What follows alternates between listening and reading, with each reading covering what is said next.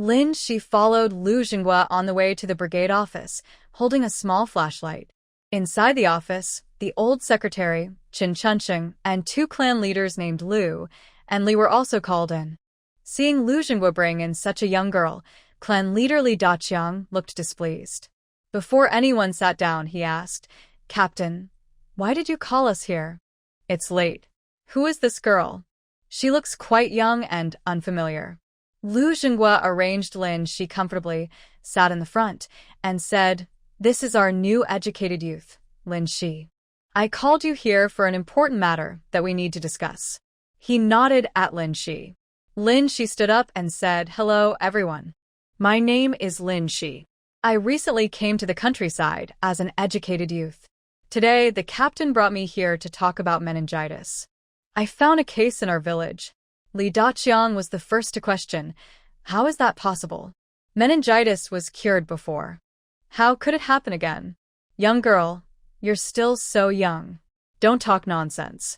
We are farmers, so don't fool us." Lin Shi looked at the plump, oily-faced middle-aged man in front of her and admired him. In such a poor, rural time, he managed to keep himself so well, truly impressive. Lin Shi quickly looked at the others.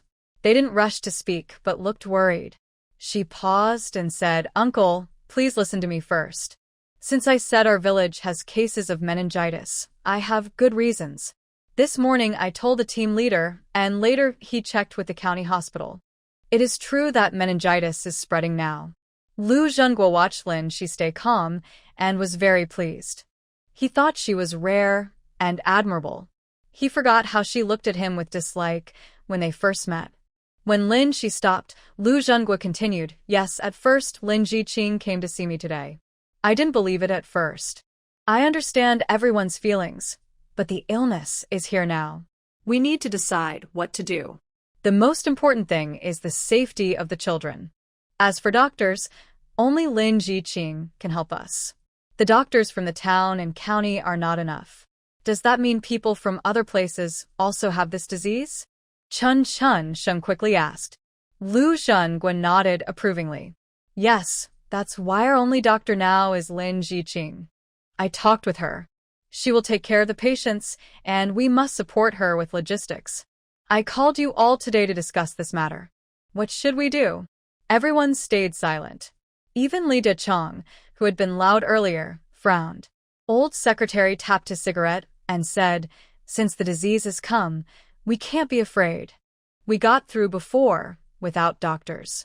Now, with Lin Jiqing's help, we should be able to manage." Hearing this, Lu Feng, the village head, who hadn't spoken before, agreed.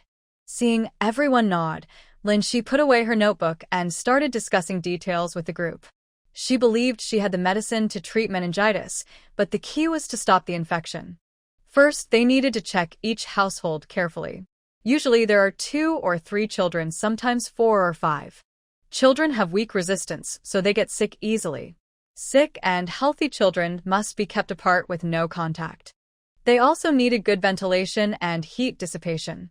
All these basic rules had to be followed strictly. Lin Shi spoke carefully, and Qin Chunsheng kept taking notes. He was the youngest and most energetic among them. After about half an hour of discussion, Lu Jinghua thought it was enough. He assigned 2 clan leaders to visit each household, check on the sick children, and record their conditions. Qin Chunsheng then followed Lin Shi to discuss the details of the medicine. Lu Jinghua and the old secretary cleared obstacles at the village office to stabilize the situation. Qin Chunsheng is a very thoughtful person. He planned to turn the storage room next to the meeting room into a temporary clinic. After discussing with Lin Shi about how many tables and wooden beds were needed, he quickly gathered people to start working. Lin Shi admired the determination of these capable and hardworking people.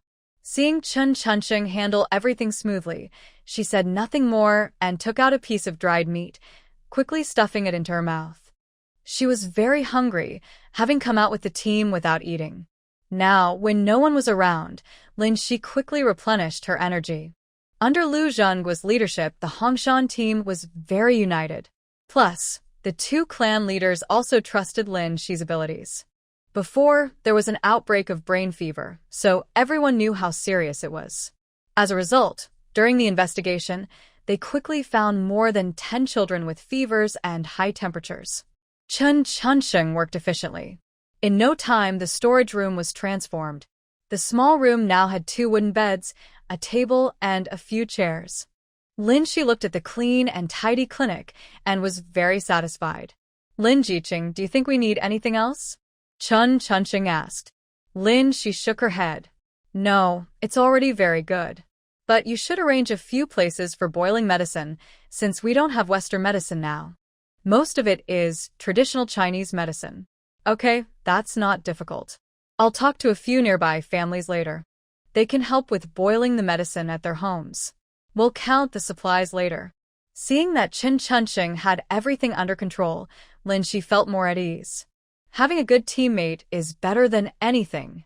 After a few words, Lu Feng led more than 10 children, along with some parents carrying babies, to the village office. Seeing so many people, Lin Shi felt nervous.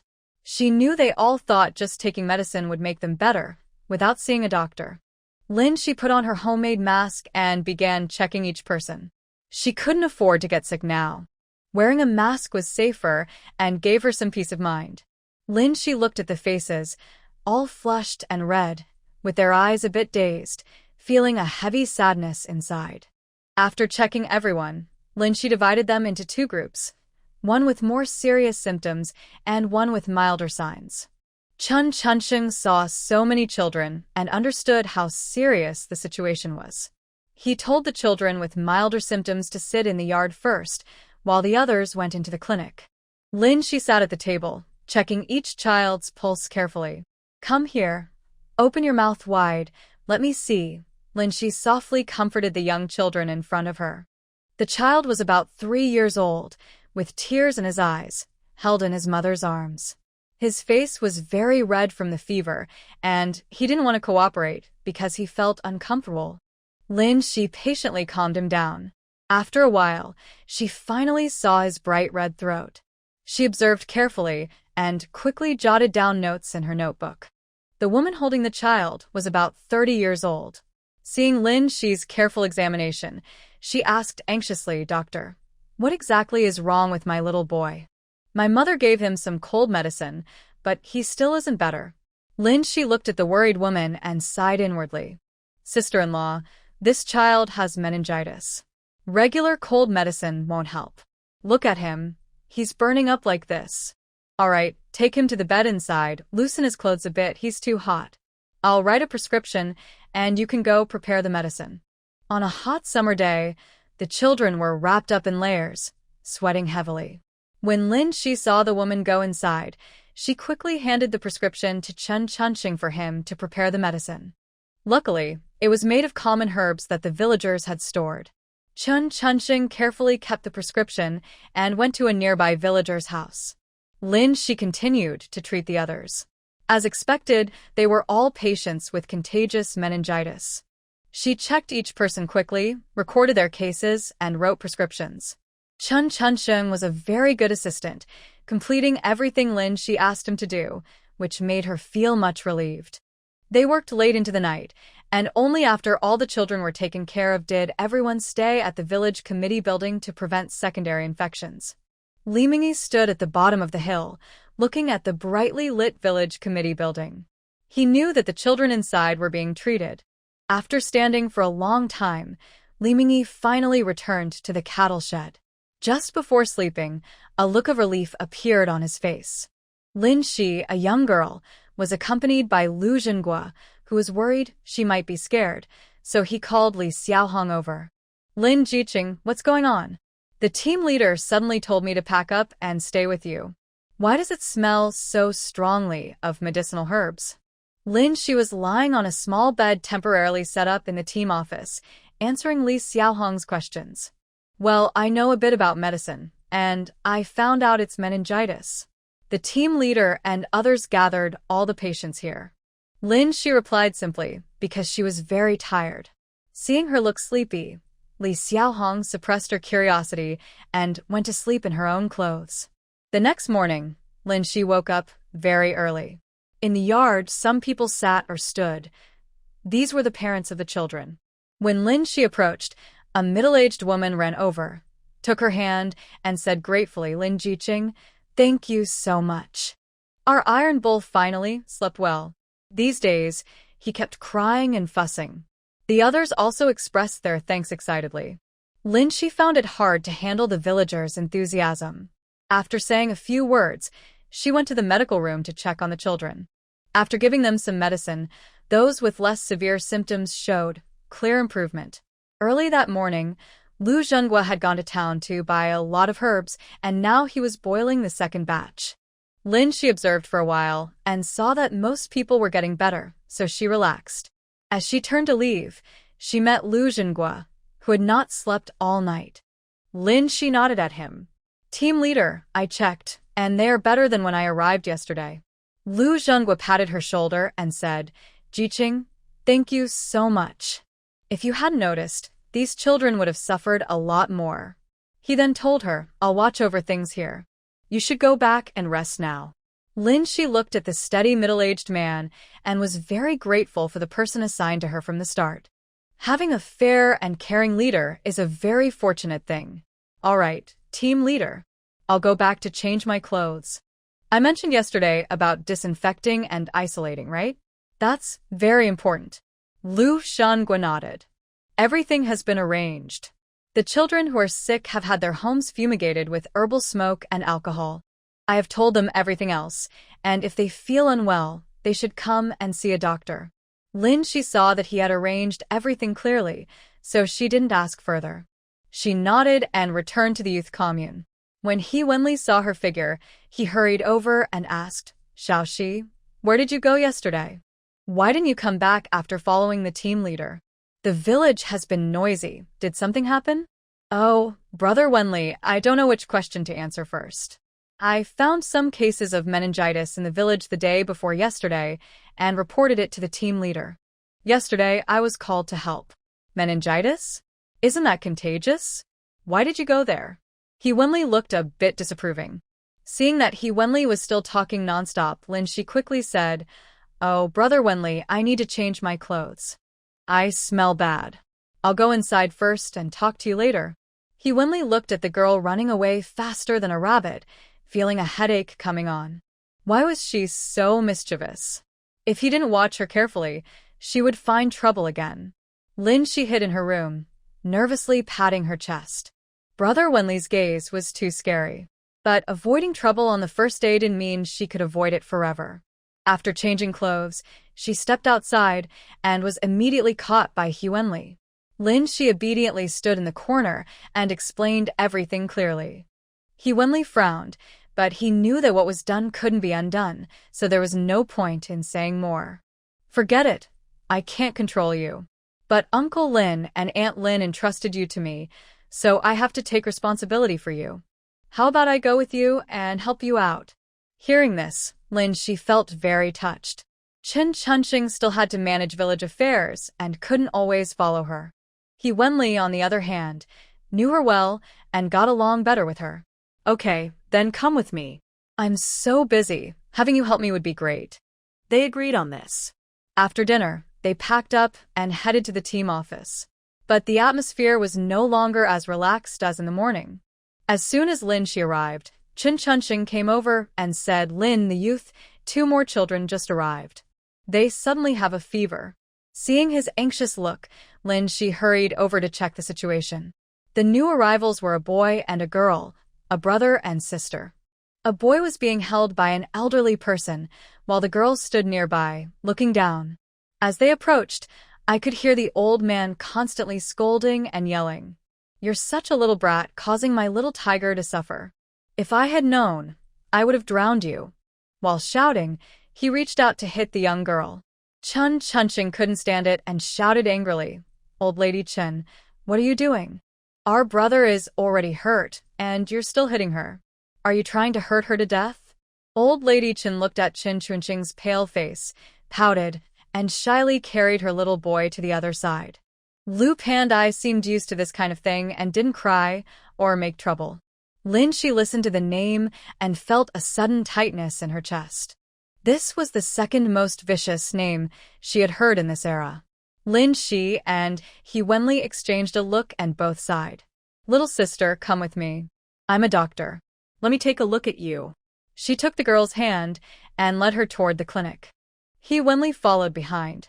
When Lu Xingwa came in, he saw this young man following Lin Shi. Thinking back to how this young man had taken care of Lin Shi before, he frowned. What should he do? His son hadn't come back yet. Lu Xingwa was very worried.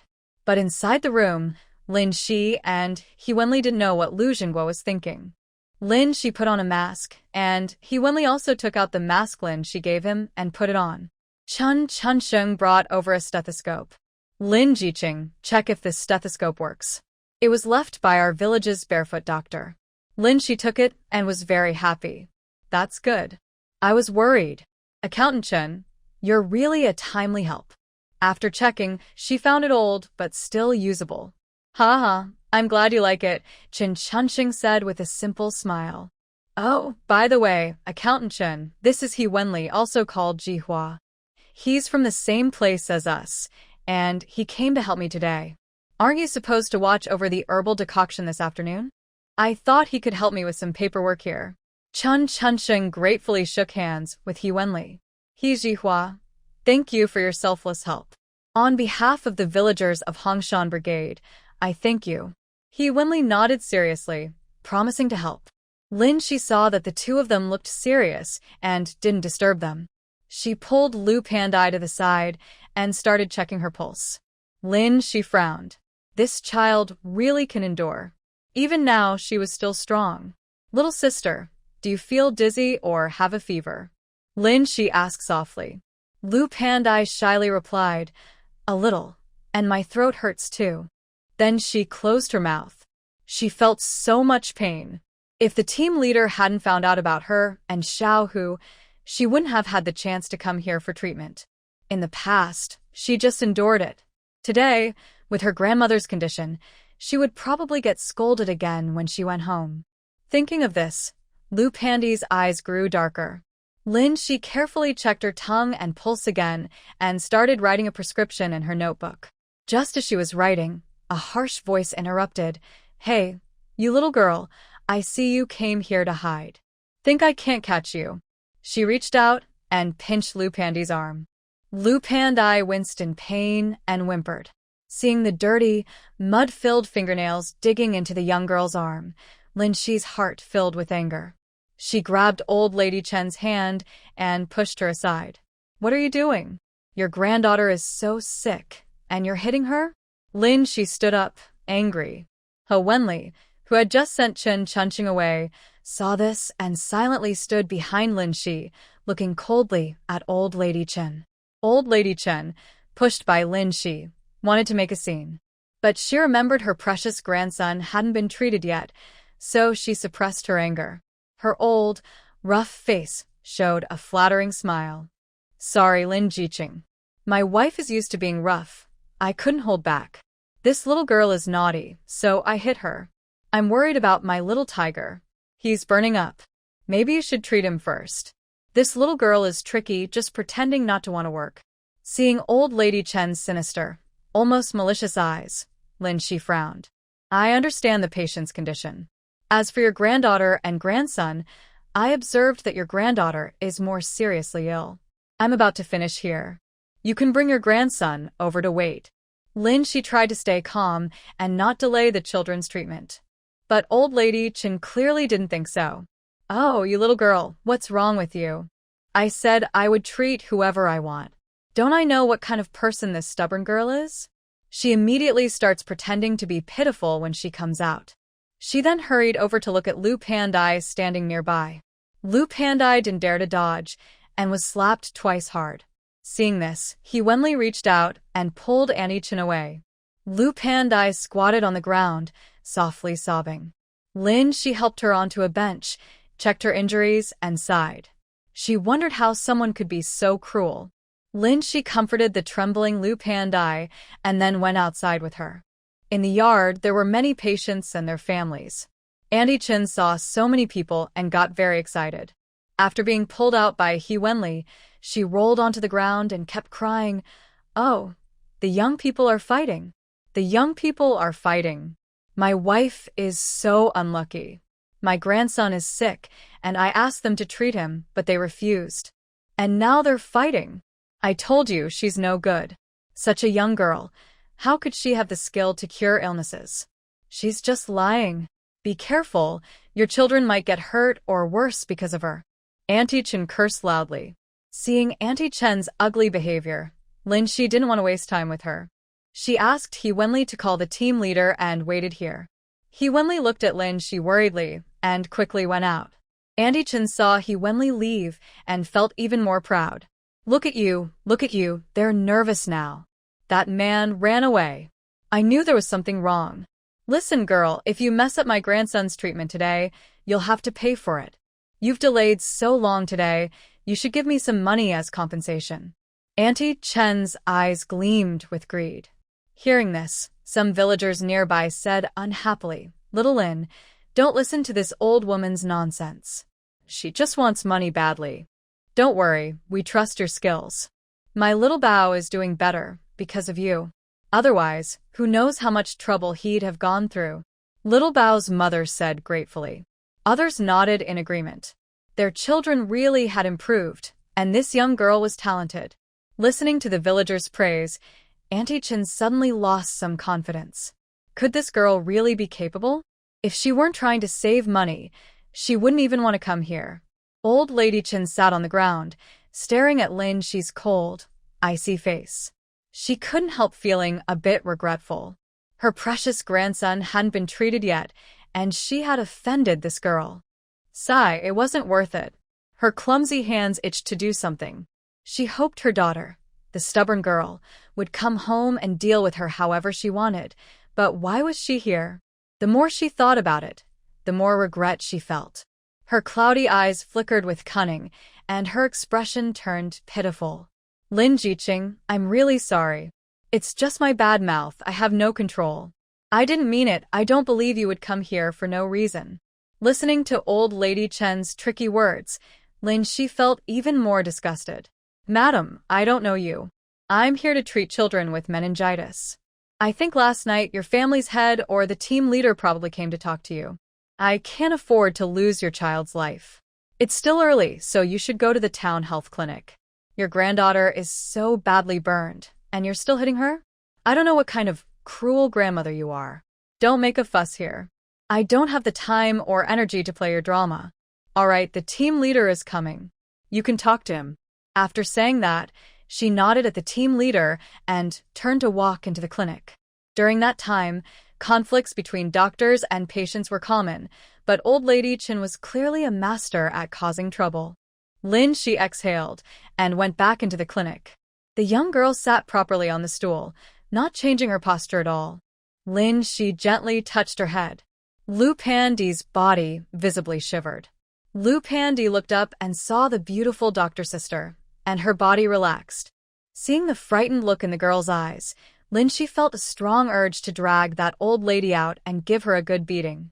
The girl had clearly suffered a lot of abuse. Lin Shi squatted down, rolled up Lu Pandi's sleeve, and saw her thin, bony arm covered with purple and blue bruises. She felt very sad. She stood up to steady herself, then smiled and patted Lu Pandi's head. I need to treat your wounds. It might hurt a little. If you feel uncomfortable, don't hold it in. Here, I have 2 candies for you. She took 2 milk candies out of her pocket. Originally, she planned to help only the very young children who refused to take medicine, but Lu Pandi's situation made her feel very sorry. Lu Pandi's eyes shone brightly as she nervously twisted her hands, afraid to reach out. Lin Shi gently peeled open a piece of candy and held it near her mouth. Eat it. There's nothing to worry about here. No one else is around. Your grandma doesn't need to worry. The team leader will take care of her. Lu Pandi carefully held the candy in her mouth and nodded. The sweet taste filled her heart. It was the sweetest candy she had ever had. Lin Shi took out iodine solution and applied it to the scratched, bleeding scars and broken corners of her mouth. She checked for hidden injuries on her body, making notes on her plan to help her recover faster. After settling Lu Pandai comfortably on a small bed inside, Lin Shi asked He Wenli to go get medicine and prepare it. Old Mrs. Chun had disappeared. The team leader stood in the yard, giving a stern talk. Listen, everyone. Lin Jiqing was the one I invited here. I trust her medical skills. If you have any doubts or complaints, come to me, but don't trouble the young girl. Right now, you don't realize that there are no doctors in town or the county who can spare time to treat you. If it weren't for Lin Jiqing discovering this early, we wouldn't know how many of these children could still be saved. The medicines are paid for through the village account. If you're worried, go to the town yourself. Lu Zhangue spoke to the villagers. Even if they had any hidden thoughts, they didn't dare to speak now. Seeing Lin Shi come out, Lu Zhangue quickly relaxed his expression. He went to the office and said apologetically, Lin Jiqing, I'm sorry you had to go through this. That old Mrs. Chun is just a troublemaker. Don't listen to her words. Our Hongshan team all know you're doing this for our good. Lin Shi shook her head, showing she didn't mind. Team leader, I just thought of something today. Since there are still new cases, there must be some children who haven't been checked yet. So, I was wondering if you could help gather the remaining children so I can examine them too. It's better than having some keep getting reinfected. Lu Zhenhua thought for a moment and nodded in agreement. All right, Lin Jiqing. I'll make an announcement soon, telling everyone to go to the threshing yard. It's spacious and separate from here. Lin Shi nodded in response. Okay, then later, He Jiqing and I will go over. After a short pause, Lin Shi said, Captain, I want to ask you about something. Is it true that old lady Chen's family favors boys over girls? Today, I checked Lu Pandy's health, and it's not good. There are signs of long-term abuse on her body. She also isn't developing well. She was almost burning with fever, and she said she was lying. Thinking of that shy little girl, Lin Shi felt very sad. Lu Zhenhua listened to her words, frowning deeply. Old lady Chen's family does have a tendency to prefer boys. Lu Pandai has two older sisters who married out long ago. They didn't marry well, and were often sold for high prices to second-rate widowers. We've tried to advise them, but those children are very obedient and don't dare to resist. Later, I talked to Lu Pandy's father. Things have improved in recent years, and I haven't heard about any more beatings. Sigh, these people just have to do such terrible things.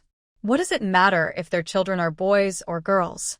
Lu Zhenhua cursed angrily. He has 3 daughters and has never dared to hit even a finger on them. But Lu Zheng, when he was a naughty boy, was often beaten. La 11 appréciait Lu Zhenhua's attitude. That's what normal people think. But in this era, it's very hard for Lu Pandai to avoid being wronged. Plus, compulsory education isn't widespread yet, and most villagers are illiterate, making it difficult to change their ideas. Lin Shi told Lu Zhenhua more about Lu Pandy's situation. Lu Zhenhua said he would visit her family. As soon as they stepped outside, He Wenli came over with a bowl of hot herbal medicine. Seeing Lin Shi looking tired, He Wenli knew she was upset. Xiao Shi, don't be sad. You've done what you can. There's nothing more you can do. Her parents don't care for her, and as outsiders, we can't help much. Lin Shi nodded. She knew she couldn't change Lu Pandy's fate, but seeing such a young child suffer so much abuse made her feel very upset. She just hoped the captain could warn her family so she wouldn't be hit as often. Lin Shi held the medicine, watched Lu Pandai drink it, and then comforted her to rest well. First, you should get a good sleep. When you wake up, your head won't hurt so much. I told the captain about your mother hitting you. He will talk to your father about it. If you have any problems, don't be afraid. If they hit you again, go find the captain, understand? Lu Pandai was dazed, looking at the roof tiles above her, tears falling down. But it hurts so much when they hit me, I can't run away. Also, my older sisters have been sold, and I feel very scared. Lin Shi looked at the poor little girl and felt very sorry for her. She doesn't have parents and has to do everything herself. Still, she is better off than those with parents. Lu Pandai cried and then fell asleep. Lin Shi tucked her in and then left the room. He helped He Wenli pack the things they needed to take, and they headed to the grain drying yard. They didn't talk much on the way. The incident with Lu Pandai was very shocking for both of them. When they arrived at the grain-drying yard, many people were already there. Chun Chunqing saw them coming and greeted, "Lin Jiqing, these are the remaining children in our village. Except for the stone you treated earlier, the other two, who went to visit their grandmother, haven't come back yet." Lin Shi nodded. "Okay, Chun accountant.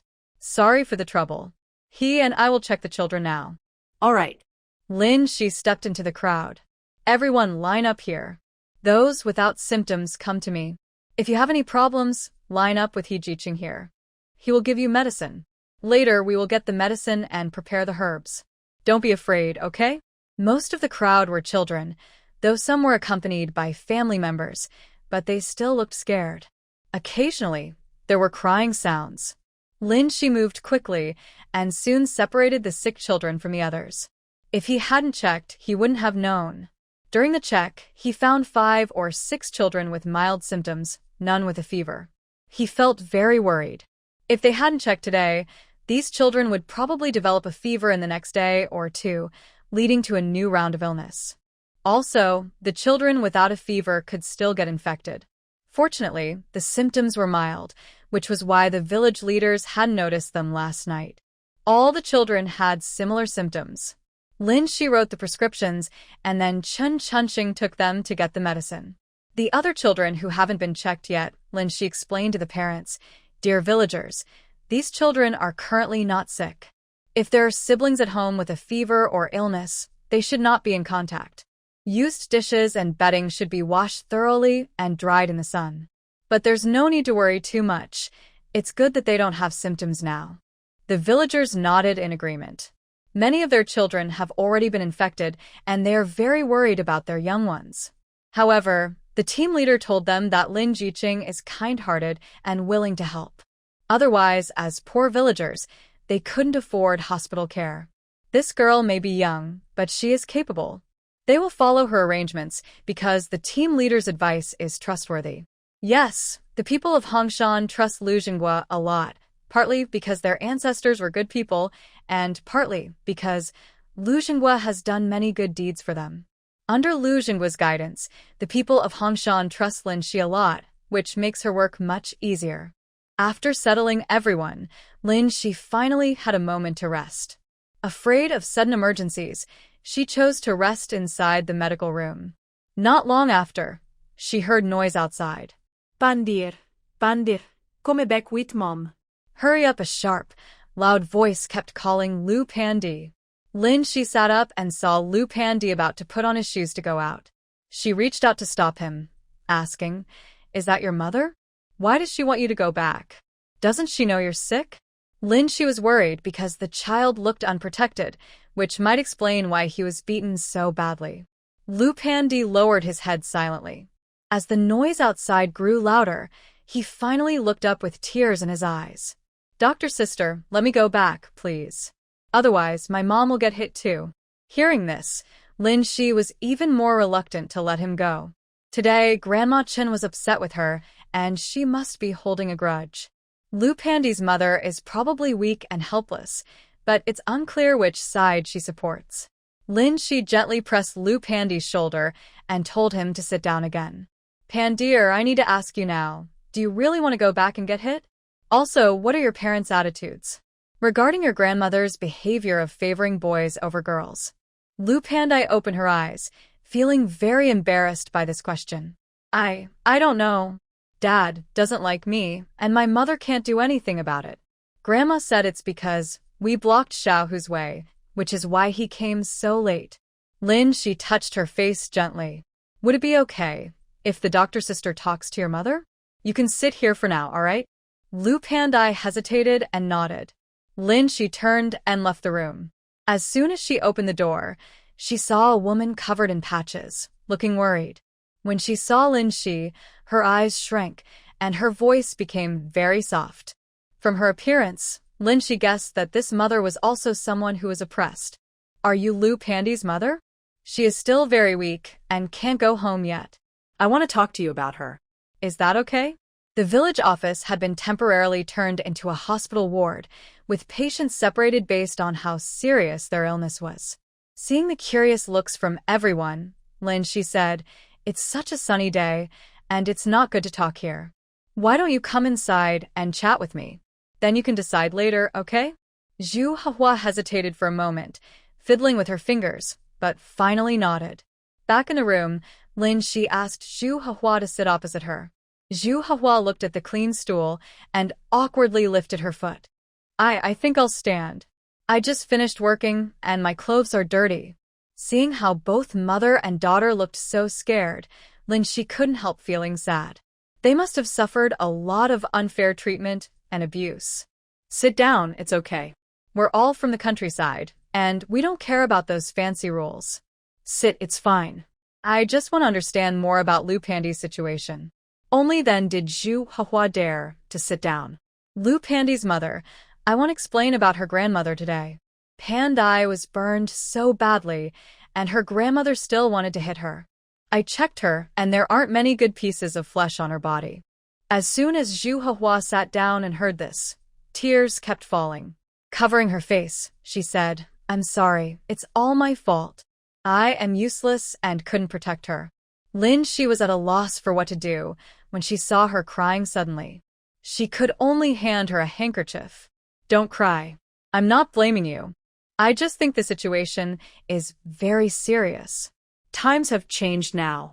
If you have suffered so much injustice, you can report it to the authorities. Lin Jiqing, it's useless. Women's lives are like that. Marry whoever, follow whoever. What's the point of saying anything? In the end, you'll still get hurt. My biggest mistake in life was giving birth to those 3 sisters. I think I've ruined them."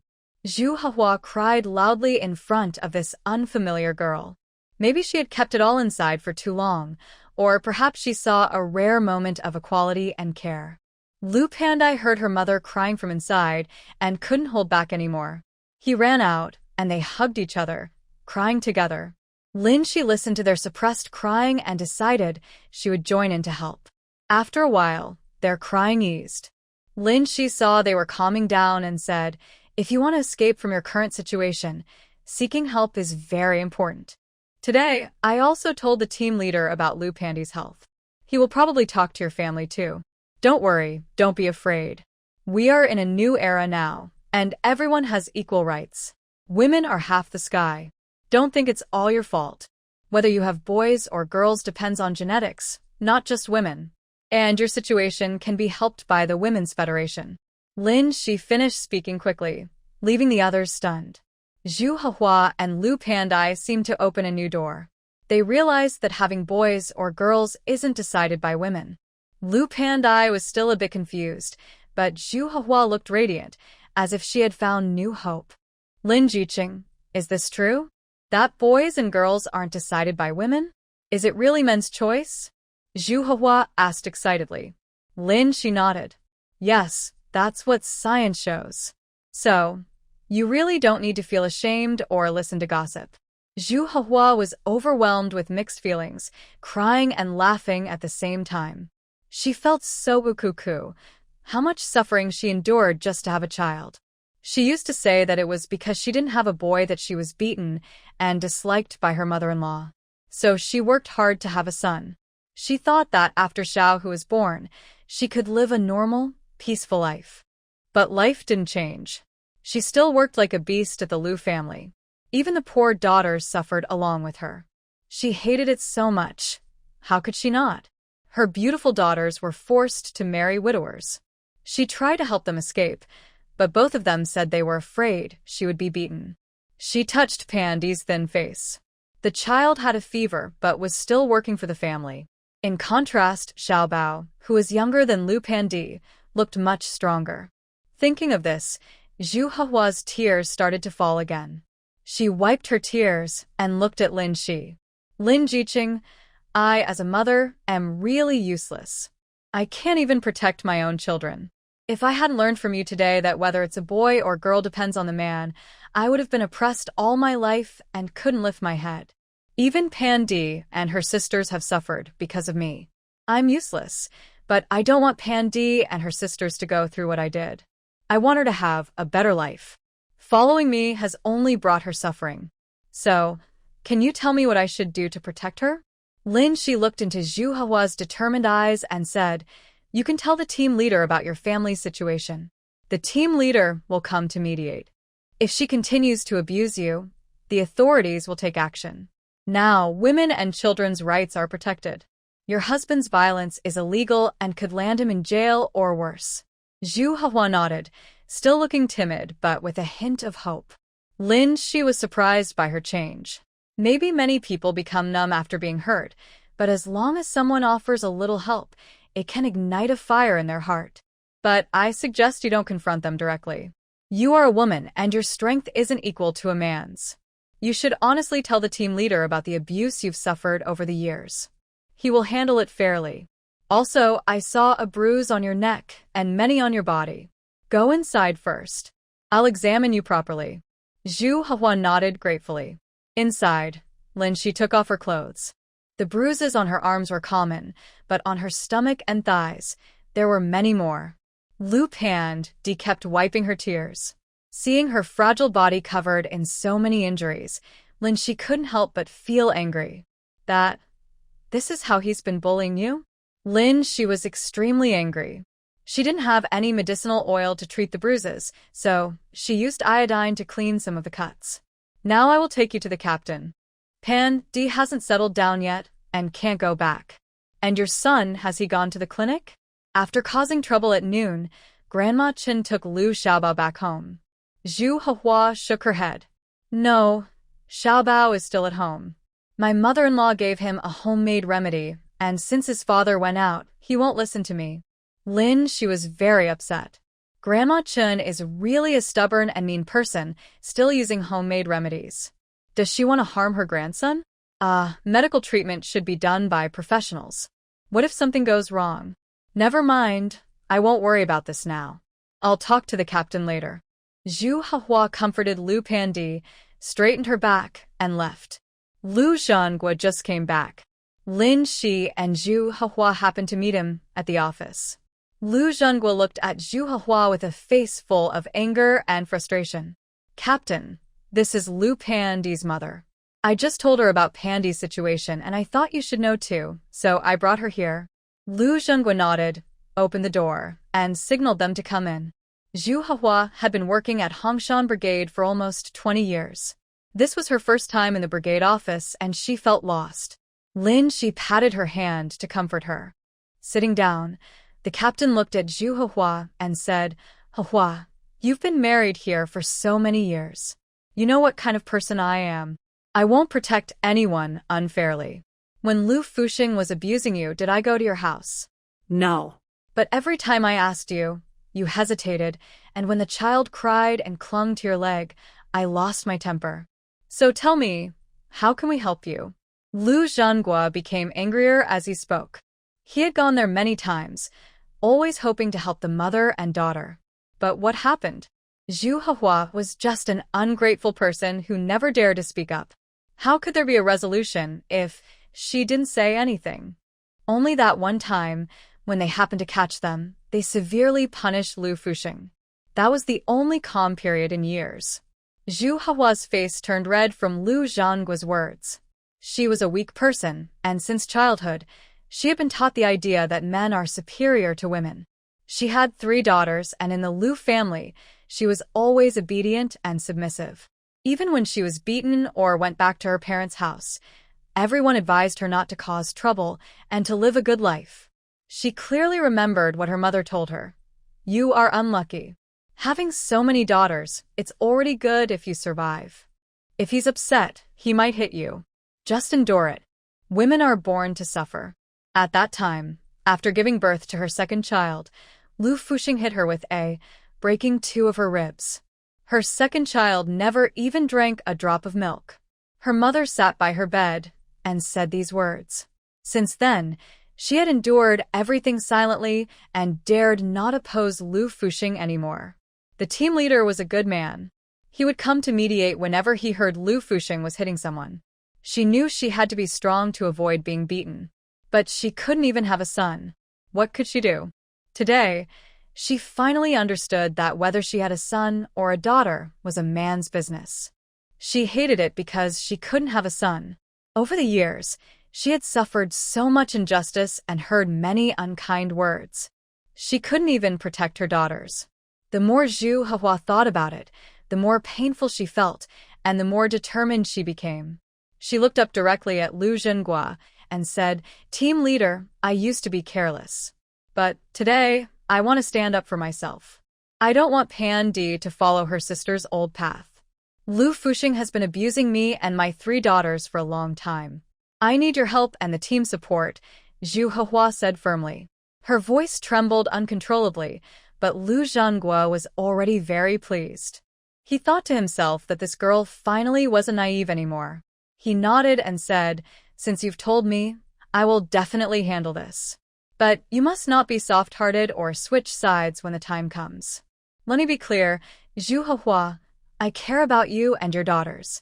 Otherwise, I wouldn't get involved. But people need to stand up for themselves. You're no worse than others. In the Hongshan team, no young wife works as hard as you do. You work diligently and measure every task carefully.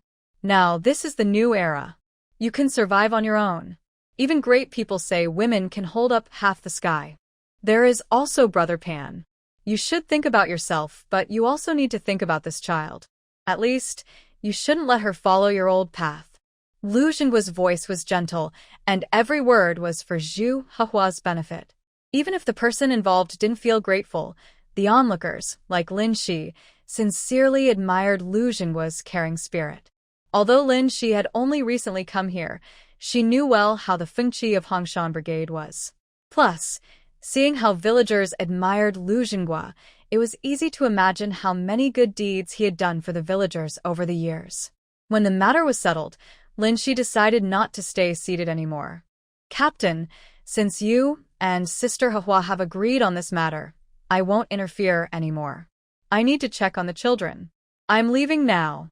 "All right, Lin Jiqing. Go ahead. You've been through a lot lately.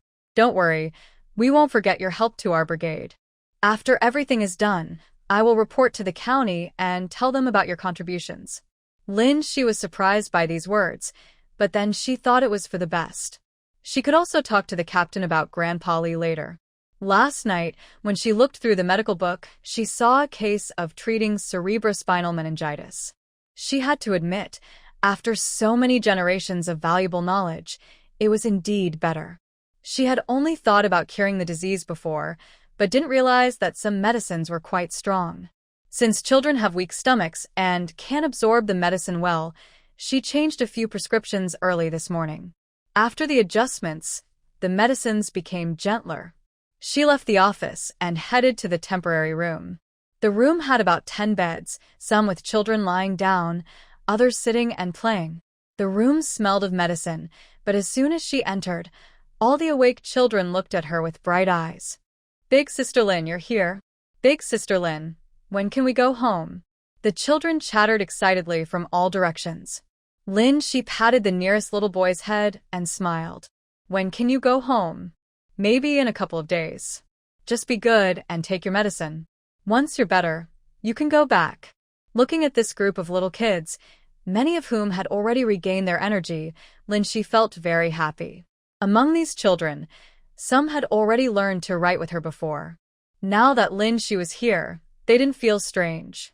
They crowded around her, chatting happily. Lin Shi checked everything carefully and found no major problems. Everything was improving, and she felt a little more relaxed. Yes, everyone is recovering well. Sister Lin is very happy. Today, if Sister Lin is free, I will tell you a story, okay? But first, Sister Lin needs to call Sister Pan over. Please wait a moment, all right? A group of little children cheerfully agreed, making the adults smile with affection. Lin Shi went to the medical room and saw Lu Pandai sitting on the bed, lost in thought. "What's wrong? Are you feeling uncomfortable again? Your mother and the team leader told me about your father hitting you. The team leader will handle it, so don't worry. Your mother is doing well now. You need to protect yourself in the future, okay? Don't be silly. If you feel unwell, come find me." Lu Pandai nodded, finally showing a smile. She knew that Uncle Team Leader was a good person, and the doctor was also very kind. "All right, Stop making that sad face. Be good. Put on your shoes quickly and come outside with me. I still need to tell them a story. Do you want to listen? Lin Shi gently pinched Lu Pandi's small face and said with a smile. Lu Pandi nodded fiercely, quickly putting on her shoes, afraid of being late. Her anxious look made Lin Shi laugh softly. When they reached the ward, dozens of eyes of all sizes looked over. Lu Pandi was scared and hid behind Lin Shi. Lin Shi didn't expect that her story would be so popular not only with the children but also with the adults, who showed great enthusiasm. This made Lin Shi feel a little awkward. But there were many stories to tell, and nowadays, there are many ways to get information. It's much better than the limited, simple information available now. She originally wanted to tell a fairy tale to the children, but since so many adults were present, that didn't seem appropriate. Lin Shi thought for a moment and decided to share some new and interesting facts they didn't know. In this era, people are still very simple and honest. There aren't many complicated schemes, so most people don't know much about child traffickers and scams. However, the issue of child trafficking has existed since ancient times. So, sharing some basic knowledge would be good. Lin Shi was a good speaker, and since the people here hadn't heard these stories before, everyone listened carefully, afraid of missing anything. Big Sister Lin, That little child was taken away. Will they never come back? A child asked. Yes, because this little kid didn't listen to his parents. When they were on the train, he broke free from his mom's hand and was attracted by a stranger's snacks, so he was taken away. Everyone looked shocked. That wicked person, stealing children, is such a terrible crime. How is his mother supposed to live now? A middle-aged woman said, angrily. Exactly, this is so unkind. Little Lin, you must not be greedy or talk to strangers. You understand, right? If something happens to you, your grandma won't be able to live with herself, said an elderly woman hugging a child around 7 years old. Others also started telling their own children to be careful because they never knew when a bad person might come. Lin Shi saw everyone paying attention and smiled happily. In the 1970s, the system and technology were not as advanced as in later years. Even with modern surveillance and tools, many children were still kidnapped. So, being more alert is always better. Because if something really happens, a family could be broken apart. Seeing that everyone had said enough, Lin Shi cleared her throat and said, What I'm telling you is all true. I'm not lying to you. Not only children, but young women also need to be careful. Good people are more common than bad, but we must stay alert at all times. For example, if someone is kidnapped at a train station, where can we, ordinary folks, go to find them? Right? So, everyone should be cautious, especially when traveling far or in unfamiliar places. Children must hold an adult's hand and stay close. Adults shouldn't forget about their children, and children should never be left alone. In short, when you go out, safety first. Yes, I agree. People in the city seem to know more. Look at this young Lin, so young, yet she knows medicine and so many things. She's also very pretty, a real charming girl. I wonder which lucky family will marry her in the future, a cheerful woman said. Oh, Sister Zhang, are you talking about someone else? You have a son in the army who's not married yet. Are you thinking about this young Lin for him? This won't do. We must compete honestly. My cousin from my mother's family is also a proper young man. Hu Tzuelian said, then turned to Lin Shi. Young Lin, you need to choose carefully. Our conditions are so good, you should pick the best. Lin Shi was teased by the older women and sisters-in-law, blushing deeply. She grabbed Lu Pandi and ran out the door. When they got outside, they looked at each other and both laughed softly. Sister Lin, are you shy? Lu Pandi asked sincerely, staring at Lin Shi. Lin Shi's face wrinkled at the question. She quickly rubbed Lu Pandi's small face. Why are you so nosy? Ha, little kid, Sister Lin can handle you.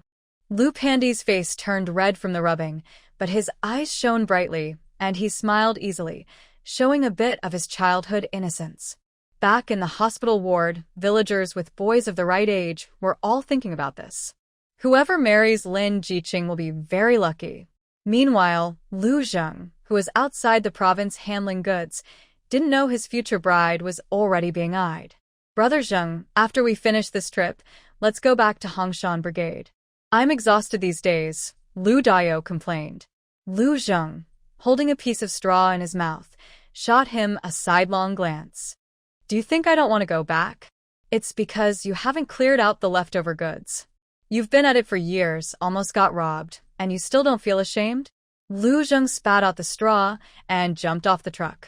Lu Dayo and Lu Xiaoyu looked downcast after hearing him. Enough. Don't look so miserable. Hurry up, load the goods. We have about an hour before delivery, Lu Zheng said. Hearing this, Lu Dayo's sour face turned into a smile. All right, Brother Zheng will move now. It's because you care about us, you're not scolding us. He tugged at the still unhappy Lu Xiaoyu, and both of them hurriedly started loading in the truck. Lu Zheng remembered what happened a few days ago. He couldn't help feeling scared. He hadn't shown himself, thinking a familiar face could solve things. But Wang Laobiao, that old guy, not only stole the goods but also wanted to cheat them. Lu Dayo's brothers almost got caught by the red armbands. If he hadn't been cautious, they all would have been finished. Lu Zheng was counting the money from this shipment, plus what he had earned before, totaling about 20,000 yuan. With this money, he thought he could finally marry a girl. But these past 2 years, it's better to stay out of trouble. He didn't want to risk losing everything over a small amount of money. Lu Zheng carefully thought about his future plans. After waiting for over half an hour, someone came to pick up the goods. After some back-and-forth bargaining, the money was finally received. Seeing the stack of fresh bills in his hand, Lu Zheng felt relieved. Even though he appeared calm, he was still a little nervous inside. All right, this batch sold well. We've been working hard for a few days. Let's go, brothers. I'll treat you all to a meal at the state-run restaurant. Lu Dayo was excited and happily opened the door for Lu Zheng. Lu Zheng joked, "Hurry up, don't show off." Lu Xiaoyu watched the two joking around, and his tense mood eased a bit. He felt guilty. He almost caused Lu Zheng to get into trouble. Lu Zheng sat in the car, patted Lu Xiaoyu on the shoulder, but said nothing. Everything was understood, without words. After a good meal, Lu Dayo leaned back in his chair, looking satisfied. Brother Zheng, this sweet and sour pork is really delicious. Let's order it again next time. Lu Zheng lazily glanced at him. What's not good about it? You ate a big plate of greens too. Lu Dayo didn't get upset. He scratched his head and said, Grandma always says, being able to eat is a blessing. I guess I'm just lucky. Lu Zheng was defeated by his silly look and shook his head in silence. Seeing his brother's silly expression, Lu Xiaoyu couldn't help but laugh. What's wrong? You two keep laughing at me. I just ate a little more, Lu Dayo muttered unhappily. Lu Zheng stood up. All right, that's enough. Stop fooling around. Let's go home. He then headed outside. Lu Dayo followed behind Lu Zheng, quietly saying to Lu Xiaoyu, Brother, Zheng Ji is getting more impatient. Look at him, he's about to leave before even saying 2 words. Don't talk so much. You're just asking for a beating, Lu Xiaoyu shot back sharply. Lu Dayo was stunned by the reply and angrily walked ahead. Lu Zheng watched the person rushing past him, then looked back at Lu Xiaoyu. What's wrong with him? Lu Xiaoyu shrugged, indicating he didn't know. All right, he's having another mood swing. Sitting in the car, Lu Xiaoyu was driving, while Lu Dayo sat in the front passenger seat looking upset. He didn't speak and kept staring at Lu Xiaoyu. Lu Xiaoyu stayed calm and pretended not to notice, which made his brother very angry. Lu Zheng sat in the back, ignoring the argument between the brothers, closing his eyes and pretending to sleep. He was thinking about what to buy for the young girl. It had been several days since he saw her, and he wondered if she ever thought about him. Sighing, he wondered if anyone in the world was more unlucky than him. His first relationship ended on the very first day. Meanwhile, Lin Shi, who was worried about Lu Zheng, was reading a letter from Jiang Province. Xiao Shi, I hope this letter finds you well. It's been a month since you left your parents. During this time, your mother often stares at your room, lost in thought. But I believe you're taking good care of yourself over there. Everything at home is fine, so don't worry. How is your health lately? Are you feeling unwell or having any issues? Don't push yourself too hard and don't be afraid. Your health is the most important. Your older brother also knows about Lin Chuan's situation. He feels very sorry for you and has sent some money. Remember to go and collect it when the time comes. Your father has recently been promoted and his salary has increased by about 10 yuan. So, don't worry. There's still some savings at home. Don't overwork yourself there. Take good care of your health. Use the money your parents gave you. It's for you. Do you understand? If possible, ask others for help. That would be best. And don't always be so frugal. You need to eat well. Buy more food, eat more meat. You're still growing. The hard work in the countryside is exhausting, and I worry you might not be able to handle it. Every time I think of you working so far away in He Province, I feel heartbroken. I also wonder if you're used to the food there, or if the climate agrees with you. He Province is so far away, and I'm really worried. If you have time, call us or send a letter so we can know how you're doing. This short family letter, Lin Shi read over and over. The thin paper carried so much weight. As she looked at the letter, she seemed to see her mother writing at her desk. A family letter and a remittance slip. Her parents always gave their best to their children. In this era, Lin Shi felt full of love from her family. Taking advantage of her free time now, she took out some paper and began to write a reply. Hello, Dad and Mom. This is Xiaoxi. I am doing quite well in Haisheng. The people here are very friendly. They don't eat rice, but everything else is okay. My health has improved compared to before. I don't feel uncomfortable anymore. Maybe the medicine helped. Please take care of yourselves and don't work too hard. I've received a lot of money from you, really a lot. I am now a little wealthy lady. You don't need to send money every time. Keep some for yourselves. I won't be too myself. I eat what I need. Sometimes I go to the state-run restaurant with Wenli Ge for a nice meal. There's not much need for money in the countryside. I haven't spent much this month. Lin Shi carefully wrote down her thoughts, hoping her words could comfort her parents' hearts. After sealing the envelope, Lin Shi locked the letter and the money transfer slip in the cabinet.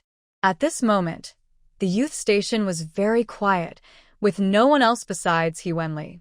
Everyone else was working in the fields. He Wenli also received a letter from home.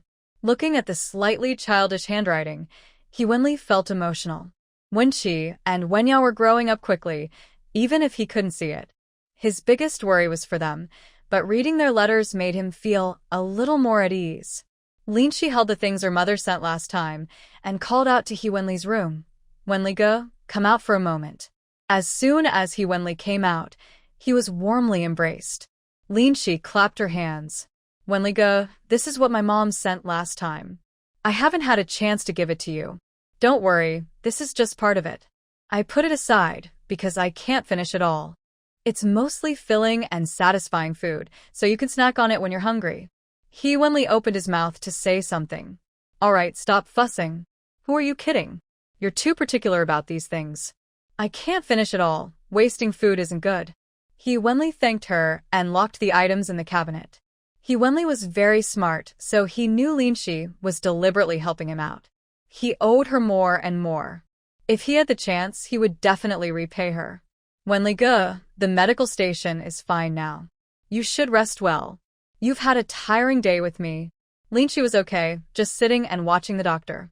But He Wenli kept running back and forth between several places, watching over the medicine, and dealing with villagers wasn't an easy job. He Wenli nodded and said, got it. You should rest for a while. Your eyes are still red. You are under much more pressure than I am. Go and get some sleep. If you don't want to wake up tonight, I'll leave some food for you. Your health isn't good, so you can't keep pushing yourself. Remember to drink some malted milk or something to boost your energy. When you're done with this illness, I'll bring you some eggs from the village. Don't be shy when I do. Okay, I understand. I'm going to sleep now. I am really feeling tired. Lin Shi rubbed her eyes, feeling sleepy. She yawned, waved goodbye, and turned to leave. Lying on the Kong bed, she soon fell into a deep sleep. She slept until evening. Lin she stretched and finally felt rested. Wearing cloth shoes, she tiptoed out of the room. Others had already finished eating.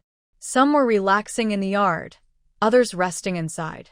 Li Xiaohong and the others knew Lin she had been very tired these days. They didn't bother her and kept to themselves. Seeing Lin she come out, Lu Zhaodi smiled and said, "Xiaoxi, why are you up so early? Rest a bit more. You've been working hard these days." Lin she shook her head with a smile. "Oh, I've slept enough. If I sleep any longer tonight, I might not be able to fall asleep.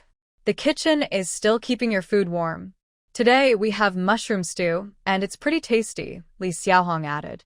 Lin she sat for a while, then got up and took her food from the kitchen. Today, she was surprised to see a pot of brown rice. It wasn't white rice, but she was still happy. "Wow, who cooked this rice today? I haven't had rice in a long time," Lin she said happily. Su Wei smiled and said, "It was Zhaodi. She said you've been so tired lately, so she made more brown rice. You eat like a cat every day. It worries us." Hearing her teasing, Lin she didn't feel embarrassed. "That's not true. I just have a small appetite. And I feel like I eat quite a lot, but sometimes my mouth is a bit picky." Her voice got softer as she spoke, making everyone laugh. He Wenli saw they got along well and didn't disturb them. He sat quietly on the Kong, reading a book. Su wiped her hair and came inside. "Old He, I want to ask you something. Is Lin Jiqing really that capable? Is she really treating those children with meningitis?" Other people in the room also perked up their ears. Since starting work officially, some villagers have been saying that Lin she can cure illnesses. Over the past few days, Lin she has been coming and going early and late, so the people at the youth station have been very curious about her. He Wenli saw so many people looking over, closed his book, and said calmly, "Yes, she has been treating the children in the village these days. She learned some of this knowledge in the city before." Listening to He Wenli's explanation, everyone was amazed. Lin she looked so thin and weak, seeming like she could get sick at any moment, but she has such good medical skills. But their curiosity was satisfied, and they didn't bother to ask more. Only Su Yu, a simple-minded person, kept asking He Wenli questions while lying on the bed. "All right, you've worked all day and you're not tired? Why are you so nosy? Don't you know to ask Lin Jiqing instead of coming here to bother me?" He Wenli said with a sigh. Su Yu awkwardly pouted. "I don't know her well, but you do. I just want to ask. And I didn't ask anything bad. Okay, stop fussing. Go to sleep quickly. We have to work tomorrow." Su Yu pouted again, thinking that Lao He is so boring. His mouth is so tight. He can't satisfy his curiosity. He's really useless. Outside, the four people waited until Lin she finished eating and then went into their rooms. They didn't know what was happening on the boys' side. Right now, a few of them were sitting on the bed, whispering about what happened afterward with He Xiaoman and Li Tianju. He Xiaoman and Li Tianju agreed to get married at the hospital and made a verbal engagement. He Xiaoman also wrote a letter to her family. Her family advised her not to marry, but she couldn't be persuaded. In the past few days, they sent her dowry, 1 bicycle ticket, and 120 yuan. At that time, that was a very valuable dowry. Wang Guiying originally strongly opposed their marriage and had been causing trouble. But when she heard about the valuable dowry, she started scheming again. Early that morning, she carried eggs and came happily to visit He Xiaoman, talking about how she was eager for Xiaoman's dowry. But He Xiaoman was not easy to deal with. She clearly saw Wang Guiying's sudden change in attitude. Sure enough, after a few words, she saw through her. She already knew Wang Guiying's nature and was also over Li Tianju's death, so she didn't feel much sadness. The path was her own choice, and she would walk it to the end, even if she had to kneel. To disgust Wang Guiying, He Xiaoman deliberately made many demands about the bride price. At first, Wang Guiying reluctantly agreed. But later, her face grew more stiff and angry. At that time, the people at the youth station hadn't gone to work yet. Wang Guiying suddenly stormed out of the room, pointing at He Xiaoman's room and shouting loudly, "You little brat, you really dare to think. You want 66 yuan, 36 legs. Are you a queen getting married? Let me tell you, if you want to marry in, you have to follow our local customs. We rural folks aren't as wild as you city people. The bride price is only 12 yuan, nothing more. If you don't want to marry, fine. After saying that, she stormed out angrily. The people at the youth station looked at each other with unhappy faces.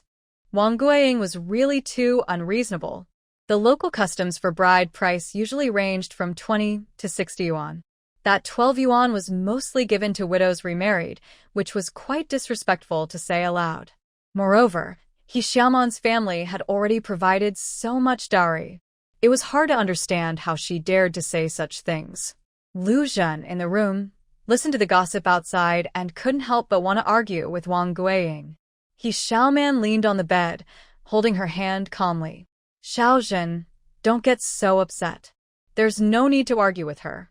She can only talk big. Let her be. And I'm not marrying her.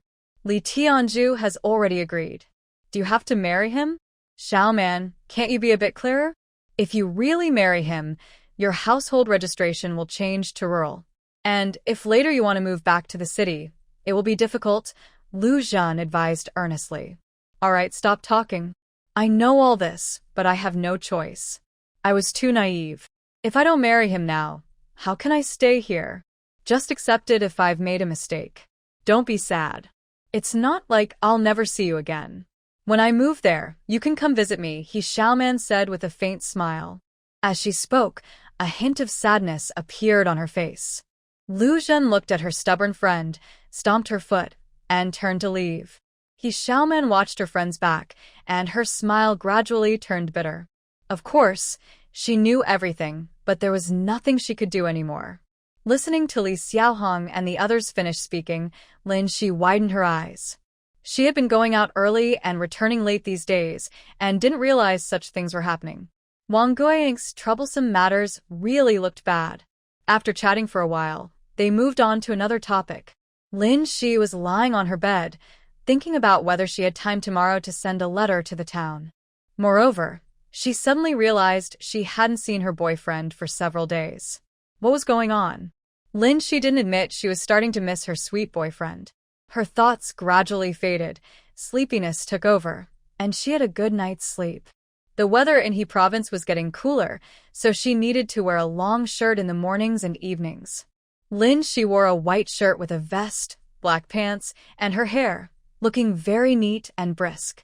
After breakfast, Lin Shi went to the brigade office. Exciting news!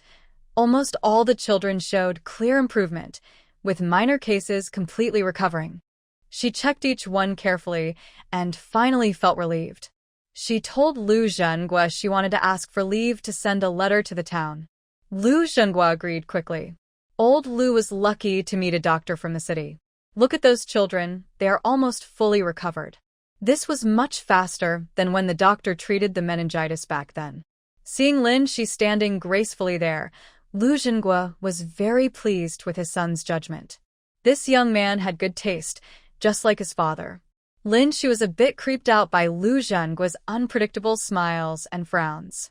Seeing he agreed, she didn't stay any longer and left immediately.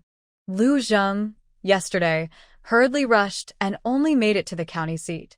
The three men sharing a car for the night felt quite uncomfortable. At dawn, Lu Zheng urged Lu Dayo to start their journey. Lu Dayo was angry but couldn't say anything, secretly blaming that Lu Zheng was getting used to treating him like a beast of burden. They hurried along and finally reached the town around 10 o'clock. Lu Zheng, exhausted, borrowed a bicycle from his supervisor at the transport team and headed straight to Hongshan Brigade. Lu Dayo watched Lu Zheng leave in a hurry, his eyes wide, and put a hand on Lu Xiaoyu's shoulder, saying, "Xiaoyu, tell me, why do I feel like I don't understand our brother anymore? He used to dislike causing trouble and preferred to rest as much as possible, being very lazy. We were afraid to push him, worried he might not want to work. But look at him now, he seems anxious. He was so slow before, but these days he's so quick. Yesterday, he didn't even want to stay at the guest house, and just wanted to keep moving. If you hadn't persuaded him, saying it was too late and unsafe, I think he would have kept going all night." Lu Xiaoyu wiped saliva from his face and lazily dabbed it on Lu Dayo's clothes. He pushed Lu Daio's hand down and said slowly, "Are you really that stupid or pretending to be? You don't know why Brother Zheng is rushing back? Are you that dumb? You went back a few days ago, but you didn't find out anything?" Looking at his brother's clear little eyes, Lu Xiaoyu shook his head helplessly and stopped talking, walking ahead alone. Lu Daio was confused by what Lu Xiaoyu said. When he saw him leave, he quickly ran over and grabbed Lu Xiaoyu's shoulder, jokingly saying, "I did go back that day, but I only stayed at Brother Zheng's house for one night before coming back. You know that, we left early in the morning. What's the difference? Just tell me clearly." Lu Xiaoyu stayed silent. Lu Daio pushed him harder, saying, "Are you going to tell me or not? Don't you know your brothers, not as sharp as you? If you know something, why didn't you tell me? Do you even consider me your brother?" Lu Xiaoyu almost couldn't breathe under Lu Daio's friendly concern. All right, I'll tell you. Big brother, please let go of my hand. I can't breathe." Seeing Lu Xiaoyu's neck turn slightly red, Lu Daio realized how strong he had been and carefully touched his brother's neck, laughing awkwardly. I lost control. Sorry about that. Lu Xiaoyu took a few deep breaths before saying, "You knew you were so strong and still used so much force. Don't you know your own strength?" Lu Xiaoyu widened his eyes and stared at Lu Daio. Lu Daio rubbed his nose, trying to avoid his brother's gaze. Lu Xiaoyu continued, "When you went back, didn't you notice anything different about Brother Zheng? Do you remember the group of educated youths we saw at the village entrance last time? That day, Brother Zheng and his friends caught 3 big fish. They planned to go home and enjoy a good meal, but halfway there, Brother Zheng suddenly disappeared. That day, he and Xiaoyu watched helplessly as Brother Zheng followed the group of young workers without even giving them a glance. They foolishly waited there for him. I remember, then what happened? Seeing that my older brother still didn't understand, Lu Xiaoyu started to get annoyed. What do you think? You remember those young workers, then what? Who did Brother Zheng leave with? It was that pretty young worker girl. Yes, I remember Brother Zheng's eyes almost popping out, and then he went over to her. Lu Xiaoyu nodded confidently, and Lu Dayu suddenly got excited. That young worker girl. Do you think Brother Zheng really likes her? Lu Xiaoyu finally understood. Sigh, it's not easy. Yeah, that's why I said you're slow. You didn't notice anything wrong that day when you went home. You kept talking and talking, not stopping. Luckily, Brother Zheng was in a good mood. Otherwise, he would definitely have scolded you. Lu Dayu suddenly felt a bit scared. Lately, he kept joking about Brother Zheng. When Lu Zheng didn't say anything, he thought Brother Zheng had a guilty conscience. Turns out, Lu Zheng wasn't thinking about him at all. Otherwise, he might have gotten into trouble. Seeing how scared Lu Dayu looked, Lu Xiaoyu smiled and said, "But this time, Brother Zheng wasn't angry even though you caused trouble. You should know what to do next." How should I do that? Lu Dayu was confused again. "Of course, rely on our sister-in-law." "Idiot," Lu Xiaoyu said teasingly. Lu Dayu brightened up. "Hey, that's a good idea. If I can win over sister-in-law, then if I make a mistake later, Brother Zheng probably won't be so easy on me." Hee. Meanwhile, the 2 brothers, Lu Dayu and Lu Xiaoyu, kept guessing about the relationship between Lu Zheng and Lin Shi. What they didn't know was that these 2 had just met. Lu Zheng was riding his bike halfway when he saw the girl he liked sitting on a donkey cart. Lu Zheng saw it was full, nodded at Uncle Lu, and calmly pedaled forward. Lin Shi saw that he didn't seem to notice her, and felt a bit angry. How could he not see her? Lin Shi leaned against the ox cart and didn't look back again. The villagers on the donkey cart were chattering about Lu Zheng. "Hey, the kids in the captain's family are really talented. Look at Lu Zheng, he's a worker now. Yeah, a few years ago he was a bit unruly. I even said that the captain's family would have a peaceful life, but in the end, they raised a troublemaker. Now a few years later, the young man is so reliable. Don't you think? I think this young man is really good. I wonder if he likes my daughter Chunmei. Chunmei is only a few years old, maybe 18. You're already thinking of marrying her off. Well, old Zhang, you've had your eye on a good young man for a while." Yeah, I've been thinking about it. But Lu Zheng is quite picky, isn't he? His mother tried to set him up before, but it didn't work out. That's right, I heard about that too. Both siblings are over 20, but they're not married yet. Little Chi-Chi is pretty, but she's got a bit of a temper, so she's a little grown up now. Listening to the lively chatter, Lin Shi became even more curious about Lu Zheng's past. They sat under a big elm tree, paid their fare, and got off the cart. A few women arranged to go to the supply and marketing cooperative, but Lin Shi headed straight to the post office. First, she sent the letter she had written, then took out the remittance slip and the money sent by her mother. She carefully stored the money away before walking out. As she stepped outside, she saw Lu Zheng holding his bicycle, looking at her intently. Seeing his smile, Lin Shi couldn't help but smile back. But then she remembered how he hadn't seen her earlier, and her smile faded again. Lu Zheng watched the girl's face change from smile to frown, then to a serious expression. He quickly stepped forward. "What's wrong? Was the ride too bumpy?" Seeing the young man kneeling down to meet her eye level, Lin Shi's mood eased a lot.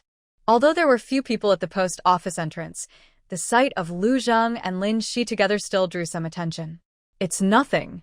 Let's go first, don't block the way." Lu Zheng saw that the girl didn't want to talk, so he didn't insist. He nodded and adjusted his bicycle. Lin Shi carefully sat on the back seat, and Lu Zheng rode smoothly. "Xiao Shi, have you eaten?" Lu Zheng's deep, steady voice came. Lin Shi shook her head, realizing that Lu Zheng couldn't see her. She quickly said, "I've had breakfast, but I haven't had lunch yet." "Have you eaten?" Lu Zheng replied, "Not yet." "Haven't you been eating well these days? Why don't you come with me to eat something?" Since Lin Shi knew he hadn't eaten, she naturally agreed. This time, Lu Zheng didn't take Lin Shi to a state-run restaurant. Instead, he rode his bike through winding streets and turned into a small alley. The alley was narrow. Lin Shi instinctively held onto Lu Zheng's sleeve. Feeling her grip, Lu Zheng felt very happy. Now that he had a girlfriend, riding his bike felt even better. After riding for a while, they stopped in front of a simple house. Lin Shi got off and looked around. There was no sign. The door was closed, but there was a faint smell of delicious food coming from inside. Lu Zheng knocked on the door. After a while, a teenage boy opened it. Seeing Lu Zheng, the boy looked very happy. "Brother Zheng, you're here? Come in quickly. My mom made some special noodles today. Isn't that your favorite?" Lu Zheng smiled happily and nodded. He turned to stand next to Lin Shi and introduced her to the boy. "Xiao Mu, this is my girlfriend. Just call her Sister Lin. I brought her here today to introduce her to the family." The boy, called Xiao Mu, looked at Lin Shi with wide eyes. "Wow, Brother Zheng, you've kept this a secret. Your girlfriend is so pretty. Come on, Sister Lin, let's go inside and chat. I need to ask my mom to add 2 more dishes." He hurried inside. Lin Shi felt like her heart was on a roller coaster. Seeing her quiet, Lu Zheng gently squeezed her hand and whispered, "Xiao Shi, do you mind if I introduce you to them like this? I have a good relationship with their family, so don't worry. They won't say anything bad." Lin Shi looked up at Lu Zheng. "So, you didn't say hello to me today on purpose? Were you worried I wouldn't want others to know about us?" Lu Zheng nodded. "Well, kind of. First, there were a lot of people, and everyone on the bus was gossiping. I was afraid you couldn't handle it alone. Second, I wasn't sure if you were ready to tell others about us, so I didn't say anything. Are you upset about that?" Lu Zheng was surprisingly sharp. Lin Shi pinched her clothes and looked up. "No, I'm not angry at all. I was just daydreaming. Okay, let's go eat. Haven't you eaten yet?" She said this and started walking forward. Lu Zheng watched her slightly messy walk and chuckled softly. He quickly caught up and happily said, "Then I can tell others that you're my girlfriend." Lin Shi nodded, her ears turning red. The two entered the inner courtyard, which was quite charming. In a small but cozy room, there were 7 tables. A tall woman in an apron was busy in the kitchen. There were many customers outside. Xiao Mu hurriedly tidied up a small table and set it for them. They sat down, and soon the woman brought over 2 bowls of noodles with sauce. Seeing a young girl sitting next to Lu Zheng, she smiled brightly. "Oh, this must be Lu's girlfriend. She's really pretty. Come, Try the noodles I made. This is my special dish. Lin Shi blushed and nodded politely. Lu Zheng carefully took the noodles and neatly set the bowls and chopsticks for Lin Shi. Then he said, Cece, try this. This is Aunt Qing's best dish. You should enjoy it while you can. Usually you can't get it any time. The woman called Aunt Qing heard Lu Zheng's high praise and smiled even more happily. All right, I won't disturb you two eating. If you need anything, just tell Xiaomu. She then hurried off to prepare more noodles. There are too many people today. Next time, I can't take so many customers. It's too tiring. She left quickly. As expected of mother and son, their personalities are surprisingly similar. Lin Shi couldn't help but think. This place is where Aunt Qing and her family usually live. Only locals and some food lovers know about it. The taste here is the most authentic.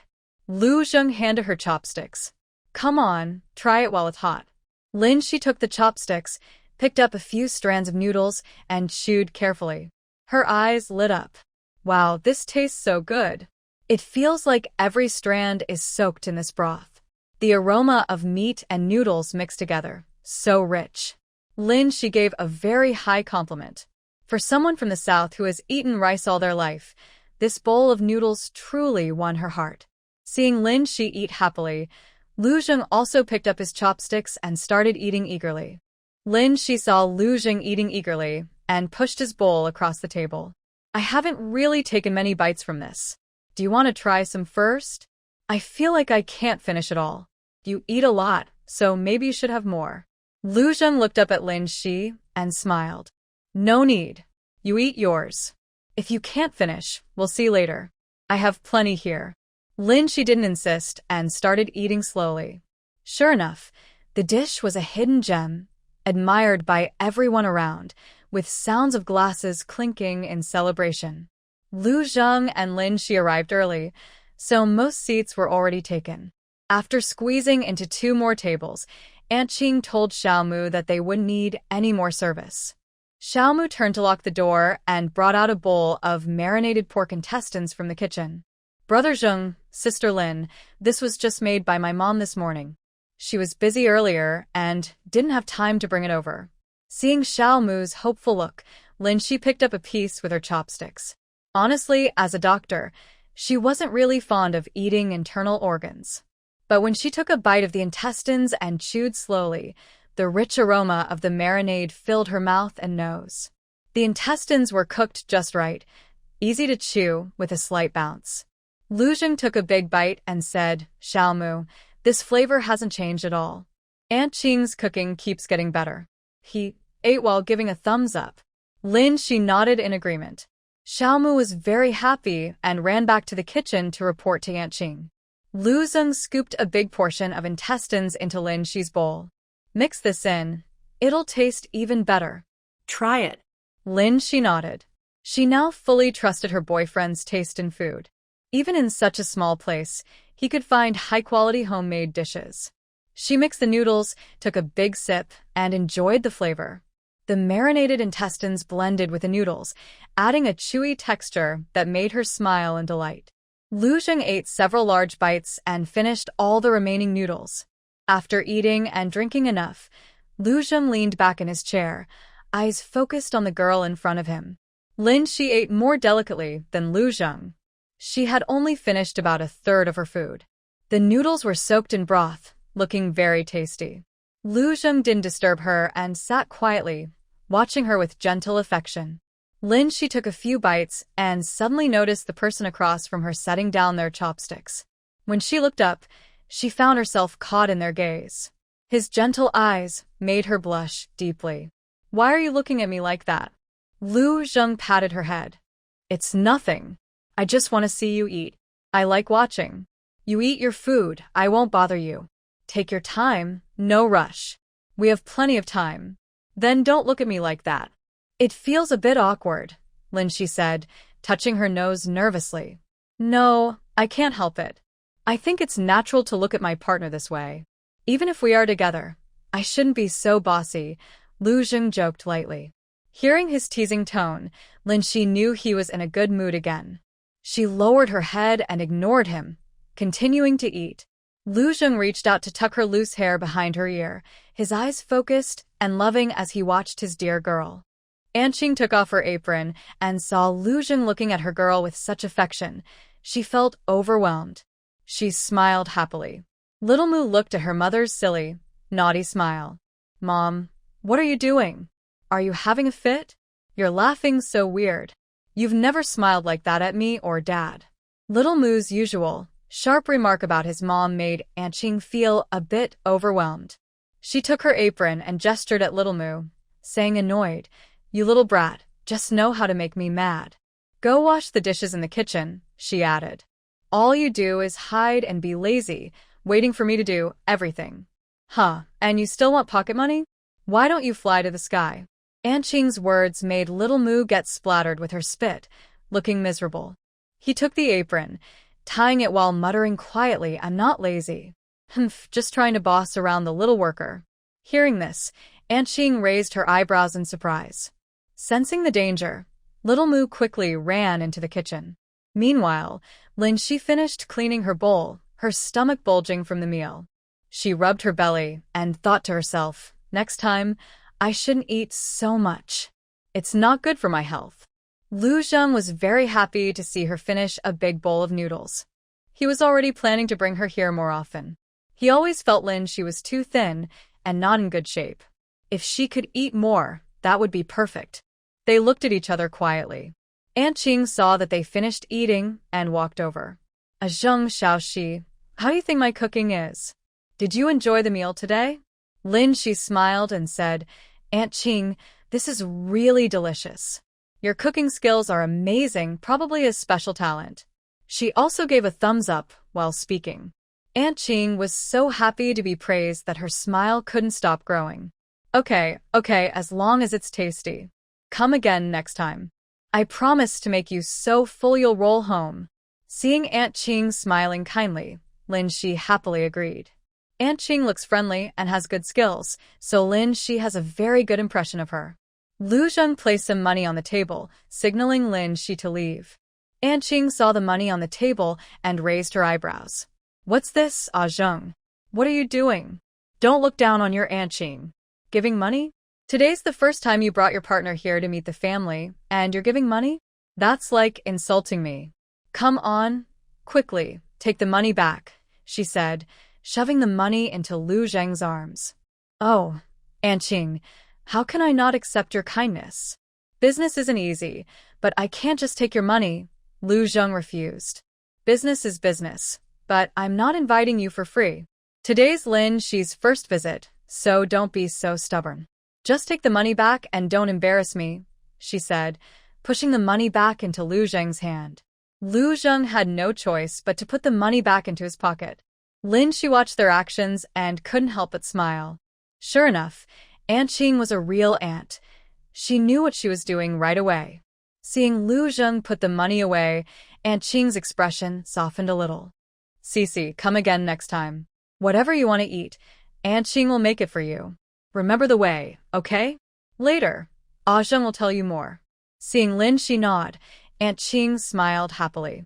"I finally found someone, and you're still thinking of taking her away." Anqing wasn't upset by Lu Zheng's joking. She just smiled.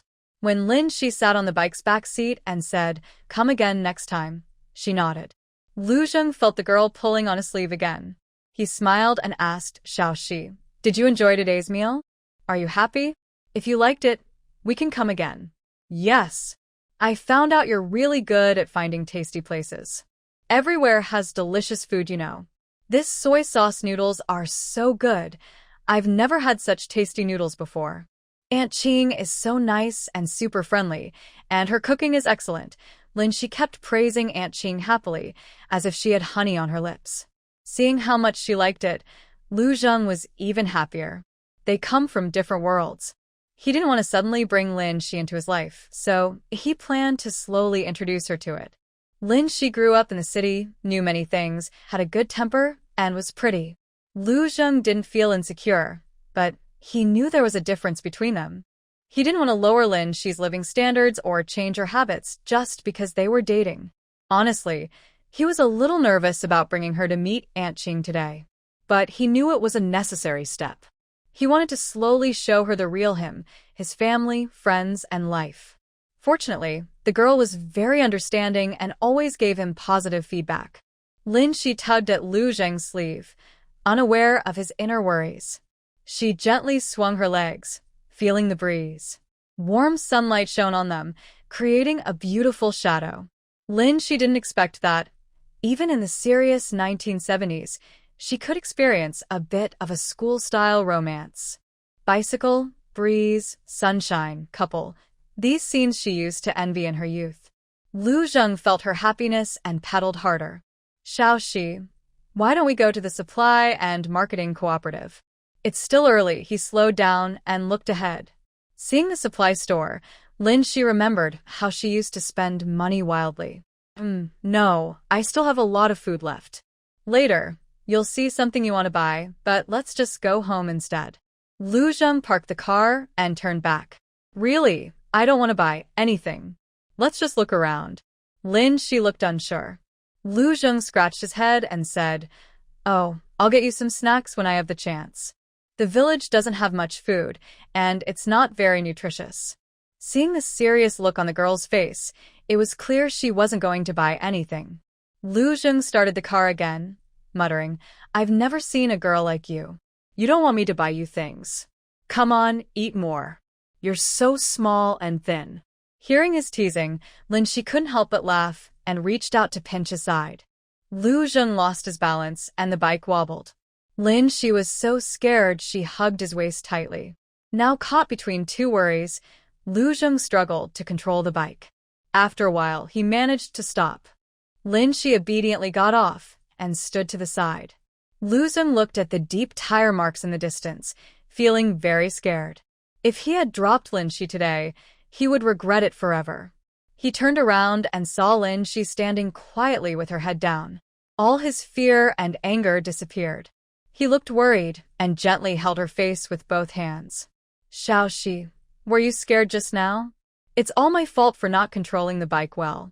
Are you feeling okay? Lin Shi looked at her caring boyfriend and pouted. Sorry, I shouldn't have played a prank on you. Lu Zheng stroked her face and said, It's okay. I wasn't strong enough.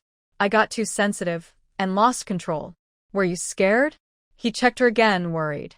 Luckily, she was fine. All right, don't be upset. It was just an accident. I know you didn't mean to. I was also at fault. I'm too weak, and I scared you. Lu Zheng bent down sincerely. Lin Shi felt a little embarrassed by his kindness. I understand. I won't do that again. From now on, we'll both be more careful. Lu Zheng nodded in agreement. After a short pause, the two of them continued riding their bikes toward the Hongshan team. After the recent accident, neither of them felt relaxed. Lu Zheng felt the stiffness of the young girl sitting behind him and felt very sorry. He realized he had scared her. To change the subject, he started talking about his recent delivery trips to Lin Shi.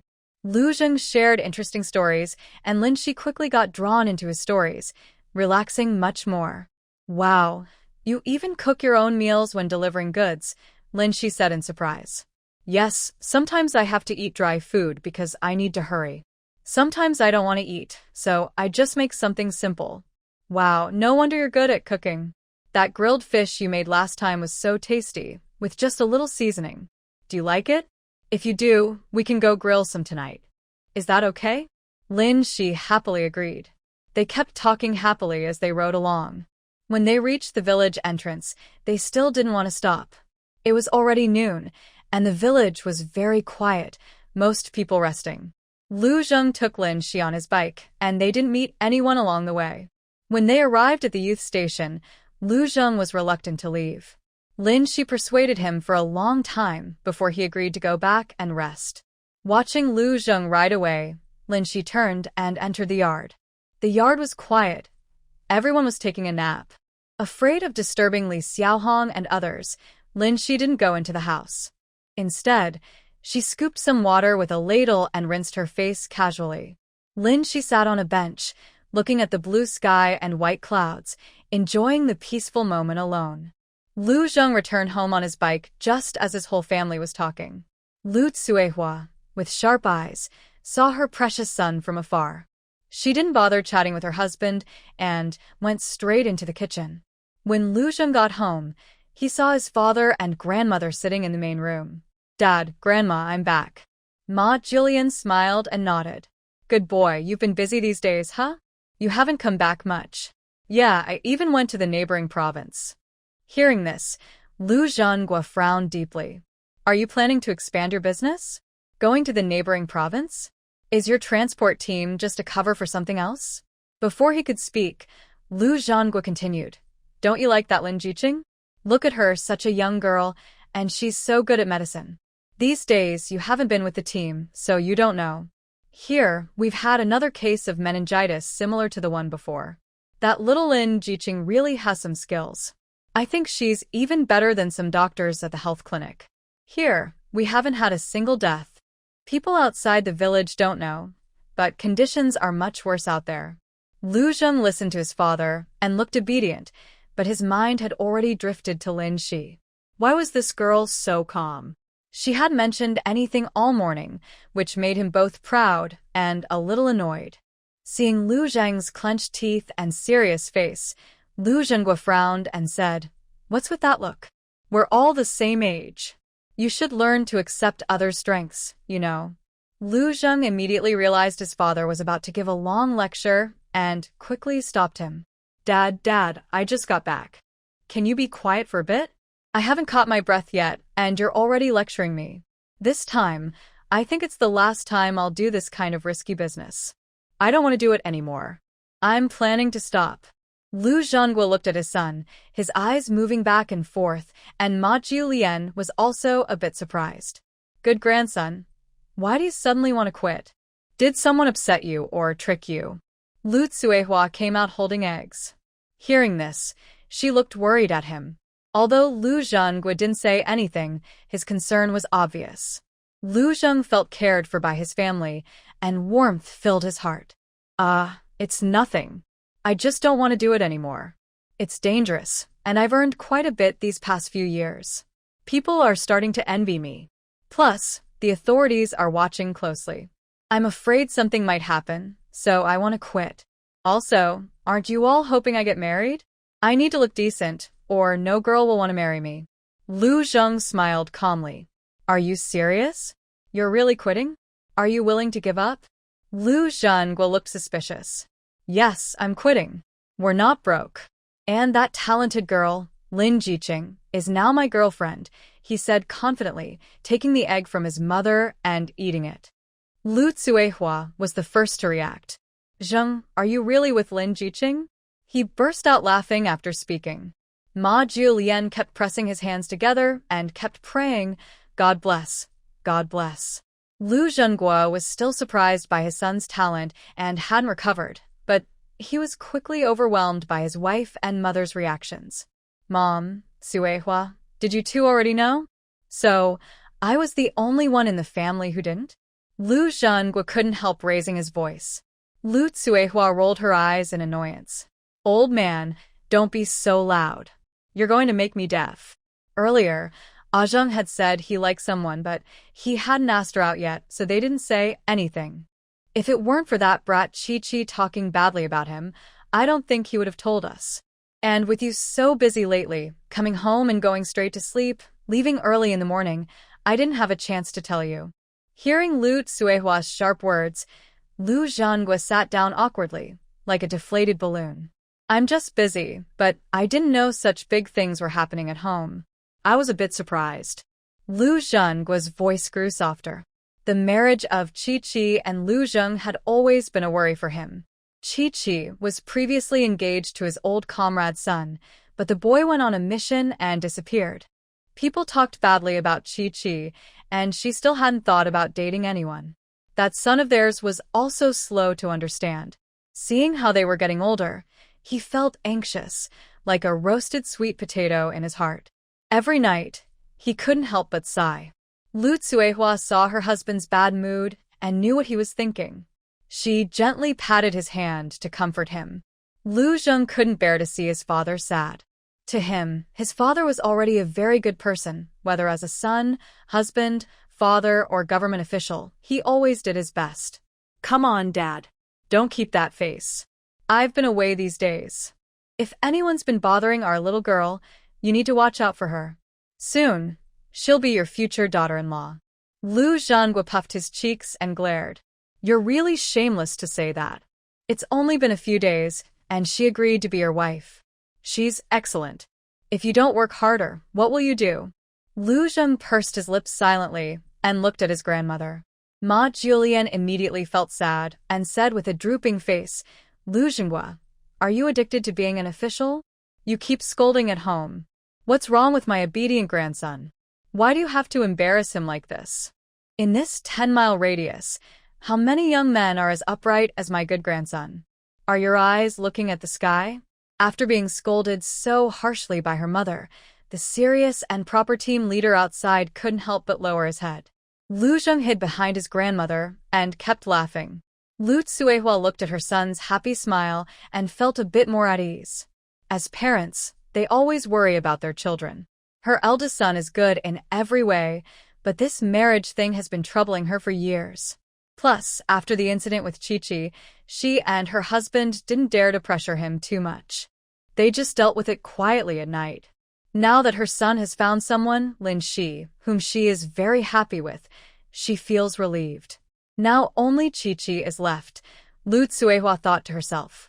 At this moment, Lu Chi-Chi, who was organizing goods at the supply and marketing cooperative, suddenly sneezed. She hadn't realized her mother was already watching her. Lu Zhenghua looked at his grown-up son in front of him and said earnestly, Zheng, you're already 21 this year. You're a real man now. A couple of years ago, you said you didn't want to date anyone and even got involved in some black market activities in town. I said I wasn't worried, but that's impossible. But luckily, you've been careful and nothing serious has happened these past 2 years. Since you said you want to stop, that's even better. Our family doesn't need that money anyway. We should be cautious in this world. And since you're dating Lin Jiqing, you need to treat her well. Don't bully her. She came all this way to see you. It's not easy. Do you understand? Ma Julian and Lu Tsuehua also looked at him seriously. Lu Zheng nodded firmly and said, Grandma, Dad, Mom, don't worry. I, Lu Zheng, will never bully a girl or let her suffer here. Lu Tsuehua happily patted Lu Zheng's shoulder. Oh, my son has really grown up. Now look at this, I can't even pat his shoulder anymore. Lu Zheng smiled and said, Mom, it's okay. You can always pat me. Then he lowered his head. His mother suddenly looked old when he wasn't paying attention, and Lu Zheng felt very sad inside. Maybe he is growing up, but his elders are getting older all the time. Lin Shi stayed outside for about 20 minutes, and soon the youth station started to become lively. Xiao, Shi, why are you sitting outside? Was today smooth? Did you send the letter? He Wenli carried a basin and saw Lin Shi sitting under the eaves when he came out. I sent it. Yours and mine are together, and later my dad will deliver them to Wenqi and the others. Good. Wenqi told me that Uncle Lin and Aunt Lin helped them a lot. Now Wanya is going to school with Lin Xian. Sai, our family is really lucky to have benefactors, he Wenli said happily. He was truly grateful to the Lin family, whether it was Lin Shi or others in Jiang province. Hey Wenli, why are you saying all this? Aren't you taking good care of me here? Next time, don't say such things, it's too awkward, Lin Shi complained. Alright, I didn't mean to make it awkward. I'm just very thankful to you. Anyway, I need to go to work now. Okay. Go wash your face first and get some energy. I need to check the team office later. After Li Xiaohong and the others came out, Lin Shi went inside to change clothes. Although it was only September, the weather was starting to cool down. But after a busy morning outside, Lin Shi decided to change clothes and rest. She lay on the Kong bed in a daze for half an hour, holding something in her heart, not sleeping deeply. Then she got up. She tidied herself up, then carried her medical book and small bag and went out. The village was very quiet now, most people were in the fields. Lin Shi followed the dirt road and reached the team office in a few minutes. Outside the team office, some children were chasing each other, full of energy. Lin Shi watched the kids return to normal and finally relaxed. Just a few days ago, Shuangzi looked tired, but now he was playing happily. He was the first to see Lin Shi calling out, "Sister Lin," and ran toward her. Seeing this lively little boy, Lin Shi swallowed hard. She felt that if he ran straight into her waist, it might break. Luckily, Shuangzi was clever and started to slow down when he was more than a meter away. His face still had a bit of heat, and he smiled happily, saying, "Sister Lin, why didn't you come this morning? I missed you. Are we still going to tell that story today?" Other children quickly gathered around, their eyes full of hope. Lin Shi gently patted Zhuangzi's small face. "Do you want to hear a story again? After I finish checking you all, I'll tell you one if I have time." She looked at their sweaty faces. "How long have you been playing outside? You should rest now, have some water." "That's enough. Don't run or play too hard, okay?" They all nodded obediently and followed Lin Shi into the hospital room. Inside, some children were lying down and a few were playing with string. When they saw Lin Shi, their eyes lit up and they all called out, "Sister Lin." Lin Shi felt her heart melt from their sweet voices. She liked children very much, but apart from visiting the welfare home, she had never experienced this before. She talked with them about how they had been feeling these past few days. Most of their health was improving. In the corner, Lu Pandai was watching over his younger brother, Lu Xiaohu. Lu Xiaohu was the sickest among the children. At first, if Grandma Chun hadn't taken him home without asking, he might have been less seriously ill. But after being taken home for a night and not getting proper treatment, his condition worsened. Last night, Lin Shi was about to leave when Lu Fuxing hurried over, carrying Lu Xiaohu, begging her to help treat him. Lin Shi felt both angry and helpless. As a doctor, she hated seeing patients neglect their health or family members ignoring advice, which made treatment harder. Sure enough, Lu Xiaohu's condition was very serious. Lin Shi pressed several acupuncture points to help him breathe more easily. After giving him medicine and watching his face calm down, she left. Lu Fuxing kept thanking her. Lin Shi looked at this simple, honest farmer. She couldn't imagine him being harsh or abusive at home. Although the team leader had already spoken to Lu Fuxing and promised he wouldn't hit his wife and daughter again, Lu Pandai was still very afraid of him. Lu Fuxing waved at Lu Pandai with a kind smile.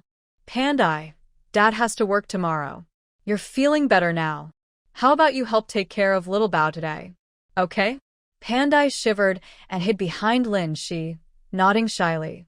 After arranging care for Lu Xiaohu, Lu Fuxing looked at Lin Shi with guilt. "Dr. Lin, my wife. She's got a sharp tongue. She had already scolded her when she returned, so please don't mind." Lin Shi nodded, hoping this person would leave soon because she could feel Lu Pandi trembling. After Lu Fuxing left, Lu Pandi finally relaxed. Seeing her pitiful look, Lin Shi felt very sad. At this moment, Lu Pandi answered all questions about her health when Lin Shi asked. Lin Shi carefully examined Little Treasure and made some notes in her notebook.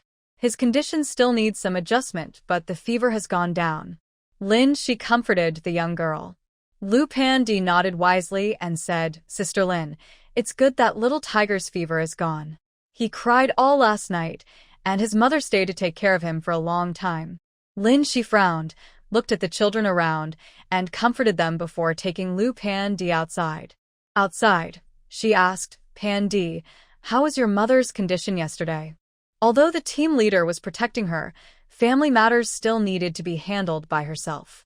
She also remembered Lu Fuxing, who seemed simple-minded, and was worried that Zhu Hihua might not be able to deal with him. Lu Pandi thought for a moment and said seriously, "I feel like my mother didn't change much. Yesterday, little Tiger was unwell, and he accidentally hit me. Then my mother scolded him. She hadn't dared to do that before." Lin Shi patted her head and said, "Are you happy about that? Your mother is now defending you." Lu Pandi nodded, then shook her head. "I'm a little happy that my mother scolded little Tiger yesterday because he was too disobedient and kept hitting me secretly. But I also worry that my father and grandmother might hit her, so I think it's better not to do that." Lin Shi was speechless for a moment. A child's heart is always pure. After a while, she said seriously, "Since you're worried that your mother might still be bullied, let's work hard ourselves, okay? If you become successful in the future, you can bring your mother away. Really? Sister Lin, Lu Pandi's eyes sparkled with hope. Yes, I will talk to the team leader later this year and arrange for you to go to school. I'll pay for your tuition. But only for schooling, otherwise I won't give it. Lin she thought for a long time and believed that only knowledge could change fate. As a small person, she couldn't change the tragic fate of women like Lu Pandi. But since she had seen this and had the ability, she wanted to help. She didn't know what the future held for Lu Pandi, but after reading books and gaining knowledge, her options naturally increased. Moreover, based on their recent interactions, Lu Pandi was not a foolish or overly obedient child. She could tell right from wrong. Though weak, she was not numb or indifferent. She believed that a child who was willing to suffer for their mother would, if given the chance, help her escape from their difficult situation. Lu Pandi was hit by this big surprise and stammered, "Sister Lin, is it true? Are you really willing to help me? But will it cost a lot of money?" Lu Pandi's small face drooped. She wanted to go to school because everyone in the village said that studying would lead to a better future. But Sister Lin was the only person who had been so kind to her. She didn't want to cause her trouble. Lin she gently rubbed her wrinkled little face and smiled, saying, "Yes, that's right. Sister Lin is just an ordinary person, but I want to help you as much as I can within my ability. However, I do have some conditions. First, I will only cover your basic school fees and living expenses according to the school's standards. I can't afford more. Second, the money can only be used for your studies. No other uses are allowed, or I won't give it to you. Third, while you're in school, I don't expect you to be the top student, but you should be in the top 5 in your class. I want you to do well in your studies. Understand? Fourth, if you decide to study, you must take it seriously. Don't give up because of setbacks, difficulties, or small problems. These are just the basic rules. When I discuss with the team leader later, I will tell your parents. There will also be an agreement to sign, do you understand?" Lu Pandi nodded. She knew this was her only chance to change her fate. After she finished speaking, Lin Shi looked at the time and, seeing it was still early, took Lu Pandi into the ward again and started telling them little stories. The children listened eagerly, excited and lively, waving their arms and jumping around. Surrounded by these kids, Lin Shi felt her heart soften. It was almost mealtime, so Lin Shi checked on them again. Those who were fully recovered could go home. Xuanzi was one of them. When he heard he could go back, Xuanzi jumped up. "Hi, Xuanzi, I'm finally better. Sister Lin, I'm leaving now. I need my grandma to cook me a good meal. These past few days were really tough." Lin Shi watched him call his friends loudly, with more than 10 people following behind him. They walked out of the team office loudly and confidently. Their strong presence surprised even the new team leader, who just arrived. "Team leader, Sister Lin said we are all set and can go home to eat. You've all worked hard these days," said Suanzi, a chubby boy. Lu Zhengguo smiled. Lu Zhengguo watched the children run to their homes, full of love on his face. "Lin Jiqing, thank you so much. You've been very tired these days, but luckily everything is over now. I've already reported your work to the county, and I think you'll get a reward soon." "Oh, a reward? That's great. I didn't do much, everyone helped a lot." "Thank you, team leader," Lin Shi said sincerely. Lu Zhengguo waved his hand. "Hey, you've done a lot. I know how well those children are doing. You've earned it. Otherwise, who would help?" After that, Lu Zhengguo went inside to check on the remaining children. Lin Shi also explained their health conditions. Lu Zhengguo looked at each child carefully. When he came out, his eyes showed emotion. "Lin Jiqing, thank you so much. These children are the hope of our Hongshan team. Without you, who knows what might have happened." Lin Shi kept saying it was nothing. They went into the office and sat down. Lin Shi said to him, "Team leader, this isn't entirely my credit. I knew you would praise me because you are honest, so I dare to tell you about this. The old man in the cattle shed, I think you know he can treat illnesses. I met him before, and this time he told me some good ways to treat the children. Otherwise, their condition wouldn't have improved so quickly." Lin Shi finished speaking, feeling very nervous. She was betting that Lu Xingguo was an honest and kind person. She had no choice. She had noticed earlier that Li Mingyi's health was about to give out.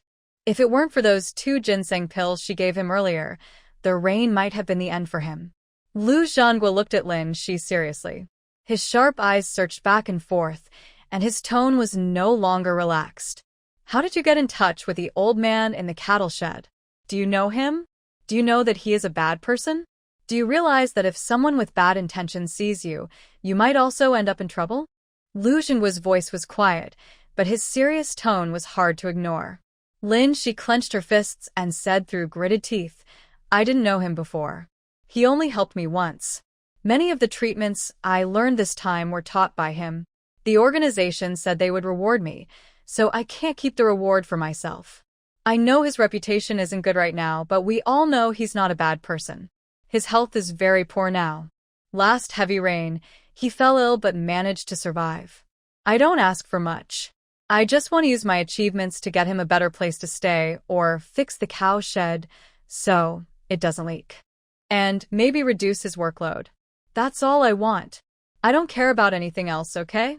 And if he dies, it will be hard for you to handle things here. Lu Xingguo stood up and paced around the office. This girl had given him a big problem unexpectedly. He had met Li Mingyi before. He knew he was a good doctor who cared for the country and the people. So, when he was sent here, he didn't say much openly, but secretly, he told others not to bully him. But he also knew that the villagers hadn't gone to school much, and Li Mingyi had blue eyes, which made some things hard for him to interfere with. What this girl said made him worried about how to handle the situation. If he handled it badly, he might get into trouble. He looked at Lin Shi and said seriously, right now, I can't give you an answer. I will go check on him later. But he was supposed to come here for labor reform, and no matter what, I can't let him live comfortably. Lin Shi nodded gratefully. He sat alone in the office and lit a pipe. Lin Shi walked out feeling weak in her legs. The district chief was a former soldier. His intense gaze almost made her cry. She knew that talking about Li Mingyi was a sensitive matter. After all, Li Mingyi's current status is something he can't talk about anywhere. She also knows she doesn't have to get involved in this complicated situation. But she can't forget how his eyes lit up when she mentioned medical skills.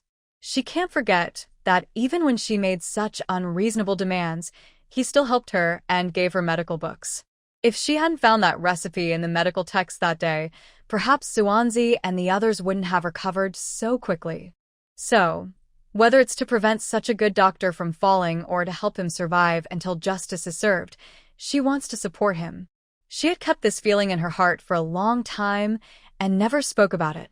This brain fever was her chance, especially since she had genuinely helped so many people. Lin Xin was lost in thought. At this moment, Lu Zheng, sitting outside the team office, was scratching his head. Where had that girl gone? He had asked his father to call her out. But suddenly, Lin Xin was so startled that Lu Zheng forgot about this matter. He wasn't in the mood to think about that now. His mind was full of whether to help or not. Lu Zheng waited and waited, but still couldn't get Lin Xin to come out. When he entered, he saw the girl standing there, deep in thought. Xin, what are you doing? The old man told you to stand and think. As soon as Lu Zheng spoke, Lin Xin was startled. She patted her chest and said, Oh, where did you come from? You scared me to death. I spoke, but you were so lost in thought you didn't hear me, Lu Zheng said a little sadly. Lin Xin smiled apologetically at him. Lu Zheng immediately brightened up.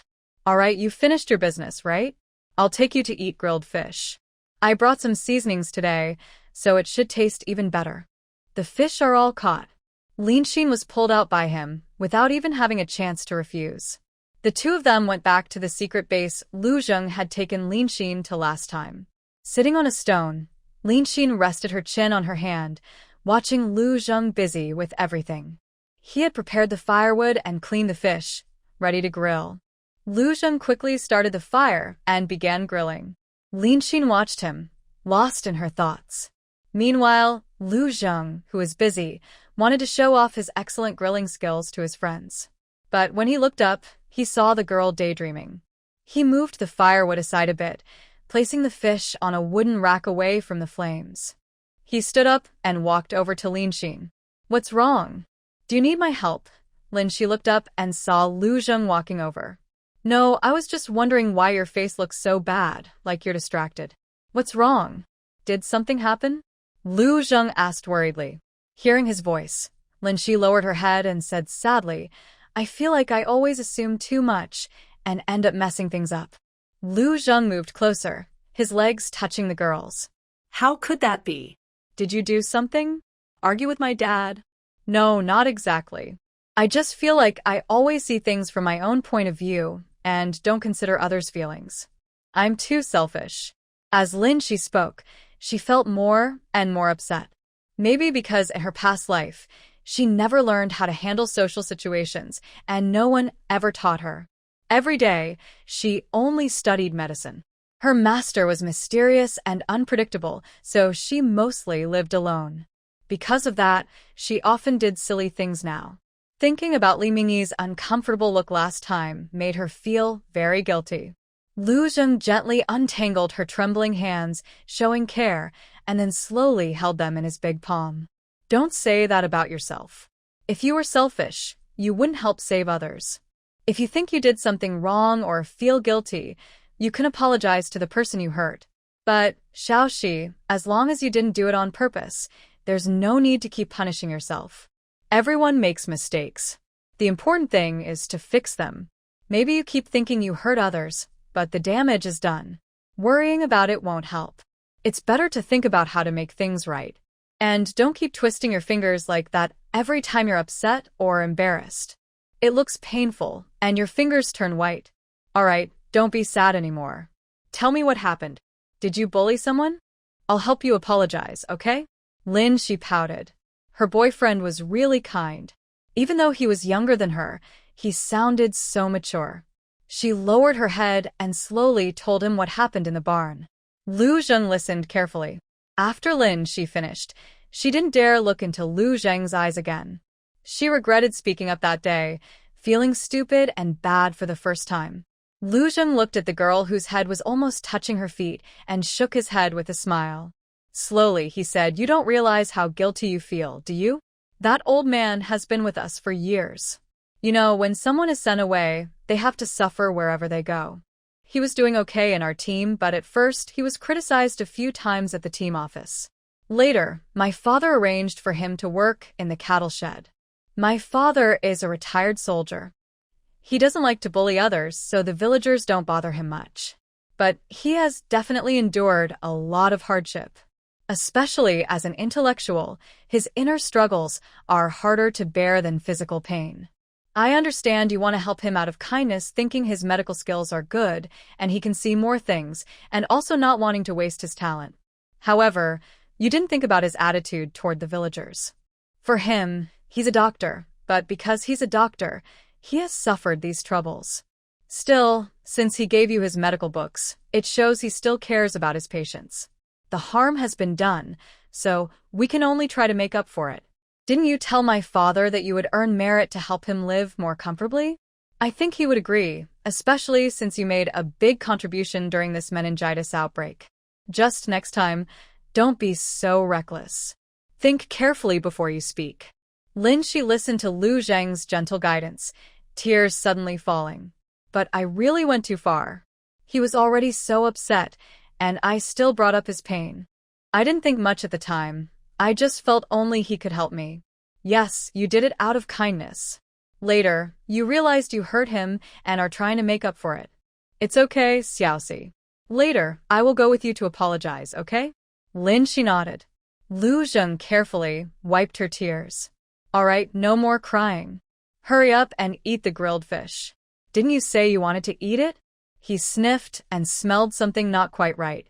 Suddenly, Lu Zheng got up from the stone and ran toward the fish.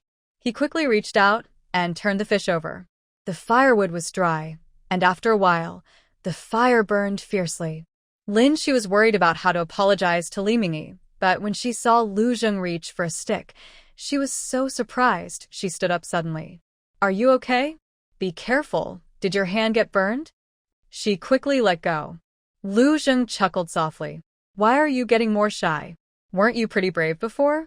He then put a small piece of fish into Lin Shi's mouth. Lin Shi's words were blocked by the fish. She chewed happily, feeling delicious, and suddenly lost her desire to argue with Lu Zheng. Eat slowly, be careful of the spines. Does it smell good? Lin Shi nodded repeatedly, not wanting to speak. Seeing how much she appreciated his cooking, Lu Zheng was very happy. Good, if you like it, eat more. I caught a lot, so you can eat enough.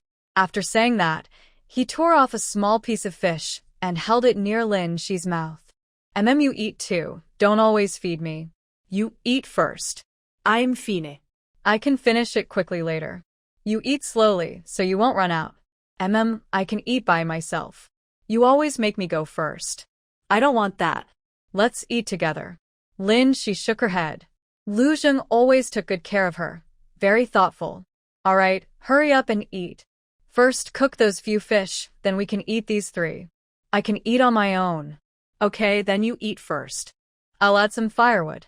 Go sit farther away so you don't get smoky. Lin Shi obediently followed Lu Zheng's instructions and sat back in her original spot.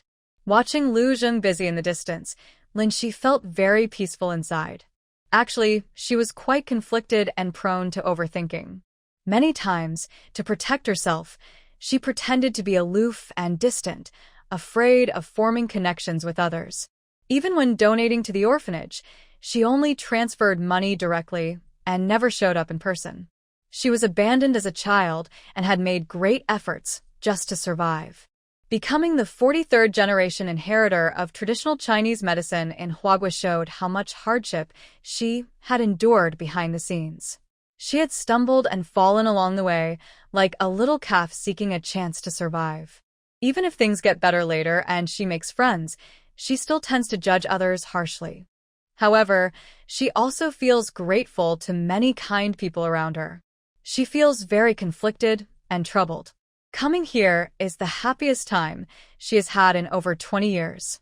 Little girl, you should smile more. Don't be upset.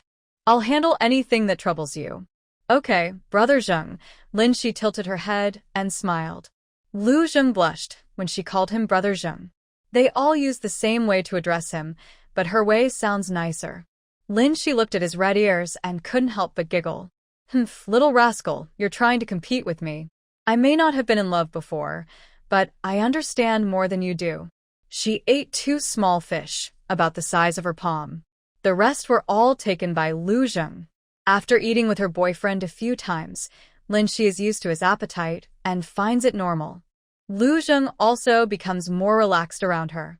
After she finishes eating, he starts cleaning up the table. They work together very smoothly, without wasting anything. On the way to the cow shed, Lin Shi kept. Many villagers were still having dinner, so it was too early for him to be sleeping. He patted Lin Shi's shoulder. Xiao Shi, stay here. Don't move. I'll go check. Okay, be careful. It's pretty dark now. Don't go too far, she replied. Got it, Lu Zheng nodded. He raised his flashlight, first guiding Lin Shi to the tree, then quickly headed toward the cow shed. The cow shed smelled strong, and a few cows snorted loudly. The feeding trough was full of food. Lu Zheng looked at the cows, which were not very fat but quite sturdy, and knew that the old man was working hard. Lu Zheng shined his flashlight, and the bright light startled the cows, causing a fuss. He kept his eyes on the path and walked further inside. As soon as he entered, he saw Li Mingyi lying on the bed. Lu Zheng called out twice, but he didn't wake up. Things didn't seem right. Lu Zheng quickly checked his breathing. His face was pale, and his breathing was shallow. Lu Zheng didn't know what was happening. He steadied his mind and ran outside. Xiao Shi, that old man seems to have had a health issue or something. He's unconscious, pale, and breathing weakly. I almost couldn't find his pulse, Lu Zheng said urgently. He ran to the big tree and spoke to Lin Shi. What's going on? Weren't they all fine a few days ago? Lin Shi asked and ran toward the cow shed. Lu Zheng followed behind, shining his flashlight to light the way. When Lin Shi entered the shed, she saw Li Mingyi lying on the bed. The flashlight lit up the small shed brightly. Lin Shi used the light to examine him carefully. Phew, he's fine. It's probably low blood sugar, he fainted. Oh, I was so scared, Linshi said, wiping cold sweat from her forehead. She pressed on his neck and several other points, and Li Mingyi slowly woke up. Seeing the old man wake up, Lu Zheng also relaxed. Grandpa Li, how do you feel? Are you dizzy? Lie down and rest for a while.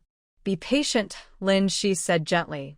Li Mingyi's mouth moved weakly, but he didn't make a sound. His hand was weakly raised. So, what should we do now? Can we give him some red sugar water? Lu Zheng asked. Yes, that's good. Maybe add 2 eggs. His health is really poor, Lin Shi said worriedly. Okay, you stay here and watch him. I'll go home and come back soon. Here's the flashlight. I'll give it to you. I know you're scared, Lu Zheng said. No need, you take it. It's dark outside. Be careful. Come back early, Lin Shi replied. Okay. Lu Zheng took the flashlight and left. Lin Shi squatted on the ground, feeling his pulse. She thought about his weak stomach and spleen, low blood sugar, poor nutrition, many problems all at once. She was very worried about his health. Fortunately, Lu Zheng was quick, and in less than 20 minutes, he brought over a big bowl of brown sugar and eggs. Lu Zheng cooperated with Lin Shi to help Li Mingyi sit up and first gave him some sweet water to drink. Once he had a little energy and could lean on the bed, Lu Zheng started feeding him eggs. Grandpa Li, stay strong. Eating will make you feel better. You fainted from low blood sugar just now, Lin Shi said nearby. Li Mingyi nodded hard. His desire to live made him want to eat, even though his throat was very sore. After drinking the warm brown sugar water, Li Mingyi's face gradually looked better, no longer so pale. Lu Zheng had cooked 4 eggs into a fragrant, sweet dish. Li Mingyi ate big bites, and his long aching stomach finally felt comforted. Seeing Lu Zheng skillfully feeding him, Lin Shi's heart trembled. Lu Zheng always managed to surprise her. Li Mingyi finished 2 eggs and finally felt better, gaining some strength. Young girl, young man, thank you so much today, Li Mingyi said hoarsely, slowly. It's nothing, Grandpa Li. What's wrong with you? Why did you suddenly faint? If we hadn't come today, it could have been very dangerous, Lu Zheng said with a frown. Honestly, he was really scared today. When checking his breath, his hands trembled, worried he might really lose him. Lin Shi also looked at Li Mingyi with concern. Li Mingyi struggled to move and sat upright. I felt a little unwell when I got up at noon today, so I didn't eat. After cleaning the cattle pen, I just fell asleep. I didn't expect to pass out. Lin Shi looked at Li Mingyi's bitter smile, feeling a sharp pain in her heart. Grandpa Li, you really need to take good care of your health. Didn't I bring you some meat sauce a few days ago? Did you finish it? I've been so busy these days I forgot. Sorry, Lin Shi said with guilt. Li Mingyi waved his hand. No, girl. It's not your fault. I haven't even eaten the meat sauce yet. How could I finish such a big jar? I was thinking I can't always rely on you for help. Today, I was lucky to meet you, and you saved my life. Young girl, thank you. Every time you help me, Li Mingyi said gratefully. Grandpa Li, don't say that. Do you remember the small ginseng I gave you before? I now feel a bit better physically. Also, the medical book you gave me has helped me a lot. Without it, the children in the village might have suffered even more. Hearing Lin Shi's words, Li Mingyi's eyes showed a hint of hope.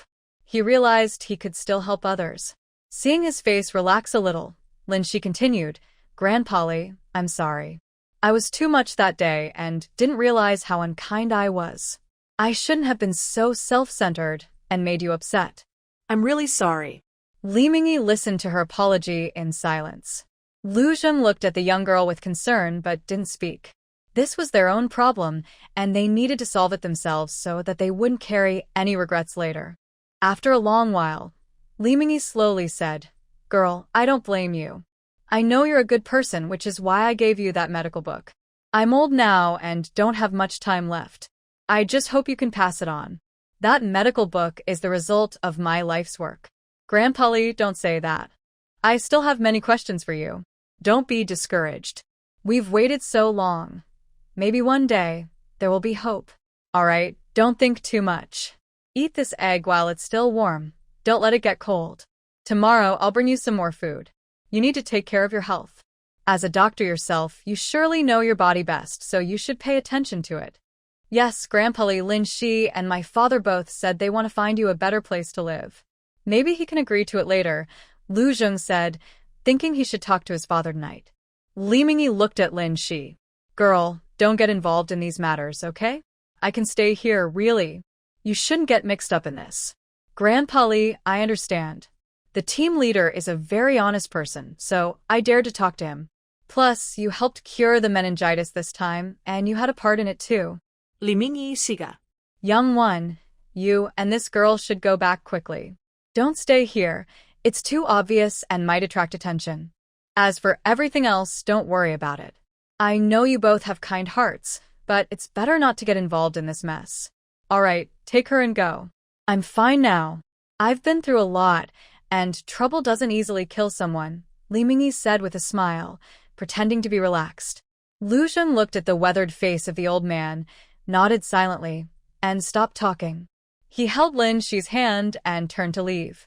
After they left, both felt a bit sad. Lu Zheng, do you think Grandpa Li will be okay? I'm really worried. The pigsty smells so bad, and he still has to take care of so many pigs.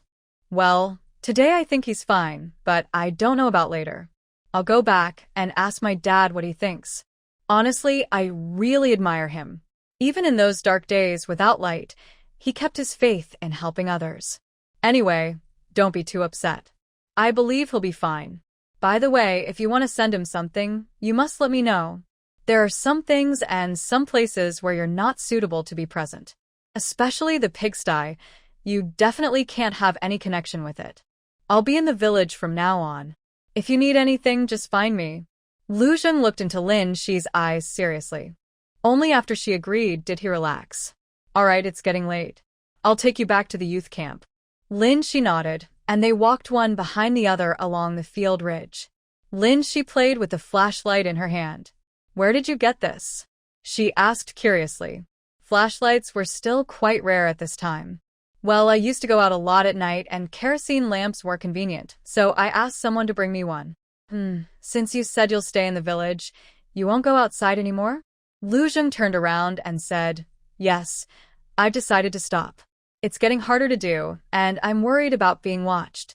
But don't worry, I still have work, and I won't let you suffer. Over the years, I've saved some money. Anyway, I think I have enough to marry you. Lin Shi was caught off guard by his words. Why are you talking about marriage? I just asked you. Actually, I think the black market is pretty dangerous, so it's good you're not going. Lu Zheng looked up at the girl's head and rubbed it gently. Do you think I can't make good money? How could that be? You've always been hardworking, and as long as we have enough, why do we need so much? Lin Shi said with wide eyes. All right, but I still want you to have a better life in the future, so I will keep working hard to earn money. Don't worry. Yes, I understand. You also need to take good care of your health and not take your youth for granted. The two continued walking. Lin Shi followed behind Lu Zheng, step by step stepping in his footprints. Gradually, their pace matched. Under the moonlight and starlight, they walked far away. When they reached the entrance of a youth commune, Lu Zheng looked at the girl and hinted with his eyes, asking, Don't you want to say something to me? Lin Shi chuckled and shook her head. Boyfriend, good night. After saying this, she happily walked into the youth commune like a cheerful little bird. Lu Zheng watched her figure disappear, feeling a warm, sweet feeling in his heart. Hey, boyfriend, after all, you're from the city. Your words are so nice. Haha, my girlfriend, good night. Without having to take care of Lin Shi, Lu Zheng's pace quickened significantly. The door was already closed, but since there was some light in the main room, Lu Zheng knocked on the door. Lu Zhenghua, dressed in his clothes, opened the door. Dad, why aren't you asleep yet? Lu Zheng asked as he fastened the door. I came out to drink water. Were you out playing again? Yes, I just spent some time outside with Lin Shi. Dad, it's a good thing we went out today, or that old man in the cow shed might not have made it. Lu Zhenghua turned around. What happened? After dinner today, we thought about going to talk to him about the encephalitis outbreak in the village. When we went in, We found him fainted on the bed, not knowing anything. If it weren't for Lin Shi knowing medicine, he might have died today. He was starving, with low blood sugar, malnourished, and still working. The old man just collapsed like that. Lu Zhengwa picked up his cigarette and smoked quietly. What can we do? I feel bad hearing about this. I told you before, when I was in the army, I met Li Mingyi in the capital. He was so impressive back then, a traditional Chinese medicine expert who studied abroad. His ancestors were imperial doctors, and he was a master with silver needles, amazing skills. But 5 years ago, he was sent down here. I'm not unwilling to help, but I have a family to support. I really don't know what to do. This old man gave up his honor and status for the country and saved so many people. I should really help him. Lu Zhengguo rambled on, sharing his feelings with his son. Lu Zheng wasn't surprised by his father's words. After all, he's always been a brave and strong soldier. Dad, since you want to help, just do it. Our team hasn't caused much trouble, and everyone still listens to you. Just don't make it too obvious. Find an excuse to have someone repair the cow shed later. I'll prepare 2 thick quilts and some discreet food for him. We can survive, and surviving is the only hope. Lu Zhengguo smoked a cigarette and slowly said, Okay, in a few days, I'll have someone fix it. But you and Shaolin, the educated youth, must stay safe. Don't let anyone catch your tail. We can help where we can, but don't risk yourselves. All right, go to bed. All you do is cause trouble every day. Lu Zheng was patient and said, Hey, twice before going back to rest. That night, many people couldn't sleep. The next morning, the educated youth camp was noisy. Lin Shi finally had a good sleep, but when she heard the sharp voices, she had to hide under her quilt. After struggling for a while, she was helpless and had to listen to the loud sounds. She sat on the Kong looking dazed. Li Xiaohong just came in from outside, looking very upset. Xiaohong, who is outside? Lin Shi asked. Sigh, it's Wang Guiying again. Wang Guiying? Is she the future mother-in-law of He Jiqing? Lin Shi asked. Li Xiaohong nodded. Yes, her. She's causing trouble again. Lin Shi remembered the gossip they talked about at night before. Hearing Wang Guiying's name now, she couldn't help but twitch her lips. What is she here for this time? Didn't she just argue last time? It's about the bride price. Li Tianju agreed to He Jiqing's demands and delivered it yesterday. It was quite decent. But Wang Guiying wasn't happy. She came to the camp early this morning to scold. She's still causing a fuss now. Hearing the sharp female voices outside, Lin Shi's curiosity took over her morning grumpiness. She quickly got off the Kong and said, I need to go see what's going on. Li Xiaohong watched her eager to join the fuss and couldn't help but relax her tense face a little. You, always so eager to join the fun. Hee hee, Lin Shi grinned foolishly. She quickly dressed and then peeked at the door. She saw Wang Guiying wearing old, mismatched clothes, sitting on the ground, shouting and scolding nonstop. Oh, this is unfair. That wicked woman only knows how to flirt with men. Who has a daughter-in-law with so much bride price? She's just a troublemaker. The girls from the city are different. They only know how to bully us rural folks. Poor us, orphaned and widowed, with a bride price of 66. You city people don't think it's a big deal, but we rural folks have to save for years. Such a mean woman. Wang Guiying cried and cursed loudly.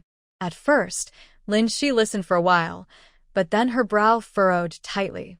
Seeing Lin Shi sit back on the bed silently, Li Xiaohong found it amusing. What's wrong? Don't want to hear the gossip? Oh, that woman is so rude in her words. And what she said is all baseless. Doesn't He Jiqing get angry? She's causing trouble, but doesn't come out to stop her. I can't understand what she's thinking. Her family and she herself are not poor. I don't know why she's so stubbornly attached to Li Tianju. Look at Wang Guiying. She hasn't even married in yet, and she's causing so much trouble. In the future, I don't know how we'll deal with her. I think Li Tianju isn't much better either. If he really had any ability, his mother wouldn't dare cause such a fuss. Look at him every day. So annoying. Lin Shi comforted Li Xiaohong, who was about to lose her temper, and secretly thought that Wang Guiying was quite something. she managed to make Li Xiaohong, usually so kind, so angry. The shouting outside gradually stopped. She picked up a basin, ready to go wash up. As she stepped outside, she saw Wang Guiying leaning on her waist, pacing back and forth in the yard, cursing.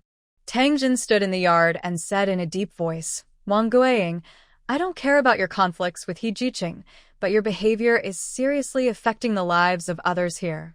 And this isn't the first time. You come out every day like a shrew, shouting and scolding. What's the use? If you really want your son to end up in trouble, keep causing trouble. If there's a next time, Tang Jin, will report Li Tianju's misconduct directly." Wang Guiying suddenly fell silent, like a chicken with its throat cut. Everyone around was annoyed by her. No one spoke up for her.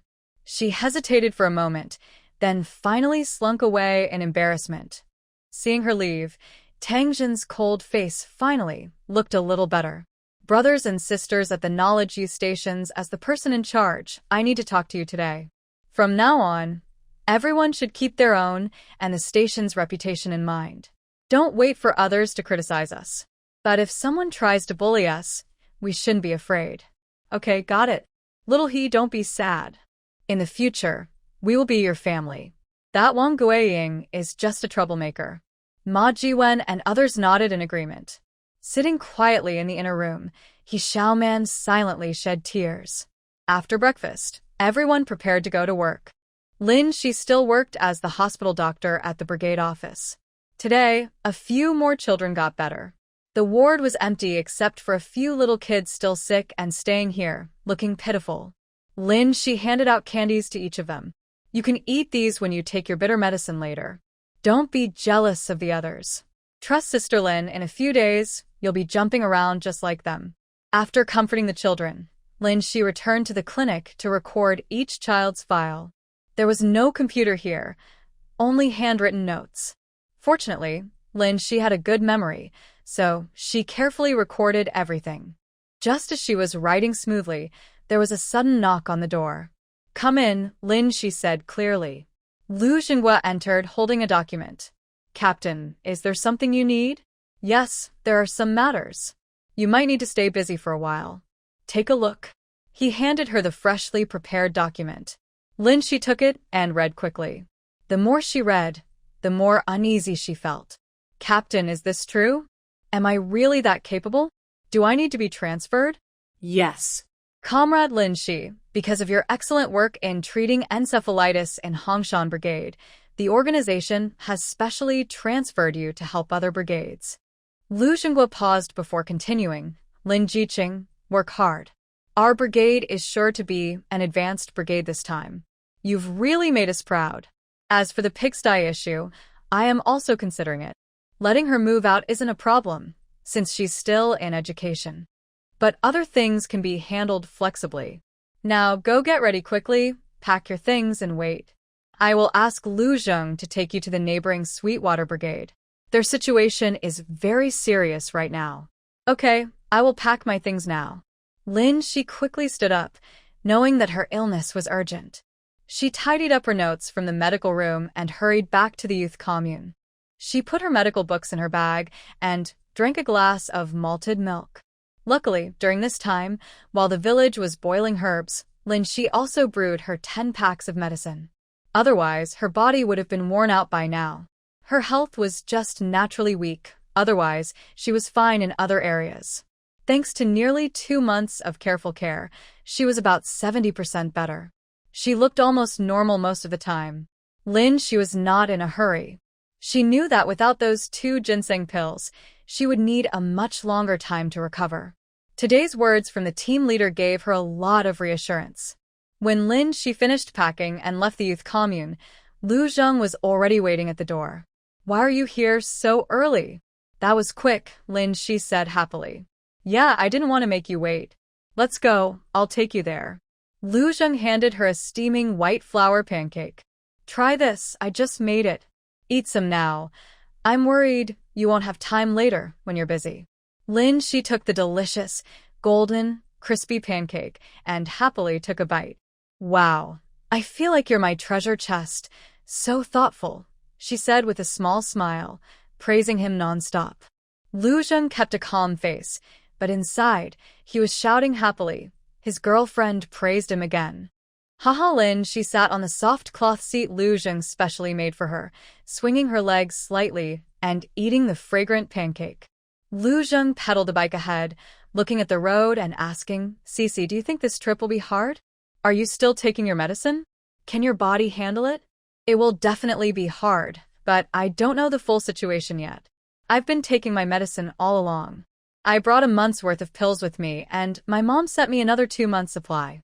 I had that illness before, so I brewed and drank those 10 packs of medicine. I'm still taking the remaining pills now. Good, as long as you're taking your medicine. If you start feeling unwell later, be sure not to push yourself. Know when to rest. Other people's lives are important, and so is your health. I will be there with you. When the time comes, just tell me what to do. Don't be shy, and don't overexert yourself, okay? Alright, I understand, Lin Shi replied. The two casually chatted as time quickly passed. After riding for more than half an hour, they finally arrived at Tianshui Brigade. Tianshui Brigade is downstream from Hongshan Brigade. Recently, due to flood damage, many houses were destroyed. Plus, the outbreak of the meningitis epidemic made everyone in Tianshui Brigade feel very down. At this moment, the brigade leader of Tianshui Brigade was standing at the village entrance, looking anxiously. Brigade leader, do you really think Lin Shi and the young people from the city are that capable? A girl under 20 managed to cure all the children in the brigade in a short time, with no casualties. Liao Daong, the accountant standing next to Wang Quan, asked with doubt in his voice. Wang Quan was feeling very anxious and didn't notice Liao Daong's hidden doubts. He just thought something was off about his words. He frowned and said, Come on, do you think the commendation from the higher-ups is fake? These young people from the city are highly educated. It's not surprising if they know some medical skills. Do you really think all the young people from the city are as capable as ours? Do you think other brigades lack talent? Just keep your own work in order and don't offend anyone. She just tells us what to do. As long as the children in our brigade get better, we can do anything.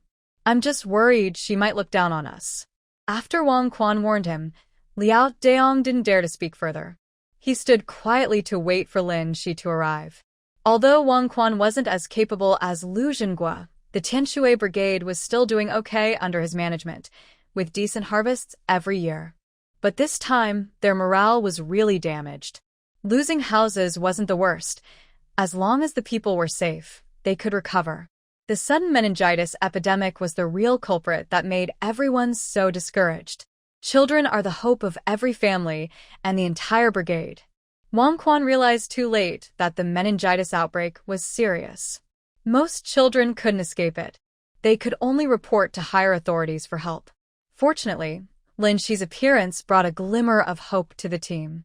As everyone eagerly looked on, Lu Zheng and Lin Shi gradually appeared in front of them.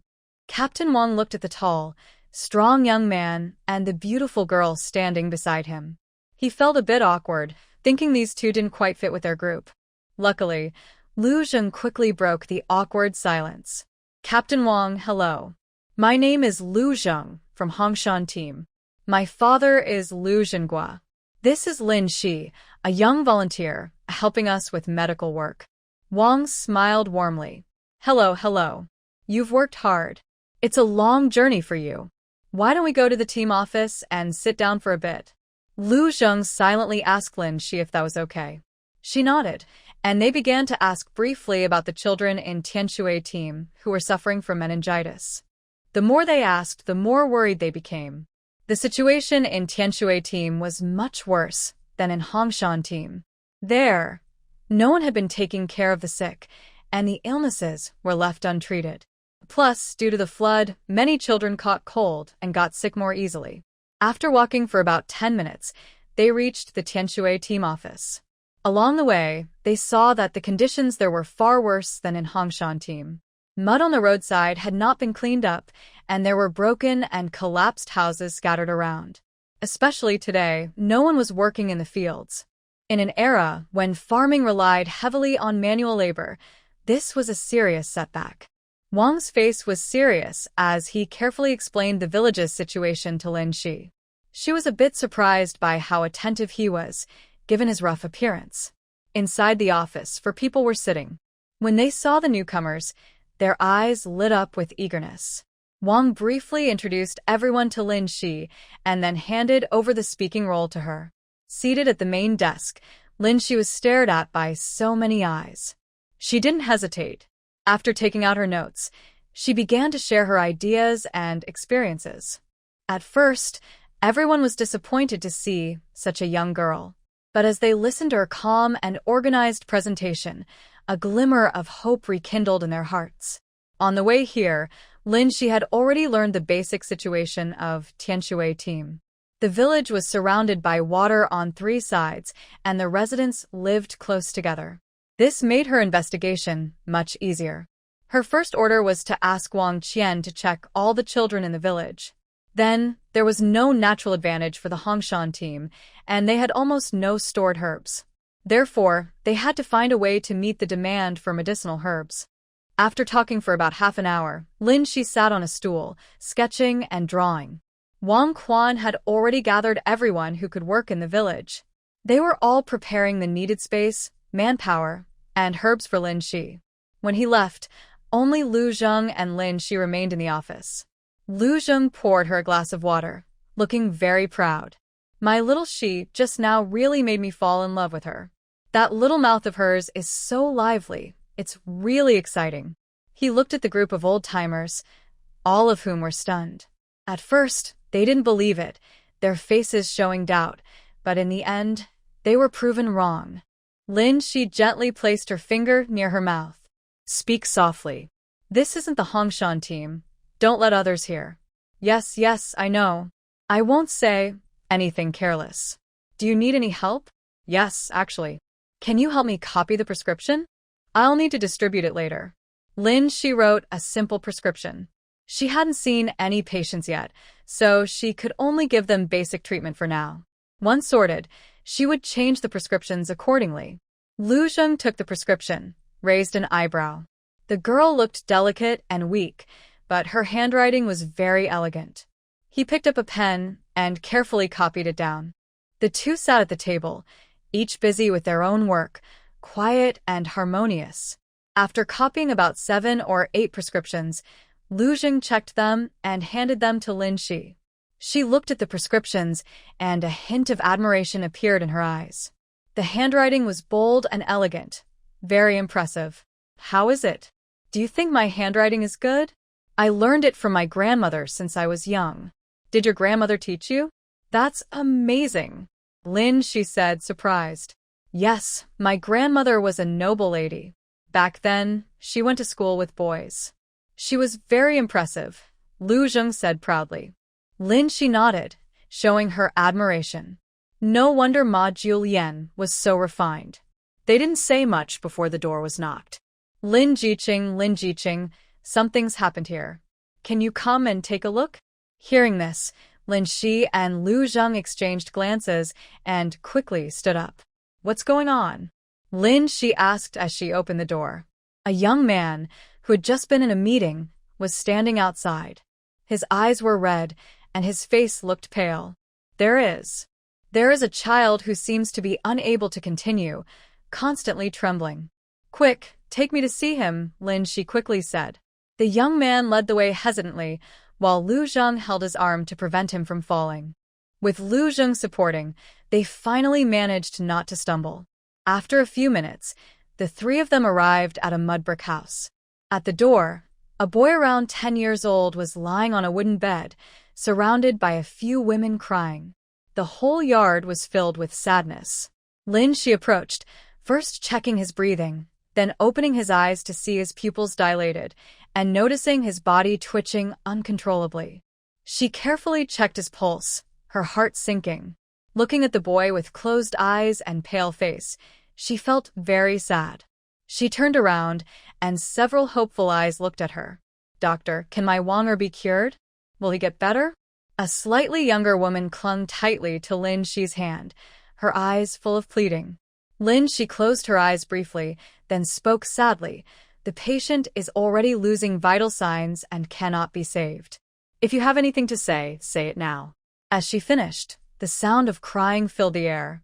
Oh, my son, my son. Why did it come to this? Wonger, you can't be so cruel. If you leave, what will I do? Wonger's mother knelt by the bed, crying desperately. Everyone felt upset hearing this. Lu Jing stepped in front of the girl to shield her from the scene. Doctor, look. Wonger opened his eyes. Does that mean he's getting better? Wonger's mother suddenly shouted. She quickly stepped forward and checked again. She shook her head silently. Wonger's mother knelt down, continuously touching his hand in despair. Wonger looked at his mother, tears streaming down, and mustered his strength to speak. Mother, don't cry. Hey, don't cry, mother. Wonger can get better. I know you don't want to leave me. Mother, it hurts so much. I'm cold and in pain. If I die, you mustn't be sad. It's fate.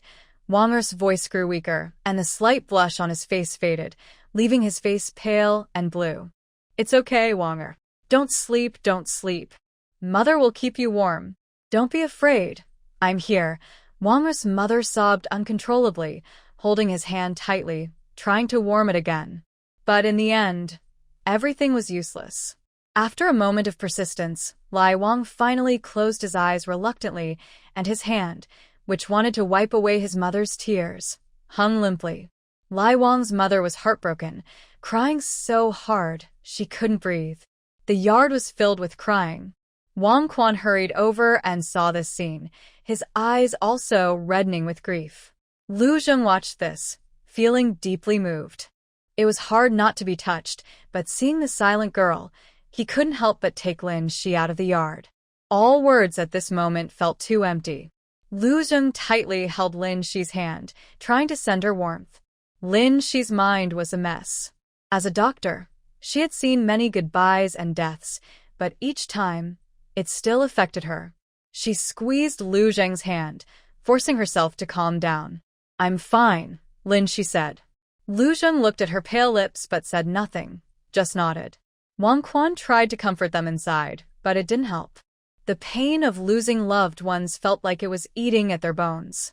Lai Wang's mother's crying sounded like a mournful wail, lingering in everyone's heart for a long time. Wang Quan took a deep breath, stepped outside, and said, Lin Jiqing, we've gathered all the children in the village, 38 in total. 2 more are in similar condition to Lai Wang. They can't get out of bed anymore. Lin Shi nodded, quickly thinking. All right, please classify them by severity. Then Comrade Lu will give you the medicine recipes. The person who goes to buy the medicine can start preparing it for those who need it. The 2 more serious cases should be gathered quickly. I'll go treat them first. You just need to send someone to lead me there. Lin Shi looked calm. Wang Quan was inspired by her attitude. His anxious heart gradually calmed down, and he began to organize people according to Lin Shi's instructions. Lu Jing watched as he and Lin Shi parted ways, frowning. Xiao Shi, I need to go with you. I don't feel at ease. It's okay, just be careful. I'll come back after I finish. Oh, and take this mask. Lin Shi took out a homemade mask and handed it to Lu Jing and Wang Quan. After that, she didn't look back and followed the young man Wang Quan assigned to the homes of the 2 patients. Lu Jing watched her figure with concern. Lu Jing was worried about leaving the young girl alone here, but there weren't enough people, so he had no choice. He could only finish these tasks quickly and then go find her. Lin Shi followed the young guide, thinking about how to treat the patient. The guide's name was Wang Dechue, and he was quite talkative. Lin Jiqing, you don't look very old. When did you come to our He province? Yes, I just arrived this summer. How much longer until we reach the sick person's home? Lin Shi asked anxiously, as time with the patient was very precious. Just a little further. We need to turn 2 more corners. Okay. Lin Shi nodded. Wang Dechue saw Lin Shi's tense face and seemed to understand she didn't want to talk, so he kept quiet. After walking for a few minutes, they arrived at the first patient's home. Wang Dechue knocked on the door, but no one answered. He called out twice, and an elderly woman with a cloth covering her head hurried out. Oh, it's Che. What's wrong? Grandma Mao is inside cooking. She almost didn't hear you. Grandma Mu Yun, this is our new doctor from the team today. Isn't Nyo very sick? The team leader asked me to bring Dr. Lin to see her. Yes. Dr. Lin, right? Oh, you're so kind to come. Come in. Grandma Mulan's face was warm, and her eyes seemed to shimmer with tears. Hello, Grandma. Could you tell me about Nyo's condition? Lin, she asked softly. Grandma Mulan wiped her eyes and said, Nyo's parents work in the mines. Usually I take care of her. Recently, with all the disasters and troubles, I, an old woman, just can't keep up. The flood didn't reach us, but the chickens I raised all died or were lost. I was busy looking for chickens, so I didn't pay much attention to Nyo. She played with the village children for a few days, but 3 days ago, she started feeling unwell. At first, I didn't think much of it, just gave her some medicine her parents left. That night, she seemed to get better, but the next day she had a fever again. It got worse and worse. I, as an old woman, didn't know what to do, so I picked some herbs for her to eat. Lin, she listened to her words, her brow tightening with helplessness. People in this era didn't value medical treatment as much as in later times. They mostly relied on their own good health and didn't usually see doctors. When entering Nyo's place, the room was very clean and the lighting was okay, but Nyo was still tightly covered up. Lin, she asked Wang Dachui to open the window for ventilation, then gently loosened Nyo's blanket. Grandma Muyun stood at the door, feeling unsure of herself. Seeing Lin Shi's actions, she realized her previous approach was wrong. Nyo was buried under the blanket, her face red, and she frowned even while sleeping, clearly feeling very uncomfortable. Lin Shi checked her pulse and examined her body again, getting a better idea of her condition. Grandma Mu Yun, how old is Nyo? How is her health usually? Does she often get sick? Yes, she's quite healthy and hasn't been sick before. She just turned 5 this spring. All right, Lin, she said, making notes in her notebook. Wang Dachui and Grandma Mu Yun didn't dare to disturb her and stood to the side. As Lin Shi wrote and thought, she considered both gentle medicine and effective treatment. After some careful editing, she finally wrote a satisfactory prescription. Comrade Wang, please go quickly to get the medicine and prepare it for her. Do you know where to find it? Go to the team leader and the person with me will help you prepare it. Lu Zheng, a high school student, was capable of writing prescriptions and managing medicine, so Lin Shi trusted him. Wang Dachui took the prescription, nodded, and hurried out. Grandma Muyin brought in a cup of sugar water. Here, Dr. Lin, have some water. We rural folks don't have much to offer, so don't mind us. Thank you, Grandma. Just leave it here. And don't worry too much. Nyo's resistance is good, and maybe the medicine you gave her before was effective. Otherwise, something serious might have happened. We should remember to seek medical help promptly next time and avoid taking medicine randomly. But don't worry, I will do my best to treat Nyo. Also, the blankets and dishes Nyo used should be kept separate from hers. Although this illness is common among children, you're older, so you should be extra careful to avoid unnecessary risks. Grandma Muyun nodded repeatedly. Yes. Thank you so much, child. I'll go now and separate Nyo's bowls and utensils. Okay, I'll stay here with Nyo. You go ahead and do your work, but be careful. Lin Shi looked at Nyo, who was sleeping peacefully. She gently touched her back and noticed she was sweating less. Only then did she sit down to check if she had made any mistakes. After a few minutes, Wang Dachui hadn't returned yet. Instead, another child, who was more seriously ill, was brought over by his family using a cart. Lin Shi was worried about this child but was surprised that the family had come so promptly and responsibly. When she went outside, she saw a boy lying on the cart. She checked him and was relieved to see he was still conscious. The grandmother's house at Mu Yun is quite large, but only 2 people live there. After some discussion, the boy's family decided to stay in one of the rooms. The boy is 13 years old and named Li Chongqing. Lin Shi asked about his health as usual and carefully examined him again. After some effort, she prescribed the right medicine. Both children were quite ill, but their conditions were different, so they needed different treatments. Li Chongqing's parents are honest farmers. When they saw the prescription Lin Shi handed them, they kept thanking her sincerely, unable to find better words to express their gratitude. Especially Li Chongqing's mother, who almost knelt down to Lin Shi. Fortunately, Lin Shi quickly helped her up. "Ma'am, please don't do that. You're overdoing it. Just take good care of him. By the way, big brother, take this prescription to the team leader. He'll have someone prepare the medicine for you. Start with 1 dose and see how it goes." Li Chongqing's father took the prescription, thanked her twice, and then left. "Ma'am, now that the child is with me, I will do my best to cure him. Please use a cold towel to soothe him first and make him more comfortable. He'll feel better after taking the medicine later." At this moment, Wang Dachui hurried back. Seeing the large beads of sweat on his face, Lin Shi said, "Thank you, Comrade Wang." Wang Dachui scratched his head and smiled simply, saying it was nothing. "Grandmother, please go and prepare the medicine." "Okay." Grandmother Mu Yun had already prepared the firewood. Now that she had the medicine pot ready, she could start boiling it. Nunya was awakened by the noise outside and ran out of her room. "Oh, my little ancestor. Why did you come out by yourself? Does your head still hurt?"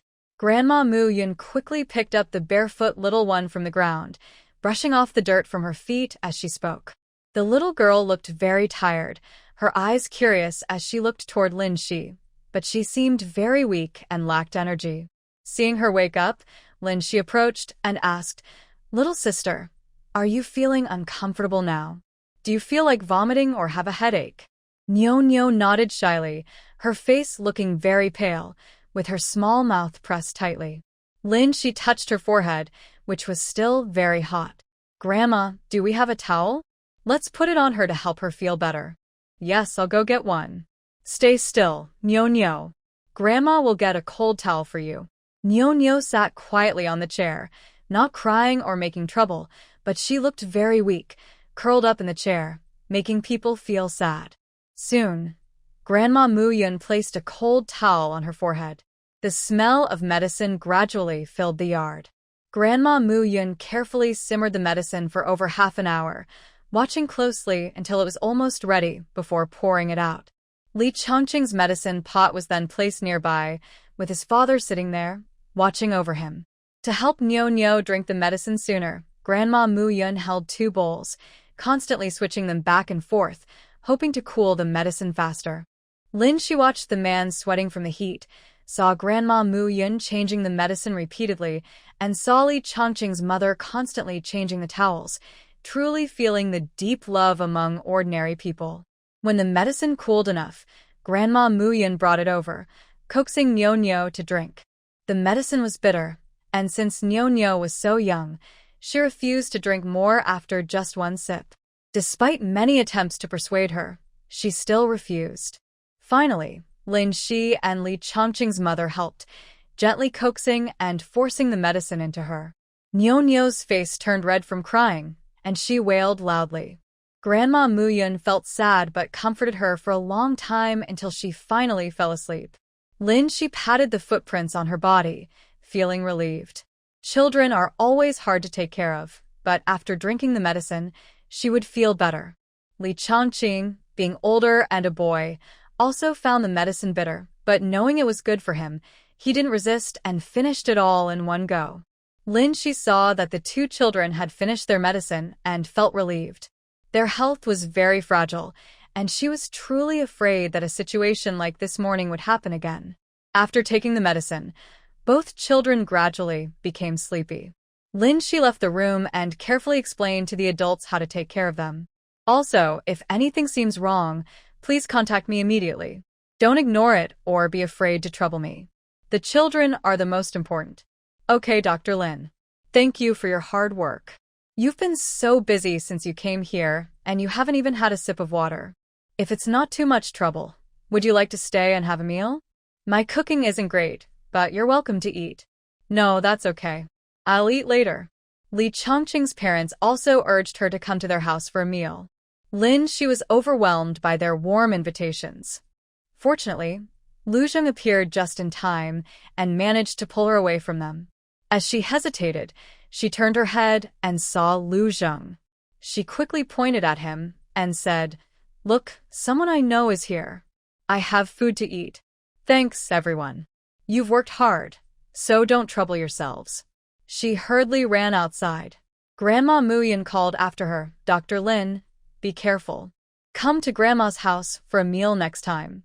Lin Shi responded with a couple of hays and jogged toward Lu Zheng. Lu Zheng watched the girl run so quickly and gently wiped the sweat from her forehead. "What are you doing? If someone didn't know better, they'd think you're hiding from someone."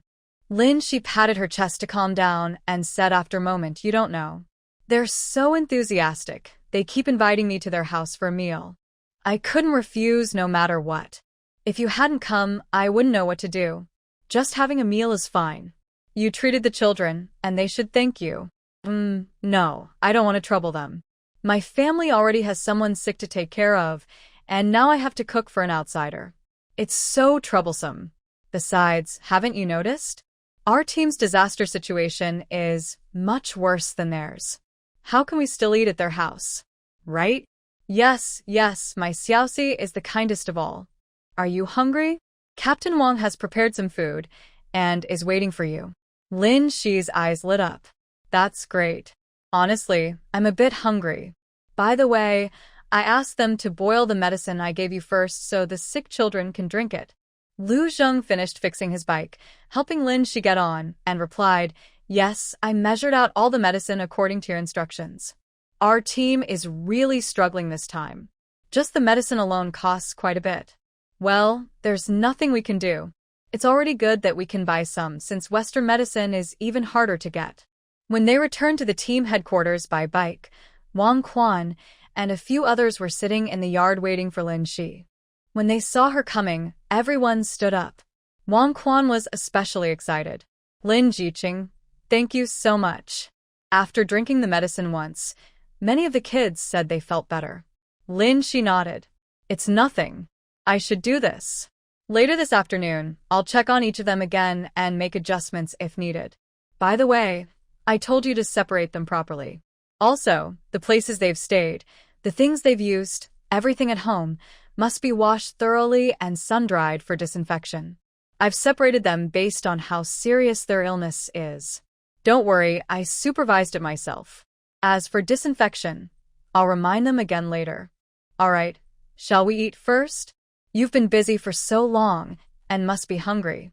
He called over Lu Zheng and Lin Shi. Wang Quan, Liao Daong, and the party secretary of their team, as hosts, showed great respect to Lin Shi. Especially Liao Daong, who had doubted Lin Shi earlier that morning, now had forgotten his earlier criticisms and only showed admiration. Lu Zheng looked at the table, which had 3 main dishes and 3 vegetable dishes, and realized that their team really respected Lin Shi. Otherwise, they wouldn't have prepared such a meal. Come, Lin Jiqing, Jingzi, try these dishes. It's not very fancy, but the lady who cooked this is one of the best cooks around here." Wang Quan cheerfully invited them. "Oh, no, uncle. This is already the best meal we can have. Here, Xiaoxi, try this stir-fried amaranth with cured meat. It's a rare treat." Lin Shi handed her bowl over and said thank you to everyone. Lu Zheng, worried Lin Shi might feel shy about taking food, kept her from serving herself the whole time. Wang Quan watched the two people's close actions, a smile flashing in his eyes. "Zheng, you're quite good at taking care of others." The other two also laughed happily. Lin Shi blushed from the teasing, but Lu Zheng looked calm. "Uncle, I can't help it. The young girl is shy. My dad told me several times before he left to take good care of her. You're a good kid. Next time you see old Lu, you should thank him properly."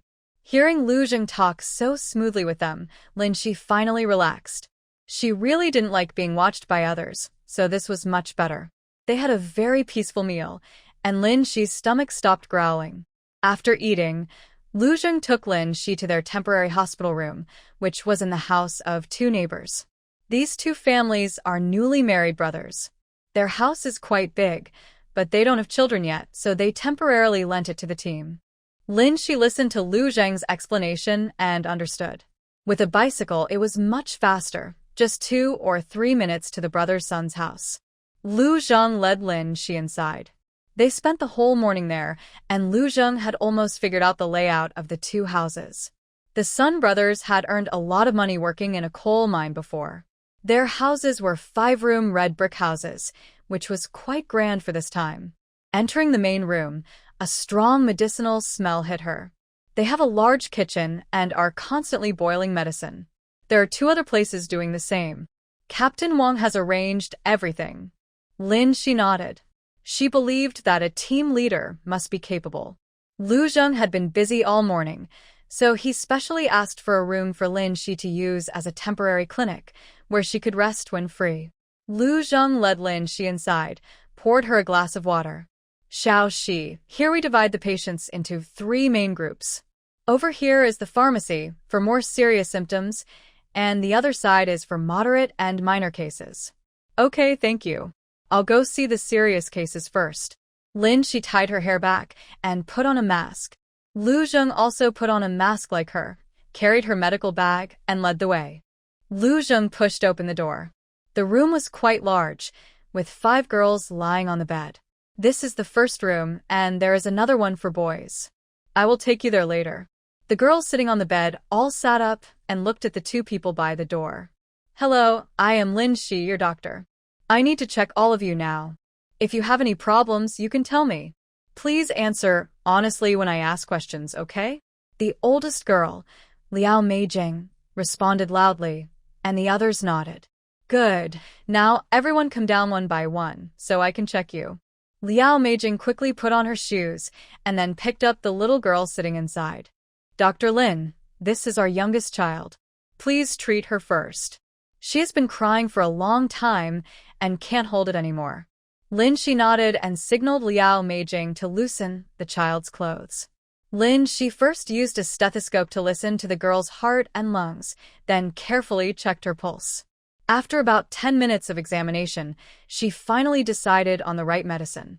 The children from the Sweetwater team took longer to diagnose, and their condition was more serious. Some even had other complications, like this little girl who was not only suffering from meningitis but also developed pneumonia, which caused her to cough constantly. Lin Shi was writing the prescription and showing concern at the same time. Lu Zheng watched as the girls were examined one by one. He didn't understand much, so he just helped copy the prescriptions and run errands. Fortunately, only this little girl had complications. The other 4 children did not. After preparing all the prescriptions, Lu Zheng ran outside to get the medicine, measure it, and keep an eye on the dosing.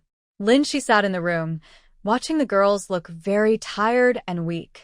Are you still feeling very uncomfortable? Do you feel like vomiting or anything? Also, have you eaten? Lin Shi asked gently. Since Lu Zheng, the big guy, left, the girls seemed much more relaxed. When they heard Lin Shi's questions, they responded with a few words. We ate, but we still don't feel well and have no appetite. We feel a bit like vomiting and dizzy, and we are very weak. Lin Shi nodded patiently, listening to them. But even if you can't eat much, try to eat as much as you can, okay? Eating helps your body get stronger. Then you can fight the illness inside you, and you will get better soon. Do you understand? Okay, I understand. Lin Shi looked at the thin young girls with a hint of sympathy. They had been very sick, and it would take a long time to recover. These days, she wasn't sure how long it would take to get better. Lu Zheng rode his bike back and forth quickly. Lin Shi waited in the room for over 10 minutes before returning with 5 packets of medicine. Wow, you came back so fast. Are these for them? Yes, I've written their names on the packets. These need to be boiled in the kitchen of this house. Does anyone here know how to read? Don't get confused. Liao Meijing shyly raised her hand. Lin Shi gently called her over with a warm gesture. Seeing that she could read the names on the packets, Lin Shi and Lu Zheng relaxed. All right, this might be a bit more trouble for you. We only have 3 pots, so we'll need to boil the medicine twice. And if your parents are free, please ask them to watch over. We don't want anyone to accidentally take the wrong medicine. Each person's medicine is different. Liao Meijing nodded. My dad should come over later. I'm feeling okay now. I can hold on. Let's just let them boil the medicine first. Lin, she affectionately patted her head. Good girl, you won't have to wait long. After taking the medicine, you can rest well. After settling the children in this ward, the two moved to another room. Before entering, they heard noise inside. When they opened the door, they saw that the girls had no adults with them, but the adults outside couldn't even squeeze in. Someone who had seen Lu Zheng in the morning quickly greeted him. This is Dr. Lin. The medicine you took this morning was prescribed by her. She now needs to check on you. Everyone else, please step outside. It's too crowded inside. Lu Zheng's face was stern and commanding. Even the elderly woman who didn't want to leave was persuaded by her grandson and obediently went out. Most of the room suddenly emptied. Lin, she stood beside Lu Zheng and let out a gentle sigh. Lu Zheng turned to look at her. Is it better now? Should I call everyone in? Yes, okay. All right, everyone, quickly put on your shoes so Dr. Lin can check you again. 6 boys lined up obediently. Under Lu Zheng's stern gaze, they behaved very well. Lin, she couldn't help but once again admire her boyfriend's strength. She checked the patients for nearly an hour before finally deciding on a treatment plan for 6 people. Outside in the yard, the impatient parents, who had been knocking on the door, were told by Lu Zheng to go to the kitchen and prepare herbal medicine. Only 2 or 3 people were still waiting outside. Lu Zheng was not polite. After confirming the names, he told them to take the medicine themselves. He had just taught the accountant how to weigh the medicine once, so he thought they should have learned it by now. It was just measuring herbs after all. Lin, she explained some precautions to the children, then left the room. Seeing Lu Zheng still standing there, she couldn't help but be curious. Hey, why are you still here? I told you to go get the medicine. Have you come back already? No, they're all just wasting time. I told them to go by themselves. I've been weighing and preparing the medicine all morning, and the accountant has been watching. They should have learned it by now, Lu Zheng replied. Oh, I see. That's fine. You should rest a bit too. You look tired, Lin, she said, noticing the sweat on his forehead, her eyes showing concern. She was okay, but sitting there, Lu Zheng not only had to take care of her but also kept running errands. Today's sun was very strong. This morning was okay, but in the afternoon, it was almost too hot to bear. Lu Zheng looked at her caring eyes and felt very warm inside. It's nothing.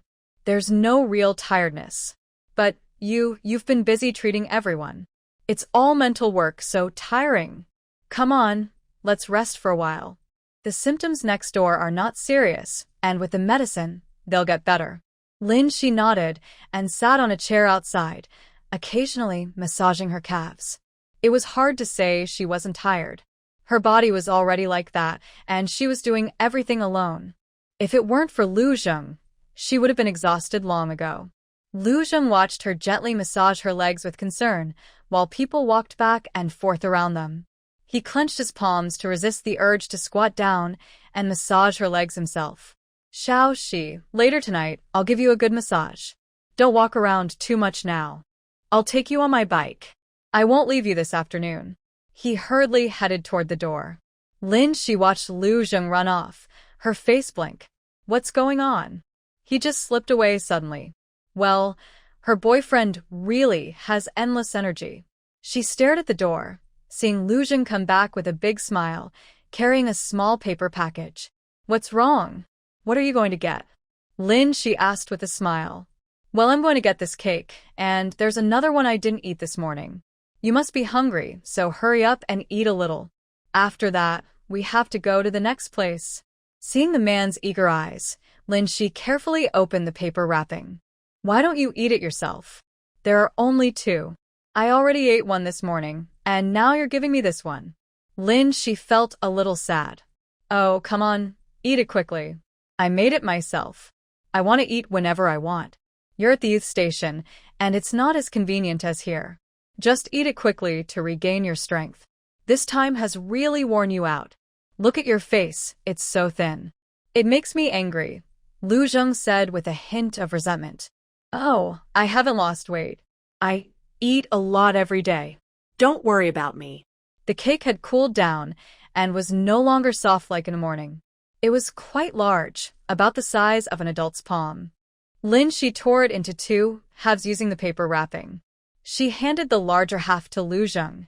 All right, you know my appetite. How can I finish it all? I was already full this morning. Eat a little too. It's no big deal if I eat alone. Come on, stop hesitating. We still have work to do. Lin Shi gently pushed and persuaded Lu Zheng to take the cake.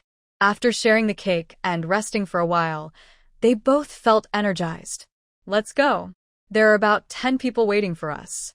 Lin Shi patted her clothes and stood up. Lu Zheng took the medical bag from Lin Shi's hand, and they headed out together. On the other side, the atmosphere was much better, at least no children crying. Lin Shi first went to the group with moderate symptoms. They didn't separate by gender because most were sitting on chairs or in the yard. Lu Zheng acted as Lin Shi's little helper, calling each person over to check their pulse. The two worked together more smoothly, and eventually, Lin Shi didn't even need to write the pulse notes herself. Lu Zheng noticed Lin Shi had written about 10 prescriptions and had a good idea of the situation. Seeing that she was almost finished, he realized these children probably weren't seriously ill. So, while Lin Shi kept diagnosing, Lu Zheng started acting as her file clerk.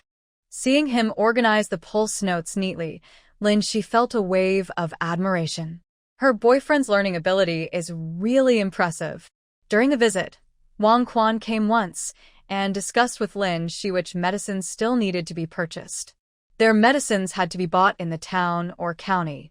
Today, only one batch of medicine was given to these children, and tomorrow they would have to buy more on short notice. Lu Zheng saw Wang Quan frowning as he left and couldn't help but speak. Sigh. Tianshui Brigade isn't as convenient as ours. Many medicines have to be bought by ourselves. Unlike us in the mountains, many things are available locally. Lin Shi nodded. This shows the good and bad sides of each team. Hongshan Brigade relies on the mountains for resources, while Tianshui Brigade depends on water. Each has its own way of survival. After registering all the children and preparing their medicines, it was already dark. Lin Shi stretched her sore arms and weakly shook them. Seeing this, Lu Zheng, feeling sorry for the girl, gently held her hand. Dinner was still served at the brigade office. Lin Jiqing, I think our side isn't stable yet. How about staying here for the night? I've prepared a room for you. Is that okay? Lin Shi and Lu Zheng exchanged a glance and agreed to stay overnight. I brought some change of clothes. What about you? It's okay. I'll go back early tomorrow morning and bring you some good food. All right, I want to visit Grandma Mulan's house now to check on those 2 more seriously ill children. I'm a bit worried. Okay, I'll take you. After a short rest, they began a new round of house checks. At this moment, Lin Shi didn't realize how grateful she was for staying at Tianshui Brigade and visiting Grandma Mulan. It was already past 8 p.m., and the noise of daytime had long faded. The area was gradually quieting down. Lin Shi shone her flashlight as she and Lu Zheng slowly walked toward Grandma Mulan's house in the dark. They saw that the kerosene lamp was still lit at her house. Lu Zheng frowned. Few houses had lights on along the way. Rural folks go to bed early. Usually by this time, everyone is already in bed. Lin Shi also noticed this. After parking the car, she quickly got out and knocked on the door. Grandma Mulan, open the door. It's me, Lin Shi, she called loudly. The door was quickly opened, revealing Grandma Mulan with red eyes. When she saw Lin Shi's figure, her eyes sparkled with a strange light. With a loud splash, Grandma Mu Yun knelt in front of Lin Shi. Dr. Lin, please help me. Nyonyo doesn't seem right. She's been unconscious and hasn't woken up. She finally called out a moment ago, then vomited and went back to sleep. Oh dear, Grandma Mu Yun. What are you doing? Get up quickly. Lu Zheng, come help me support her, Lin Shi said urgently, pulling Grandma Mu Yun to her feet. Lu Zheng had just parked the car when he heard the shout. He hurried over and saw the elderly woman kneeling on the ground. He frowned and quickly helped her up. Grandma Mu Yun, what's wrong with Nyonyo? Talk to me nicely. Did you give her something to eat? Lin Shi asked, catching her breath. Despite her age, Grandma Mu Yun was surprisingly strong. Without Lu Zheng, she might not have been able to stand up easily. Grandma Mu Yun's hair was messy, and her face looked blank, no longer smiling like earlier. Seeing that she couldn't say anything more, Lu Zheng gave Lin Shi a look, signaling her to check inside. The room was filled with the smell of medicine and a strange sour odor, both unpleasant. Nuno was lying on the bed, seemingly asleep, with at the corner of her mouth. Lin Shi lifted her eyelids and checked her breathing. Phew, it was faint but still there. She opened Nuno's mouth and found remnants of eggs. There were also many red rashes on her skin. Lin Shi carefully checked her pulse. It was an egg allergy. Lin Shi felt it was a tricky situation. Back in this time, there were no allergy medicines available. She could only press a few acupoints to help her breathe more easily. Grandma Mu Yun was also helped back into the room by Lu Zheng. Seeing Lin Shi looking worried, she understood that there was no easy solution. She sat silently in a chair, tears falling without a sound. Lu Zheng looked down at Nuno on the bed with pity in his eyes. The child must have accidentally eaten something and had an allergic reaction. The elderly woman didn't know and gave her food. He remembered when he first learned about allergies, it was when he was delivering goods in the provincial city. The boss's daughter ate a peanut and ended up in the hospital for stomach washing. It was a tough experience. Lin Shi's mind raced with possible treatments, but she kept dismissing each one. Just as she was about to give up and try to induce vomiting, a sudden idea struck her. Grandpa Li's medical book seems to have a record of this. Lin Shi hurriedly asked Lu Zheng to bring the book. Lu Zheng was holding her bag and, upon hearing her request, quickly found it. Lin Shi remembered well. Although she hadn't fully memorized the medical book, she had read it carefully several times and remembered the page numbers. She flipped through the pages and finally found the section about children's allergies. Lin Shi carefully examined the acupoints listed there, then took out her matching silver needles. Lu Zheng, please bring the kerosene lamp. Grandma Mu Yun, go to the bed and take off Nuno's clothes so I can see if I can give her some acupuncture. Okay. Grandma Mu Yun supported herself on the bed and climbed up with weak hands and feet. While wiping her tears, she kept saying, Nuno will be okay. Don't be afraid. Grandma is here. Lin Shi heated the silver needle over the kerosene lamp to sterilize it briefly. Looking at the smooth back of the little girl, Lin Shi focused her mind. In her past life, she wasn't very skilled at acupuncture and only knew basic techniques. More difficult points were usually monitored by a master. This was her first time trying acupuncture alone. Lu Zheng noticed the girl's nervousness and silently squeezed her hand for reassurance. Lin Shi picked up the silver needle and quickly and precisely inserted it. The first needle was in and the rest went more smoothly. After about 10 minutes, Nuno's small body was filled with needles, some deep, some shallow. But it was a success. By the 7th needle, Nuno's face gradually turned red, her breathing became less noisy, and she started breathing more easily. After finishing all the needles, Lin Shi slumped weakly onto the edge of the bed. Grandma Mu Yun, it's okay now. Look, Nuno's face is getting better. Grandma Mu Yun's tears fell uncontrollably, and she kept thanking her. Worried she might get too emotional, Lin Shi quickly changed the subject. Grandma Mu Yun, did you give Nuno eggs today? Yes, I did. I thought she was sick and suffering, so I boiled her a poached egg. She hasn't done this before. I was so scared. She continued, at first I thought she just took medicine and was sleepy. But then she didn't wake up and I knew something was wrong. Later, she vomited again and I couldn't sit still. Old Longqing worried that I might get into trouble if I went out to find you, so he went to the village office to look for you. Did he call you over? Grandma Mu Yun wiped her tears, looking tired and worn out. No, we just finished eating and thought to come here to check on things, especially since Nuno and Li Chongqing's conditions are serious. Maybe we miss seeing Brother Li. After about 10 minutes, Lin Shi carefully removed the silver needles one by one. Nuno was awakened by Lin Shi, still looking confused. As soon as she opened her mouth, she felt a sharp pain in her throat. She pouted and tears started to fall. Oh, little one, don't cry. Does your throat hurt a lot? That's because you vomited too hard. Let's drink some water and not talk for a while.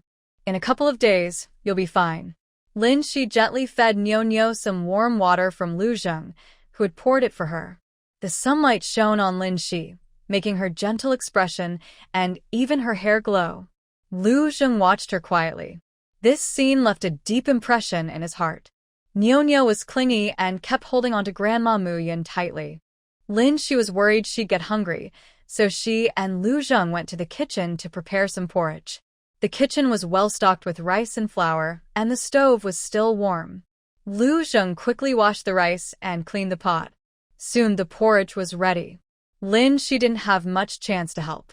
Watching him cook so skillfully, she smiled happily. Whenever he moved, Lu Zheng told her to sit and rest first. Seeing there was nothing else she could do, Lin Shi turned and went to the place where Li Chongqing was resting.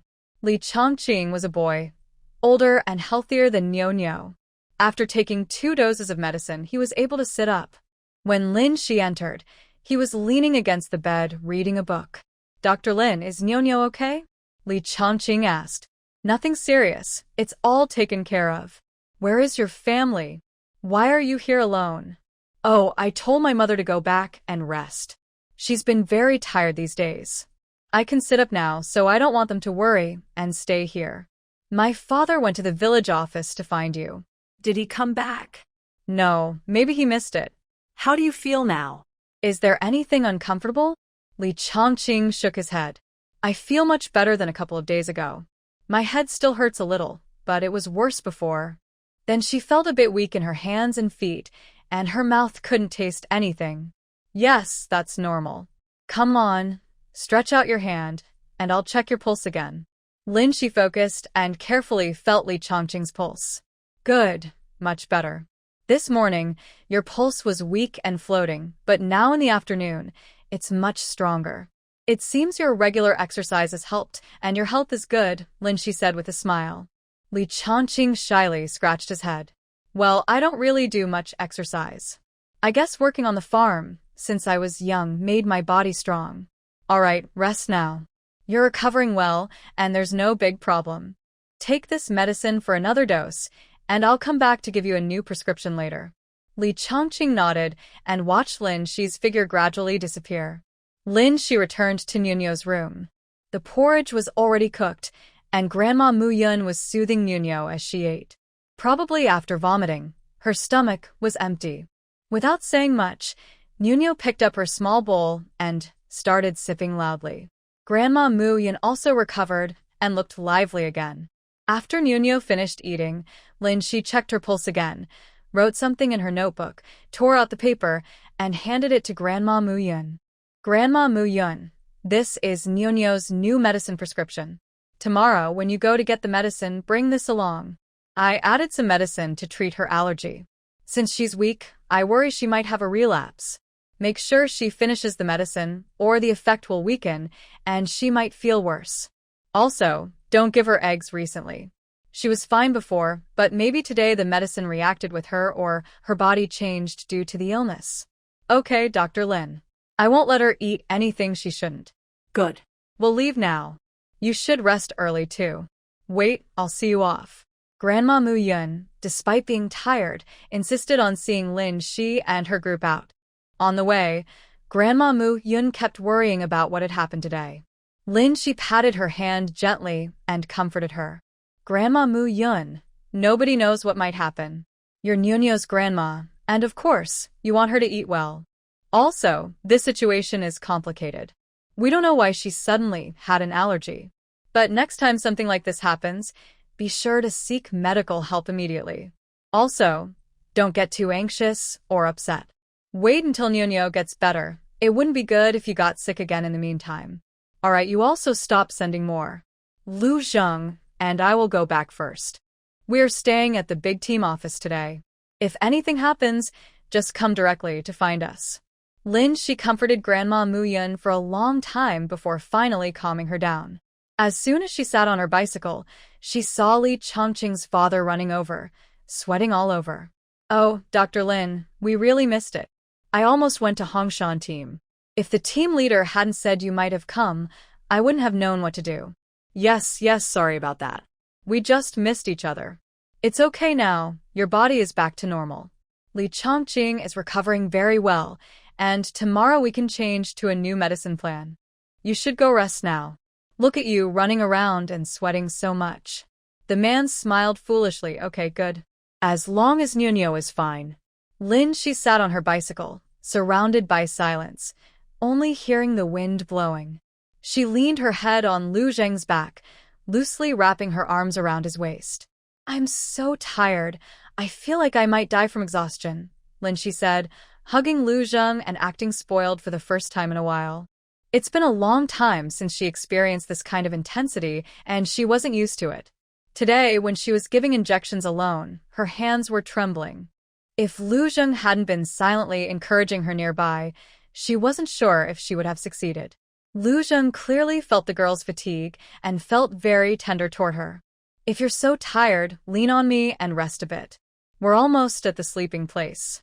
Be good, hold on a little longer. What do you want to eat tomorrow? I don't know right now. I'm so sleepy. Let's go home and sleep early. I hope we can get through tonight safely. Sigh, luckily we came here tonight.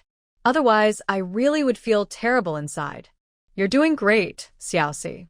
Life and death are up to fate. Just do your best, and don't put too much pressure on yourself, okay? Yes, I understand. Back at the temporary resting place, She didn't want to trouble Lu Zheng to boil water for her. She changed into a new outfit and climbed onto the Kong bed. They were just separated by a wall, which made She feel very safe. She slept peacefully through the night, with no new issues. With worries in her heart, she got up around 6 o'clock. The results showed that Lu Zheng was not there.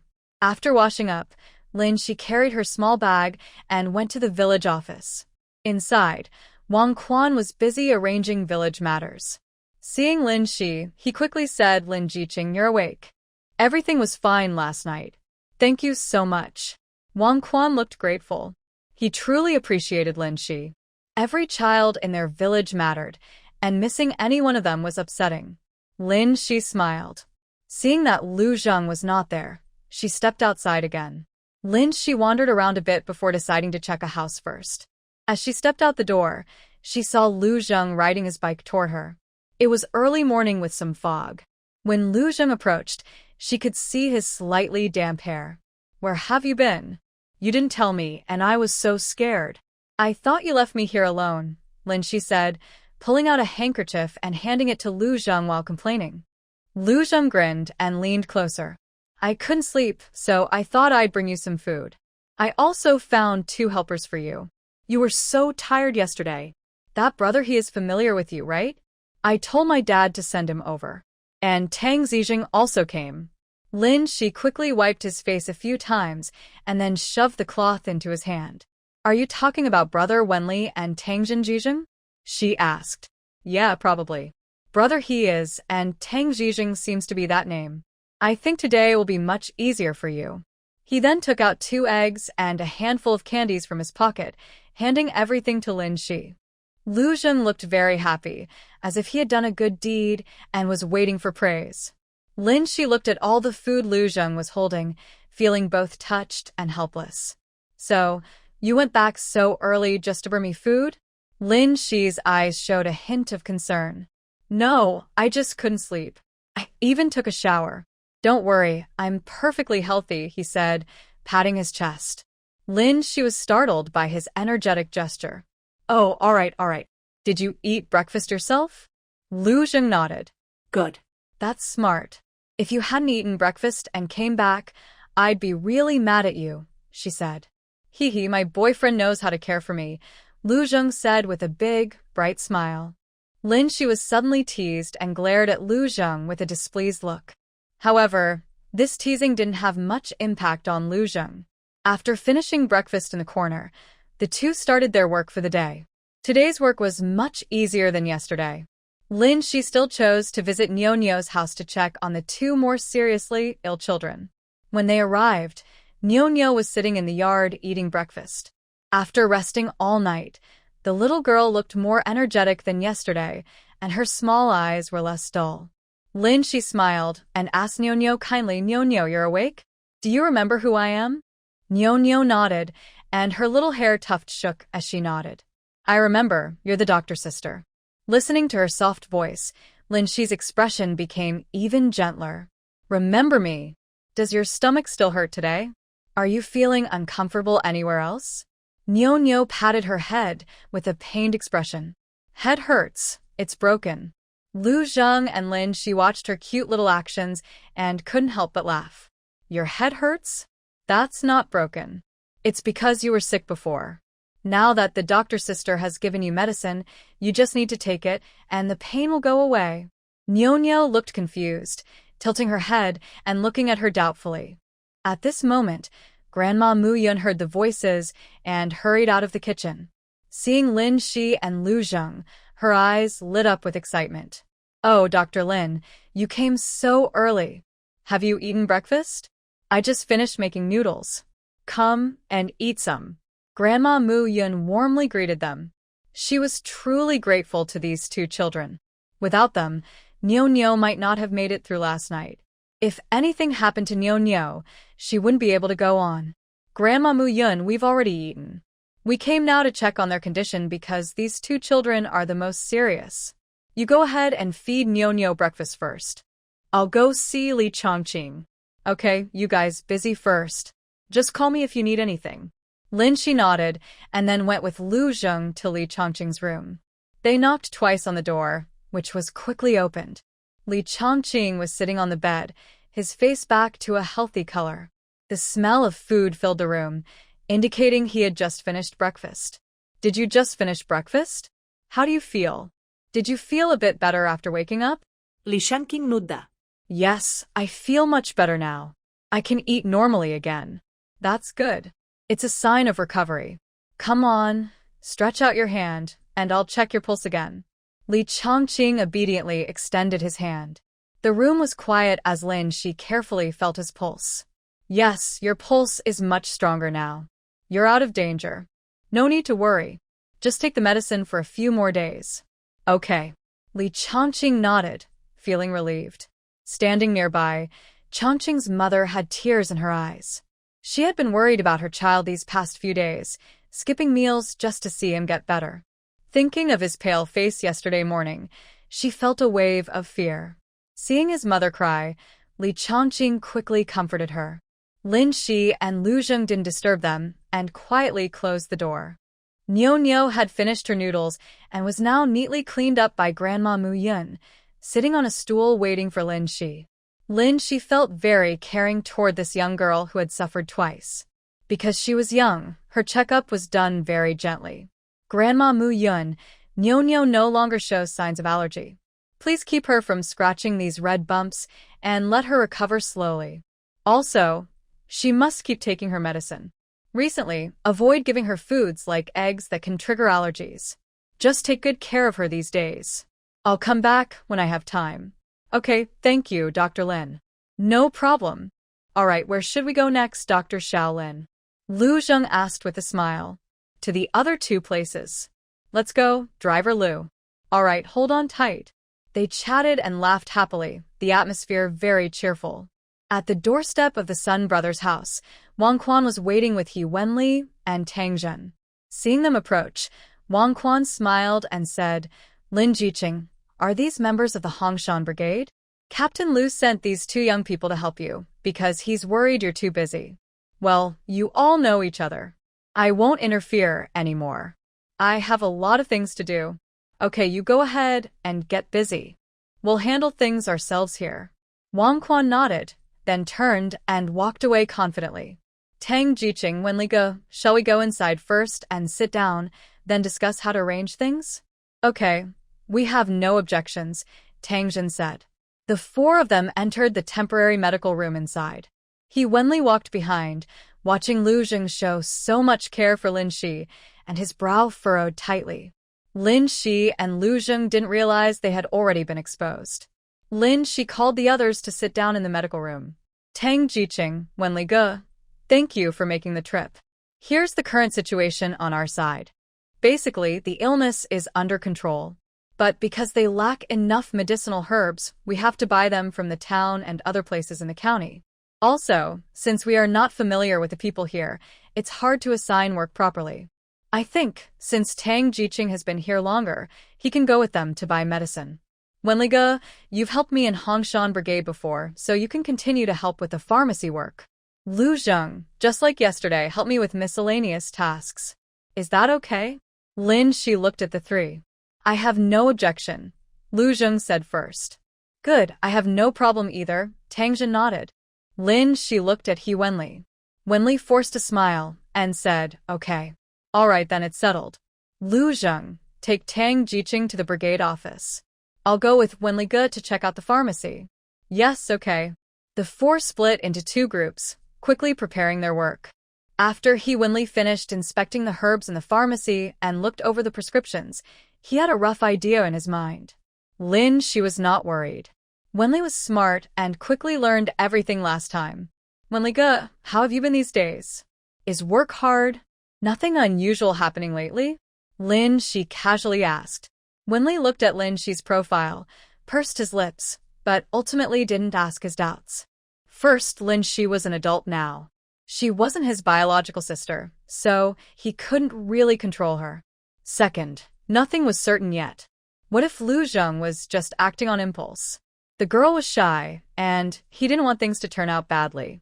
Wenli hesitated repeatedly, but finally didn't ask.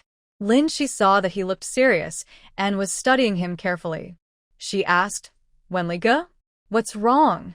You haven't been talking to me much and look so worried. Did something happen? It's nothing. I was just lost in thought. He Wenli casually made an excuse and changed the subject.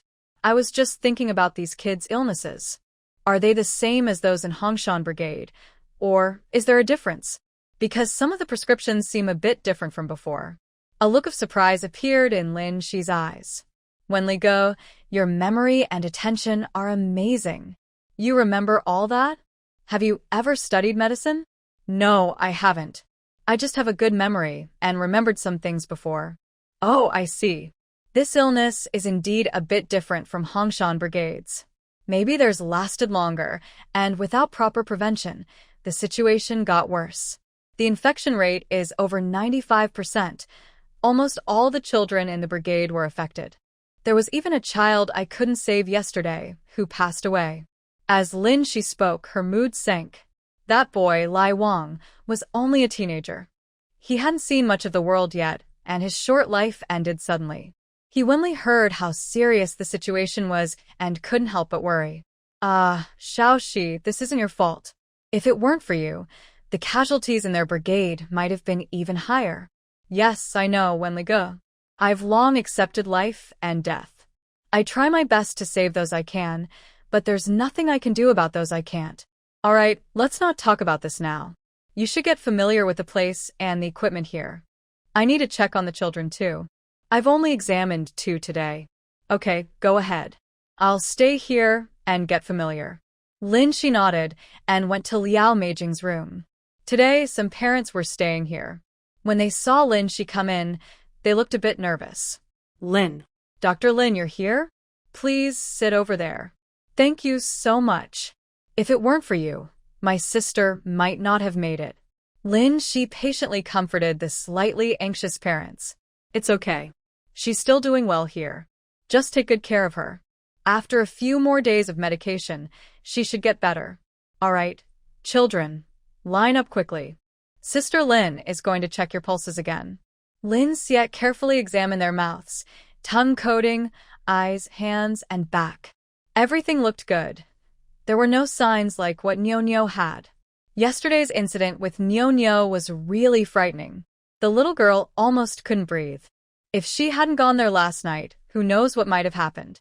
Since none of the other children showed symptoms like Nyo, it suggests that the issue wasn't related to the herbs. Medical technology is still quite backward now. There are no machines or tools for precise checks. She could only rely on her experience and judgment. She guessed Nyo might have had an allergic reaction after accidentally eating eggs, but Grandma Muyin said Nyo had eaten eggs before without any problem. Lin Xia thought hard but couldn't come up with a better explanation.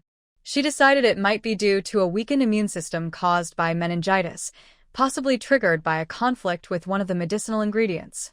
She steadied herself and focused on writing prescriptions and pulse reports for the children. Lu Zheng finished with Tang Zhen and hurried back without delay. He guessed Lin Xia would be here, so he knocked on the door. Hearing her response, he pushed the door open. Lu Zheng is tall and looks quite intimidating when he doesn't smile. As soon as he entered, the room became much quieter. Not only the children stopped talking, but even the two adults looked a bit awkward. Lin Xia looked at Lu Zheng, walking in calmly without noticing how impressive his ability to stop children from crying was. Have you arranged Tang Jiqing's matters? Yes, I handed him over to the accountants. Tang Jiqing is quite capable, so we probably don't need to worry much. What are you writing? A pulse report?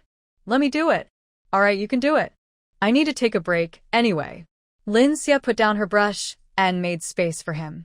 Lu Zheng took the brush and started writing quickly. Once he sat down, the pressure in the room eased a lot.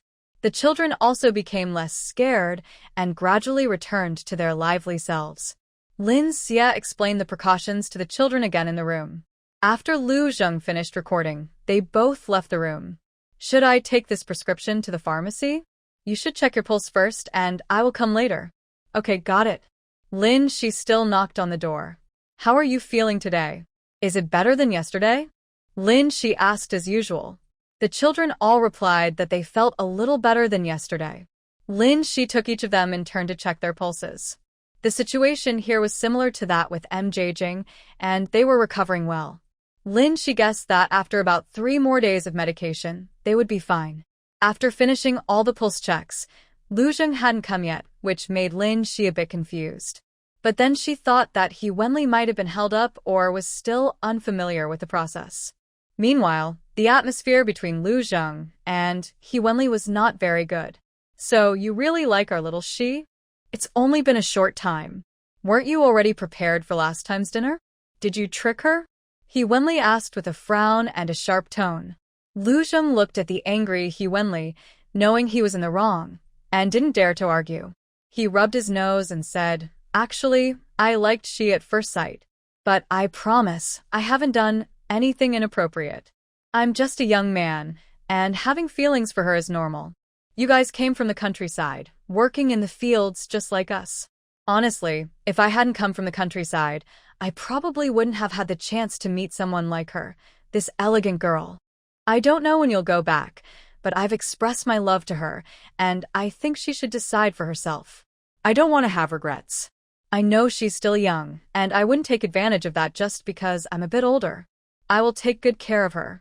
I'm only 21, and you know my father is the village head. I have a proper job in town.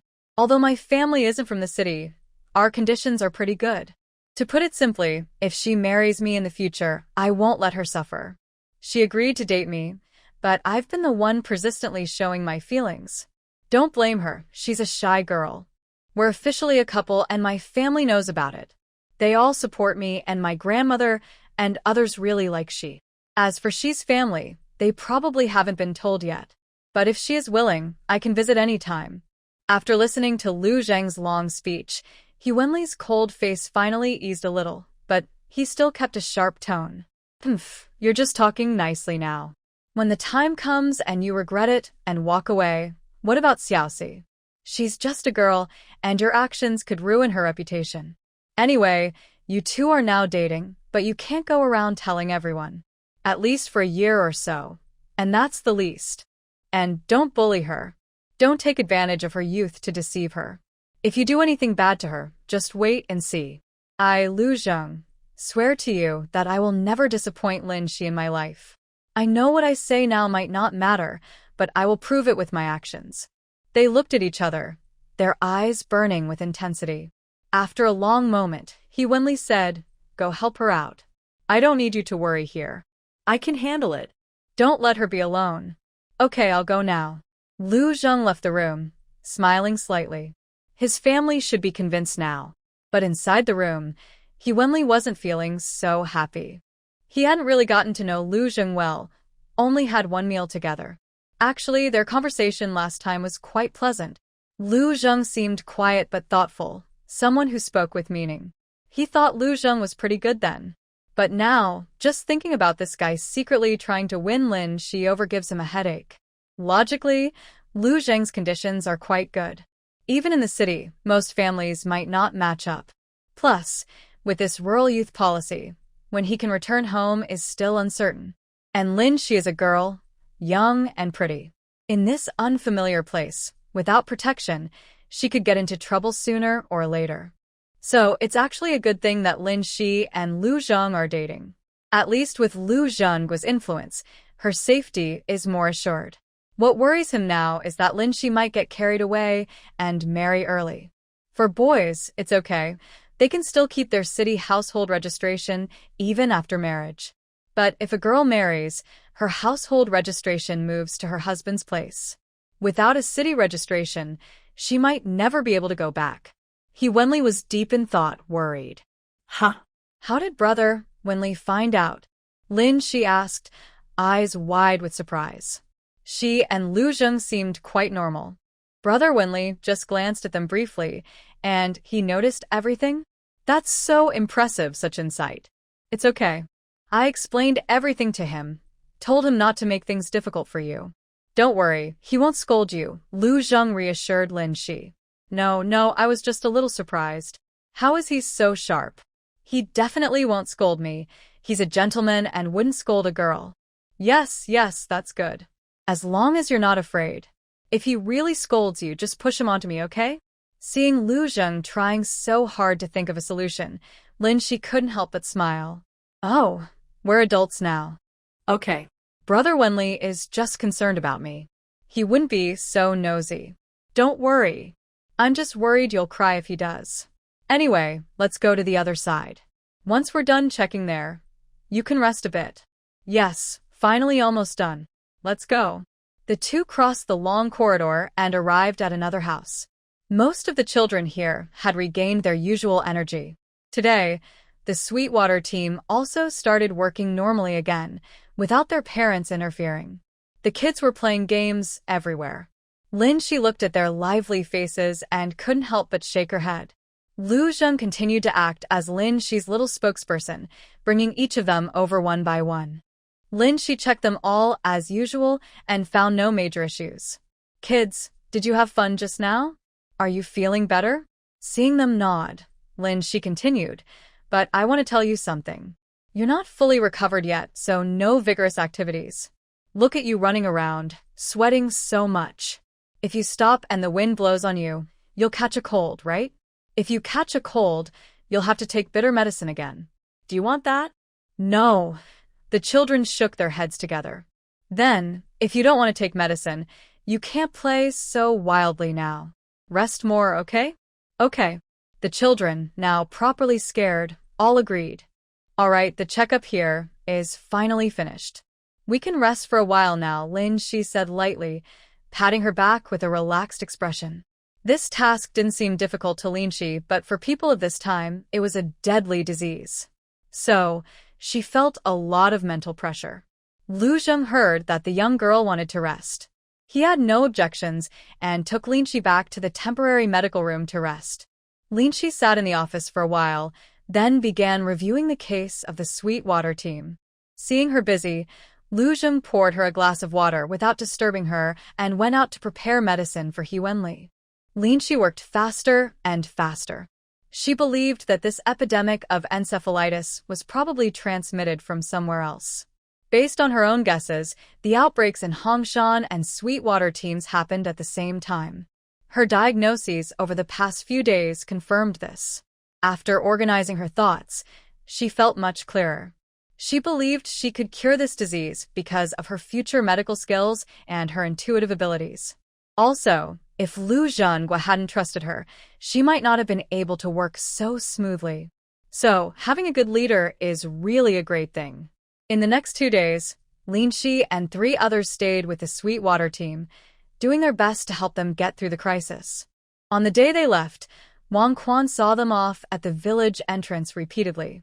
Lin Jiqing, I really don't know how to thank you. You truly saved the entire Sweetwater team. Rest assured, we will report your contribution to the organization and make sure more people know about your deeds. If you need anything from us in the future, just say the word. We will definitely help you. Captain Wang, you're too kind. We were just doing our duty. Without your constant support and coordination, our work wouldn't have gone so smoothly. All right, we're leaving now. We need to report to our team leader. All right. Go ahead. Be careful on the road, Xiaozheng. Don't bump Lin Jiqing too much, Wang said with a big smile. Got it, Uncle Wang. When I have time, I'll invite your son to have a drink. We're leaving now. Go on, Wang waved his hand, watching them leave. Tang Zhen and the others rode in the village's truck. Now, the four of them in two vehicles headed toward the Hongshan team. Lin Shi sat in the back seat, zoning out and enjoying the moment of peace. In the office of the Hongshan Brigade, Lu Zhengguo's usually serious face showed a rare hint of a smile. Captain, is this really true? Our brigade's Lin Jiqing is so capable that the county knows about her? And they even awarded her a prize? Li Daqiang looked at the official document with curiosity. Chen Chunxing took the document and said with a smile, Daqiang uncle, can there be any falsehood? Look at this bright red seal. It even says that once the epidemic is completely over, Lin Jiqing will be honored and recognized. Yes, this time Lin Jiqing has brought great honor to our brigade. From the accent of the officials, I think this year's Advanced Brigade title is certain. When Lin Jiqing returns from Tianshui Brigade, we'll hold a recognition meeting and prepare some rewards. She's worked really hard these past 10 days. Everyone nodded in agreement, feeling that since she was a blessing for the entire brigade, she deserved some treatment. Lu Zhengguo was pleased to see everyone's support. He cleared his throat and continued, there's one more thing I want to discuss with everyone. Since the barefoot doctor passed away, our brigade hasn't had a doctor. Usually when villagers get sick, they just tough it out. Only when they can't bear it anymore do they go to the town for injections. But from this recent epidemic, some illnesses are not something you can just endure, they can really take your life. So I and the old secretary discussed it, and we plan to ask Lin Jiqing to be our brigade's doctor. In the future, when someone has a headache or a fever, it will be easier to get checked nearby. I'm thinking of setting aside 2 empty rooms in the brigade office to turn into a clinic. But we can't let her work for nothing. I think since she does mental work, she's much less tired than us farmers. So, I plan to give her 10 work points a day, based on the standards for strong laborers in the village. The girl doesn't have to do much physical work, and being a doctor will benefit everyone. What do you all think? Sure, Captain. Anyway, Lin Jiqing is so capable that having a doctor is very convenient. 10 work points isn't much, and a young girl's life will definitely be comfortable, said Lu Feng, the clan leader. Yes, that's true. It's a mutually beneficial arrangement. Plus, in our rural community, helping someone get better and giving a few eggs or something as a thank you doesn't go against national standards. I think it's very feasible. Captain, you can discuss it with Lin Jiqing, Chen Chunxing said. Lu Zhengguo nodded. Since everyone agrees, I will talk to Lin Jiqing about it later. While they were deciding Lin Shi's future work, the 4-person team arrived at Hongshan Brigade. Lu Zheng first took Lin Shi to the youth station. Wash up and rest for a while. I will report to my father about the situation. He might come to see you later, and I will come to pick you up then. Okay, go ahead, Lin Shi said without hesitation. In the room, Li Xiaohong had filled the hot water bottle for Lin Shi. Lin Shi touched the hot water bottle, which was still warm from the morning. Lin Shi went outside to the small bathroom and took a quick, refreshing shower. After tidying up, Lin Shi quickly lay down on the Kong, heated bed, to rest. These days at Tianshui Brigade, she had been worried about the patient and didn't dare sleep deeply. Now that the worry was gone, she felt very sleepy. Lying comfortably in the warm bedding, Lin Shi fell into a deep sleep. She slept for over an hour. When He Wenli knocked on the door, Lin Shi was still drowsy. After she finished getting ready, Tang Zhen and He Wenli were already waiting outside. The 3 of them are youth workers, temporarily assigned to other brigades, so after returning, they all needed to report. On the way, none of them spoke much. Lin Shi was simply tired, while Tang Zhen admired her sincerely. He had not interacted with Lin Shi before, but in these 2 days, He truly saw her abilities. It turns out some people can shine wherever they are. The three entered the brigade office, where Lu Jinghua and Qin Chunsheng were already waiting. Seeing Lin Shi come in, Lu Jinghua felt very pleased. He had just heard from his son that this girl had saved a nearly lost child. Thinking that his son accidentally gained the favor of this girl, he felt very happy inside. He completely forgot the annoyed look he had when first seeing Lin Shi. Tang Zhen and He Wenli both looked at Lin Shi. When Lin Shi received their gazes, she felt strangely amused. It was just like the look she used to get from her desk mate when they were called on in class. After briefly reviewing her thoughts in her mind, Lin Shi took out her medical record book and began to tell Lu Jinghua about their 4 days in Tianshui Brigade. Chen Chunsheng watched this young girl calmly recount their experiences over the past few days and couldn't help but be impressed. So many lives are in her hands, and she makes all the decisions herself. He thought that even now he might feel like stepping back. Truly, each generation is stronger than the last. These young people will definitely be the backbone of the country's future. Lu Zhanguo listened carefully as Lin Shi explained everything, and even he, who doesn't understand medicine, knew how difficult it was. When Lin Shi finished, the four of them spontaneously clapped. Lin Jiqing, you are really a good doctor. A skilled and capable doctor. I can't imagine what would happen to that child if you weren't here. All right, we've roughly understood what happened this time. Later, Accountant Chen will tell you more details. That's a good thing. We will definitely report this. Lu Zhenguo was very pleased with Lin Shi's performance. After speaking, he looked at Tang Zhen and He Wenli. Ji Wenli, you are also excellent. Our country needs people like you, hardworking and thoughtful. Just now, Lin Xing also mentioned that your help during those 3 days was crucial to her work. On behalf of Hongshan Brigade, I sincerely thank you. Because of your contributions, we discussed and decided that Comrade He Wenli, who helped Lin Shi during the meningitis outbreak in both Hongshan and Tianshui brigades, will be rewarded with 100 work points for easing her burden. Comrade Tang Zhen also showed the spirit of hard work and diligence in Tianshui Brigade, so he will be rewarded with 50 work points. Do you have any objections? Lu Zhanguo asked. Tang Zhen and He Wenli naturally shook their heads, indicating they had no issues. They thought it was just a verbal praise, but to their surprise, there was also a reward of work points. If you agree, I will have Accountant Chen record it later. By the way, tonight, our brigade will hold a commendation meeting. All 4 of you must attend, understand? The 3 nodded. All right, that's enough. I don't have anything else to say. You all can leave now. Oh, by the way, Lin Jiqing, you need to stay a bit longer. Tang Zhen and He Wenli exchanged a glance, understanding that the team leader still had something to say to Lin Shi. They politely stood up and left. After they left, Lu Zhanguo took out 5 large Great Unity certificates from his drawer. Lin Jiqing, this is a material reward from our Hongshan team. It's not much, but it's a small token of our appreciation. I hope you don't mind. Lin Shi looked at the 5 brand new Great Unity certificates in her hand and hesitated. She truly didn't expect to receive any monetary reward. She thought that having some work points like He Wenli and others was already good. No, this is already a lot. And if you didn't trust me, this work wouldn't have gone so smoothly. Lu Zhanguo nodded. Lin Jiqing, I know you are a kind-hearted person. You are a good young person dedicated to our country's education, always keeping the people in your heart. I, along with other leaders in the team, have discussed it. We want to hire you as our team's village doctor. As for your salary, we'll pay you 10 cents a day. During festivals and holidays, the team leader will try to arrange some benefits for you.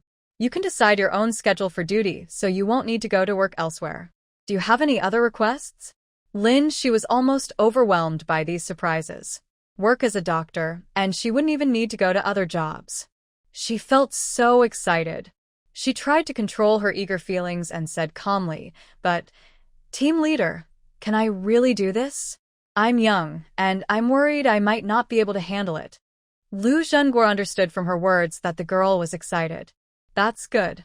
She probably hasn't experienced much hardship in the city. Now that she has this opportunity, He definitely wants to help her. That's nothing. Do you think your reputation as Dr. Lin is known? You don't realize it, but everyone in our team now trusts you. Think about it, such a serious disease like meningitis, and you haven't lost a single patient. That's something even city doctors find hard to do. So, what are you doubting yourself for? I, Lu Zhenghua, am telling you today, you are more than qualified to be our village doctor. Our Hongshan team is far from the town, and when people have minor illnesses like headaches or colds, they mostly handle it themselves. But look, if this epidemic isn't treated, who knows what will happen? So I think if there's a doctor in the village, it would not only make things easier for the villagers, but also help them learn more about health. Now, let's not talk about anything else. Just tell Uncle if you're willing to do this. And if you have any other requests, I will try to help you with everything I can. After saying that, Lu Zhenghua and Qin Chunsheng looked at Lin Shi. Lin Shi thought for a while and felt that this job would be very good for her, and she liked practicing medicine. She originally thought she wouldn't have a chance to work with traditional medicine again for at least 5 years. But unexpectedly, after coming here, she accidentally found a new opportunity. Lin Shi nodded. Captain, Chin Accountant, I am willing. I really want to do something useful for everyone here. Good, Comrade Lin Shi. Since you've agreed, we will start making arrangements right away. Later tonight, we will tell the villagers this good news. You should rest well these days. After the county finishes its work, you might need to listen to some reports, and there might be some awards too. Then, tonight, we will hold a meeting. Our village will be lively and busy. All right, Captain. The decision is made. I will go inform the villagers now, Qin Chunsheng said as he packed up his notes. Go ahead, Chunsheng. You've worked hard these days. No, Captain. It's you who has really worked hard. If it weren't for you being here, everything would be a mess, Qin Chunsheng said, and quickly left. At this moment, no one else was in the room. Lin Shi turned to Lu Zhenghua, who was sitting at the head of the table, and said, Captain, I want to talk to you about something. What's the matter? Just tell me. Lu Zhenghua looked at her seriously. It's about donating the 50 yuan bonus to Lu Pandi in our village. But I don't want her to use the money for anything else. I want her to use it for studying. I thought that if I personally gave her the money, it probably wouldn't reach her. I already know her family situation. But because her family is like that, I think that studying and going out is the only way to change her and her mother's situation. The book must be read. I feel truly sorry for Lu Pandai, the young girl. Since I happened to meet her, I think I should do a good deed today. This matter, however, might require you to speak on her behalf and talk to her family. The expenses incurred during Lu Pandi's studies will be paid by me, so her family doesn't need to worry about it. But this money can only be used for her education. No other use is allowed. The money will be kept with you, and you should inform me when it runs out. Is that okay? Lu Zhenghua looked at Lin Shi with a thoughtful expression. He didn't expect that this girl not only has good medical skills and ethics, but also a kind heart. He knows the situation of Lu Pandi's family very well over the past 10 years. However, there's nothing he can do. If someone's mind isn't open, relying on others to help isn't enough. This time, he thought Zhu Hehua would return to her old self in a few days, and he had lost hope for her. But unexpectedly, with Lin Shi's guidance, Zhu Hehua has started to think for herself. In the past few days working outside, Lu Zhenghua carefully observed her. She no longer does all the work alone like a man, allowing Lu Fuxing to rest comfortably, and Lu Fuxing now works with her. Even if Lu Fuxing looks very tired, Zhu Hehua doesn't soften her attitude. What surprised him even more was that Xiao, who also started working in the fields with Pandai. If he didn't work, Pandai wouldn't work either. Grandma Chen caused some trouble for a few days, but to no avail. Zhu Hehua now acts as if she's saying, if you think I can't do it, then just divorce me. She knows that the Lu family won't give up on her. The Lu family is poor, with few members and all are only children. It's hard to finally have someone capable of working hard. They wouldn't let her go. Lu Zhenghua is very satisfied with this and has expressed his support in front of the villagers. People already knew about his scolding Lu Fuxing before. Now, seeing Lu Zhenghua's approval, it's not surprising. After all, Lu Zhenghua is fair and just. He doesn't show favoritism or bias. Moreover, in the villagers' eyes, Lu Fuxing isn't a very good person, who would sell their daughter like a piece of property. And Hua is a good woman, but she's always fighting and throwing things. She pretends to be caring outside but is bossy at home. How could anyone want such a man? When Lu Zhenghua told Lin Shi about the changes in Zhu Hua over the past few days, Lin Shi found it very amazing, but she was also happy for her. Captain, do you think it's possible for Lu Pandi to go to school? Lu Zhenghua tapped on the table and thought for a moment. I think it's possible, but old lady Chen is a selfish person. She wouldn't do something that doesn't benefit her. For Pandi to study peacefully, we need to work on this. But I promise I will help you get it done. I feel ashamed. I'm already over 50, but I still don't have the open mind you do. Truly, people need to read books. Only with knowledge in your head can you not be easily led astray. But I don't have the ability to help these children, especially the girls who are not valued, to get an education. I am very touched that you want to help Pandi. So I won't say much more. I'll give you 20 yuan as a small gift. Lin Shi naturally agreed. If someone was willing to help Pandi, that was definitely better. Uncle, how much are the school expenses here? Lin Shi asked. Primary school costs about 2 yuan more or less per semester. Then, each month, you need to give the school 30 jin of coarse grain, half a jin of oil tickets, and a bundle of firewood. Converted, that's about 10 to 20 yuan a year. 70 yuan would be enough for Pandi to finish primary school. Oh, I see. That's good. I don't understand these things very well, so I'll put the money with you first. And you'll need to worry more about her going to school. Okay, no problem. Don't worry. After work today, I'll go to her house and make sure she goes to school. Yes, good. Captain, I won't bother you anymore. I'll be leaving now. All right, don't forget there's a meeting here tonight, Lu Zhenghua said with concern. Okay, I remember, Lin Shi replied as she stood up. She left the brigade office and let out a deep sigh. In her previous life, she was happier than Pandi and the others. The country provided support and security. Later, she met her master, and she always had access to books. Here, 70 yuan could let a child finish primary school, but many children are working in the fields, and there's hardly any chance for girls to go to school. She didn't know what the future held for Pandi or what fate had in store, but she believed that studying was always better than not studying. Lu Zheng was already waiting outside. When Lin Shi came out, he quickly pressed the doorbell. The sound of the doorbell immediately caught Lin Shi's attention. Ding, ding, ding. The chime drew her gaze. Why are you here?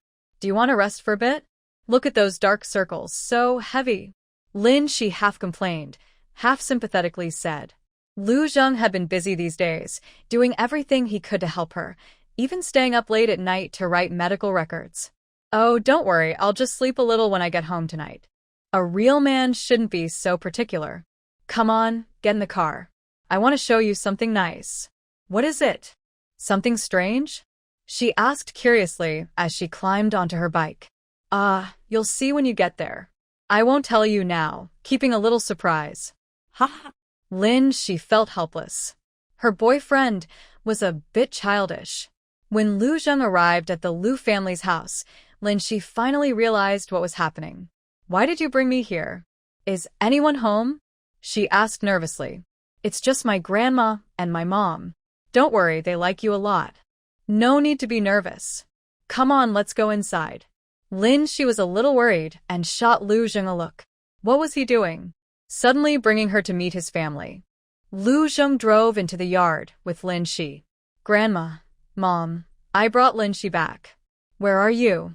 Bring out the things so I can show her. Hearing Lu Zheng raise his voice so loudly, Lin Shi suddenly felt a rush of embarrassment she hadn't experienced in a long time. Hey. Lower your voice.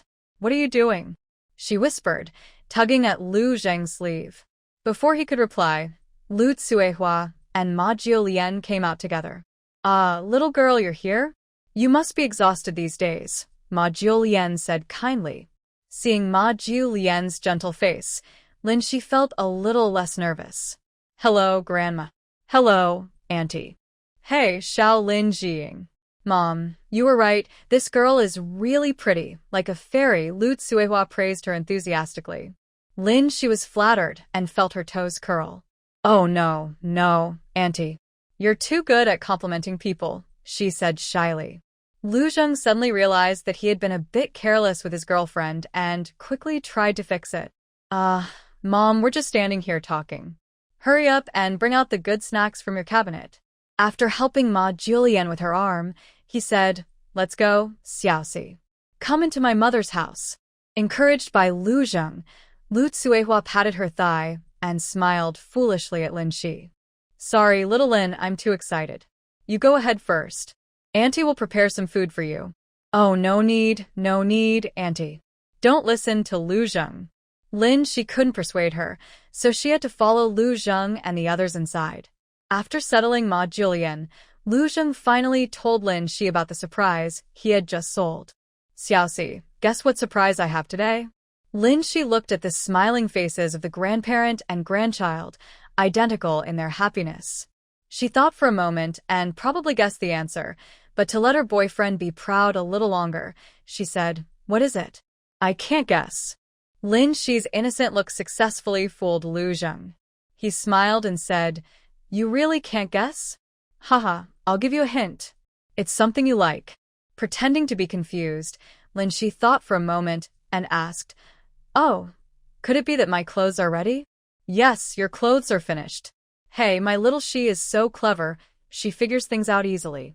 Lin Shi pursed her lips, not wanting to hurt his feelings. Ma Julian watched the young couple flirt and felt very happy inside. Young people should be lively and full of energy. It's so wonderful. These clothes, I finished them 2 days ago. Unfortunately, you were busy at Tianshui Brigade, so I couldn't show them to you right away. Come on, let's try them now and see if anything doesn't fit. Grandma will make adjustments right here. She then instructed Lu Zheng to take the clothes out of the box. Lu Zheng carefully placed the clothes on the kong, a traditional bed, then picked up a light green cheongsam and shook it out. Lin Shi was immediately attracted by this traditional-style cheongsam. Wow, Grandma, this cheongsam is really beautiful. She reached out to touch it, noticing the fine embroidery and delicate patterns sewn into the fabric. Seeing Lin Shi so captivated, Lu Zheng took out another piece. It was a pink brocade, a soft light pink, designed with a shirt collar and a large curved hem. Lu Zheng looked very satisfied. Ah Zheng, there's another outfit, right? The blue one? Yes, this one. Ma Julian also picked out a piece of fabric to make a pair of blue pants for Lin Shi, paired with a small green shirt. It looked very fresh and pretty. Xiao Shi, look, do you like it? Lin Shi nodded. Yes, I like it. Grandma's skills and taste are really good. She was truly amazed again and again by Ma Julian. Before going to the countryside, she also made clothes, but those tailoring skills were quite average, mostly just robes and long pants. However, the 3 outfits Ma Julian made are very unique and personal, not inferior to custom-made clothes from later generations. Lu Zheng encouraged Lin Shi to change clothes. When she stepped out from the back room, Lu Zheng's breath caught in his throat. She was wearing a green silk qipao, which made her skin look as white as snow. Her hair was tied low, and her beautiful features were captivating. Lin Shi was naturally beautiful, and now, dressed in this traditional qipao, she looked like smooth white jade, gentle and charming. When Lin Shi walked up to Lu Zheng and waved her hand, Lu Zheng suddenly snapped out of his daze. What's wrong? Did I charm you? Lin Shi said playfully. Lu Zheng nodded sincerely. Yes, I was really captivated. You look so beautiful. Ma Jiulian also touched Lin Shi's arm and said, This girl is really pretty. These clothes make her look even more elegant. No, Grandma, it's your skill. This qipao is really beautiful.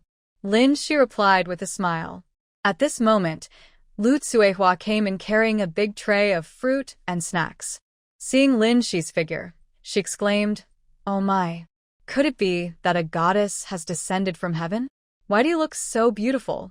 Lu Tsuehua set the tray into Lu Zheng's hands and kept looking at Lin Shi, praising her non-stop. Lin Shi blushed from the compliments. Seeing how the girl was blushing, Lu Zheng quickly helped her escape from her mother's grasp. Mom, be gentle. Xiaoxi isn't as tough as us siblings. Hurry up, I know you like her looking nice. Let her try on other clothes. Lu Tsuehua glared at Lu Zheng and said impatiently, why are you so annoying? Huh? I know that girls have tender skin, and you, always causing trouble. After saying that, she playfully punched Lu Zheng twice. Then she immediately changed her tone and said with a smile, Lin Jiqing, go change into something else. Annie just loves pretty girls like you. I hope I didn't hurt you just now. I'm a rough person, so please don't mind. She was startled by Lu Tsuehua's quick change of expression, but she also found her very cute. When asked about it, she quickly said, no, how could Annie hurt me? Maybe I should try on another outfit? Good, go try it. Don't rush, take your time. She took the remaining 2 sets of clothes and went into the back room. She put on a pink dress, feeling a bit awkward. Pink is delicate, and she hadn't worn it in a long time. However, seeing the 3 generations of the family across from her all staring at her with admiration, she couldn't help but smile. There's no way around it. Her boyfriend's family all have a thing for good looks. Lu Zheng looked at the young girl's fair, tender face, feeling very proud. His little girl looked beautiful, and in that dress, she looked like a little princess. Should I change into another outfit? She tilted her head playfully and asked. Sure, Lu Tsuehua replied with a big smile. While she changed clothes, Lu Tsuehua turned to Ma Julian and said, Mom, no wonder you said earlier that Chi-Chi and the others don't have much style. I was wondering what style even is. My daughter is so pretty, but she's not satisfied? Now I see Lin Jiqing, I understand what style really means. When she stands there, wow, she makes the whole room look brighter. Ma Julian half closed her eyes and smiled without saying anything. Lu Zheng looked at his mother's exaggerated expression and couldn't help but tease her. Mom, you know, your eyes are kind of creepy. Don't keep staring at my girlfriend with those lecherous eyes, okay? Hey, you little brat, haven't seen you in a few days, feeling itchy? Want a spanking? Just say it. Before he finished speaking, he gave Lu Zheng a playful pat. Lu Zheng quickly moved behind Ma Julian, joking, Mom, do you really want to hit your future son-in-law in front of your future daughter-in-law? She's never seen you act like this before. Lu Tsuehua's hand froze midair. Hearing the noise from Shi coming out, she held back her anger and turned around with a smile to look at Shi. Honestly, Shi was most satisfied with her outfit. It wasn't that she disliked the other 2, but this one suited her identity better. The cheongsam and the blouse are very beautiful, but they are not suitable for everyday wear. At least in recent years, they are mainly worn at home. Wearing them outside might not be very appropriate. Today, Lu Zheng was repeatedly amazed by her. The cheongsam is gentle and elegant, the blouse is cute, and this outfit looks simple, like a little fairy who has jumped out of a forest. Xiaoxi, how do you like these clothes? Lu Zheng asked. Yes, I like them. Thank you, Grandma. Making these clothes must have been hard, right? She looked at the neat stitches on her clothes and asked with concern. Ma Julian leaned against the head of the bed and waved her hand. No, I don't do much at home. These few stitches don't tire me out. Mother's skills are still as good as in the past. Look at how well that small waist is pinched. There's no need to change anything. Lu Tsuehua looked at Shi with a loving expression. Shi tugged at her cotton clothes, which felt very breathable. Lu Zheng watched the happy expression on the young girl's face and felt very pleased. He looked around and suddenly realized that the girl seemed to always wear cloth shoes or plastic shoes. Cloth shoes go well with a cheongsam, but for a blouse like this, leather shoes would look better. He tapped his fingers, thinking about going to the county tomorrow to see if there are any good goods, so he could prepare something nice for his little girl. After trying on the clothes, Shi wanted to take them off, but Lu Zheng quickly stopped her. Xiaoxi, just wear them. Don't change. They look good, and they're not flashy. We have a commendation meeting today, so just wear this. It looks great.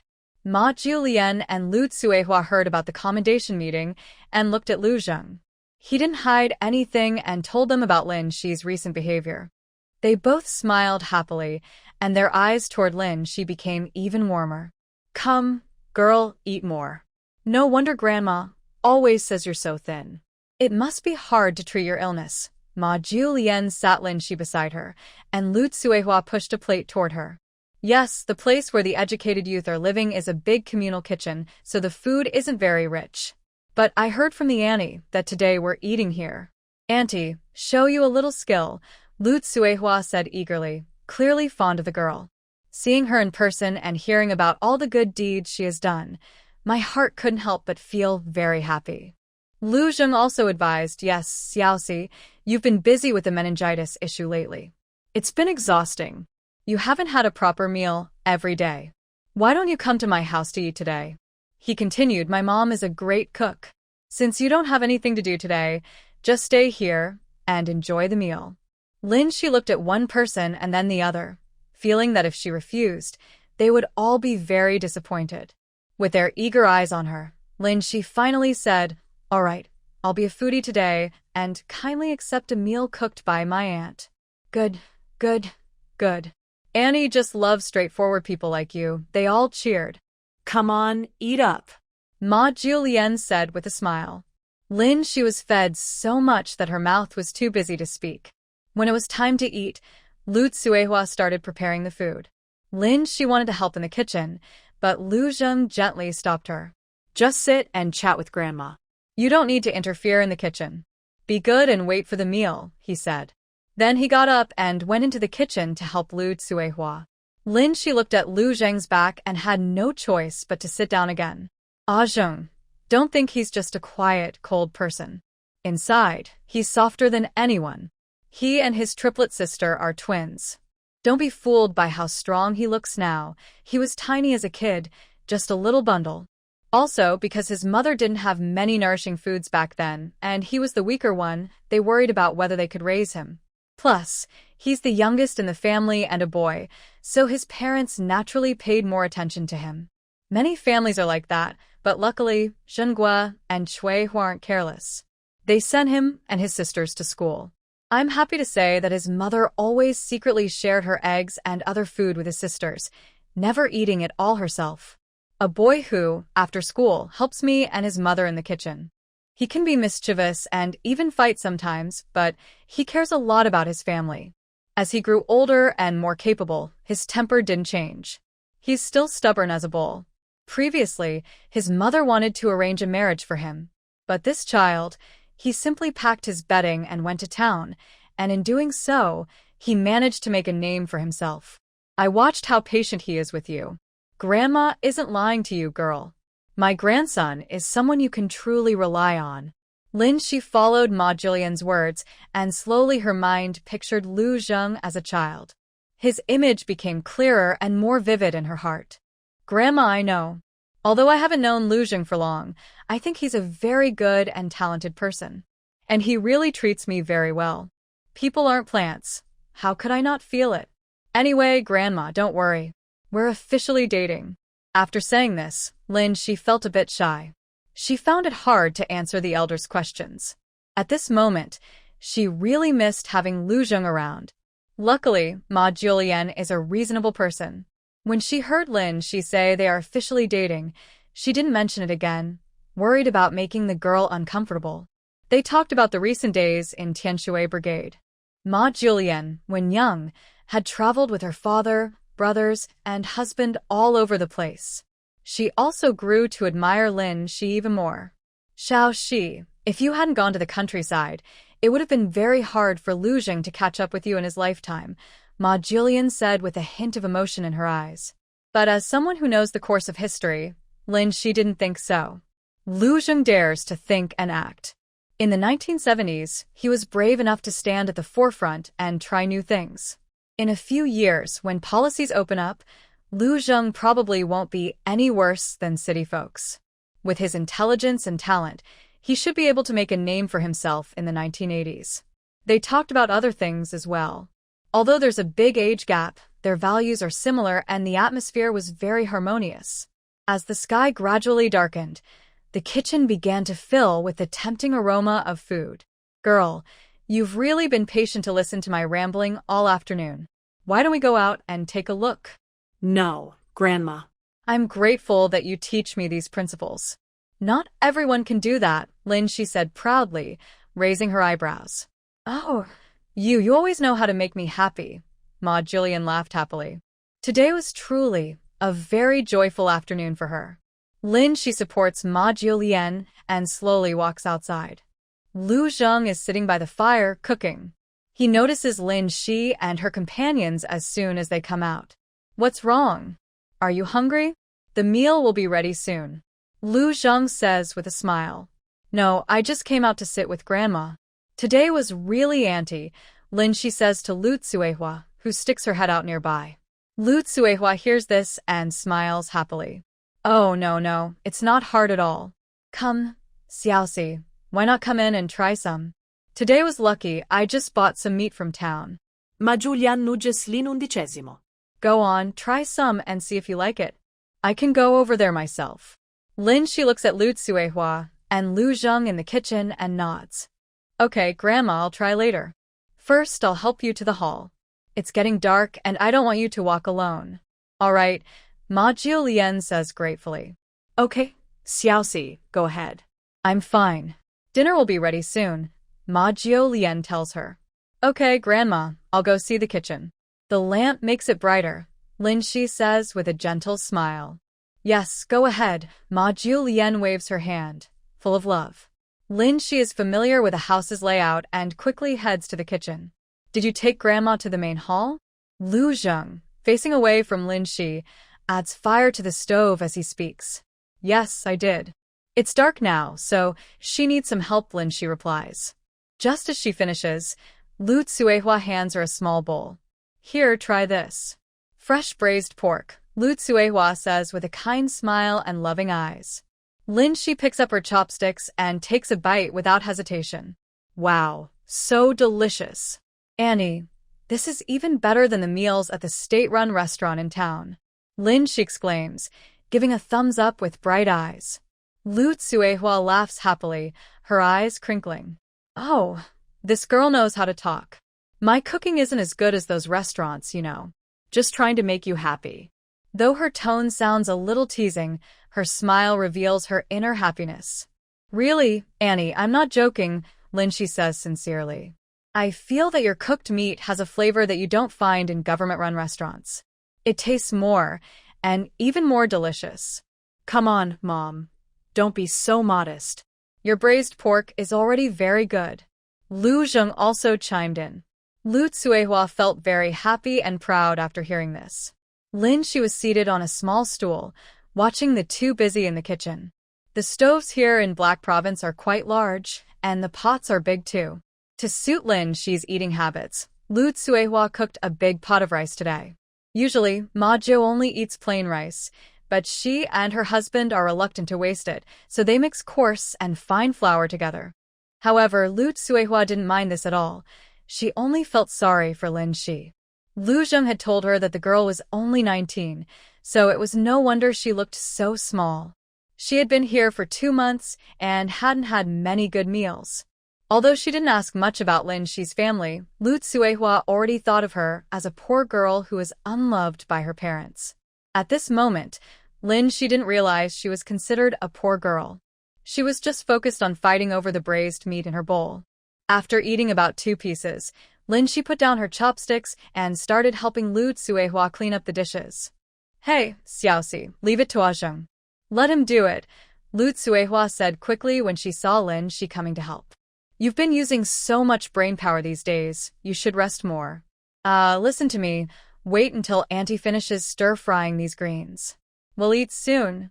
Hurry up, Zheng, take Xiaoxi outside to wait. I'll finish up here, she added. Annie, I'm fine, Shi said with a bit of a smile and a shrug.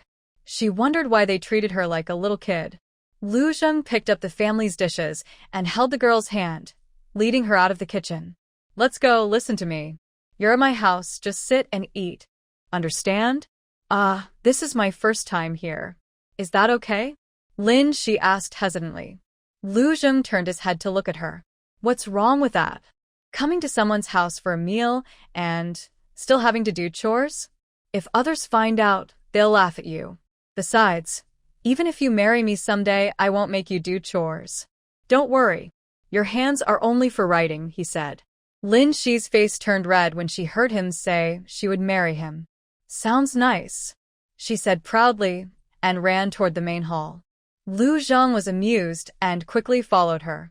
Ma Julian sat on a chair, watching the lively young couple with a smile that couldn't be hidden.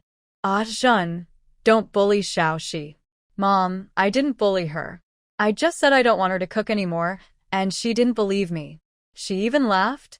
Lu Zhen looked a bit annoyed. No, Mom, I was just joking with Lu Zhen. Lin Shi glared at Lu Zhen. Oh, Xiao Shi, this guy has already agreed, and you're still not satisfied? Mom will make the decision today. From now on, he will cook, and you just sit and eat. Ma Julian was especially understanding. These things are small. As long as the two are happy together, that's enough. She didn't believe that only her family should enjoy things, or that daughters-in-law who marry and should suffer hardships. Everyone is raised by their parents. When a girl marries you, the whole family becomes familiar with her. If you don't take good care of her or bully her, are you even a decent person? Lin Shi was no longer surprised by Ma Jillian's forward thinking, but she felt even more grateful for the respect and care from Lu Zhen's family. Interactions between people are based on feelings. Lin Shi could clearly feel the love and care from Ma Julian and Lu Tsuehua. Lu Zhen felt even more confident after his grandma's words. See, now my grandma has testified. I said I will cook, and I will cook. If you don't believe me, humph. Lu Zhen proudly walked out. Lin Shi felt very uncomfortable under Ma Julian's kind gaze. All right, go help Auntie now. Grandma, don't tease me. I'm a bit shy now, she said. Ma Julian patted her hand and stopped teasing her. The girl was shy enough.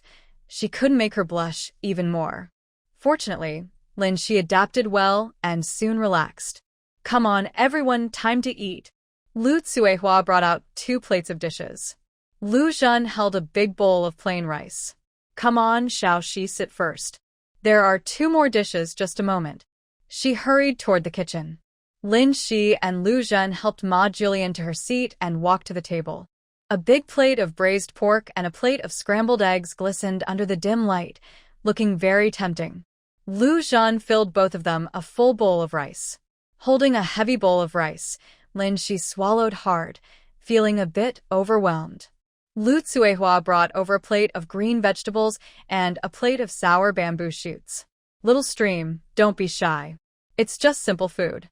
Eat more and see how good Auntie's cooking is, Lu Tsuehua said with a warm smile. Oh, Auntie, you're too polite.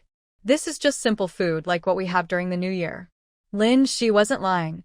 In this time when meat is rare, this table of food is quite generous. All right, don't be so formal. Eat quickly and have more. Lin Shi nodded, then suddenly remembered, has the team leader not come back yet? Oh, it's okay. I already asked Ah Zheng to bring him a bowl of rice. He's been very busy lately. He's a very caring person and can't sit still. Sometimes he works alone and forgets the time. I can't do anything about it. Now I'm too tired to say anything. If he doesn't come back for mealtime, I just bring him some food myself. Lin Shi nodded. Sigh, the team leader really cares about the people. Enough about him. Talking about him makes me angry. He's grown old, but still not resting. Come on, let's eat. Yes, okay. Lin Shi sat between Ma Jiulian and Lu Zheng. The two kept picking at food with their chopsticks, constantly filling Lin Shi's bowl. She didn't notice, and her bowl started to pile up with food. Oh, Grandma, Lu Zheng, you can eat your own food. I don't mind. If you keep picking so much, I won't get to eat anything. Ma Julian, stop eating. All right, Grandma won't take any more. But you need to eat more. Don't be so polite with us. Okay, I got it. Lu Zheng looked at the girl's bowl, which was already full, and stopped forcing her. He picked up his own bowl and started eating. Lin Shi looked at her bowl and felt it looked very familiar. Wasn't this the bowl she just had braised pork from? She wondered why she couldn't find it.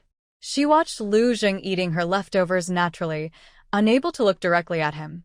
During the meal, with everyone feeding each other, Lin Shi finally ate until she was full. Seeing the girl rubbing her stomach sadly, Lu Zheng chuckled to himself. Let's go. I'll take you to help digest. We also have the commendation meeting today, right? I think it's about to start. Lin Shi straightened up, picked up the clothes that Ma Julian had made, along with the snack bag Lu Tsuehua had packed for her, and reluctantly said goodbye to the two of them. Lu Zheng watched the three of them with a fond smile. What are you guys doing? You'll see each other tomorrow, anyway. Lu Tsuehua glared at him irritably. Such a troublesome thing. Xiao Shi, in the future, come visit Auntie whenever you have time. Come for meals. Whatever you want to eat, I'll make for you.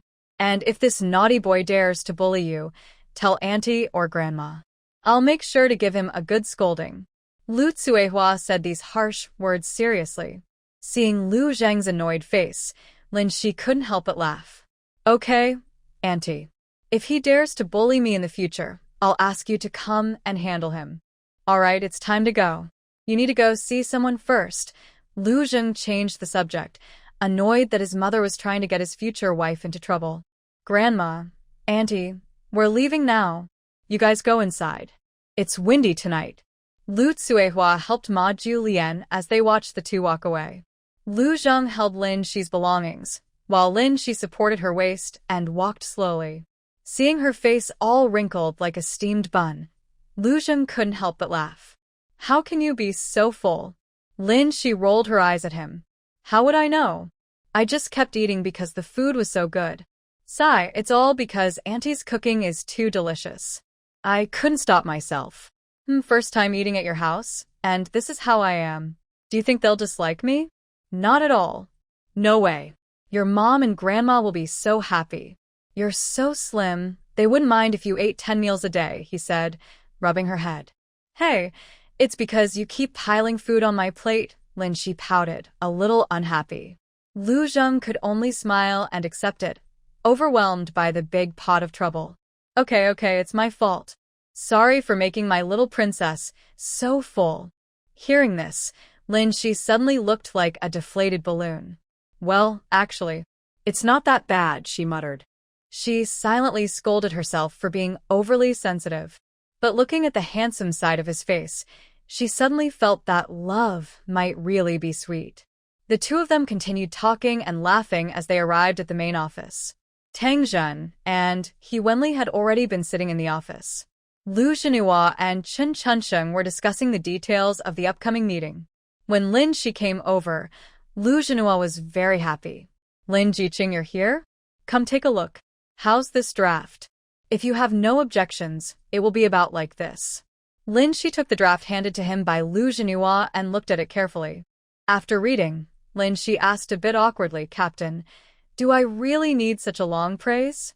Lu Zhenhua looked at the part Lin Shi pointed to. How long is it? You've done so much for our team, and what needs to be said or praised, of course, can't be left out. Do you think there are any other issues? Lin Shi shook his head. All right then, let's go with this. Come on, isn't it a bit embarrassing to get praise? Lu Zhenhua said with a smile, noticing Lin Shi's frowning face. It's not that. I just feel a bit strange. Lin Shi scratched his head, feeling like he might embarrass himself later. All right, you've come too.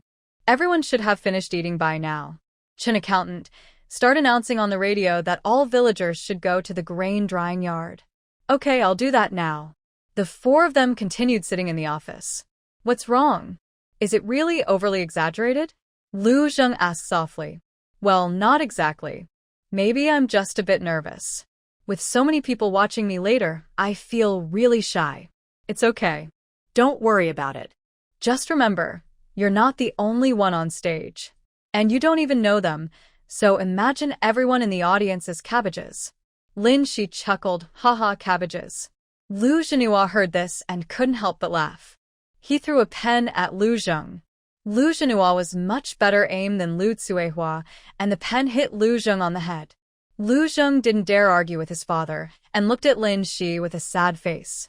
Lin Shi could only secretly comfort him with his eyes. He only watched the two, and decided to close his eyes. Sigh, better not look better not get annoyed.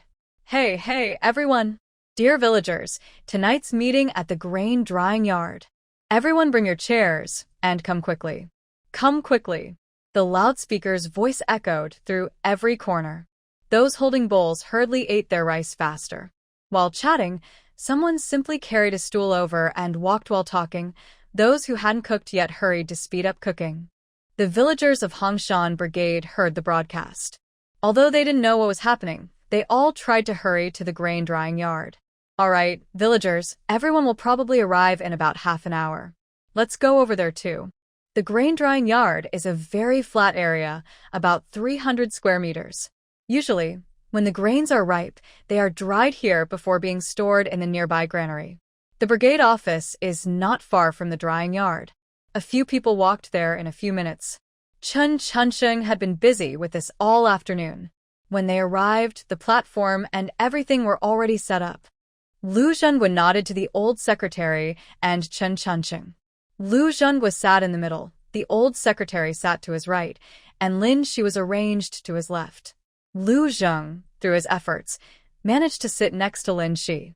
The others didn't have any special plans like Lu Zheng, they just sat according to their rank.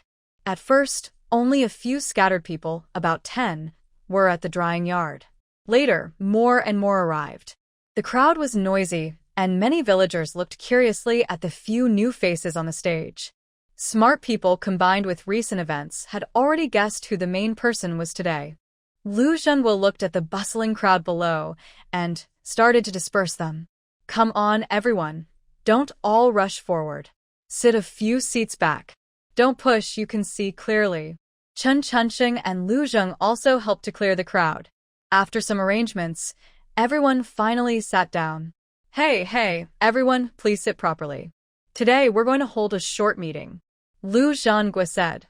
Recently, our brigade experienced two bad things, a big flood and an outbreak of meningitis. Thanks to everyone's efforts, we successfully controlled the flood, so our losses weren't too big. Compared to other brigades, we did very well. Today, I want to focus on meningitis. The person sitting to my left, everyone knows her, right? Lu Zhengwa smiled as he asked. Yes. The children saw that their favorite sister Lin was sitting on the stage and cheered loudly. Lin Shi nodded slightly and smiled at the eager faces on stage. Zhengwa was very pleased with the result. He raised his hand to quiet the crowd and said, Today is also a special meeting to honor our Lin Shi and Jiqing. Comrade Lin Shi, during the fight against the epidemic in Hongshan Brigade, used her skills and knowledge to save more than 20 children from illness. Comrade Lin Shi is brave and willing to try new things. She selflessly dedicates herself to helping others, making saving lives her top priority. She truly embodies the spirit of serving the people. Today, on behalf of Hongshan Brigade, I sincerely thank Comrade Lin Shi. Without her, we don't know what terrible things might have happened. Therefore, the leaders of Hongshan Brigade have decided to give Lin Shi a reward of 50 yuan in cash. Starting today, she is appointed as the village doctor for Hongshan Brigade, helping to protect the health of our villagers. The applause from the audience was continuous, and even the moonlight seemed to favor her, casting a gentle glow on Lin Shi's figure.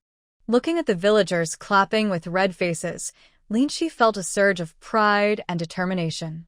I, Lin Shi, can become whoever I want to be, no matter where I am.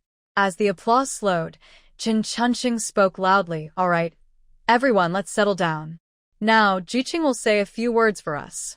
More enthusiastic applause followed. Lin Shi quietly smiled and knew that she would have to improvise, especially with unexpected moments like this. She cleared her throat and said gently, Thank you all for your trust and support. Without you, I wouldn't have been able to do my work so smoothly. I'm happy to help you and to contribute to society. Of course, I couldn't have done it without my teammates. Lin Shi looked at Lu Zhengwa and the others and started clapping first. The crowd responded with a wave of applause. She deeply appreciated the brigade leader's trust and the great help he gave her. She also thanked Accountant Chen for his careful logistics and her 3 assistants, who were key to defeating the epidemic. Most importantly, she thanked the children who listened to her. If they hadn't trusted her and taken their medicine every day, the results wouldn't have been so good. Big Sister Lin. Big Sister Lin. The children led the cheer, and the others eagerly followed, stretching their necks and shouting until they were red-faced. The atmosphere reached its peak. Parents of the children were very grateful to Lin Shi, so they also started shouting along. Lu Zheng watched the young girl's side face. On this night when everyone cheered for her, he remembered her unique success. Lin Shi turned her head, exchanged a smile with Lu Zheng, and they understood each other, without words. Lu Zheng resisted the urge to pat her head and smiled gently. Seeing that the time was about right, Lu Zheng summarized, "Villagers, today's award ceremony is over. From now on, if anyone feels unwell, you can go directly to Lin Jiqing. About 5 days later, Lin Jiqing will officially start working. We will notify everyone when the medical office is ready. Serious illnesses need treatment, and minor ones too. Don't delay. Your health is the most important. Our great leader once said, 'Health is the foundation of everything.' That's all for today. Meeting adjourned. Tomorrow, if you hear the whistle and it's not raining, you can go to work as usual." The villagers stood up as they heard the meeting was over. Some eager children grabbed their stools and ran home, causing parents to shout after them, "Be careful. Don't fall." The scene was quite chaotic, prompting Lu Zheng to keep shouting, "Careful. Careful." Lin Shi and Lu Zheng also stood up. At this moment, an elderly person leaning on a cane, trembling slightly, slowly approached Lin Shi. Lu Zheng gave Lu Zheng a signal, and Lu Zheng hurried over to help. "Grandma Zhang, take it slow." Seeing that she was coming towards her, Lin Shi also stepped down from the platform. Grandma Zhang was so excited when she saw Lin Shi. As she approached, she quickly threw away her cane, grabbed Lin Shi's hand, and said emotionally, "Dr. Lin, thank you so much. A few days ago, my son took me back to my hometown in Haisher. My daughter Yufan is alone, taking care of 3 children. If it weren't for your careful checkup, who knows what might have happened to that child. I really thank you so much. If it weren't for you, our family might really be finished." Lin Shi patted the old woman's hand gently. "Old lady, don't get so excited. I just did what I was supposed to do. I'm happy if I could help your family." Lin Shi's eyes curved into a gentle smile, warm and kind. Grandma Zhang held Lin Shi's hand, her eyes full of gratitude. At this moment, a couple came over, repeatedly thanking Lin Shi. According to Lu Zheng's introduction, this was Grandma Zhang's son and daughter-in-law. The man in the couple was clearly the head of the family. He thanked Lin Shi twice, and then took out 2 large notes from his pocket, handing them to Lin Shi. Lin Shi quickly refused, saying, "No need, Captain. The team has already given me my reward." "It's okay, Dr. Lin. Please take it. We're not very capable, so we should give more if we could," Grandma Zhang said, her eyes turning red as she spoke. Lin Shi looked to Lu Zheng for help. Lu Zheng thought for a moment and nodded. "Lin Jiqing, just accept it. Without you this time, these 3 children might have ended up in a bad way." Reluctantly, Lin Shi accepted the money. "All right, Jigang, you and your wife help Annie back home. It's getting late, so rest early." "Okay, Captain. I'll take my mother home now. Thank you all so much for your help this time." Lu Zhigang bowed to Lin Shi and then helped his mother walk slowly home. Looking at the 20 yuan in her hand, Lin Shi felt a light weight, but it left a deep mark on her heart. "That's all for today. You've all worked hard. Go home and rest well. You don't need to go to work these next few days," Lu Zhengui told Lin Shi and the others. "Okay, Captain. Thank you for your hard work." Lu Zhengui nodded and went back to the team office with Chen Chunsheng. They still needed to discuss how to set up Lin Shi's medical room and where to get medicines in the future, which required approval. Tang Zhen and He Wenli were quite shocked today. They didn't cause trouble and just said goodbye to Lin Shi before leaving. Lin Shi and Lu Zheng stood in the open grain-drying yard. With only the 2 of them around, the once noisy place became quiet again. "Are you tired now? If not, shall we walk a bit more?" Lu Zheng asked. Lin Shi nodded, and the 2 of them wandered aimlessly. After a while, she slowly said, "Actually, I was really nervous today. I felt so young, not knowing these villagers, and a little afraid they wouldn't accept me. But unexpectedly, they turned out to be quite friendly." I was really frightened by them. Lu Zheng held the young girl's cool hand and said, "Xiaoxi, you are really amazing, you know? As a member of the Hongshan team, I am actually very grateful to you. If it weren't for you, these children might have gotten into real trouble. Most of us in the team are illiterate. Many people believe that if you get sick, traditional remedies will fix it. That's why, even though many children show symptoms, no one takes them to the doctor. I know you feel a lot of pressure, and your heart is very kind. When that boy from the Sweetwater team had an accident, I know you felt very sad. But I can't help you much, only trying to keep your living standards from dropping and helping you with some chores. No, you're already very good. If it weren't for you, I wouldn't be so relaxed." She shook Lu Zheng's arm and smiled. "Yes, I just want to help you worry less."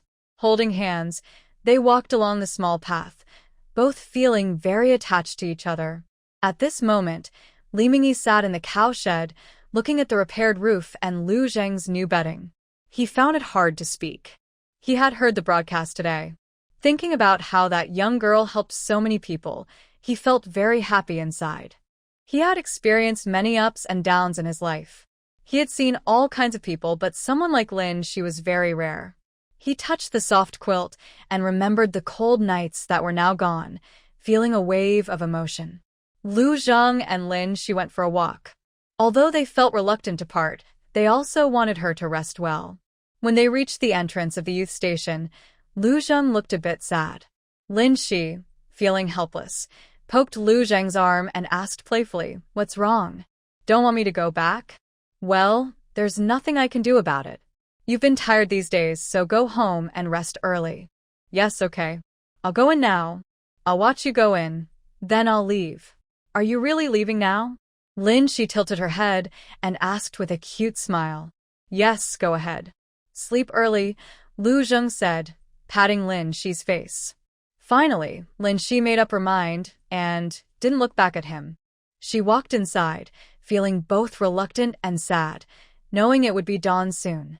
In the kitchen, there was still warm water on the stove. She guessed that it was probably left by He Wenli and the others when they returned. It was getting late, so she quickly washed up and went back to her room. The room was very quiet. She moved quietly and slowly walked inside. Sui heard the sound and happily said, "Xiaoxi, you're back?" Lu Zhaodi and Li Xiaohong also turned their bodies. Seeing that everyone was still awake, Shi returned to her normal walking speed. "Yes, I just got back. Did I wake you up?" "No, I've been waiting for you for a long time." "I was almost asleep," Sui said with a smile, lying on her pillow. "Really? Waiting for me? Is there something you need?" Well, "Actually, it's nothing special. I just think you're really amazing. Today, when we listened at the grain drying yard, we were all shocked. You're so great." "Yes, Xiaoxi, we knew you were treating people in our team, but why did you go to Tianshui team? You're really impressive." "Oh, I just happened to be there. If the team leader didn't trust me, how could I have come to treat others?" Li Xiaohong also sat up and looked at Shi softly, saying, "You must be tired these days. Come on, let's go to sleep. We can talk about these things tomorrow, when we have time." "Okay, I'll change my clothes and come over." Late at night, it was so dark that you couldn't see your hand in front of you. Shi groped in the dark, put on some comfortable clothes, and lay down on the Kong bed.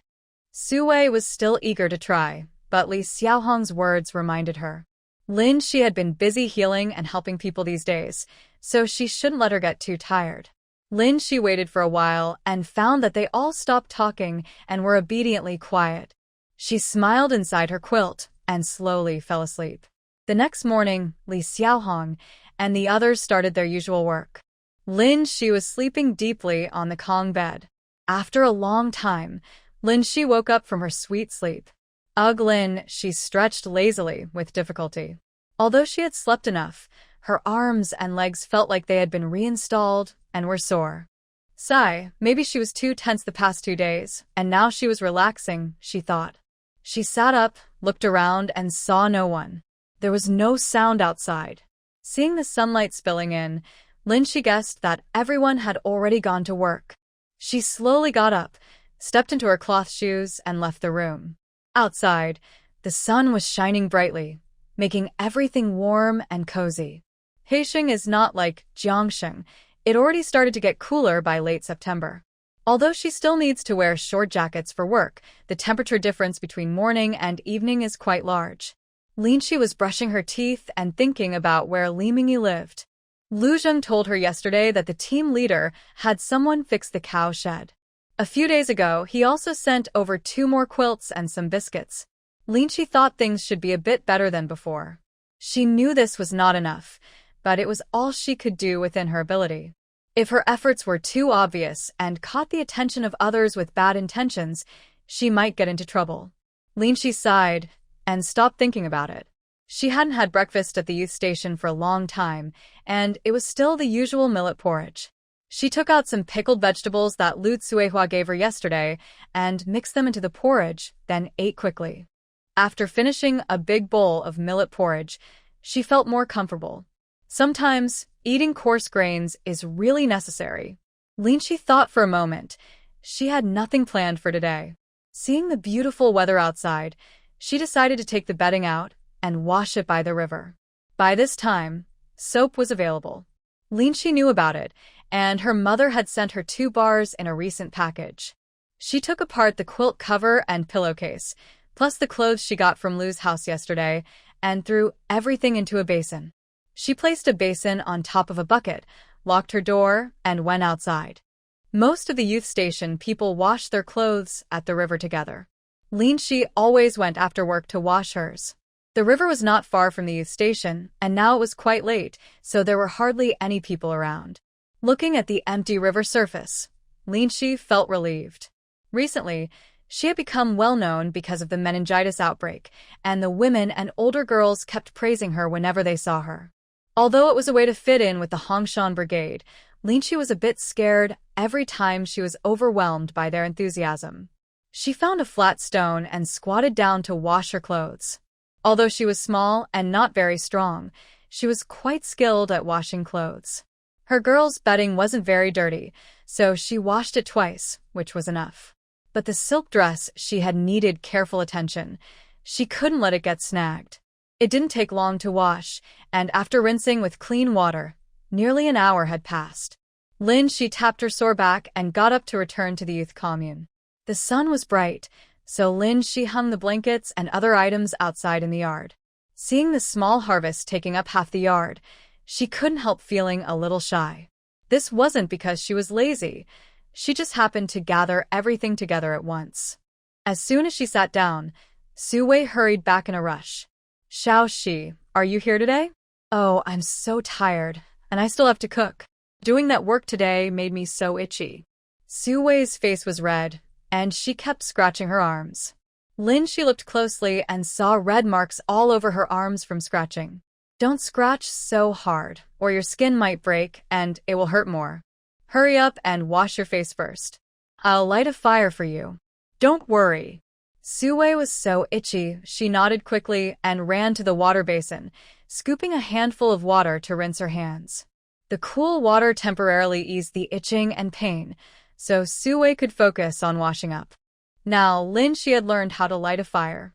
When Su Wei came back, the water in the pot was boiling. "Wow, Xiao Shi, you're so quick." "Thank you." Afterward, she picked some vegetables from the ground and started to pick the leaves. Linchi also pulled out a small stool from outside and helped Su Wei pick the vegetable shoots. "Su Wei, I haven't been here lately. How are we supposed to plan the meals? It's really a lot of trouble for you guys." Linchi said with a look of apology. It's okay. You've been with Xiao Hong for a while, right? We've taken turns 4 times in total.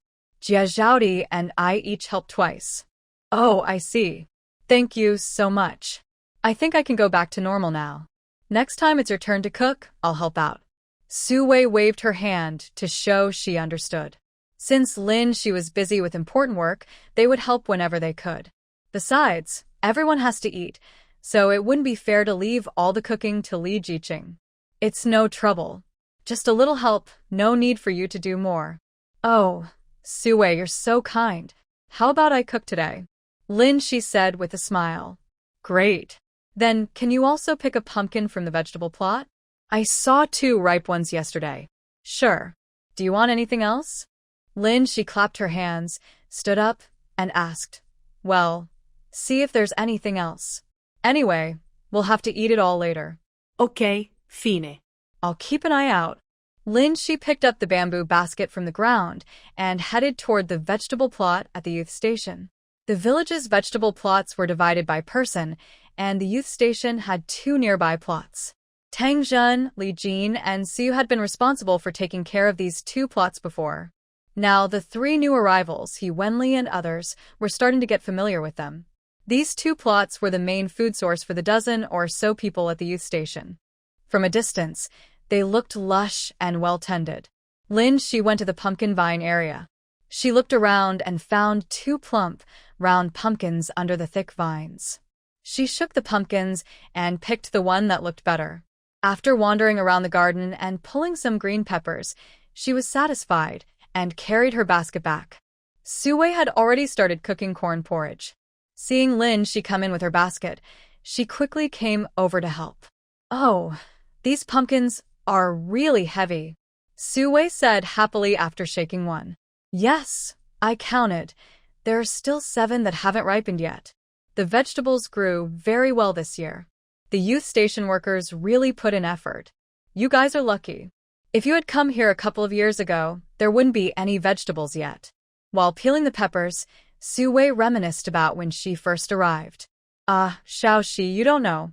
When Su and I first came here, the youth station was still being built. We worked every day, and even helped out at night. The weather here in the north is really cold. Su was young then, and cried every day for her mom. I only learned to do these things during that time. Her family wasn't poor. She and Su had always lived comfortably. If it weren't for her uncle's family having problems, her parents might have been involved and sent them away from the city to avoid suffering here. Hearing Sue talk about her early days made Lin she feel a bit scared. She thought conditions were already tough now, but it turned out the first and second groups had it even harder. Sue didn't dwell on the past for long. After peeling the peppers quickly, she started chopping them on the cutting board with a thud, thud, thud. Lin, she didn't say anything and began tidying up the trash on the ground. After cooking the rice, Sue quickly added all the pumpkin pieces into the pot. The pumpkin needed a long time to cook, and once it was done, both of them suddenly had free time. Big sister Sue, do you think this pumpkin with so much powder will taste good? Of course. The pumpkin is crunchy when cut, so it should be tasty. It would be even better if we add some sugar, Sue said with a nostalgic look in her eyes. Hearing this, Lin she also felt a craving grow in her stomach. When she was young, the orphanage didn't have much money, but the director's mother always made delicious food for them. The most memorable thing was the roasted sweet potatoes and pumpkin porridge every winter. I have some sugar. I'll go get some, Lin she said as she stood up and headed to the room. Her mother was worried about Lin she's low blood sugar, so she prepared a lot of brown sugar, white sugar, and fruit candies. When they moved to the countryside, they had used up all their sugar coupons. Later, Lu Zheng also bought her quite a bit of sugar. So Lin she was really considered a big sugar collector. She opened the box with food and scooped out a small handful of white sugar. Big sister Sue, is this enough? Lin she put the sugar into her enamel cup and handed it to Sue. That's enough, little she. You're so generous. It's nothing. I also wanted to eat some, and I happen to have some, Lin she said casually. Sue carefully added the sugar into the pot and stirred it a few times. The pumpkin was half-cooked and slowly released a sweet aroma. The youth station also started to get lively, with workers returning one after another. Lin she began to carry bowls and chopsticks outside. Little she, how was your day off? I see your face is a bit dark. Lin she touched her face and said, It's nothing. I didn't rest well, so I have dark circles. It will get better in a couple of days. Xiao Hong, You've been working so hard lately. I just heard from Sue that she and Jowdy helped you with cooking. Sorry I couldn't help more. I've been busy. Oh, it's no problem. I was out doing important work, and I always have help. It's okay, Li Xiaohong said with a smile. Lu Zhaodi also smiled kindly at her. The three of them were chatting happily. Unfortunately, there are always people who don't know how to speak politely. Oh, Dr. Lin is back? Haven't seen you in a few days. Why are you free to come back to the youth station now? When Lin Shi heard the sharp female voice, she started to sigh inwardly. Here we go again. Why is Lu Zhen always so stubborn and unwilling to listen? I have to argue with her every time just to feel better. Lin Shi held back her frustration but didn't want to argue over such meaningless things. However, Lu Zhen had no such thoughts. What's wrong? Now, the top doctors don't want to talk to us? Of course, we are all educated youth. We have a tough life, working in the fields every day. Those who are capable have already moved to the office. Lin Shi was annoyed by her repeated remarks. Lu Zhen, tell me, what did I do to upset you? Why are you in such a bad mood? Every time something happens, she keeps bothering us. Do you really think you're some kind of justice fighter? I became a village doctor because I am capable and everyone in the team agreed. If you have any complaints, go to the team office. Don't keep causing trouble here. Lin Shi took a deep breath and said, Comrade Lu Zhen, please don't always stare at me. Every time you're unhappy, you have to complain here. But I'm telling you for the last time, please take care of yourself and don't interfere with others. Otherwise, next time I won't hold back. After speaking, Lin Shi ignored everyone's gazes and went back to the kitchen to serve Sue. She knew well that since she became the village doctor shortly after arriving, she wouldn't have to work in the fields anymore, which probably made many people uncomfortable. But opportunities are for those who are prepared. In this era, if you can survive without working in the fields, that's a good thing. As for others' opinions, she didn't care. As long as they didn't openly criticize her like Lu Zhen, she would ignore it. Lu Zhen was completely ignored by Lin Shi and looked like a balloon about to burst at any moment. She was about to rush into the kitchen to confront Lin Shi, but Xiaoman stopped her. Xiaoman, what are you pulling me for? Let go. I'm about to get mad, Lu Zhen said impatiently, looking at Xiaoman's hand. Xiaoman continued to hold Lu Zhen's hand and dragged her toward the room. Come on, follow me. I have something to tell you.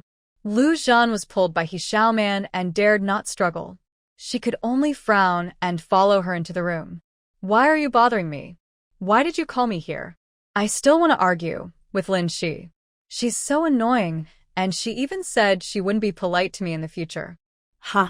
What's wrong? I'm not afraid of her, Lu Zhen said proudly, tilting her head. Xiaoman looked at her friend's angry face and sighed. Ah Zhen, sit down. Look at yourself. If you rush out to confront Lin Jiqing, do you think you can win? I know you're not angry at her personally, just feeling unfair. Why does she get to live so comfortably? But think about it. Can you handle the consequences if you offend her? She's a doctor now. Everyone gets sick sometimes. No one is perfect. And look at her. Every month, she sends so much money home. She has everything she needs. Her family is doing quite well. We don't need to offend her. If you don't like her, just ignore her. But if you offend her, you'll only hurt yourself in the end. Trust me, stop causing trouble, Xiaoman said seriously. Lu Zhen stared wide-eyed. Xiaoman, what are you talking about? Why are you acting like this?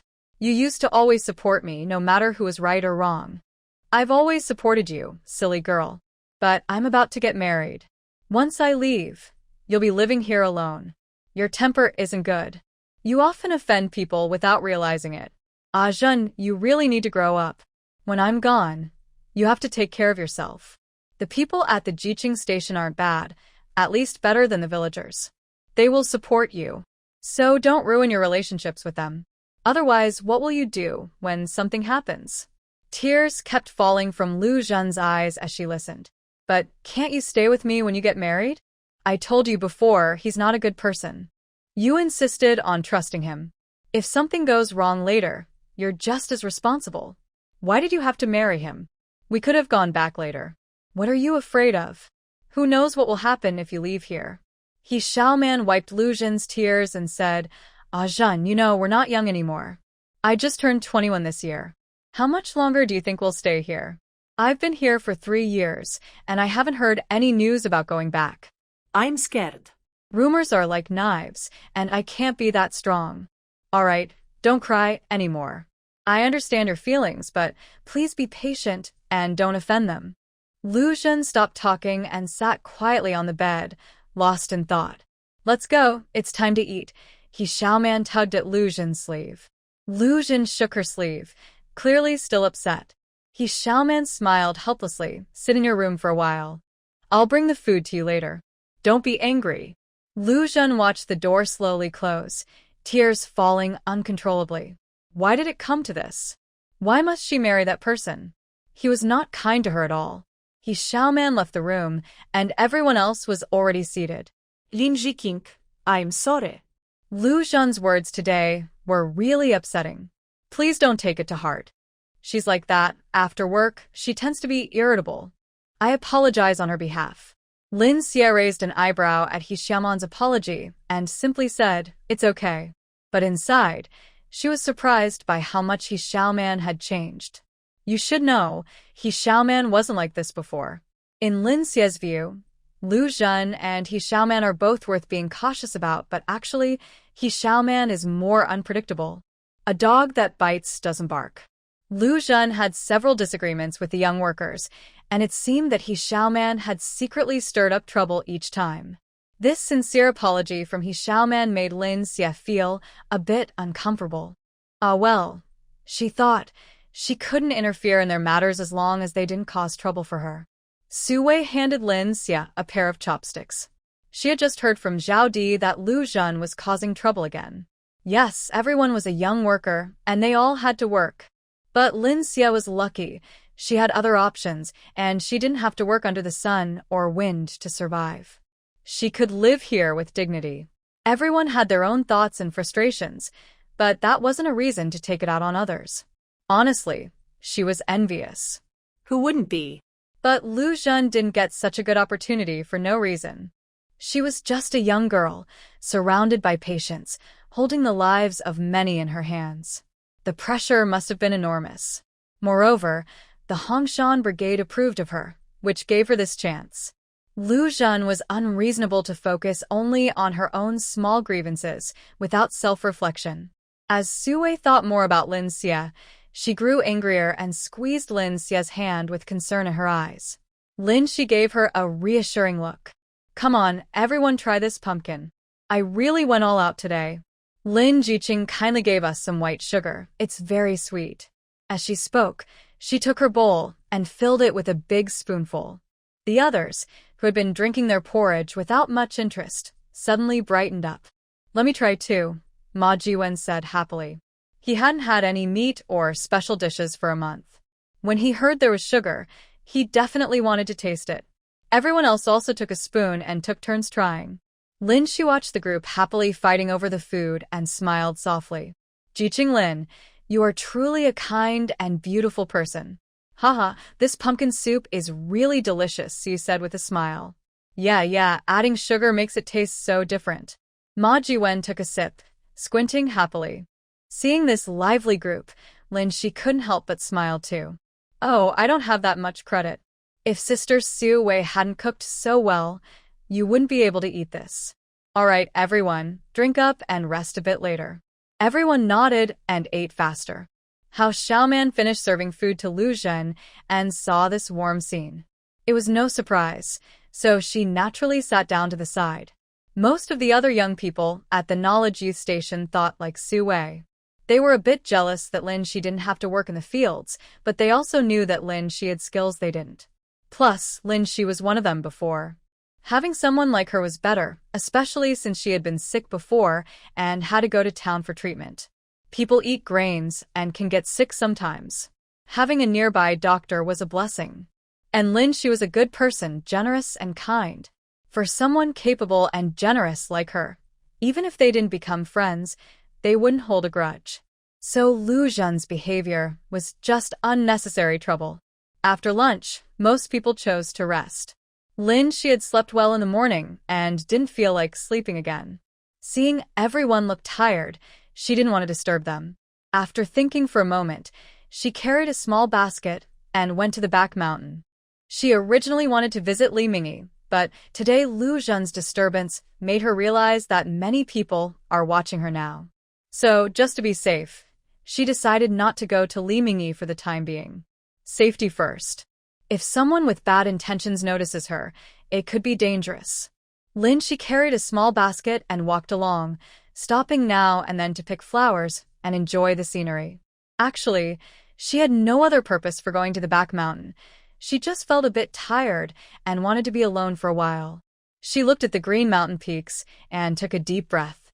She didn't dare go too deep alone, so she wandered around the outskirts, found a quiet spot, and sat down there. Looking at the lush trees around her, Xi's heart gradually calmed down. Recently, she had been very busy and tired. She had been under a lot of pressure, feeling like a stretched bough that might break at any moment. Calming her mind, Xi sat on a large stone, enjoying her alone time. Only when she was completely alone did she feel truly relaxed. She cleared her mind, letting her thoughts wander freely and chaotically. After about 10 minutes, Xi slowly emerged from her little world. She leaned back against the tree trunk and began to review recent events, big and small. She is a very organized person and likes to prepare everything in advance. Holding a small blade of grass in her hand, she squeezed and kneaded it, her grip reflecting her fluctuating thoughts. After a long while, Xi finally calmed down and looked around at the scenery. Suddenly, her eyes sharpened. She stood up, slowly got off the stone, and quietly moved toward a nearby rock wall. Carefully, she brushed aside some leaves and discovered a Ganoderma lucidum mushroom. It was a mature red mushroom with a thick cap and a sturdy stem. She touched it. It felt hard and shiny, like red lacquer. The back mountain is densely wooded, very humid, and mostly shaded from the sun. Plus, the dampness under the rock wall and the natural humus provide nutrients. This mushroom was of medium size, covered by a thick layer of fallen leaves, and because the rock wall is steep, few people come here. That's why it grew to this size. How was she able to find it? First, she has sharp eyes. As a traditional Chinese medicine practitioner, she is naturally sensitive to herbs. The small ecosystem on the stone wall is very interesting to her. Second, she has an amazing sixth sense. When she arrived here, she felt something was different, so she started searching. Sure enough, she found a big treasure. She didn't bring any tools, but the soil was soft enough. She decided to dig with her hands. She didn't care about getting dirty. She sat on the ground and carefully dug through the dirt with her fingers. She was afraid of breaking the roots, so she slowly scraped the soil away on both sides. After about half an hour of digging, she finally uncovered one side of the soil. She was very focused and didn't notice how time passed. She wiped the sweat off her face and continued fighting with the dirt. After another hour, she carefully dug out a whole Lingji mushroom. Looking at the small Lingji, about the size of her palm, her face was full of happiness. She lifted her leg and winced. A sharp, needle-like feeling spread through her limbs. The sensation was almost addictive. She sat on the ground for a while to feel better. Then she slowly tried to stand up, but her legs still felt numb and tingling. She stomped her feet on the ground, looked at the dirt on her hand, and casually brushed it off. Sigh, her clothes were ruined today. But when she saw the bright red Lingji on the ground, she was overjoyed. Her efforts finally paid off. Although she seemed fine now as a doctor, she knew that her innate deficiencies couldn't be fixed quickly. But now that she had this Lingji, things looked better. It could at least strengthen her foundation. Plus, as a village doctor, preparing herbs like this was much more convenient. She carefully placed the Lingji in a small basket and covered it with some wild grass. She was cautious because, according to the rules, everything in the mountain belonged to the public. She looked up at the sky. The sun was no longer so strong and started to feel gentle. Holding the small basket, She planned to hide the Lingji before everyone returned. Back at the youth commune, she found no one. She first locked the Lingji in a cabinet, then changed out of her dirty clothes. I went out to wash my face and finally stopped. Looking at the sky, I felt it was almost time to finish work. She first boiled some water so that Lu Xiaodi wouldn't have to trouble herself when she returned. I'm very grateful for their help. Now that I have free time, I naturally want to do more to help them. Work always passes quickly. Just after the water boiled for a little while, I heard the signal to end work. As soon as I heard the whistle, Lu Xiaodi hurried back quickly. Hey? Xiao Shi, what are you doing here? Lu Xiaodi asked, looking at Shi sitting in front of the stove with some surprise. Oh, Xiaodi, you're back? I was just boiling water. Shi replied with a smile. But today wasn't your turn to cook? What are you doing? I'm free today, so I thought I'd help by boiling some water.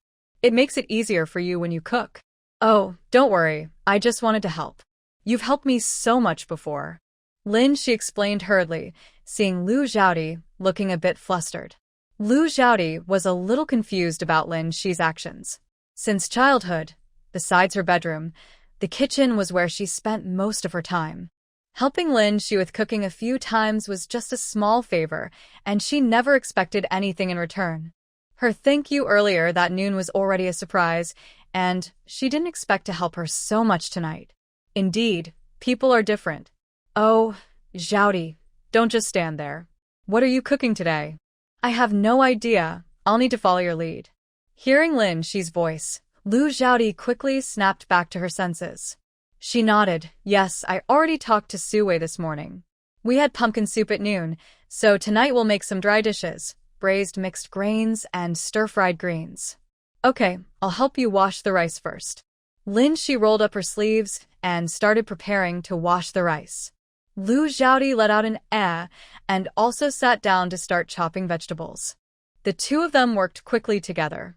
Lu Xiaodi was very fast at cooking. Under her control, the kitchen was neat and organized. In the end, Shi could only sit aside, lost in thought. Watching Lu Xiaodi busy at the stove, Shi really didn't know how to step in and help. Xiaodi Jia, do you really not need me to do any work? No, it's okay, Xiaoxi. You've already helped me a lot, Lu Xiaodi replied with a smile. Shi nodded and got up to walk outside. Wenlige, I didn't see you come back at noon. Tang Jiqing said you went to the team. What did you do there? Shi asked as she approached He Wenli, who was washing his face. He Wenli saw Shi coming and said while wiping his face, Oh, I went to help Accountant Chen write a report today. He has a lot of things to do, and he said my handwriting is pretty good, so he called me over to help. Wow. That's pretty good. He Wenli looked around and, seeing no one watching, whispered, 12 work points. Just half a day's work. Hearing this, Shi's eyes brightened. That's really great. You don't even have to work in the sun. Wenlige, you're amazing. He Wenli loved reading, and his reports were always very good. Chen Chunqing noticed his talent after just 2 days of working with him. Are you going again tomorrow? Shi asked quietly. Yes, in 2 days. He Wenli finished and then said gratefully, Xiaoxi, I really thank you. If you hadn't taken me there that day, Accountant Chen wouldn't have found out about me. He Wenli knew that Chen's request for him to write reports was partly because of Shi. How could that be? Wenlige, you're so smart, kind, and have good values. Your reports are very deep. If I were Accountant Chen, I'd be amazed to find such a treasure. Believe me, Wenlige, keep going. Keep reading and writing. I believe good things will happen in the future. Will good things really happen? He Wenli murmured. Reading had always been his favorite hobby, and he never gave up, no matter how hard life got. And this time, being asked by Accountant Chen to write reports made him very happy. Yes, Wenlige, believe in yourself. You can do it. She kept encouraging him. Okay then, Wenlige, keep going. Yes. She nodded vigorously. All right, Wenlige, let's go eat. I'll see if there's anything else I can help with. She smiled and ran off. He Wenli watched Shi leave and silently smiled. Dinner was quickly finished again. Everyone worked hard all day, and now no one felt like chatting or joking. Everyone just wanted to focus on eating their meals. She also used up a lot of energy today and was very hungry. Since she helped cook, eating this mixed grain rice felt special to her. After eating, everyone naturally leaned back in their chairs. Xiaoman saw that everyone had finished eating and cleared her throat to speak. Everyone, I have something to tell you today. My wedding with Li Tianju will be in 10 days. Please come and join us for the celebration. Xiaoman smiled happily. Li Xiaohong was the first to respond, saying she would go. The others nodded in agreement. Seeing everyone agree, Xiaoman's smile grew wider. Great, it's settled then. Everyone come to the feast. Shi looked at Xiaoman's side profile, unsure of her true feelings. But that wasn't her concern right now. After talking about this, everyone went back to their own tasks. Sure enough, women are always curious about gossip. Just then, after she finished her shower, the others saw her return and all sat up. Wei lit a kerosene lamp and waved to Shi on the ground. Xiaoxi, come up quickly. Don't dawdle. We've been waiting for you. What's the matter? Shi wiped her hair and asked curiously. Oh, come up quickly, Wei urged. Okay, I'll come. Shi quickly dried her hair a bit to make sure it wasn't dripping, then climbed onto the bed. As soon as she got up, Wei couldn't wait to ask, Xiaoxi, how should we give a gift to He Jiqing? She tilted her head and thought for a moment.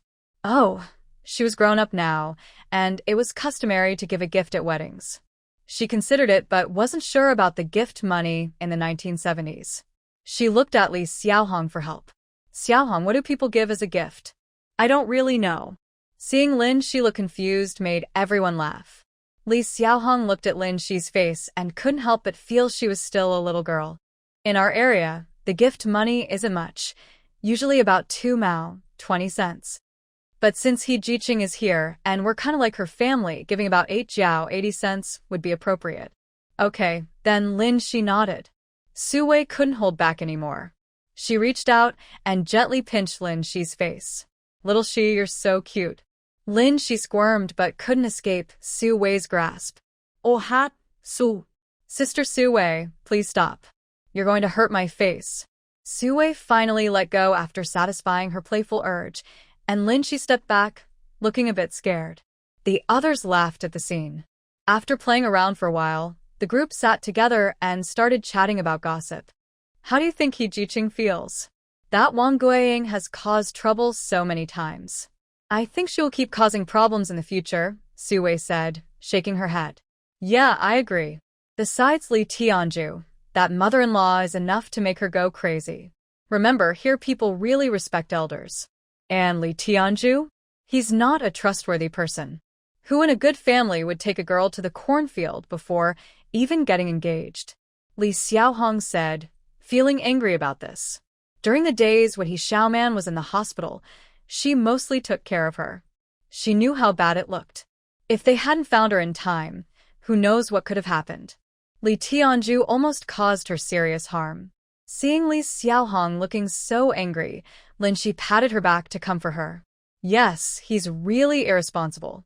Especially since Wang Guiying caused trouble at the youth center several times, but Li Tianju didn't do anything. And he even ruined the girl's reputation. His mother still acts like her son was wronged. Shi also thought Li Tianju was not a good match.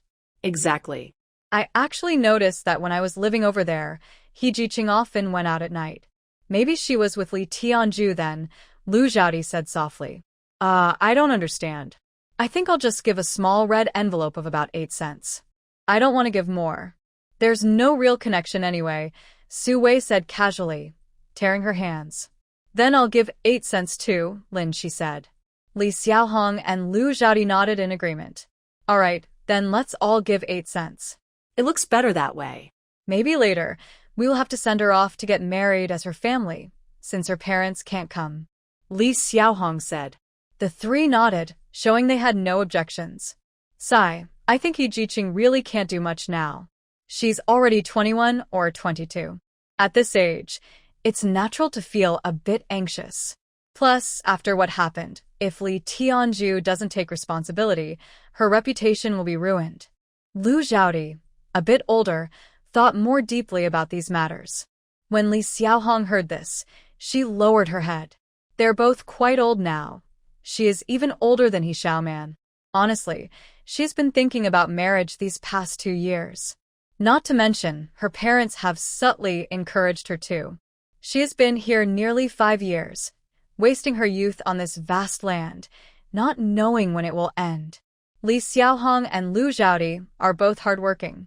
Over the years, some older women and sisters-in-law have suggested introducing them to suitors, but they have always refused. However, He Xiaoman's marriage is bound to bring some impact to them. Su Wei was also affected by their mood and became a bit down. Lin Shi watched the group with worried faces and felt a twinge of sympathy for their situation. They didn't have her broad perspective, so they didn't know that in 5 years, they could retake the college entrance exam and the educated youths could gradually return home. But a very real problem was that Li Xiaohong and the others were already a bit older. Even knowing they had 5 years, it would be hard for them to hold on. Lin Shi pressed her lips and said casually, "Actually, there's no need to worry so much. You should know you're very popular, capable, and educated. Many aunts like you. And we're not like He Jiqing, who can only rely on Li Tianju. We can still consider other options, right? If nothing suitable comes up, we can stay single. We're here to build the country, so marrying later is fine. Besides, who says girls have to marry when they reach a certain age? This is the new era. Women can also hold up half the sky." After Lin Shi finished, their expressions relaxed a bit. "Oh, little girl, you're so clear-minded. We older ones haven't figured things out as well as you. We're really going backwards," Su Wei said with a smile, pinching Lin Shi's small face playfully. Lu Xiaodi looked at Lin Shi's worried expression and couldn't help but smile. "Yes, we all had the wrong idea. Marriage isn't a big deal. If there's someone suitable, marry them. If not, just live alone. It's not like we can't support ourselves." Lin Shi nodded in agreement. Someone like Lu Xiaodi, who is very capable at work, doesn't need to worry about survival. "By the way, Xiao Hongjie, how are you and Tang Jiqing doing? Any progress lately?" Su Wei winked at Li Xiaohong. Li Xiaohong blushed deeply at her bold words and couldn't help but reach over to pinch her mouth. "Girl, why do you keep spilling everything? You really have no sense of discretion," Li Xiaohong said, a bit annoyed. Lin Shi widened her eyes, curious, and looked at Li Xiaohong. After tidying up Su Wei, Li Xiaohong turned around and saw Lin Shi's curious look. She wished she could just dig a hole and hide inside. "Xiao Hongjie, tell me, what's going on between you and Tang Jiqing?" "I don't know anything about it," Lin Shi said, swinging Li Xiaohong's arm and acting cute.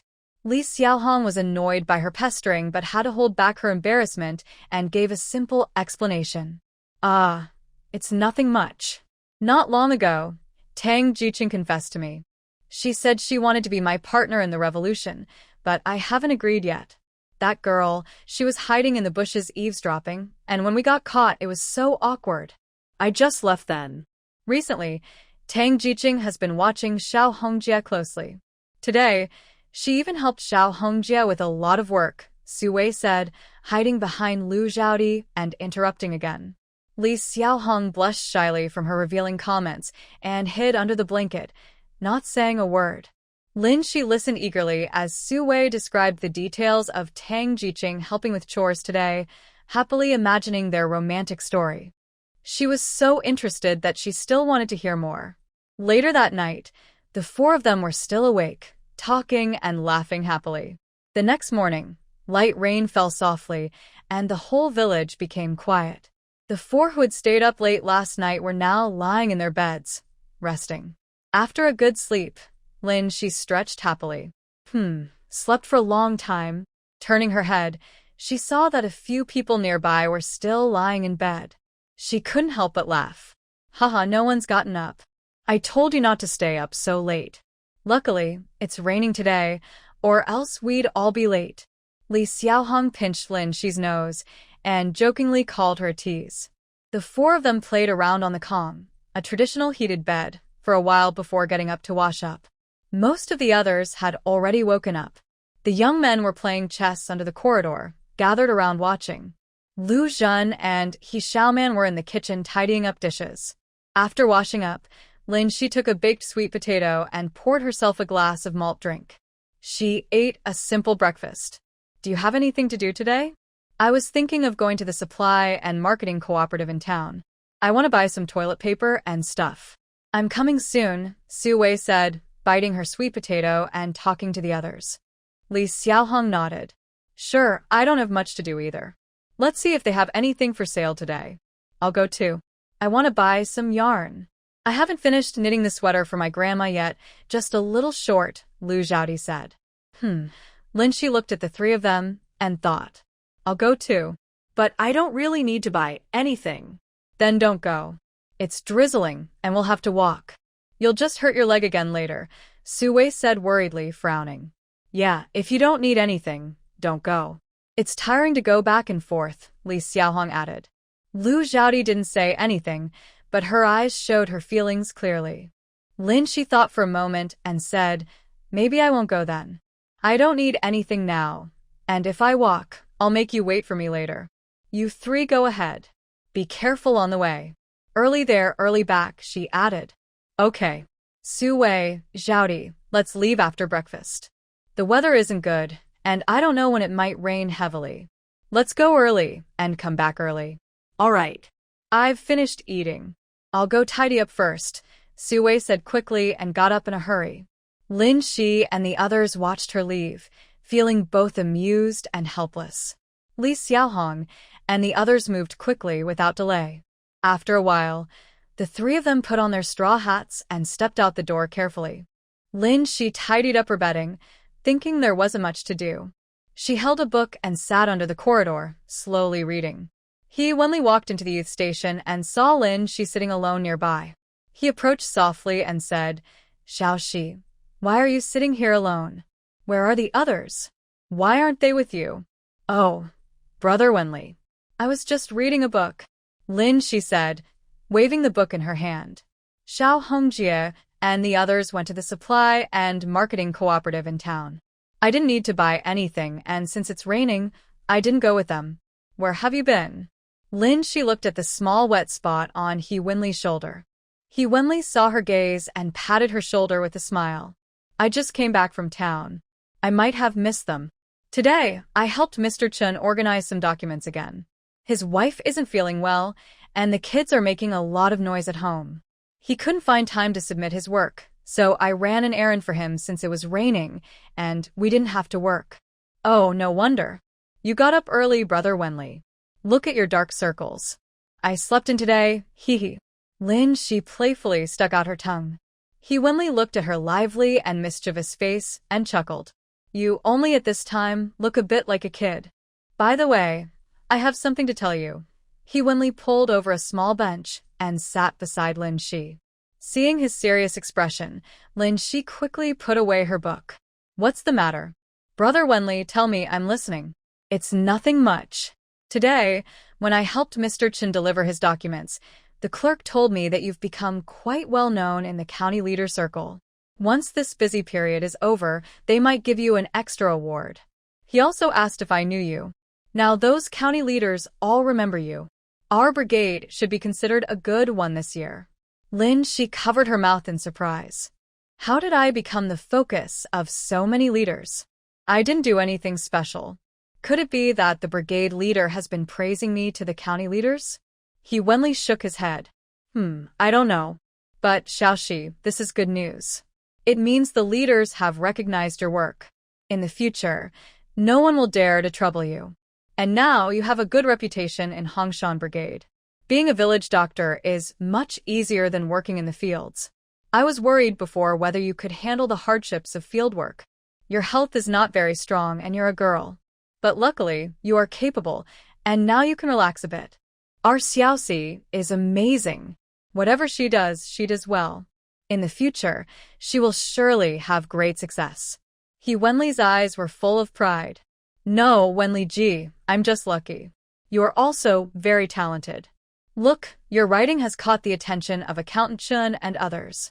In my opinion, you should keep writing and not hide your talent. Also, You don't have to limit yourself to official reports. Since your writing skills are strong, you could try submitting your work to publishers. Publishers? A thoughtful look appeared on He Wenli's face. Yes, you see, our newspapers and books are all created by writers. These writers send their manuscripts to publishers. If the publisher likes it, they will choose it. He Wenli remained silent. Lin Shi didn't disturb him, knowing that these words might be a bit shocking to someone born in the 1970s. In this era that values labor as the greatest virtue, writing articles doesn't seem to be a popular job. But Lin Shi thought that He Wenli had real talent, and maybe he could develop in this direction. Xiaoxi, I think what you said is very distant for me, but also very tempting. I'm just an ordinary person. I haven't read much in years, only reading when I have free time. How can I compare to those writers? But I think your writing is very good and reflects our country's current situation. Why not give it a try? You never know until you try, right? He Wenli looked into Lin Shi's sincere eyes, and a fire seemed to ignite inside him. He had loved reading since he was young. No matter what difficulties he faced, he kept going. If he hadn't suddenly been unable to go to university, he would probably have continued studying. Until he started working at the steel factory, his job was busy and complicated. He also had to take care of Wenqi and Wenya, his 2 children. Because of that, he didn't have much time to read, but he had already developed a habit of reading every night before bed. Even on this trip to the countryside, he brought many books with him. He read a variety of genres, but his favorite was classic novels and stories. Xiaoxi, do I really have the ability to do this? I want to try. I don't want to lose myself in daily work every day. I've loved reading since I was young. If possible, I really want to write stories from my heart, He Wenli said with a firm look. Lin Shi paused for a moment, thought carefully, and then said, Wenli, From my point of view, I think it's okay for you to go in this direction. Think about it. You're now in the countryside. Besides working, there's not much else to do. Although these chores are tiring, there is still some free time, like today's weather, right? And you already like reading. If you have ideas in your mind, writing won't feel painful. Interests are the best teachers. Writing stories will definitely motivate you more than other things. But, of course, when you start writing, you'll face many difficulties to overcome. For example, submitting your work to publishers or differences in writing styles. These challenges will definitely happen, more than once. So if you really decide to do it, you need to prepare yourself mentally in advance. Honestly, writing stories is a wonderful thing because you can be a messenger, sharing your inner stories with many different people. At the same time, it can be boring because you have to endure loneliness and quiet times alone. It might take a long time before the public recognizes your work. You can start by practicing writing short stories and submitting them everywhere. I believe some people will like your style. Practice makes perfect. The more you write, the more you'll see your own weaknesses, right? So, Wenli, if you want to do it, just go ahead. While we are still young, really. People should live for their dreams. Lin Shi's words sounded like a strong drumbeat, knocking loudly on the door of Wenli's restless heart. Okay, Xiaoxi, I'll try. Starting today, I will write a short piece every day. Once I feel satisfied with it, I will submit it. If I don't succeed on the first try, I will try multiple times. I believe there is always hope. If someone likes my writing, I think that would be a wonderful thing. He Wenli's face was full of excitement. Okay, Wenli, I look forward to reading your masterpiece. Don't worry, just keep writing. You'll definitely succeed. When you become a famous writer, you must treat me to a meal. Lin Shi said with a smile, covering her mouth. All right, don't worry. If I succeed, you'll get a special reward. I'll treat you to a month of good restaurant meals. Deal? He Wenli raised an eyebrow and smiled. Deal. You bet I remember. When the time comes, I'll definitely give you a good scolding. Lin Shi rubbed her hands, looking forward to it. The two talked happily, full of hopes for the future.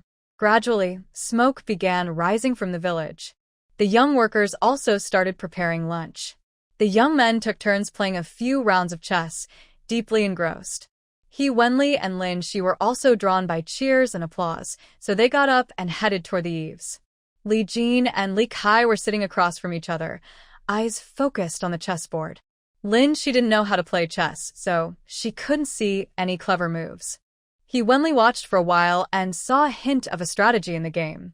He couldn't help but admire. These young workers really had hidden talents. Lunch was prepared quickly, and today they didn't have to work. They made simple meals to save food. Lu Zhen and He Xiaoman's cooking wasn't as good as Li Xiaohong's, and since there wasn't much oil, everyone at the young workers' camp looked a bit worried. She silently chewed on a rough bread roll.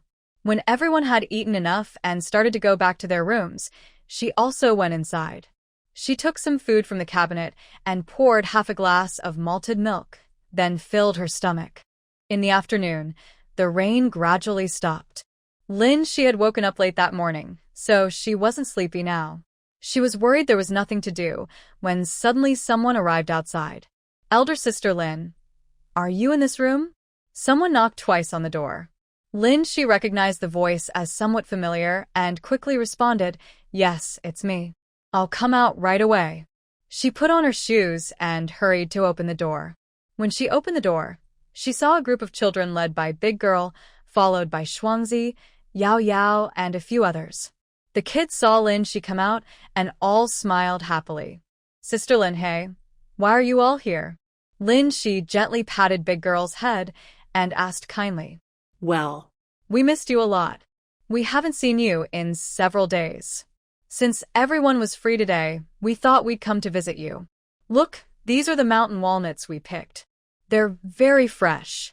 Big Girl held a full bag of mountain walnuts in her clothes pocket. Her hands darkened from the shells, and she wore a simple, happy smile. She looked at the other children's hands, which were also black with shell residue. You can eat them yourselves. No need to give them to me. You picked so many, great job. Did you climb trees? Be careful and stay safe. She said, watching the children with concern. Sister Lin, we didn't climb trees. Last night, there was a strong wind, and we just picked up the walnuts from the ground. You can have some. We brought them especially for you. Shuangzi tugged on She's sleeve. The others looked at her pleadingly. She really couldn't resist these little kids, so she took a small basket from the door and caught some walnuts. All right, next time, just eat them yourselves, okay? If Sister Lin wants some, she can get them herself. Now go sit in the kitchen for a bit. I'll bring some things over, she said. Okay, the children obediently went over. She took a bag of fruit candies and a bag of cookies from the cabinet, counted them, and took out some. Kids, sit nicely. Sister Lin brought you some snacks, she said, handing out candies and cookies to each of them. Big Girl looked happily at the candies and cookies in her hand. Thank you, Sister Lin. The other children also gratefully said thank you. These candies are really tasty. As expected, Sister Lin is the best. Shuangzi puffed out her cheeks, licking her candy happily. Oh, Shuangzi, why are you eating so fast? A boy complained. Hey, you don't understand. It's called savoring. If I take it home, my mom will definitely take it away from me, and then I won't have any left, Shuangzi said confidently, looking very wise. She couldn't help but laugh at her cute expression. Haha, little kid, you're really clever. You all should learn from him. Sister Lin gave you the candy, so just eat it now to avoid losing it later. See, Sister Lin understands me best. Little kid shook his small head proudly. The others looked at his proud expression and then at the delicious candies in their hands. They couldn't resist and each peeled one to eat. Watching these happy children, she chuckled and shook her head. They are all so adorable. Big Kid carefully ate one piece and put another into her small pocket on her chest. Big Kid, you're still keeping one candy. When do you plan to eat it? She asked with a smile. Her teasing look made everyone laugh. Big Kid looked shy under She's gaze and scratched her head. Hee, Sister Lin, I think this candy is very sweet. I want to save some for my mom to try. Good girl. She patted her head. Then, I will also save my candy for my mom, Yao Yao said softly, looking at She with hope. She was so touched by her cute expression that she gently rubbed her little face, making Yao Yao laugh happily. After playing with them for a while, She suddenly remembered, by the way, since you came today, Sister Lin will test your memory. Didn't I teach you how to write before? Let's see how much you remember now. Come on, each of you come over and write the character 6 for me. Big Kid's eyes lit up. Sister Lin, I want to go first. I remember. Lin, she raised an eyebrow at her confident words. All right, you go first. Big Kid quickly wrote the correct order of the character 6 in Lin Shi's palm. She lifted her chin proudly, her eyes full of confidence. Lin, she gave her a thumbs up. Great. Looks like Big Kid studies hard at home too. Such a good child. Seeing Lin, she praised her so openly. Big Kid's face turned red with happiness. The other children, seeing this, also became eager. Those who remembered quickly stepped forward and carefully wrote the character. Those who didn't remember scratched their heads and blushed. Lin, she watched each serious little kid, feeling very touched inside. Actually, they all lack the right conditions. Otherwise, their studies wouldn't be so poor. Yao Yao is young and forgets easily. Seeing many older brothers and sisters write well, she became anxious and started crying. Lin, she saw this and quickly comforted her, saying, "What's wrong, Yao Yao? I can't write." Ugh. Yao Yao sadly wiped her tears. Oh, it's okay. You're still young. Come on, let big sister teach you. Next time, you'll remember. Lin, she took out a handkerchief and gently wiped her tears. Yao Yao, come here. I'll teach you how to write. Don't cry anymore, said big sister, holding Yao Yao's small hand. The two crouched outside, whispering softly. When they finished, Lin, she turned to look at the shy little boy, Shuangzi. What's wrong? Haven't you figured it out yet, little Shuangzi? Lin, she teased with a smile. Shuangzi scratched his head, feeling very embarrassed. I just forgot. I had practiced before. Shuangzi mumbled, his voice getting softer. Lin, she looked at the once lively little tiger, now like a small kitten, wishing he could hide somewhere. All right, go learn from big sister. Don't just count ants here. Remember, review what you've learned to understand better, she said kindly. Okay. Shuangzi nodded heavily and ran outside to sit with big sister. He Wenli also hadn't slept. After talking with Lin Shi, his mind was full of ideas, and he quickly started writing a short story, stopping only after finishing it. When he stepped outside, he saw a few children sitting under the eaves, which meant Lin Shi's friends had arrived. Brother Wenli. Yao Yao saw He Wenli and happily called out. She remembered that he had given her medicine when she was sick. Hey, Yao Yao. You've gained some weight these days. Are you feeling okay? He Wenli picked her up and gently jostled her. No, Grandma said I am all better, Yao Yao replied with a smile, hugging his neck. That's good to hear. Lin Shi heard their voices and came out of the kitchen. Wenli, is my voice too loud? Did it bother you? No, I just finished a story and came out to rest. What are they doing? Oh, they brought me some mountain walnuts. I was playing with them. Just then, there was a sudden knocking at the door. Everyone looked back and saw Lu Qiqi dressed in a green military uniform, smiling as she stood there. Qiqi, why are you free to come back today? I haven't seen you in such a long time, Lin Shi said happily as she approached. Lu Qiqi saw Lin Shi walking toward her and quickly went over. They held hands and chatted warmly. Out of the corner of her eye, Lu Qiqi kept watching the figure holding the child. Seeing her obvious excitement, Lin Shi playfully poked her arm. Hey, are you here to see me or someone else? Huh? Your heart is still with the army, huh, little girl?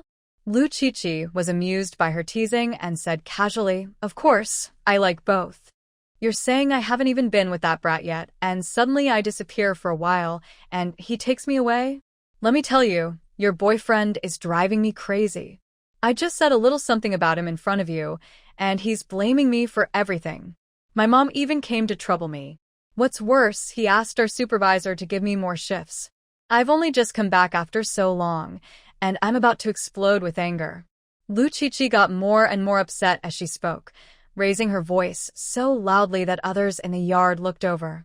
Seeing her beloved looking over at her, even the carefree Lu Qiqi couldn't help but fall silent. Lin Shi watched her sister suddenly quiet like a quail, and had to speak up to help her escape this awkward situation.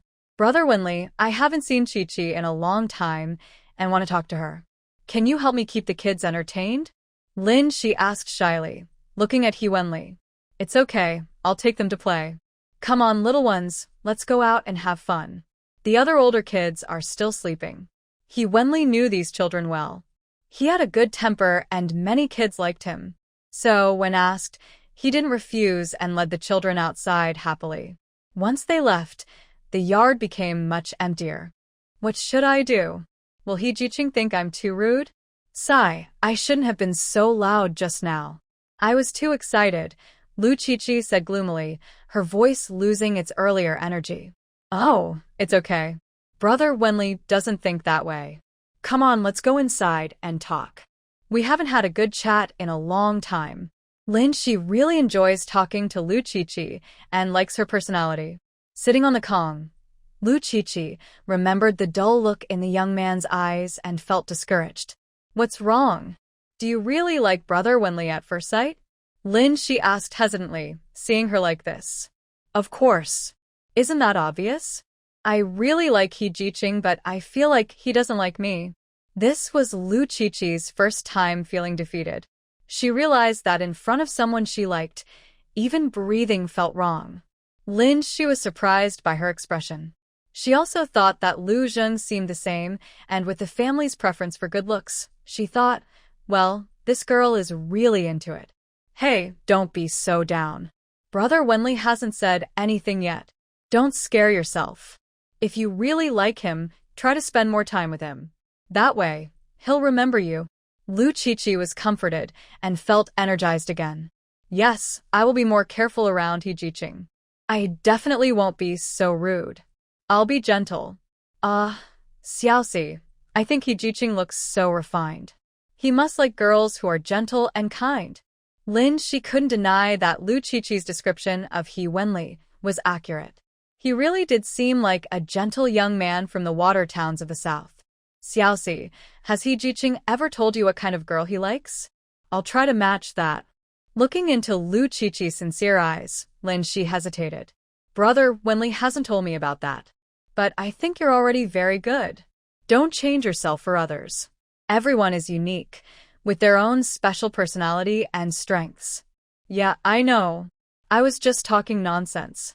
I can pretend for a while, but not forever. I understand that. Sigh, I should think carefully about how to pursue him, Lu Chi-Chi said, leaning on Lin Xi's shoulder. Lin, she patted her head and didn't reply. Oh, by the way, Xiaoxi, I have to tell you, that brat is really terrible. He gave my boss so many tasks, I haven't had a day off, and I'm so angry, Lu Chi-Chi said, hitting the Kong in frustration. Listening to her heartfelt complaints, Lin, she felt a bit embarrassed. Does he know your boss? Why is he bullying you like this? It's really unfair. Lin, she thought for a moment and finally decided to support her little sister. As for her boyfriend, she could only apologize in her heart, since he wasn't here now. I know him.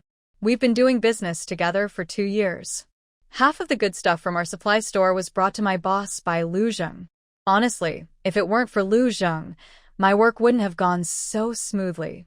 Well, I don't want to talk about that now. Actually, he's not so bad after all.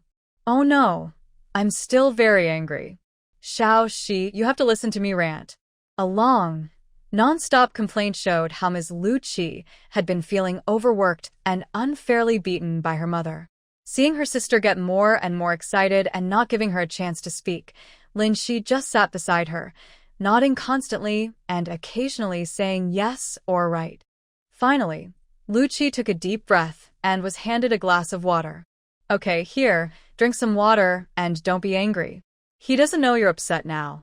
Later, when I see him, I'll help you scold him. How could he do that? Right? Lu Qi, feeling a bit thirsty, took a couple of big sips. Yeah, I just told you a little about him and you didn't care. He took it seriously and even had my mom hit me. All right, don't be angry. Lin Xi patted her back gently to comfort her. Lu Qi, soothed by Lin Xi's gentle words, felt her anger fade a lot. She looked at Lin Xi's thick, curled eyelashes and sighed, Xiaoxi, how come you're so good at growing eyelashes? They're so pretty. Huh? Lin Shi blinked, confused. Ah, it's a pity that annoying guy got ahead of me, Lu Qi said regretfully, looking at Lin Shi. Oh, it's nothing. Actually, Lu Zheng is quite good too. Huh. What's so good about him? Just because he looks a bit better and can talk a little? Humph, he just tricks girls. Lin Shi poked her annoyed face and shook her head with a smile. All right, don't be angry. Later, I'll talk to him for you.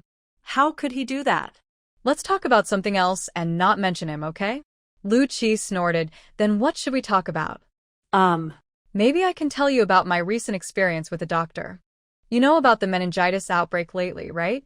Yes, I know. I also heard that a young educated youth cured children in 2 villages. Could it be you, Xiaoxi? Lu Qiqi said, somewhat surprised. But seeing Lin Shi's smiling eyes, she couldn't help but be shocked. Really? No way. You're so amazing. How do you know so much? How old are you? You've learned medical skills so well? You've cured so many patients? And their children? Oh my goodness, how impressive. How did my brother get so lucky to have you as his girlfriend? Lu Qiqi was very amazed, pulling Lin Shi to look around. Hearing her strange accent, Lin Shi smiled happily. All right, why are you talking like that? It's so funny. Hurry up, do you want to listen or not? Yes, I want to listen. Tell me slowly. Well, that's how it happened, Lin Shi shrugged and said. So, you were playing at Stone's house and noticed he had meningitis? Then you guessed that there were other children in the village who might be infected? Wow, Xiaoxi, you're so amazing. You're only 19, and your medical skills are better than those of doctors in their 50s, Lu Qiqi exclaimed in admiration. Everyone is human, but Lin Shi is just so talented. Not only does she have a pretty face, but she's also very smart. Lin Shi felt a little shy under Lu Qiqi's exaggerated gaze. Oh, don't look at me like that. It's nothing special, I just saw it before. I know, I was just curious. Sigh, Lu Zheng is really lucky. By the way, how did you 2 get together? I haven't been back for just over a month, and so many things happened. Last time we 4-ate together, you weren't very familiar with him, and now you're his girlfriend? Lu Qiqi still couldn't understand. They are all born from the same mother, and Lu Zheng is so lucky. She is so unlucky. Others are already in relationships, but she hasn't even spoken to her crush. I really don't know. When feelings develop, we just got together. Lu Zheng isn't as bad as you think. He's very kind, gentle, and respectful to me. And mainly, I admire his personality. Plus, we both have feelings for each other, so dating just happened quickly. Thinking about it now, it was indeed a bit fast. During this time together, everything has been very good. I am also happy to have met him here. Lu Qiqi looked at Lin Shi with a sweet smile, feeling a bit jealous. Frowning, she said, Oh, you people, having a partner is such a big deal. Don't you care about my feelings? Seeing Lu Qiqi's anger, Lin Shi secretly smiled. If she were in modern times, she would know how to trick a single person and then get rid of them, haha. Oh, by the way, I came to see you today because of something. Lu Zheng went to the county yesterday. Before he left, he asked me to tell you not to worry. Lin Shi nodded to show she understood. No wonder her ears were so quiet yesterday. Hey, why don't you ask what he went for? There's no need to ask. It must be something important. Plus, he'll tell me when he comes back. He can't hide anything from me. Hearing this, Lu Qiqi felt even more jealous. She threw herself at Lin Shi and kept tickling her. I give up. Why are you bullying me? No, I also want a partner, Lin. She kept begging her to stop as she was tickled. Just then, there was a sudden knock on the door. Lin Jiqing, someone is looking for you. Si's voice came from outside. Lin Shi nudged Lu Qiqi, who was lying on her, and replied, Okay. Lu Qiqi quickly got off Lin Shi and helped tidy her messy clothes. Lin Shi opened the door and looked outside. As expected, Lu Zheng was here to see her. Why are you here? Qiqi said you went to the county. Why are you back? Lin Shi asked with a smile. Lu Zheng was focused on the girl in front of him, but when he heard Lu Qiqi was here, his face darkened. Oh, I didn't say anything bad about you. She just wanted to talk to me. Don't think too much. She quickly interrupted him, noticing his expression. Do you think that's possible? Lu Qiqi's big mouth will get my mom to marry her off someday. She always gossips about me. Lu Zheng wiped the fine sweat on Lin Shi's forehead and made a sharp comment. Lin Shi sighed, tired of dealing with these siblings. Fortunately, Lu Zheng didn't dwell on it. After wiping her forehead, he handed her a small bag. What is this?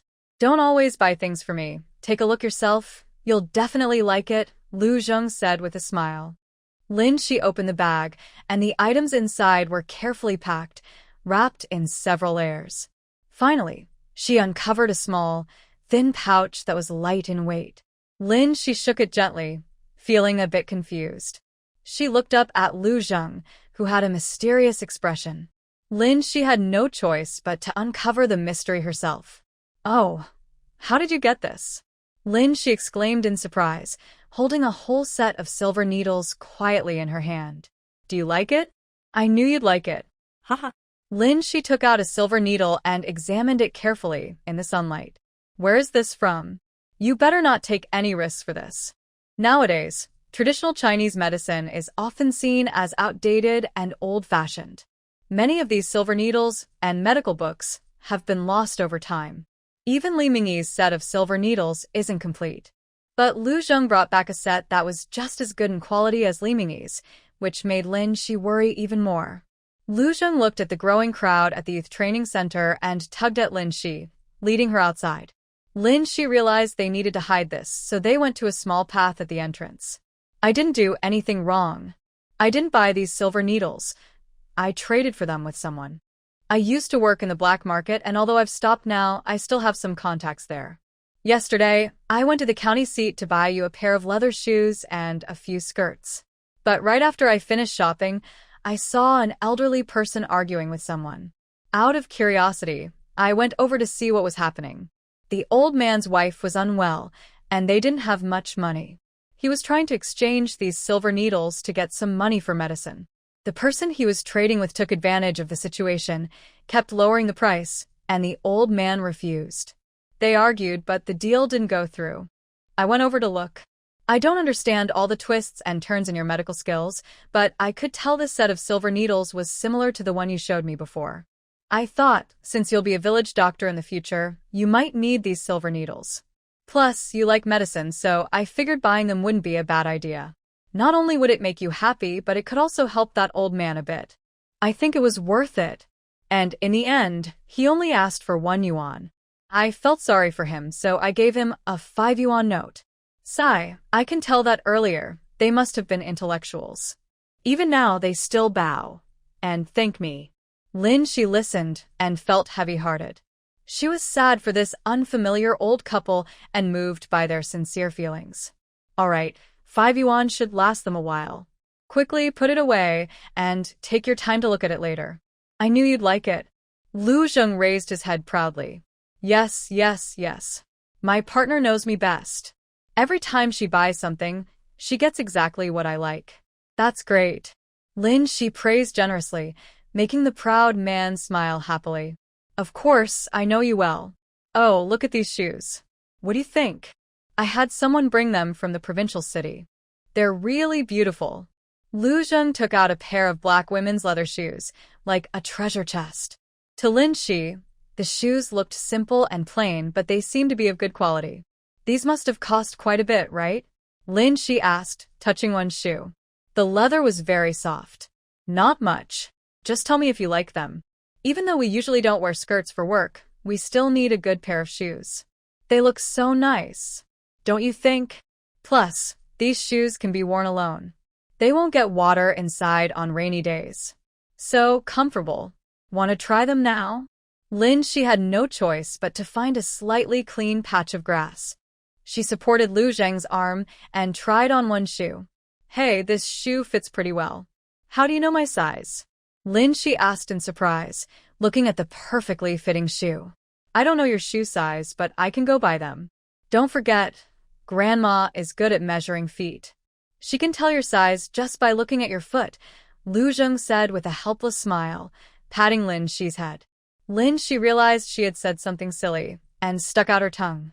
If it fits, try on the other one and see if they're comfortable. She shook her head. No. The place is too dirty. If I wear the new shoes now, they'll get dirty. I'll try them in my room later. That's fine, Lu Zheng agreed without objection. Just as they were about to have a good chat, a bothersome female voice interrupted. Wow, you guys.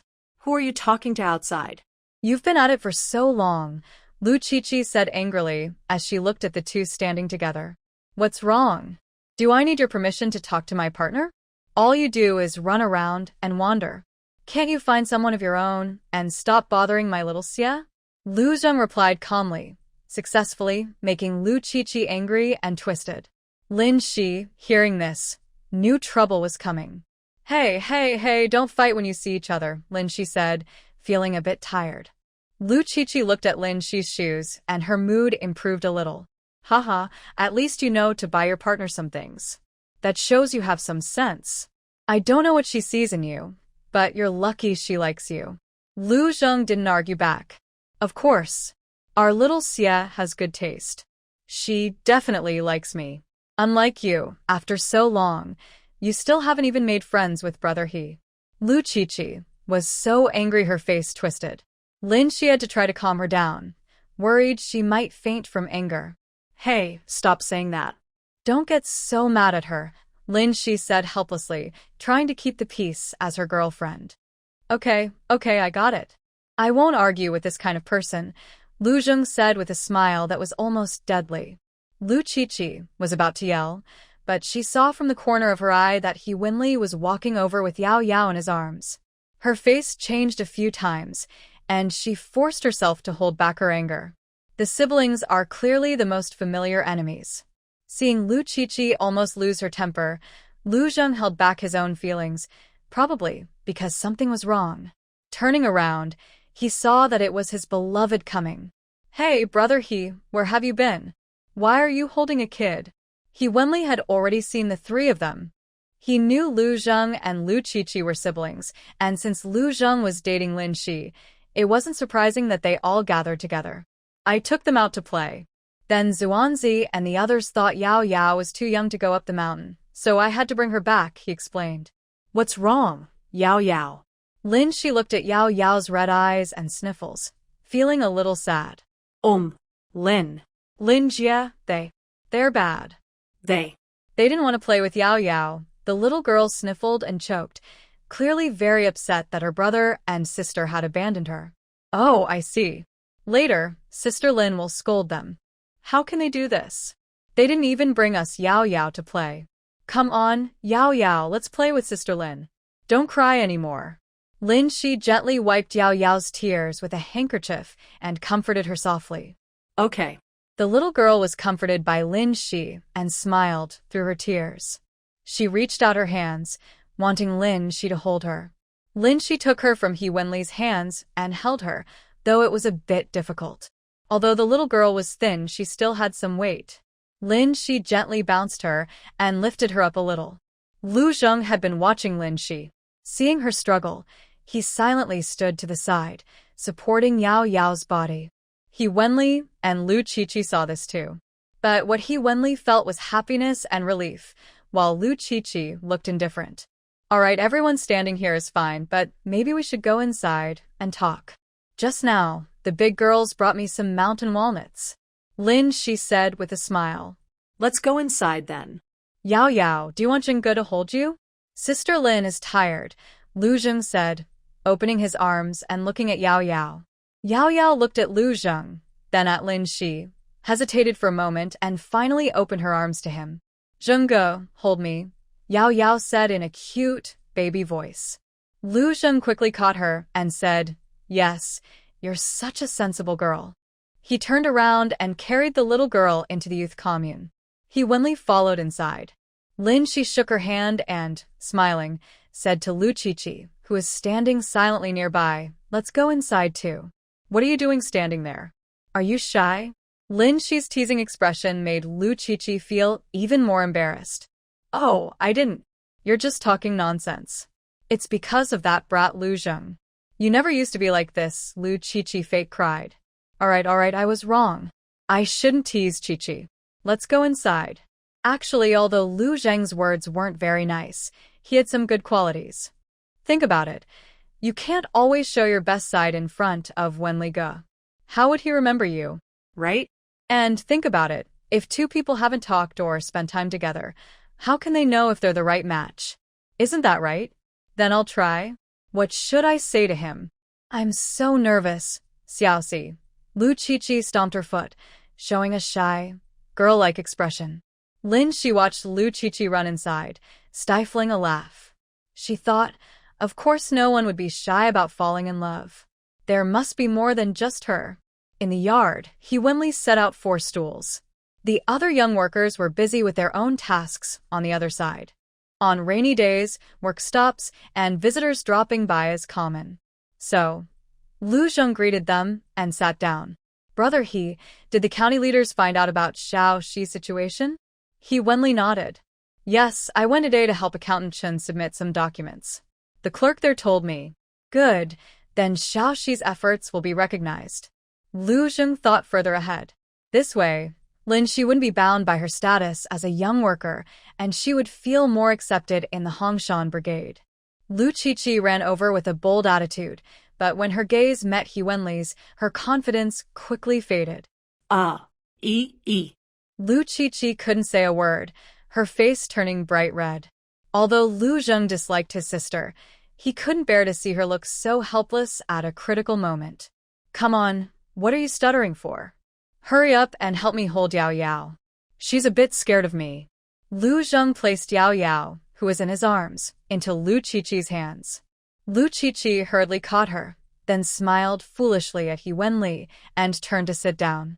Watching Lu Zheng continue talking with He Wenli, Lu Chi-Chi felt for the first time that her brother was somewhat useful and not so bad.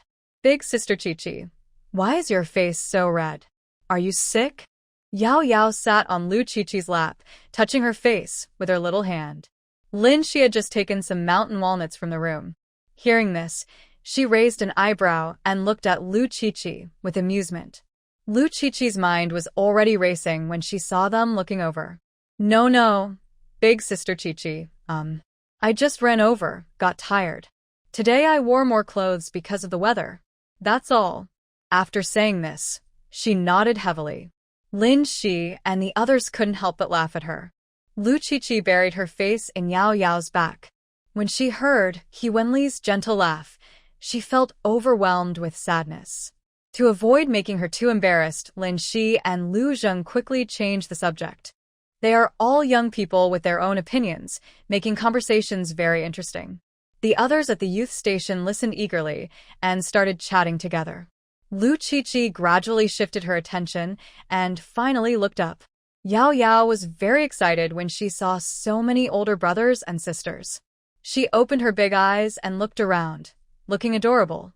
Lin Shi patted her head and peeled a milk candy just for her. The little girl smiled happily, squinting with sweetness. Everyone talked and laughed, and before long, most of the day had passed. Smoke rose from every household in the village. Lu Zheng gave Lu Chi-Chi a look, and they both stood up. Comrades, we'll chat again next time. It's getting late today, so we won't bother you anymore. There was another round of goodbyes. Lu Zheng looked at Lin Shi with some reluctance before turning to leave. After Lu Zheng left, Lin Shi kept staring at the door. What? Now you're really dating someone, huh? It's different from before. When she left, you looked like you lost your soul. Wenli Ge, you're still talking about me. Look at what you're saying. So harsh. I was just watching my partner's back. What's wrong with that? Can't you feel her feelings? And you're still criticizing me. Wenli Ge was speechless and pointed at Lin Shi before walking a few steps to pick up Yao Yao, who was playing on the ground nearby. Let's go, Yao Yao. Brother, he will take you home. Yao Yao was lifted high into the air, feeling both scared and excited. Wow, I'm flying. She giggled happily. Lin Shi looked at Wenli Ge, who was avoiding the topic, and raised her head with a snort. Ha, you think you can compete with me? You're still too young. I've been through a lot. The youth workers had already dispersed and gone about their own things. Li Xiaohong and the others had also gone back to rest for a while. Lin Shi put the stools back in place and cleaned up all the trash from today. Dinner was served as usual. On rainy days, it got dark very quickly. Before 7 o'clock, it was already hard to see outside. Lin Shi had gotten used to the slow pace of life here. After washing up, she lay on the Kong bed. Sometimes she missed her phone, computer, and all the conveniences, but she was slowly falling in love with this slow life. She had a good sleep again.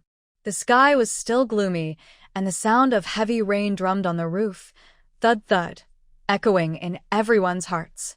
Today, it was Lin Shi and Li Xiaohong's turn to cook. Li Xiaohong had already gotten up earlier.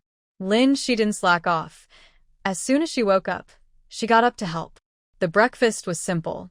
Since they weren't working, everyone was saving food. After tidying up the kitchen, Lin Shi was about to sit down and rest when Tang Jin called her out. Lin Jiqing, just now in the kitchen, Accountant Chen came to say you need to go to the brigade office. Okay, thank you. Did he say anything else? Tang Jin shook his head. No, he just left after talking. All right, I'll tidy up a bit and go right away. Lin Shi changed into cleaner clothes, tidied herself up, and put on her straw hat before heading out. She knocked on the office door. Lu Zhenghua and Chen Chunsheng were already inside. Seeing Lin Shi, Lu Zhenghua smiled. Lin Ziqing, you're here? Come in, sit down. Okay, Captain, Accountant Chen. What do you want to see me about? Lin Shi smiled a bit awkwardly. Being called by the leaders early in the morning made her feel a little nervous. It's nothing serious. We just upgraded the equipment in the medical room a bit and want you to check if there's anything you're not satisfied with. And about the medicinal herbs, we plan to collect some from villagers, some traditional Chinese medicine, and some Western medicine. It's been raining these days, so we haven't started collecting yet. Really so soon? Captain, you really are thoughtful. Lin Shi's eyes lit up with surprise. She was very happy that they valued medical work. As long as she had the chance, she was confident she could help villagers gradually realize the importance of medicine and learn basic medical knowledge. Let's go take a look first. If you have any ideas, just tell us. We'll try to do whatever we can to help. Thank you, Captain. You're too kind. The three of them stood up and headed toward the medical room. The medical room was still the same as before, but this time they had more time to set it up better. The room was divided with cloth. On the left side, there was a long table and 3 stools for Lin Shi to diagnose villagers. On the right side, there was a medicine cabinet filled with neatly arranged drawers, all freshly made over the past 2 days by Grandpa Li and his son, working overtime. Lin Shi reached out and touched the wood. It was very smooth, with all the edges polished nicely. Behind her, 3 small single beds were lined up, each covered with blankets. The house was small but very clean and tidy. Lin Shi looked at the nearly finished medical room and felt very satisfied. Look, Lin Jiqing, is there anything else we need to add? Lu Zhenghua looked at Lin Shi and asked sincerely. No, Captain. I am really happy with this medical room. You've worked hard these past few days. I think it's very complete. If I need anything later, can I discuss it with you? Yes, of course, Lu Zhenghua nodded. Jiqing, I really appreciate you. These days, we've all been trying to do better, so you can work more smoothly. You're willing to be our Hongshan Brigade's village doctor, and that's a big help. From now on, Hongshan Brigade is yours, Chen Chunxing said happily, feeling sad for villagers suffering from minor illnesses. No, I should do this. And if you laugh at me, I'm not very strong, and I can't do much farm work. Now that I have this job, I can at least help everyone a little. Good. It would be great if more young people had the same attitude as you, Lin Jiqing, Lu Zhenghua said happily. Captain, I have another question. My consultation fee is 10 cents a day, but what about the cost of the medicines? Does the brigade pay for it? Or do villagers pay themselves? Well, we've thought about that. After discussion, everyone agreed that your consultation fee will be converted into work points, which will be settled into grain at the new year. As for the medicines, the brigade will buy them in bulk, giving priority to local villagers' herbs. If villagers come for treatment and don't take medicine, they don't pay the fee. If they do take medicine, they pay for it.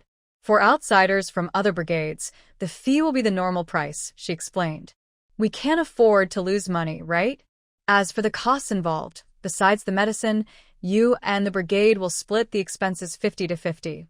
That's also a little extra income for you. How about it? Do you have any other questions? She asked. She shook her head, surprised to find she had some extra expenses of her own. That's all, Captain. You all thought things through very carefully. All right, then. Later, you and Accountant Chun can pick up some medicine lists. They set the prices yesterday, so we can just post a notice outside. Okay, I understand. Let's officially start the medical consultations at the Hongshan team today. Lu Zhengguo raised his eyebrows and exchanged a glance with Qin Chunqing. He pointed at Lin Shi. You little girl are so honest. Why are you so reluctant to rest? Lin Shi shyly scratched her head and smiled. Hey, I didn't think much about it. Anyway, I don't have much to do today. I thought since I'm free, I might as well do something. Lu Zhengguo and Qin Chunqing laughed happily. All right, since Lin Jiqing says so, let's start the consultations this afternoon. I'll make an announcement on the radio later, so anyone feeling unwell can come here to see you. Okay. People need to see a doctor to know what's wrong with their health. Don't push yourself too hard. If you get sick, forcing yourself to endure it won't help. Lu Zhengguo nodded. Yes, when we were soldiers, some people got injured but didn't treat it, thinking it wasn't serious. Later, the wounds got infected, and they had to amputate the whole arm. Exactly. So now that we have the resources, I want to see everyone who can come. Especially the elders, for peace of mind. Good. Lin Jiqing, I'll notify everyone later. Do you have anything to do now? If not, come with me to get the price list for the medicines. From now on, we'll charge according to this standard. Qin Chunqing said. He's a practical person and gets things done quickly. Okay, I'll go with you now. The three of them left the medical office together. Lu Zhengguo continued handling team affairs, while Lin Shi and Qin Chunqing looked over the details on the list. This was a significant step forward for the Hongshan team, so it had to be done well. After lunch, Lin Shi told He Wenli and then went to the medical office. Qin Chunqing saw Lin Shi coming and asked her to prepare. He then started speaking over the radio.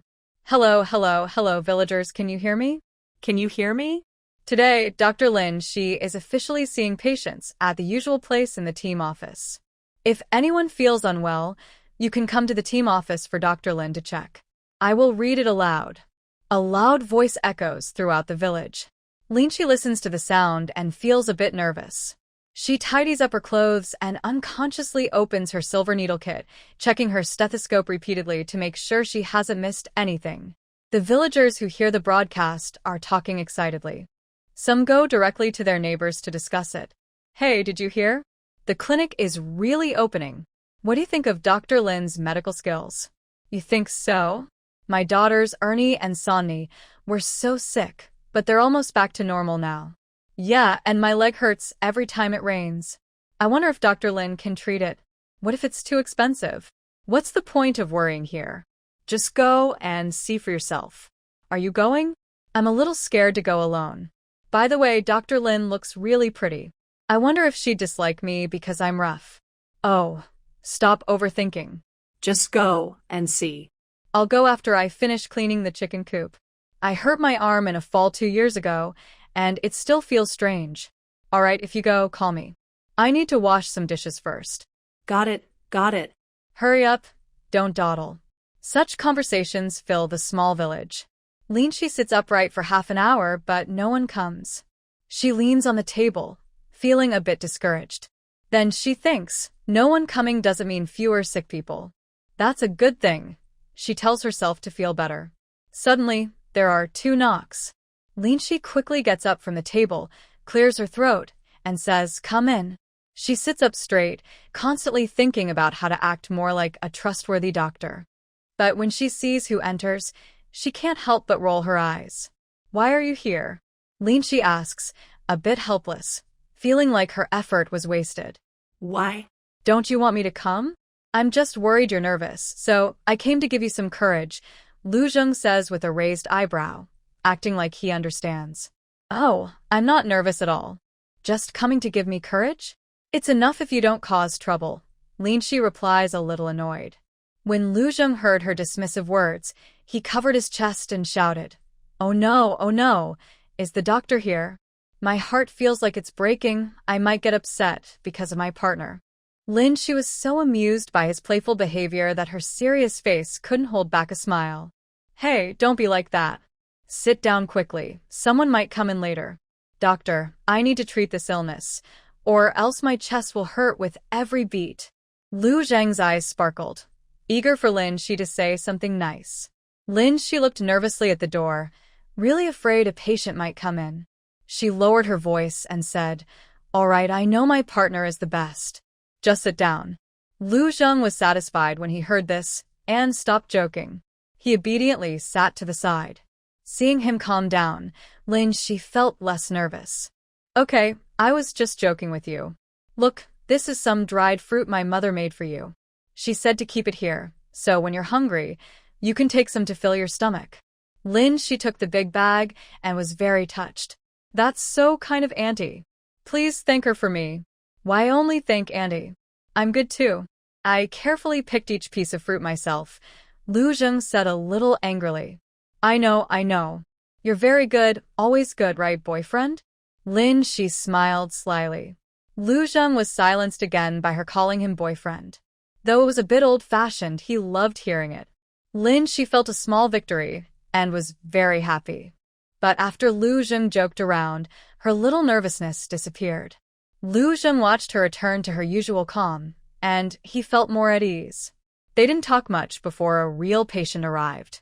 Linshi saw an elderly woman leaning on a cane slowly walking into the clinic. Lu Zheng quickly helped her and asked kindly, Grandma Qi, why are you here alone? Did your family not come with you? Grandma Qi smiled warmly and patted Lu Zheng's arm. Ah Zheng, you've grown so tall. I finished my meal and heard the radio calling. My leg hasn't felt right, so I thought I'd come see Dr. Lin. Linshi also stood up and went to the other side of Grandma Qi. Grandma Qi, if your leg hurts, you should get it checked to find out what's wrong. Come, let's go inside first. I'll lie down and examine you carefully to find out the cause. Okay? Linshi spoke softly and gently. Grandma Qi saw how kind and caring the young girl was, and her worries eased a little. All right, Dr. Lin, I'll listen to you. Linshi and Lu Zheng helped Grandma Qi inside slowly. They helped her sit on a small bed by the window. Come, Grandma Qi, just lie down. I'll go get my things. Take your time and don't be nervous. Grandma Qi nodded. Lu Zheng supported her to give her some leverage. He had taken good care of Majo before, so he understood how to care for elderly people. Although elderly, they don't like children to fuss over them too much because it makes them feel old and useless. If they can do things by themselves, it's better not to interfere. Lying on the bed is a simple action for young people. But older folks aren't as flexible, so some children just help them lie down quickly. However, letting them do it slowly makes a big difference even if it takes more time. Linshi moved quickly and soon brought in her small medical kit. She first checked Grandma Qi's pulse to see if she had any obvious health issues. Grandma Qi, how did your leg hurt? Do you remember? Did it happen suddenly? Linshi asked as she examined her eyes and tongue coating. Grandma Qi's eyes rolled as she tried to recall. I think it was last spring. During the new year, I accidentally fell and broke my leg. I went to the local clinic then. They bandaged it, and she stayed in bed for a few months. It healed gradually, and they didn't think much about it. But recently, her leg has been hurting again, sometimes with sharp pains, especially at night. Linshi pinched Grandma Qi's left leg where she was crying out in pain. Is it here? Yes, right here. It hurts in waves. Linshi nodded and pressed a few more spots. After examining her, Linshi made a rough judgment. Grandma Qi, did you often move around while healing? Were you bedridden every day? Grandma Qi nodded and said, Yes, I started feeling better earlier, so I was able to cook for them and do some chores. It wasn't tiring because I just sat on a stool the whole time. That's understandable. You might have thought it wasn't tiring, but actually, during your activities, you kept pulling at your still healing muscles and surrounding soft tissues. That's why your leg injury has healed but still causes pain. Can I still be cured? Grandma Chi looked worried. She just wanted to help her children and thought that doing some work would lighten their load. She didn't expect to hurt her leg again. It can be cured, but you need to follow the doctor's advice carefully. First, I will give you acupuncture, then apply a warm compress. Later, we can prepare some traditional medicine to help reduce the pain. Also, since you're older, you should eat some nourishing supplements. I just checked your pulse and found some deficiencies in your health. In the future, you should pay more attention to your health. When she heard it could be cured, Grandma Chi finally smiled. All right, I promise to listen to you this time. I won't do anything reckless. She liked patients who listened well. She nodded and pointed to Grandma Chi's leg. Lu Zheng understood and rolled up her pants, then helped secure her leg with both hands. She took out silver needles, gently felt the acupuncture points, and then quickly and precisely inserted them into several major points. Getting the needles in can be a bit painful. Grandma Chi, please don't struggle. There are a few more spots to needle, Shi said soothingly, calming the nervous Grandma Chi while carefully inserting the needles. Lu Zheng looked at the thin, shimmering silver needles, swallowed nervously. If he didn't behave, Xiaoxi might end up hurting him badly. Despite his wandering thoughts, Shi steadily inserted one needle after another. She wiped the sweat from her forehead and said, "All right, Grandma Chi, don't move. You might feel a bit numb or a prickling sensation. That's normal, so don't worry. The silver needles need to stay in for half an hour. For now, just lie down and rest. Don't be afraid, relax." The quilt was freshly prepared by the team leader, and it's clean, Shi said with a gentle smile. Grandma Chi lay on the bed and smiled. "All right, thank you, Dr. Lin. You've worked hard. I am an old woman who is not very useful and always causes you trouble." "Hey, how can you say that? Grandma Chi, just take good care of your health. Otherwise, Uncle Air and Auntie will worry so much," Lu Zheng said with disagreement. "Yes, Grandma Chi, don't think too much. I just checked you, and your health is good. Besides a small problem with your leg, just need to rest more." "That's great. Others envy your strong body." Grandma Chi was comforted by their words, and her sadness and frustration disappeared. Seeing her face calm down, Shi said, "Grandma Chi, rest for a while. Lu Zheng and I will go out so we don't disturb you. I'll come back later to remove the needle." "Okay," Grandma Chi replied, seeming tired, and slowly closed her eyes. Shi and Lu Zheng turned to leave. "Are you tired? I saw you wiping sweat just now," Lu Zheng whispered. "A little, maybe my body isn't used to it yet. I was too focused just now," Shi replied. Lu Zheng felt a bit worried. "Here, eat some of these dried red dates. They're washed and dried carefully, so fragrant. Red dates help boost energy and blood, good for girls," Lu Zheng said as he opened a big bag of dried fruit. Shi looked at the various nuts, red dates, and peanuts, feeling heavy in her heart. She pouted and asked, "Boyfriend, why are you so good to me?" "All right, be good. Who else would I treat so well if not you? Come on, do you want to wash your hands? Eat something now while I'm free." "Yes, I'll go wash my hands outside," she said. No one else came in now. Grandma Chi was resting inside, and the room was quiet except for Shi's gentle chewing sounds. Lu Zheng watched her, full of tenderness. "Eat one," Shi said, feeling shy under his gaze, and forced a red date into his mouth. "Little fool, I specifically want you to eat this. Why are you giving it to me?" Lu Zheng tapped her head and said, "From now on, when you have time every day, eat a little. Also, those cookies and snacks your mom sent, eat more. You're too thin, and your health isn't good. Plus, you're doing such mentally demanding work," he added. Okay, eve eaten. "I feel like I've eaten too much," Shi said, covering her head and protesting. This is true. With Lin's mother and Lu Zheng regularly feeding her, no one in Hongshan Brigade is as well-nourished as Shi. However, in Lu Zheng's love-blinded eyes, he just thinks that his little girl is too thin and hasn't had enough good food. Fortunately, Shi can't hear Lu Zheng's thoughts, or she would be laughing at how love-struck he is. While eating, Lin Shi guessed it was about time and went in to remove the needle from Grandma Chi. She moved gently, and only after she finished did Grandma Chi slowly wake up. Grandma Chi, you're awake? Take a moment to rest before coming out. I'll prepare some medicine for you now, and once I go home, I'll boil it for you. Every night, you need to apply a hot towel to your leg for 15 minutes. If possible, soak your feet more. Also, eat more nutritious food. Grandma Chi nodded repeatedly. After making sure she was comfortable, Lin Shi went out to prepare the medicine. There wasn't enough medicinal herbs, so Lin Shi had to prepare 2 substitute doses to help ease her pain. The full cure would have to wait until the herbs arrived. While sorting the herbs, Lin Shi thought about talking to Accountant Chen later. Some medicines should be stocked in larger amounts.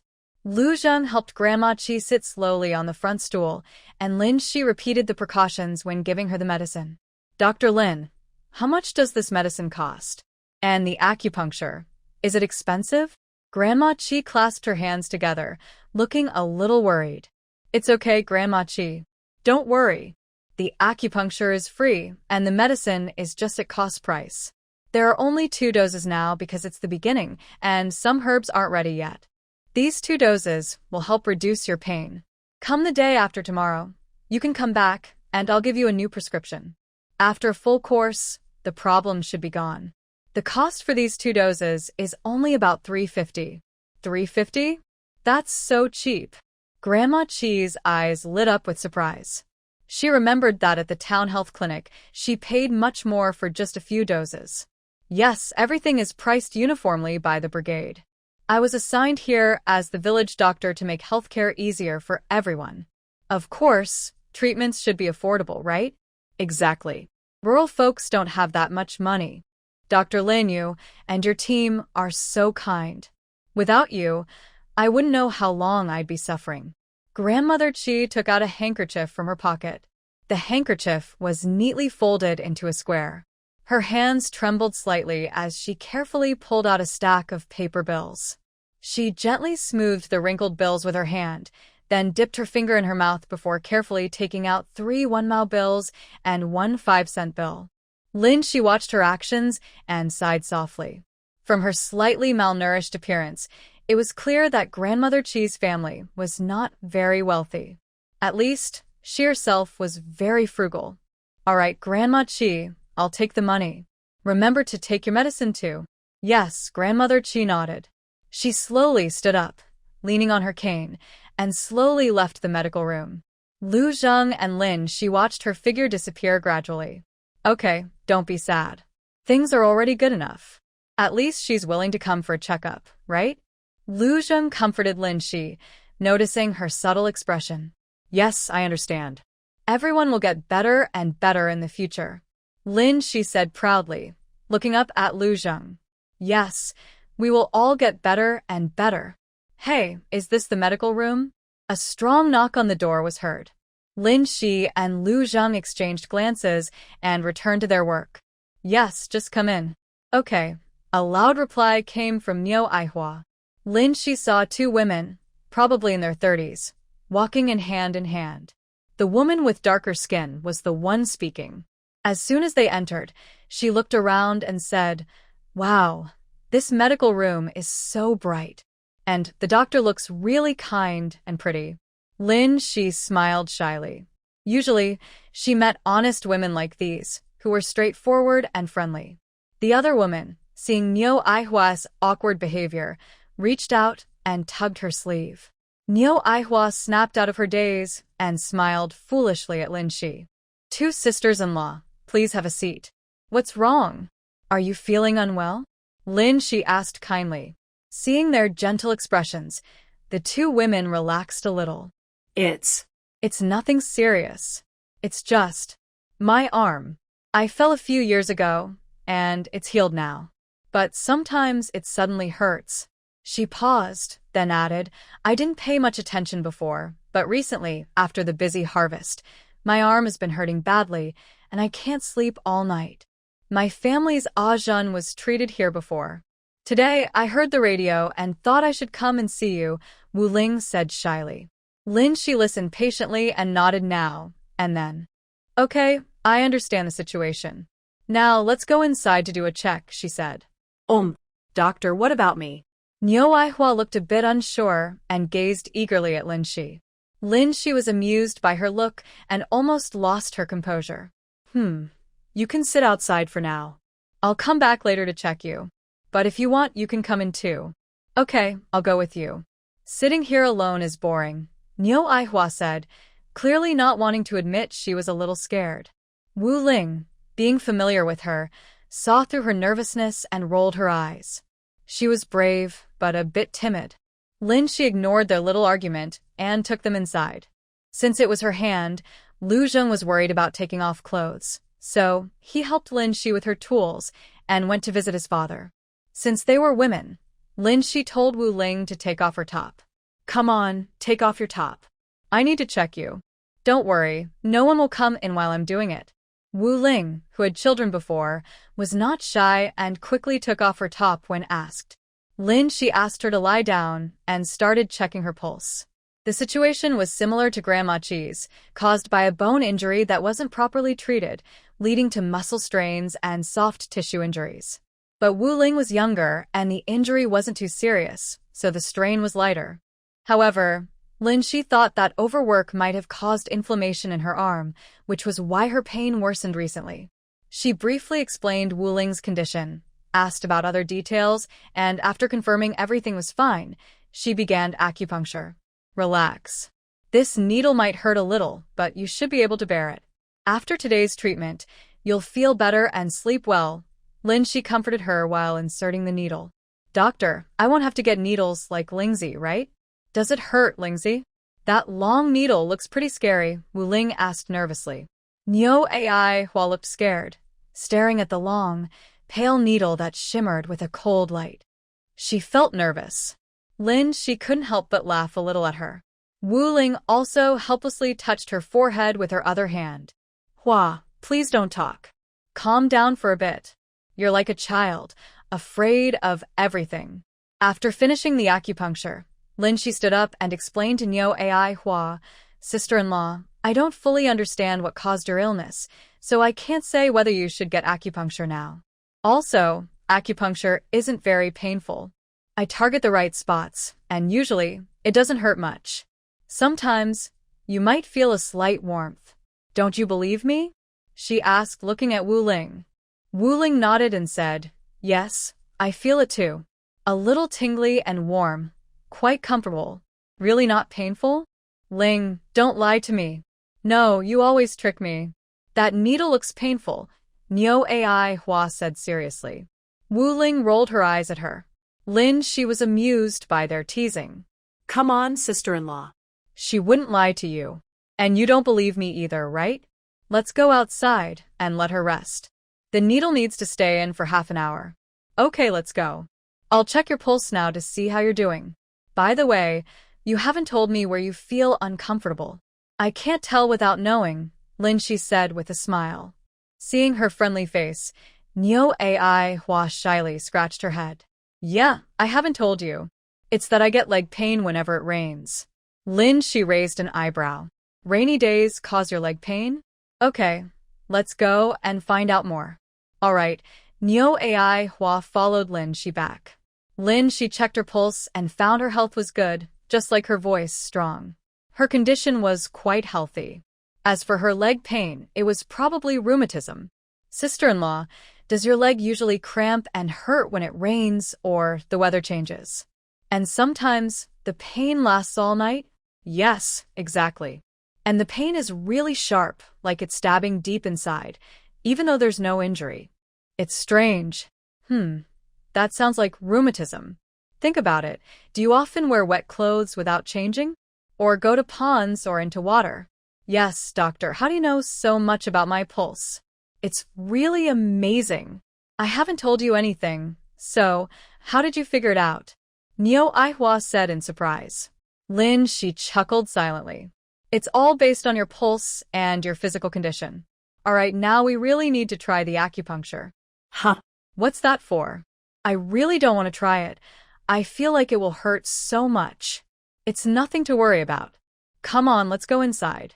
Nyo Aihua looked unhappy as Lin Shi led her back inside. Hey, what's going on? Didn't you say you'd rather die than get acupuncture? Wuling said happily from the bed. Niu Aihua glared at her and looked at Lin Shi, her face worried. Doctor, is there really no other way? I feel my limbs going weak just thinking about the needle. Lin Shi smiled softly. It's really fine. Look, Sister Wu doesn't look bad at all. Come on, lie down quickly, no more fuss. Don't worry, I promise after today's acupuncture, you'll sleep well tonight. Niu Aihua hesitated, her mouth dry. She looked at Lin Shi, then at Wuling, and finally sat down on the bed with some reluctance. Seeing this, Lin Shi smiled again. All right, sister-in-law, lie down. Trust me, I won't hurt you. Okay. Niu Aihua lay down, closing her eyes nervously. Lin Shi watched her timidly and shook her head with a smile. She took out a silver needle, found the right acupoint, and inserted it. Niu Aihua clasped her hands tightly, looking very scared. All done, Sister Niu. Open your eyes now. It's finished, Lin Shi said, clapping her hands and standing up. Huh? It's really over? Niu Aihua opened her eyes in confusion. She hadn't been lying down long. Was it really finished? It doesn't hurt at all, just like a mosquito bite, Niu Aihua said simply, looking at Lin Shi. Haha, as if we're trying to trick you, Wuling teased sharply. Lin Shi was amused by their teasing. You two are funny. All right, lie down and rest. Later, I'll come back to remove the needles. For now, I need to go outside and prepare the medicine. Don't move around, okay? Niu Aihua nodded obediently, acting very well behaved. Lin Shi pretended to be calm and turned around silently, then smiled quietly. Wow, Sister Cow is really funny. She has a natural talent for comedy. Huh? Lin Shi looked outside the door, knowing Lu Zheng had gone to his father's place. She wasn't worried and sat alone at the table, quickly writing prescriptions. While writing, Lin Shi also estimated the time. Sigh, not having a watch makes it really inconvenient to keep track of time. But these days, watches are expensive and require tickets to buy. Sigh, it's a bit hard to get one. Without a ticket, even money can't help. Lin Shi had to put aside her idea of buying a watch for now. After finishing the prescriptions, she only prepared 2 doses of medicine. There wasn't enough ingredients, so she gathered what she could herself. She guessed it was about time. So Lin Shi went in to remove the needles from Wuling Wu's sister-in-law. You need to rest more during this time. Don't lift heavy things with that hand. Also, you need to come for acupuncture every day and take the medicine I prescribed. In about 10 days, you should feel better. Wuling nodded. Dr. Lin, how long do I need to boil the medicine? Do I need to add any herbs? Just boil it normally. As for the herbs, if you have at home, add 2 slices. If not, it's okay. It won't make much difference. Okay, I understand. How do you feel now? Is it more comfortable? Wuling put on her clothes and waved her hand. Yes, much better. The soreness and swelling are gone, like a blocked pipe has been cleared. Good, that's great. Keep coming for acupuncture every day and take your medicine on time. Got it, I remember, Wuling smiled gratefully. All right. Lin Shi nodded. Doctor, how much longer do I have to stay here? Niu Aihua, lying on the bed, asked anxiously. What's wrong? Are you itching while lying in bed? Oh, I didn't tell you. I just feel a bit off, too comfortable. The quilt is so soft. We usually don't have this kind of leisure time. Then you should rest now. I've told you before, women need to take good care of their health. Look at you as strong as a bull, but you're still in pain like me. Wuling said somewhat regretfully, it's really frustrating. She and Niu Aihua had married into Hongshan Brigade around the same time and were neighbors.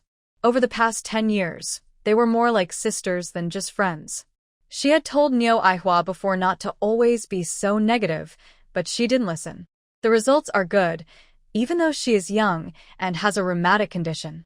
Niu Aihua was scolded by Wuling and didn't dare to say anything. Although she often argued, she was still afraid when Wuling got serious. Lin Shi saw that the situation was a bit awkward and quickly spoke to ease the mood. Hey, sister-in-law Niu, Wu's sister-in-law is doing this for your own good. Right now, you might feel strong and healthy and think you can handle everything, but if you're not careful, you'll regret it when you're older. We should avoid cold water as much as possible. Especially during your period, you shouldn't touch it. As women, our bodies are quite fragile, so we need to take good care of ourselves. Of course, I understand that sometimes it's unavoidable, but if you have the choice, you should pay more attention. Your health is your own. While speaking, She started to remove the needles from Manhwa. Wow, there are so many rules. We rough folks don't know much about this. It's you city girls who understand more, Manhwa said enviously. She paused for a moment and said, "It's okay. What you didn't know before, now you do. At least your children will learn to take care of their health, right?" "Yeah, that's true. I'll tell my second and third daughters when I get home," Manhwa replied. "Exactly, that's the point of me teaching you," She nodded.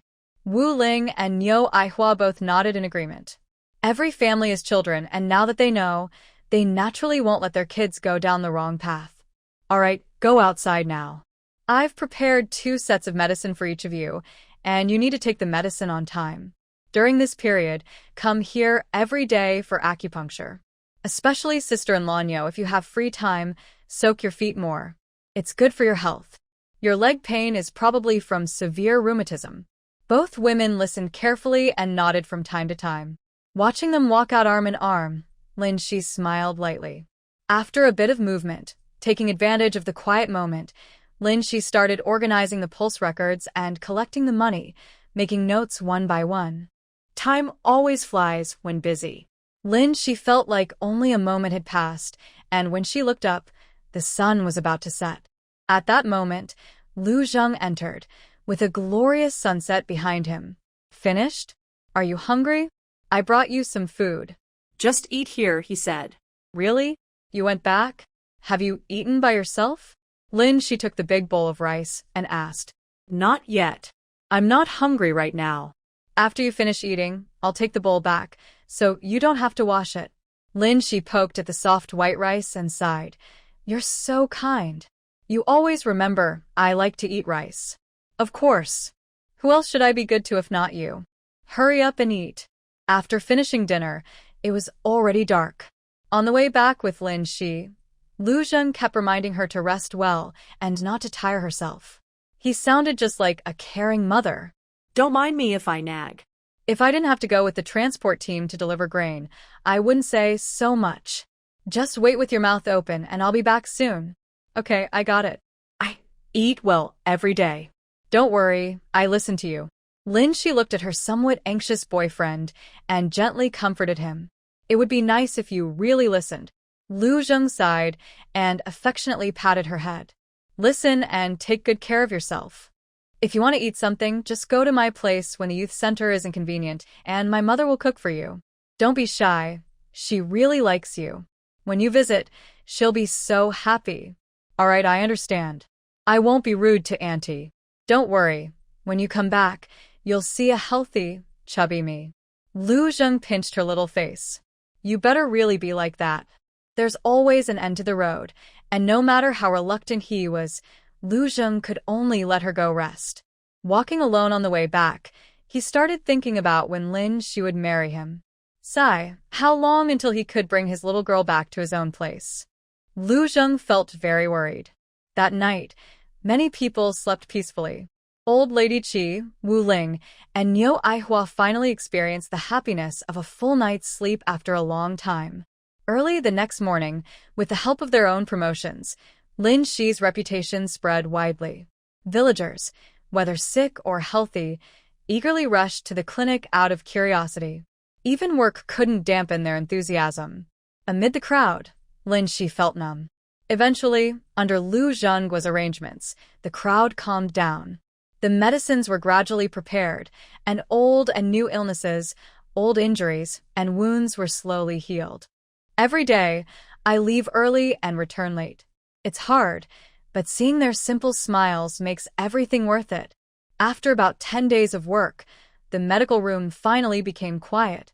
Only then did She have a chance to think about her boyfriend far away. A little sadness rose in her heart. Everything here is good, but staying in touch is really difficult. It's been over 10 days, and she hasn't heard anything from Lu Zheng. She calmed herself and decided to hide her worries for now. Taking out paper, Lin Shi began to write a letter to her parents in Jiang Province. Dad, Mom, hope this letter finds you well. How is your health lately? I am doing well here. In He Province, people are already wearing padded jackets, but you probably still wear your traditional clothes. Do you remember the doctor who treated me when I was young and also taught me medicine? He helped me a lot. Without him, I wouldn't have been able to stay healthy. Back then, I became very interested in medicine and studied with him for half a year. Unfortunately, I don't know where he went after that. This time, I met an experienced old traditional Chinese doctor while working in the countryside. By chance, I helped him with something, and he saw I had some talent. He gave me a medical book. I've always liked medicine, so I've been learning from him during this time. Coincidentally, He Province had an outbreak of meningitis. I knew how to treat it, and since he couldn't come out to help, I took charge. Mom, Dad, you won't believe it. I've become quite skilled and helped many people. The team leader thinks I'm a good doctor, so he made me a village doctor. Now, I don't even need to work in the fields. By the way, I earn 10 work points every day, which is pretty good. So, you don't need to send me money anymore. I can support myself now. Also, in the countryside here, people don't spend much money. It's better for you to use your money yourselves. In the city, everything costs money. Wishing you all the best. Lin Xin finished his enthusiastic letter. Wow, Mom, second sister is so amazing. She's a doctor now. How come she's so impressive? Lin's mother gently tapped his forehead. Speak a little quieter, so others don't hear. Okay, go to your homework now. She snatched the letter from Lin Xion's hand, feeling happy and sad at the same time. I am glad that Lin Shi has received such good fortune. It is sad, though, that the child is growing up so quickly while the parents are not nearby. Chun, don't be sad. Isn't this a good thing? Xiaoxi is learning new skills, and she doesn't have to work so hard. That's quite good. As for the money, even if she doesn't ask for it, we should give her some. I'm worried if we don't. Lin's mother nodded. We definitely need to give her money. But this child has a strong sense of pride and always cares about others' feelings. So from now on, we'll send her 10 yuan each month so she can eat well. Okay. Look, she said they need to wear padded jackets now. Since kids are naturally cold, should we send her some clothes? Lin's mother thought for a moment. Yes, Xiaoxi's health isn't very good, and she's more afraid of the cold in winter. That day, her eldest uncle sent me 2 jean of wool yarn. I'll knit her 2 sweaters. Good idea. Let's wait a bit before making Xiaoxin's sweater. Oh, and the factory director gave me 2 cans of preserved food the other day. I'll keep one for Xiaoxin to try and send one to Xiaoxi. Okay, I'll see if there's anything else I can prepare for the children. As night fell, Lin's parents were still thinking about what to prepare for Linxi. Meanwhile, Linxi finished writing her letter and finally had a normal day at work. Xiaoxi, you're back? Are you tired today? Was it less busy? Li Xiaohong just finished her shift, carrying a basin to wash clothes. Yes, I am, Xiaohong. Today was quieter, so I came back. Are you going to wash clothes? Li Xiaowong nudda. Then I'll go too. Wait for me, I haven't washed in a few days. Okay, go ahead. No rush, I'll wait for you. The two carried their basins and chatted casually. Xiaohong, do you think new young workers will come to our work site? After He Jigang left, Lu Zhen is the only one left in her room. I'm not sure. The team leader said they probably won't come this year. Oh, I see. He Xiaoman had gotten married a few days ago. Linxi was very busy at the time, even asking the young workers at the work site to help write the wedding money notes. When she came home that evening, she saw everyone looking angry. When asked about the reason, wow, Wang Guiying is really talented. Her son is about to get married, yet she's still causing trouble, blocking the door and talking about their family rules, almost ruining the auspicious time. The people at the youth camp didn't want to attend this wedding. If they hadn't held back, they might have just gone home. The affair between Xiaoman and Li Tianju was already embarrassing. If the team leader hadn't suppressed it, they might have been shamed publicly. Recently, everyone at the youth camp felt ashamed. If Lin Shi hadn't helped them gain some face, they might have been scolded badly. But Wang Guiying is simple-minded and keeps causing trouble, just worried about her child's safety. Li Xiaohong still gets very angry when she talks about this. Why do you think He Jiqing did all that? A young girl doing such things and getting caught, she's already lost face. Now it's become such a big deal, and she still insists on getting married. We don't really understand her thoughts, Xiaohong. Don't be upset. Just let her live her life. Xiaoxi, listen, you must be careful when choosing men. Someone like Li Tianju, who's so weak, is definitely not good. Lin Shi nodded. I understand, Xiaohong. By the way, how are things with Tang Ziqing? I've agreed, but I'm still watching, Li Xiaohong said shyly. Haha, Tang Ziqing looks reliable. You two have known each other for a long time, so you understand each other well. That's great. Maybe you'll even have a wedding banquet someday. Li Xiaohong blushed a little at her words. The small riverbank was lively, people washing clothes, catching small fish, all having fun. When they saw Lin Shi, many greeted her. She smiled and responded politely, then quickly pulled Li Xiaohong to a small rocky beach a little farther away. Phew. Lin Shi looked around and felt much more relaxed. Why are you still so shy? Those older women like you because they care. Lin Shi patted her face and nodded. I know, but they're so enthusiastic. Recently, many people have been going to the clinic trying to set me up with someone. I feel so embarrassed. Li Xiaohong burst out laughing. Xiaohong. Lin Shi looked at her with a playful pout. All right, I won't laugh at you. Hurry up and wash the clothes. Dinner will be ready soon. Dinner is still simple bread and buns. Sitting under the tree, Lin Shi rubbed her empty stomach and took out the egg that He Wenli had just given her, eating it small bite by small bite. He Wenli looked worried as he walked over, staring directly at her. What's wrong? Brother Wenli? Lin Shi asked, a bit confused. You. Never mind. He Wenli hesitated several times but couldn't say it, then stood up to leave. Seeing his awkwardness, Lin Shi also became anxious. Brother Wenli, what's going on? Tell me. What's wrong? Did something happen? People in the yard were drawn over by Lin Shi and looked at the two of them. Lin Shi forced a smile and pulled He Wenli outside. They stood on a small path nearby. Lin Shi looked at He Wenli and asked, Wenli, what's wrong? Did something happen? Are Wenqi and Wanya okay? No, it's not that. It's just, well, I'll be honest. It's about that girl who came to see you the other day, Lu Qiqi. She's been acting a bit strange lately. Lin Shi didn't expect it to be about Lu Qiqi.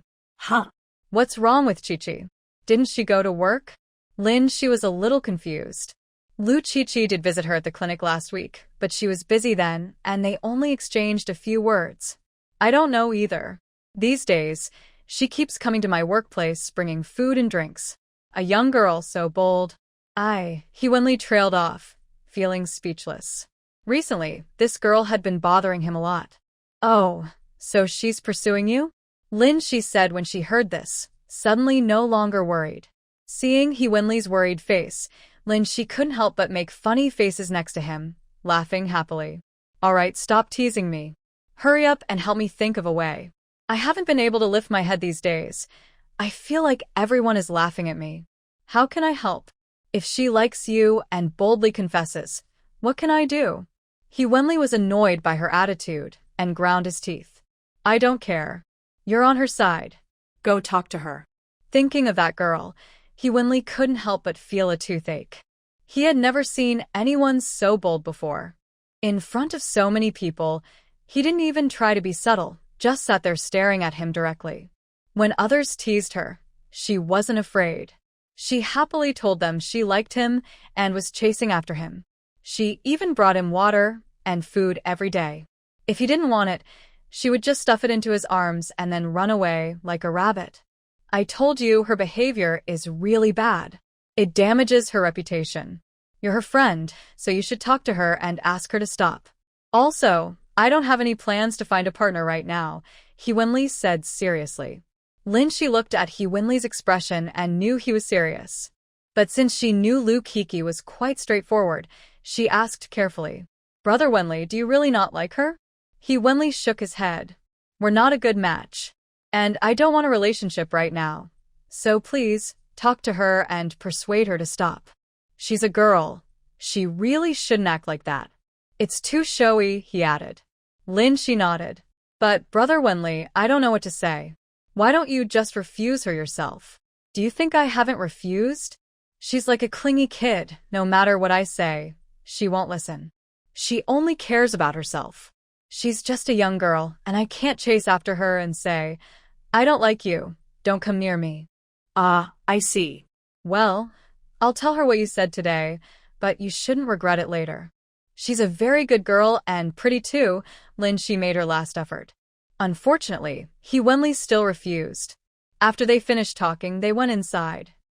She wanted to say something several times but finally kept quiet. Matters of love are like drinking water. Only the drinker knows if it's warm or cold. She couldn't do anything annoying, and about everything else, she could only let them handle it themselves. After hearing about this, She lay on the kong, a traditional heated bed, and kept thinking about how to tell Lu Kiki about it. She happened to write a letter at night. If she had time tomorrow, she would send it to the town. She also wanted to comfort her properly. She thought bitterly. She couldn't imagine how sad Lu Kiki would be tomorrow. Lost in thought, she suddenly remembered Lu Zheng and how he used to chase her. Sigh. Why are these brother and sister like this? Oh, so annoying. She cried out in frustration. The next morning, she took half a day off from the team leader and hurriedly headed to the town. When she arrived, the supply and marketing cooperative was just opening. She went inside and immediately saw Lu Qiqi arranging goods at the counter. "Qiqi," she called out loudly. Lu Qiqi turned around happily. "Hey, Xiaoxi, why are you here? How come you have time?" Before she could speak, Lu Qiqi patted her shoulder. "Tell me, how did those aunties and uncles agree to let you go? I waited for you there so long that day, but I had no chance." She took Lu Qiqi's hand and shook it. "Sorry about that last time. They just like the lively scene. Many people, even those without illnesses, want to see me. That's why so many. But after the team leader stepped in, it got much better. Yes, Xiaoxi, with your good medical skills, you must be very popular. So, why are you here so early today? Are you here just to see me?" Lu Qiqi looked happy. She paused and said, "Yes, I came to have lunch with you. I need to send a letter to my parents later, then I can chat with you in the morning. In the afternoon, I have to go back to work." Hearing this, Lu Qiqi's eyes lit up. "That's great. I'll ask someone to switch shifts with me so we can go shopping today. Is that okay?" "Yes, sure." She nodded and waited for Lu Qiqi. Lu Qiqi was generous and got along well with the staff, so she easily swapped her shift. "Xiaoxi, let's go. Have you had breakfast? I'll take you to eat something delicious." "I ate before I came." "Oh, okay. First, let's send the letter. We can eat together next time. I tell you, that shop is really good. Most people can't find it." "Really? Okay, next time you take me there." The two held hands, chatting and laughing as they headed toward the post office. After sending a letter, Shi and Lu Qiqi went to the state-run restaurant. It wasn't mealtime yet, so the hall was quiet with few people sitting around. Lu Qiqi greeted a familiar chef inside and then signaled Shi to sit down. "Xiaoxi, I just told my uncle to bring some peanuts and snacks. Today, we must take advantage of Lu Zheng not being here to have a good talk." Lu Qiqi still felt upset about the last time Lu Zheng called Shi out. Seeing Lu Qiqi insist on comparing herself to her younger brother, Shi found it amusing and could only nod in agreement. "By the way, Xiaoxi, I want to tell you something. Recently, I've been pursuing He Jiqing. I think he's about to be moved by me, ha." Shi looked at her confident expression, and she couldn't help but smile slightly. "Brother Wenli, what kind of task have you given me this time? What's wrong?" "Xiaoxi, don't you believe me?" Lu Qiqi noticed Shi hadn't agreed with her for a long time and looked a bit annoyed. No, I do believe you. It's just that, have you thought about it? Maybe he and I have different thoughts. Lin Shi carefully chose her words. What different thoughts? Lu Qiqi was very confused. After a moment, she understood. You mean He Jiqing doesn't think the same way? Lu Qiqi wasn't stupid. In fact, her mind was quite quick. So, you're here today to tell me about this? Lu Qiqi opened her big eyes, trying to see some doubt in Lin Shi's eyes. Qiqi, I'm sorry. I really was sent here by Brother Wenli. Lin Shi held Lu Qiqi's hand and said, he found me yesterday and told me about what happened between you two recently. He said he doesn't want to date anyone right now and he doesn't want to hold you back, so he asked me to talk to you. Lu Qiqi pouted, tilted her head up, and tried hard to hold back tears. Lin Shi looked at her with concern, feeling sad but helpless. Some things in life can't always go according to your wishes. No one's life is perfect. At this moment, any comforting words seemed empty. Lin Shi could only hold her hand tightly, trying to give her some comfort. Lu Qiqi held back for a while, her eyes turning red as she said, Am I really that bad? No, not at all. You're wonderful. You just haven't met the right person. Don't cry. Ugh, I'm not good enough at all. Lu Qiqi finally couldn't hold back and started crying. For her, falling for a boy and being rejected directly was very embarrassing. Lin Shi patted her back gently and spoke softly to comfort her. Luckily, there weren't many people in the restaurant, so it didn't attract too much attention. Little Creek, this is the first time I've liked a boy. I liked him at first sight. I've always liked gentle people. When I saw He Jiqing, I was really shocked. How could someone like that be interested in me? And he's very kind. He's patient with the little kids, works quickly, and doesn't slack off. He's also very polite to me. Before, I kept pestering him, and he never scolded me.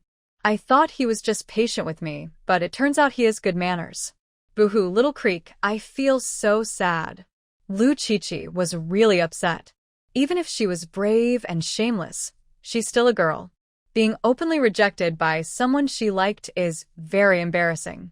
Lin Shi clicked her tongue, feeling a headache coming on. She knew this was a sad situation. Sigh. Luckily, Lu Qiqi was still rational. She knew they were outside, so she cried for a while and then managed to stop her tears. All right, Qiqi, don't cry anymore. We're so talented. Many people would be happy to choose us. Besides, don't hang yourself on a crooked tree. Right? Don't cry anymore, or your eyes will get all swollen. But I really like He Jiqing's type, she whined. Suddenly, Lu Qiqi jumped up from the table. Little Creek, do you have brothers you can introduce me to? I really like guys like you and He Jiqing.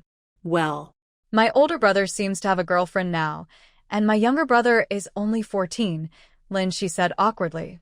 Hearing this, Lu Qiqi slumped back down. Boo-hoo, Little Creek, I have such a hard life. I hate that I'm not a boy. If I were, I could take you away from Lu Zheng and marry you. She blinked her eyes and said more and more nonsense.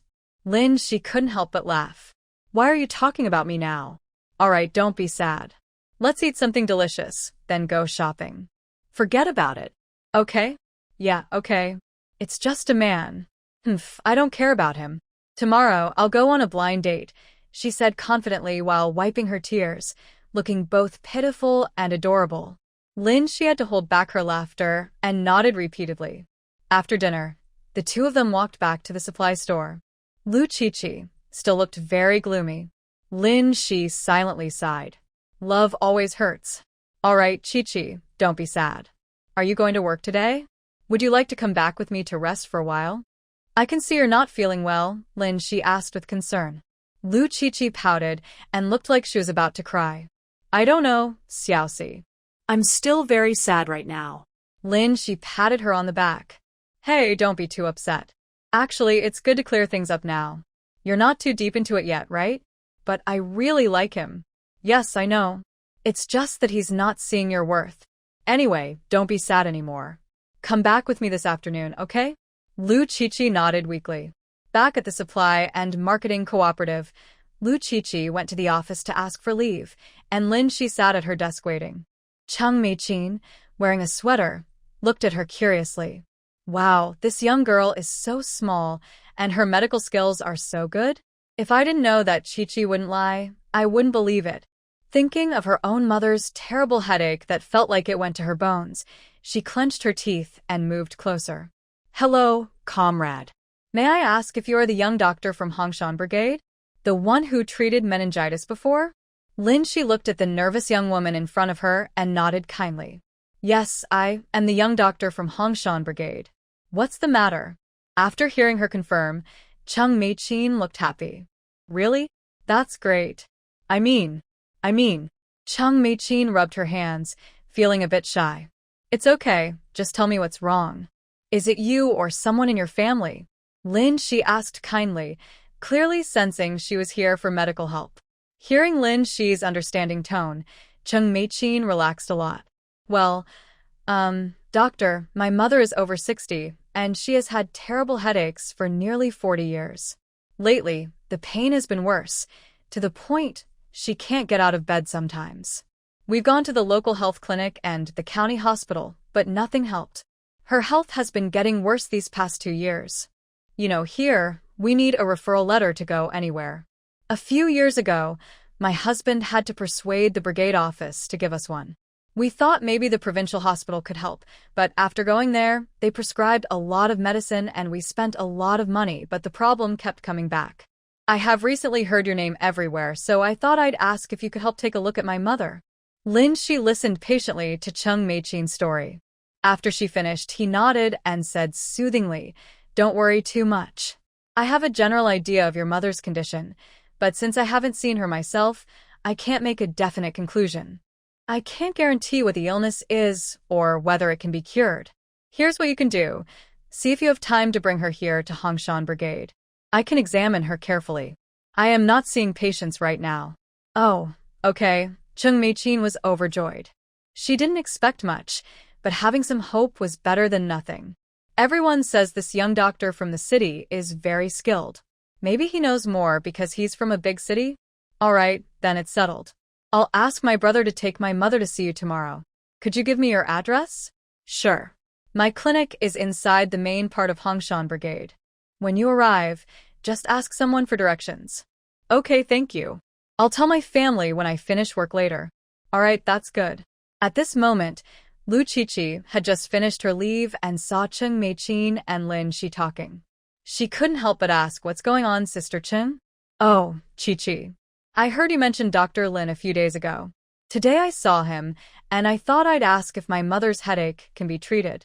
Dr. Lin said she should come by tomorrow for a checkup, Chung Mei-chin said happily, her eyes full of hope. Really? Sister Chung, trust me, our Xiaoxi is very capable.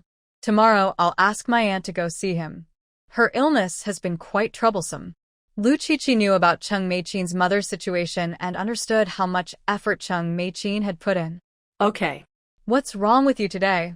You look so down and took a day off? Are you feeling unwell? Chung Mei-chin asked with concern, noticing Lu Chi-Chi's mood. It's nothing. I just wanted to go home for a bit. Since she came, I'll stay with her. It's good to have company on the way, Lu Chi-Chi replied, trying to hide her sadness. All right, that's good. Lu Chi-Chi exchanged a few more words with Chung Mei-chin before preparing to leave. Just as Lin Shi stood up, he heard the phone ringing inside the counter. Lu Chi-Chi quickly answered the phone. Hello, may I ask who you're looking for? Lu Chi-Chi? It's me, Lu Zheng. Are you coming back today? Please pass a message to Xiao Shi for me. Lu Zheng's voice came through the receiver. Lu Chi-Chi felt a mix of envy and frustration. Why was her fate so unlucky in love, while her younger brother was so lucky? Lin Shi saw her changing expression and became a little worried. She silently mouthed, What's wrong? On the other side, Lu Zheng didn't hear her for a moment and said impatiently, Lu Chi-Chi, what are you doing? All day long, just showing off that stubborn attitude. Say something. Lu Chi-Chi wanted to tell her brother how miserable she was today, but with such a loud voice, she was speechless. She quickly handed the phone to Lin Shi and sat down on a chair. What's wrong? Lin Shi was a bit confused. Why was she angry just from answering a call? She tentatively put the phone to her ear. Hello? Lu Zheng was already annoyed. He wondered what Lu Qiqi was up to now. She always caused trouble. Just as he was about to scold her, he heard the soft voice of his little girl. Lu Zheng immediately tightened his grip on the phone, and his voice softened. Hello, is this Xiao Shi? It's Lu Zheng. Can you hear me? Lin Shi saw that there was no reply, and was about to put down the phone when she heard the voice she missed so much. Hey, it's me, Lin Shi said with a bright smile. How did you come? When are you coming? Say it first. You go first. Both spoke at the same time, and then both laughed. Seeing Lin Shi's sweet smile, Lu Qiqi felt even more sour inside. Sigh. It's so frustrating. When can I talk to my partner like that? Not wanting to see this anymore, Lu Qiqi signaled to Lin Shi and went outside. Lin Shi looked at Lu Qiqi standing outside and continued talking to Lu Zheng. All right, you go ahead. What did you call for? When will you be back? I don't have anything urgent. I originally wanted Lu Qiqi to pass a message to you. I'll be back in half a month. Since we arrived here, we found a lot of goods piled up. My boss told me to wait here first, so it might be a few more days. Lin Shi listened and realized it would be more than 10 days before he returned, and she felt a twinge of sadness. Really? It will take so long? I wondered why he hadn't come back yet. Hearing the noticeable sadness in her voice, Lu Zheng knew the girl was feeling upset. Unfortunately, he was far away, so he couldn't comfort her. Saw the CLC. Are you feeling tired now? Your medical skills are so good. Many people in the village probably come to see you. But remember what you promised me before. To eat well, okay? Don't forget while you're busy. When I come back, if you've lost weight, just wait and see. Okay, I understand. I've been eating well these days. Don't just talk about me. You need to eat properly too, you know? Don't worry, I'm fine. And by the way, what did Lu Qiqi do just now? She looked so miserable. Lin Shi's already low mood was suddenly lifted by Lu Zheng's words. As siblings, they could tell each other's feelings without saying much. She had some trouble with Wenli. She tried to chase him, but didn't catch up. It's a long story. I'll tell you more when you return. Hearing that Lu Qiqi was so timid, Lu Zheng chuckled with annoyance. So she didn't catch him and just cried? What a coward. Lin Shi rubbed her forehead. How could her boyfriend be so blunt? All right, let's not talk about her. Xiao Shi, do you miss me? After asking, Lu Zheng felt very nervous, and even the air around him seemed to become quiet. Lin Shi's face turned red from his straightforward question. How could he be like this? And someone listening in on the line? Xiao Shi. After a while, without a response, Lu Zheng got anxious. Looking around nervously, Lin Shi whispered softly, I miss you. Lu Zheng's lips curled into a smile as he listened. Yeah, I miss you too. Covering the microphone, Lin Shi blushed deeply at his words. All right, it's been so long. Phone calls are so expensive. I'll hang up now. Be careful out there. She hurriedly ended the call, as if chased by some great danger. Lu Zheng listened to the busy signal and didn't mind at all. His lips curled into a smile that he couldn't hide. Lu Dao was sitting outside on the stone steps, watching Zhengge walk over with a big smile on his face. He was very curious. God knows. When Zhengge knew he had to stay here for more than 10 days, his face looked so sour. Lu Dao was afraid of getting scolded, so he kept away these days. Let's go. Have you been waiting long? Let's go back and call Xiao Yu. We'll go to the state-run restaurant to eat. The food should be good. Lu Dao opened his mouth wide. What was Zhengge doing? Why did he become so easy to talk to just by making a phone call? But he was clever and knew this was a rare chance, so he nodded quickly. Zhengge liked his attitude and nodded, then walked toward the place where he was staying temporarily. Brother, how was your call with Sister Qiqi? Why are you so happy all of a sudden? Lu Dao followed Zhengge and asked curiously. Zhengge was in a good mood. He glanced at Lu Dao's silly look, but didn't get annoyed. He just said slowly, there's nothing to talk about with Qiqi. Come on, hurry up and go call Xiao Yu. Lu Dao scratched his head, confused. Why was there nothing to talk about with Sister Qiqi? What was Zhengge so happy about? Forget it. He decided to tell Xiaoyu when he got back. He would definitely know. Okay, Zhengguo, I'll go now. Zhengguo leaned against the wall at the alley entrance and nodded. All right, go ahead. Lock the door when you leave. Got it, I know. Zhengguo watched Lu Dao run off quickly, and he couldn't help but smile and mutter, slow down, will you? You're going to get me killed. Have you not eaten? People are iron. Rice is steel. Skip a meal, and you'll feel hungry. Lu Dao's cheerful voice echoed in the alley. Zhengguo was amused by him. Leaning against the wall, he remembered the girl's words that she missed him. His lips couldn't help but curl into a smile. Meanwhile, the person he missed deeply was now with Lu Qiqi, taking care of Xiao Xian. Oh, Qiqi, it's just a coincidence. Don't be sad, okay? Lu Qiqi saw Lin Shi's gentle smile and pouted. Xiao Shi, why am I not a boy? I wish I could marry you. Lin Shi was caught off guard by her words and didn't know how to answer. All right, our Qiqi is so pretty. It's a pity you're a girl. Besides, you're my little sister too, right? Lu Qiqi lifted her eyelids. Really? The same? Then I and Lu Zheng both fell into the river. Who would you choose? Lin Shi was stunned by this difficult question. I can't swim, so I can't save anyone. Seeing Lu Qiqi was unhappy, Lin Shi had to gently hold her arm and say kindly, all right, let's go quickly to the old elm tree and see if Uncle Lu San is still there. If he's not, we will have to walk back. Lu Qiqi was pulled up by Lin Shi, looking reluctant. Humph, you didn't answer me just now. Is Lu Zheng more important? No, neither of you is more important. Really? Don't be upset. We'll be home soon, and you can rest a bit.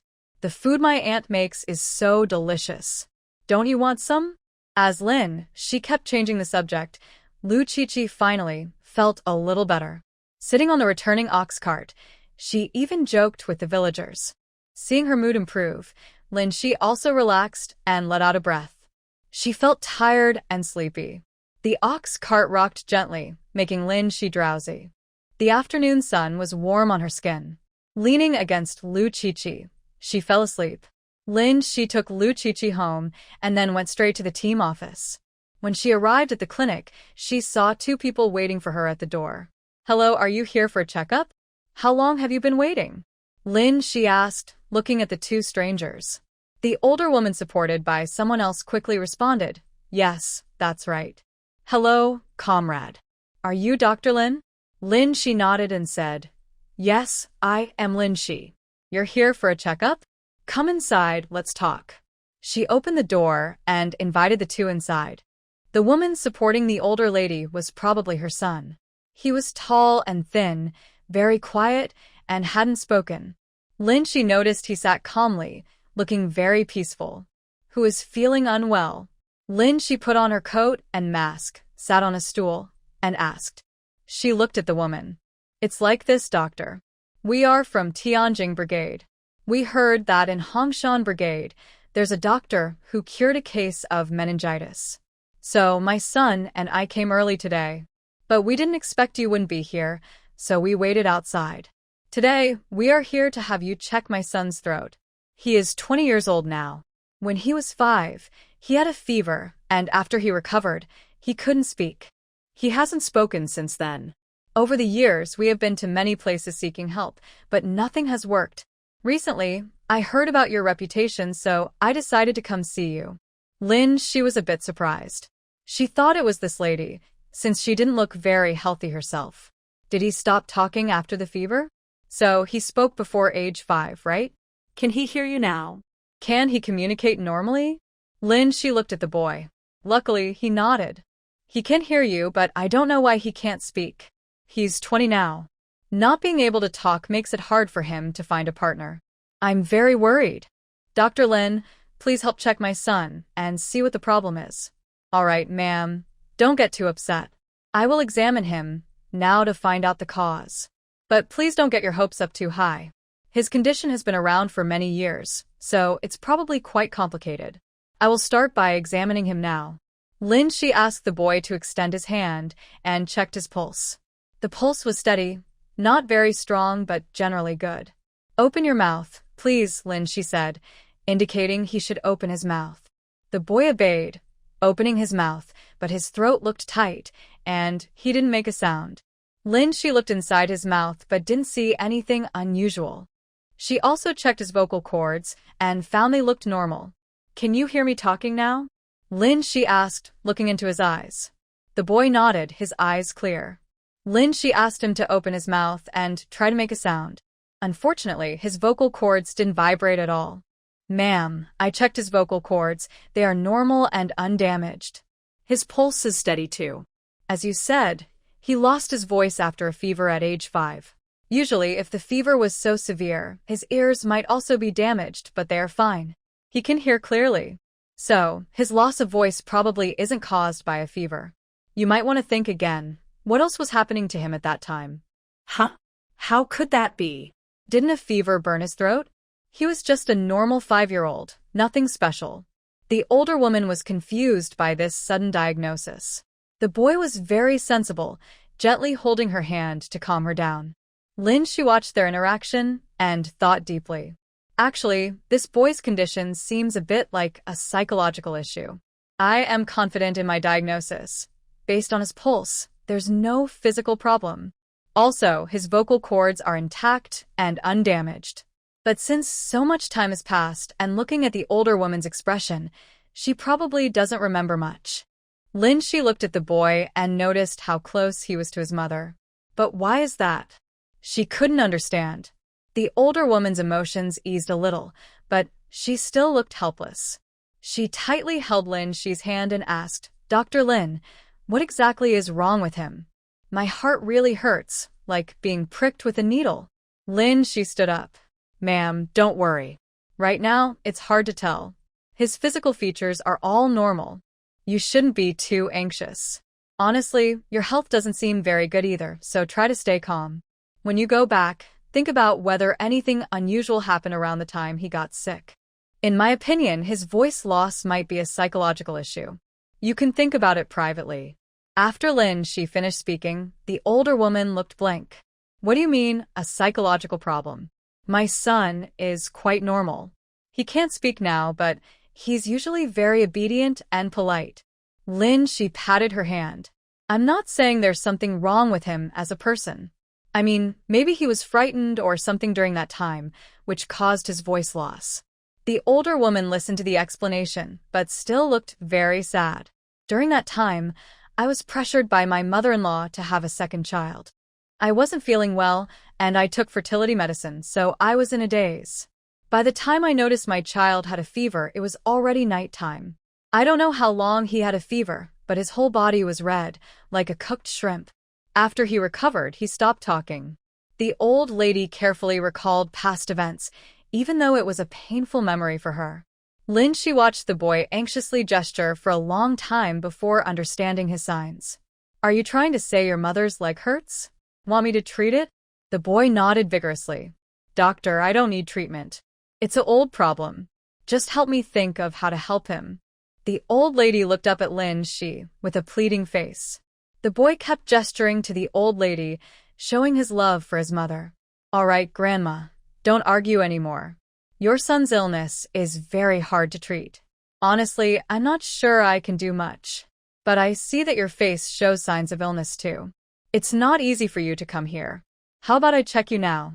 Seeing the determined look in the boy's eyes, the old lady sighed and said, Okay, doctor. Please take a look. Lin Shi examined her briefly, and then helped the old lady into the room. Come on, Grandma, lie down first. Is your leg painful when it rains? Like a stabbing pain all night? She nodded, and Lin Shi understood. This kind of symptom is common in middle-aged and older people. Usually, it's because when you were young, you didn't take good care of your health, often walking in cold water, letting cold air get in. Over time, it turns into rheumatism. When the weather changes or it rains, the legs hurt. I'll give you a few acupuncture needles first, then some medicine. But you should come for daily treatments for the best results. Lin Shi started the acupuncture. The old lady lay on the bed, saying, Doctor, how long will I need to do this? About 2 weeks. Also, try soaking your feet in hot water often. Okay. She looked worriedly at the boy. Xiao Qi, I'm really bothering you. I can do it myself tomorrow. Don't come with me. The boy shook his head unwillingly, tightly pressed his lips. Ah, you're such a good kid, the old lady sighed again. Listening to their conversation, Lin Shi smiled and said, Grandma, your son is so filial. You shouldn't worry.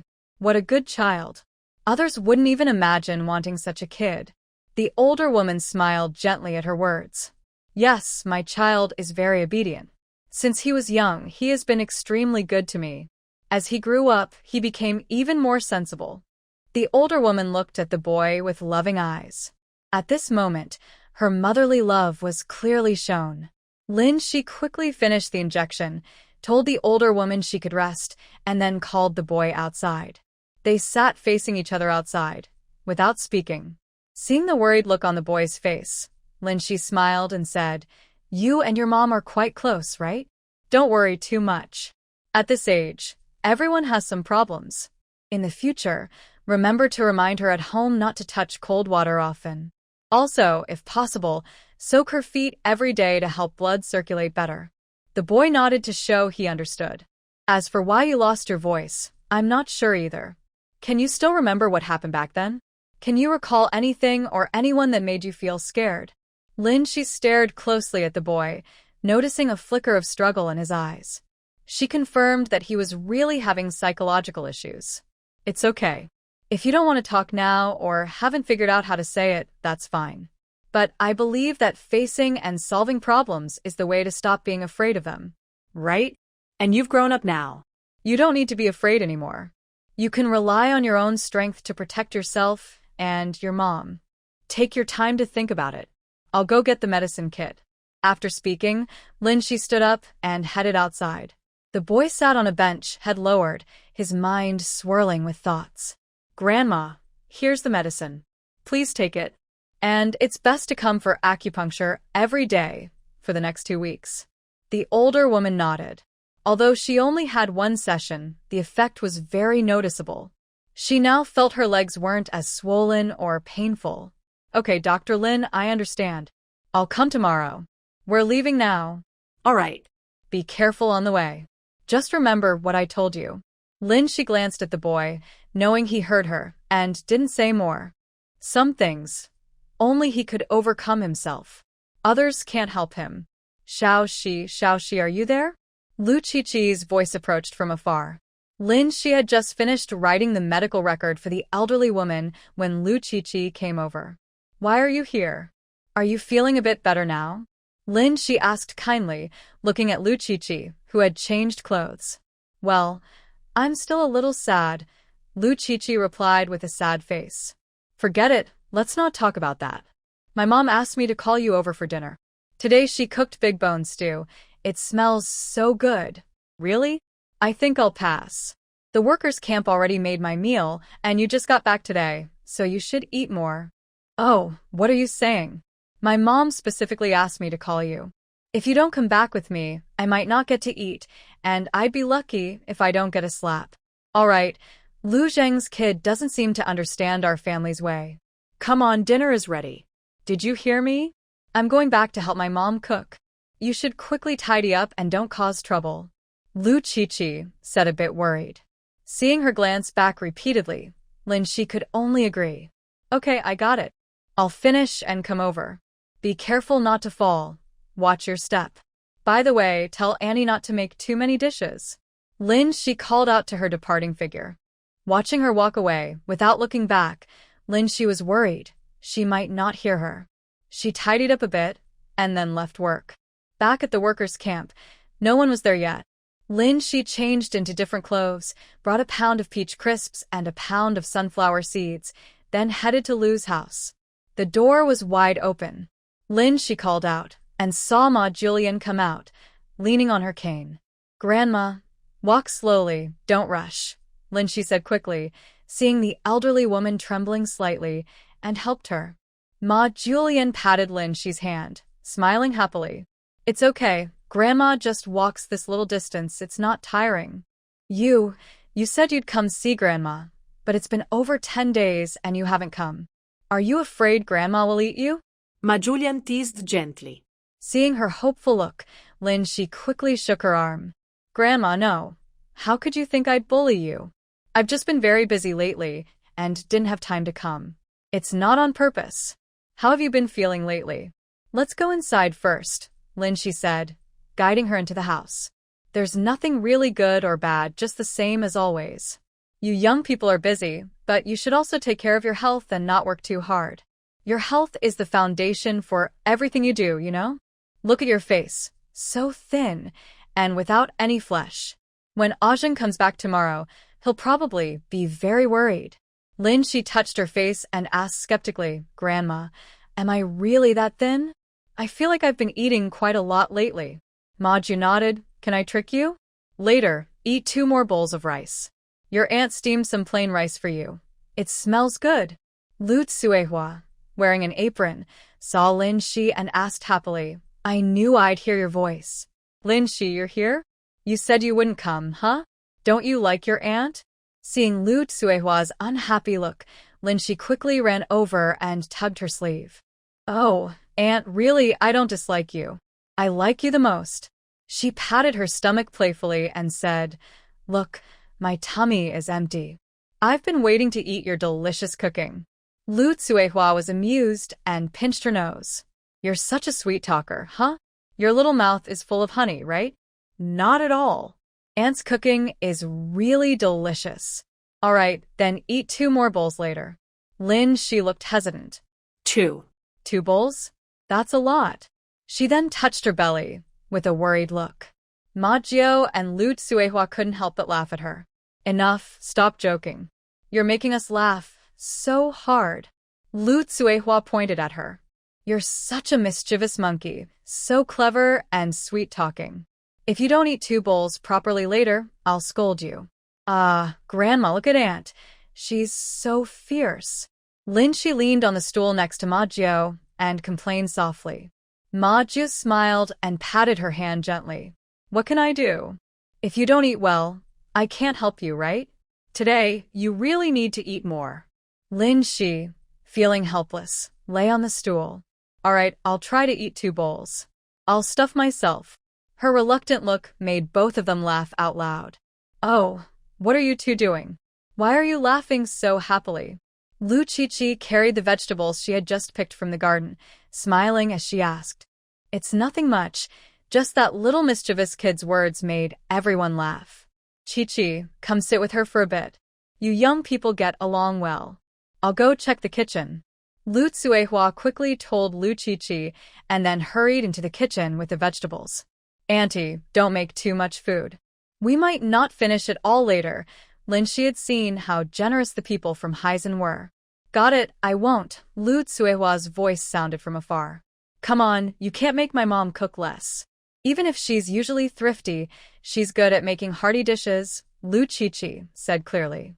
All right, fine. Last time, Annie made a big feast, and I couldn't finish it. Oh, by the way, Qiqi, put away these peach cookies and melon seeds. Don't give them back.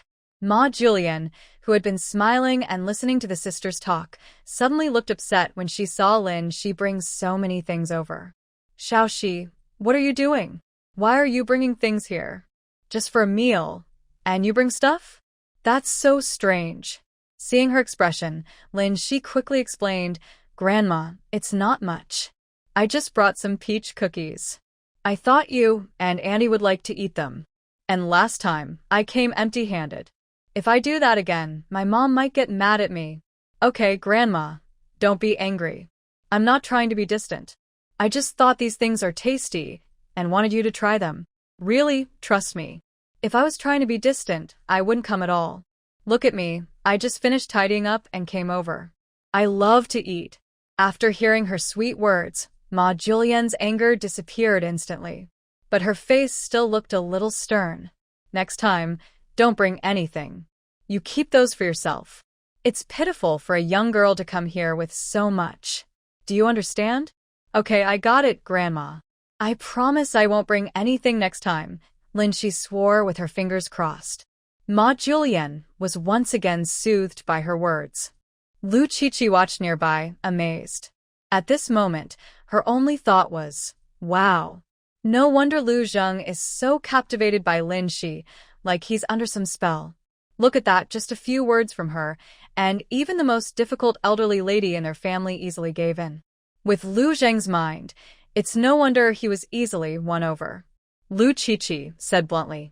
The food was quickly prepared, and as it was getting dark, Lu Zhenghua also returned home.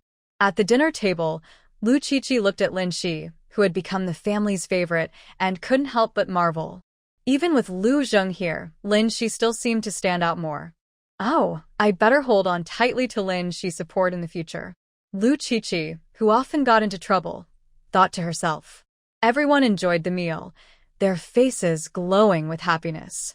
When Lin Shi left, she was holding her stomach. Qiqi, I feel like your family is so warm and welcoming. I really can't resist it. Lin Shi said, rubbing her very full stomach with a tired look. Lu Qiqi pinched Lin Shi's face. That's because you're so likable.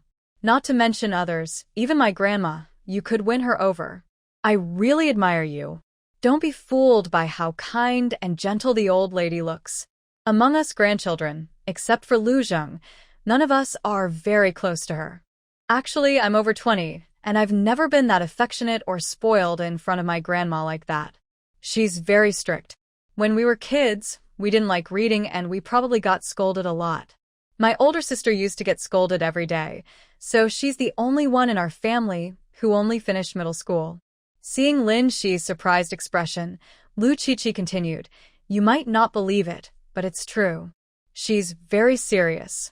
But we also understand that it's because Grandpa died so early and my grandma had to support the whole family alone. Lin Shi nodded, thinking of that kind and gentle-looking old lady she saw every time, and her heart felt a little sour. She truly felt sorry for what this grandma had gone through, and she admired her strength and wisdom.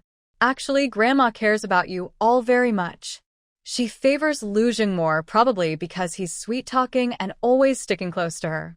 Lu Qiqi nodded. Yes, my eldest aunt says Lu Zheng looks the most like my grandpa. Plus, he's very filial, so it's natural that my grandma likes him best. Lin Shi nodded and walked with Lu Qiqi back toward the youth commune. The closer they got, the more nervous Lu Qiqi felt. Cici, what should I do if I run into He Jiqing later? That would be so awkward. Why don't you just let me take you here? We're almost there. It's getting dark, and it's not safe for you to go back alone. Be careful on the way. Lu Qiqi hesitated for a moment, but finally nodded. Okay, then you go back by yourself. I'll head off first. This is too awkward.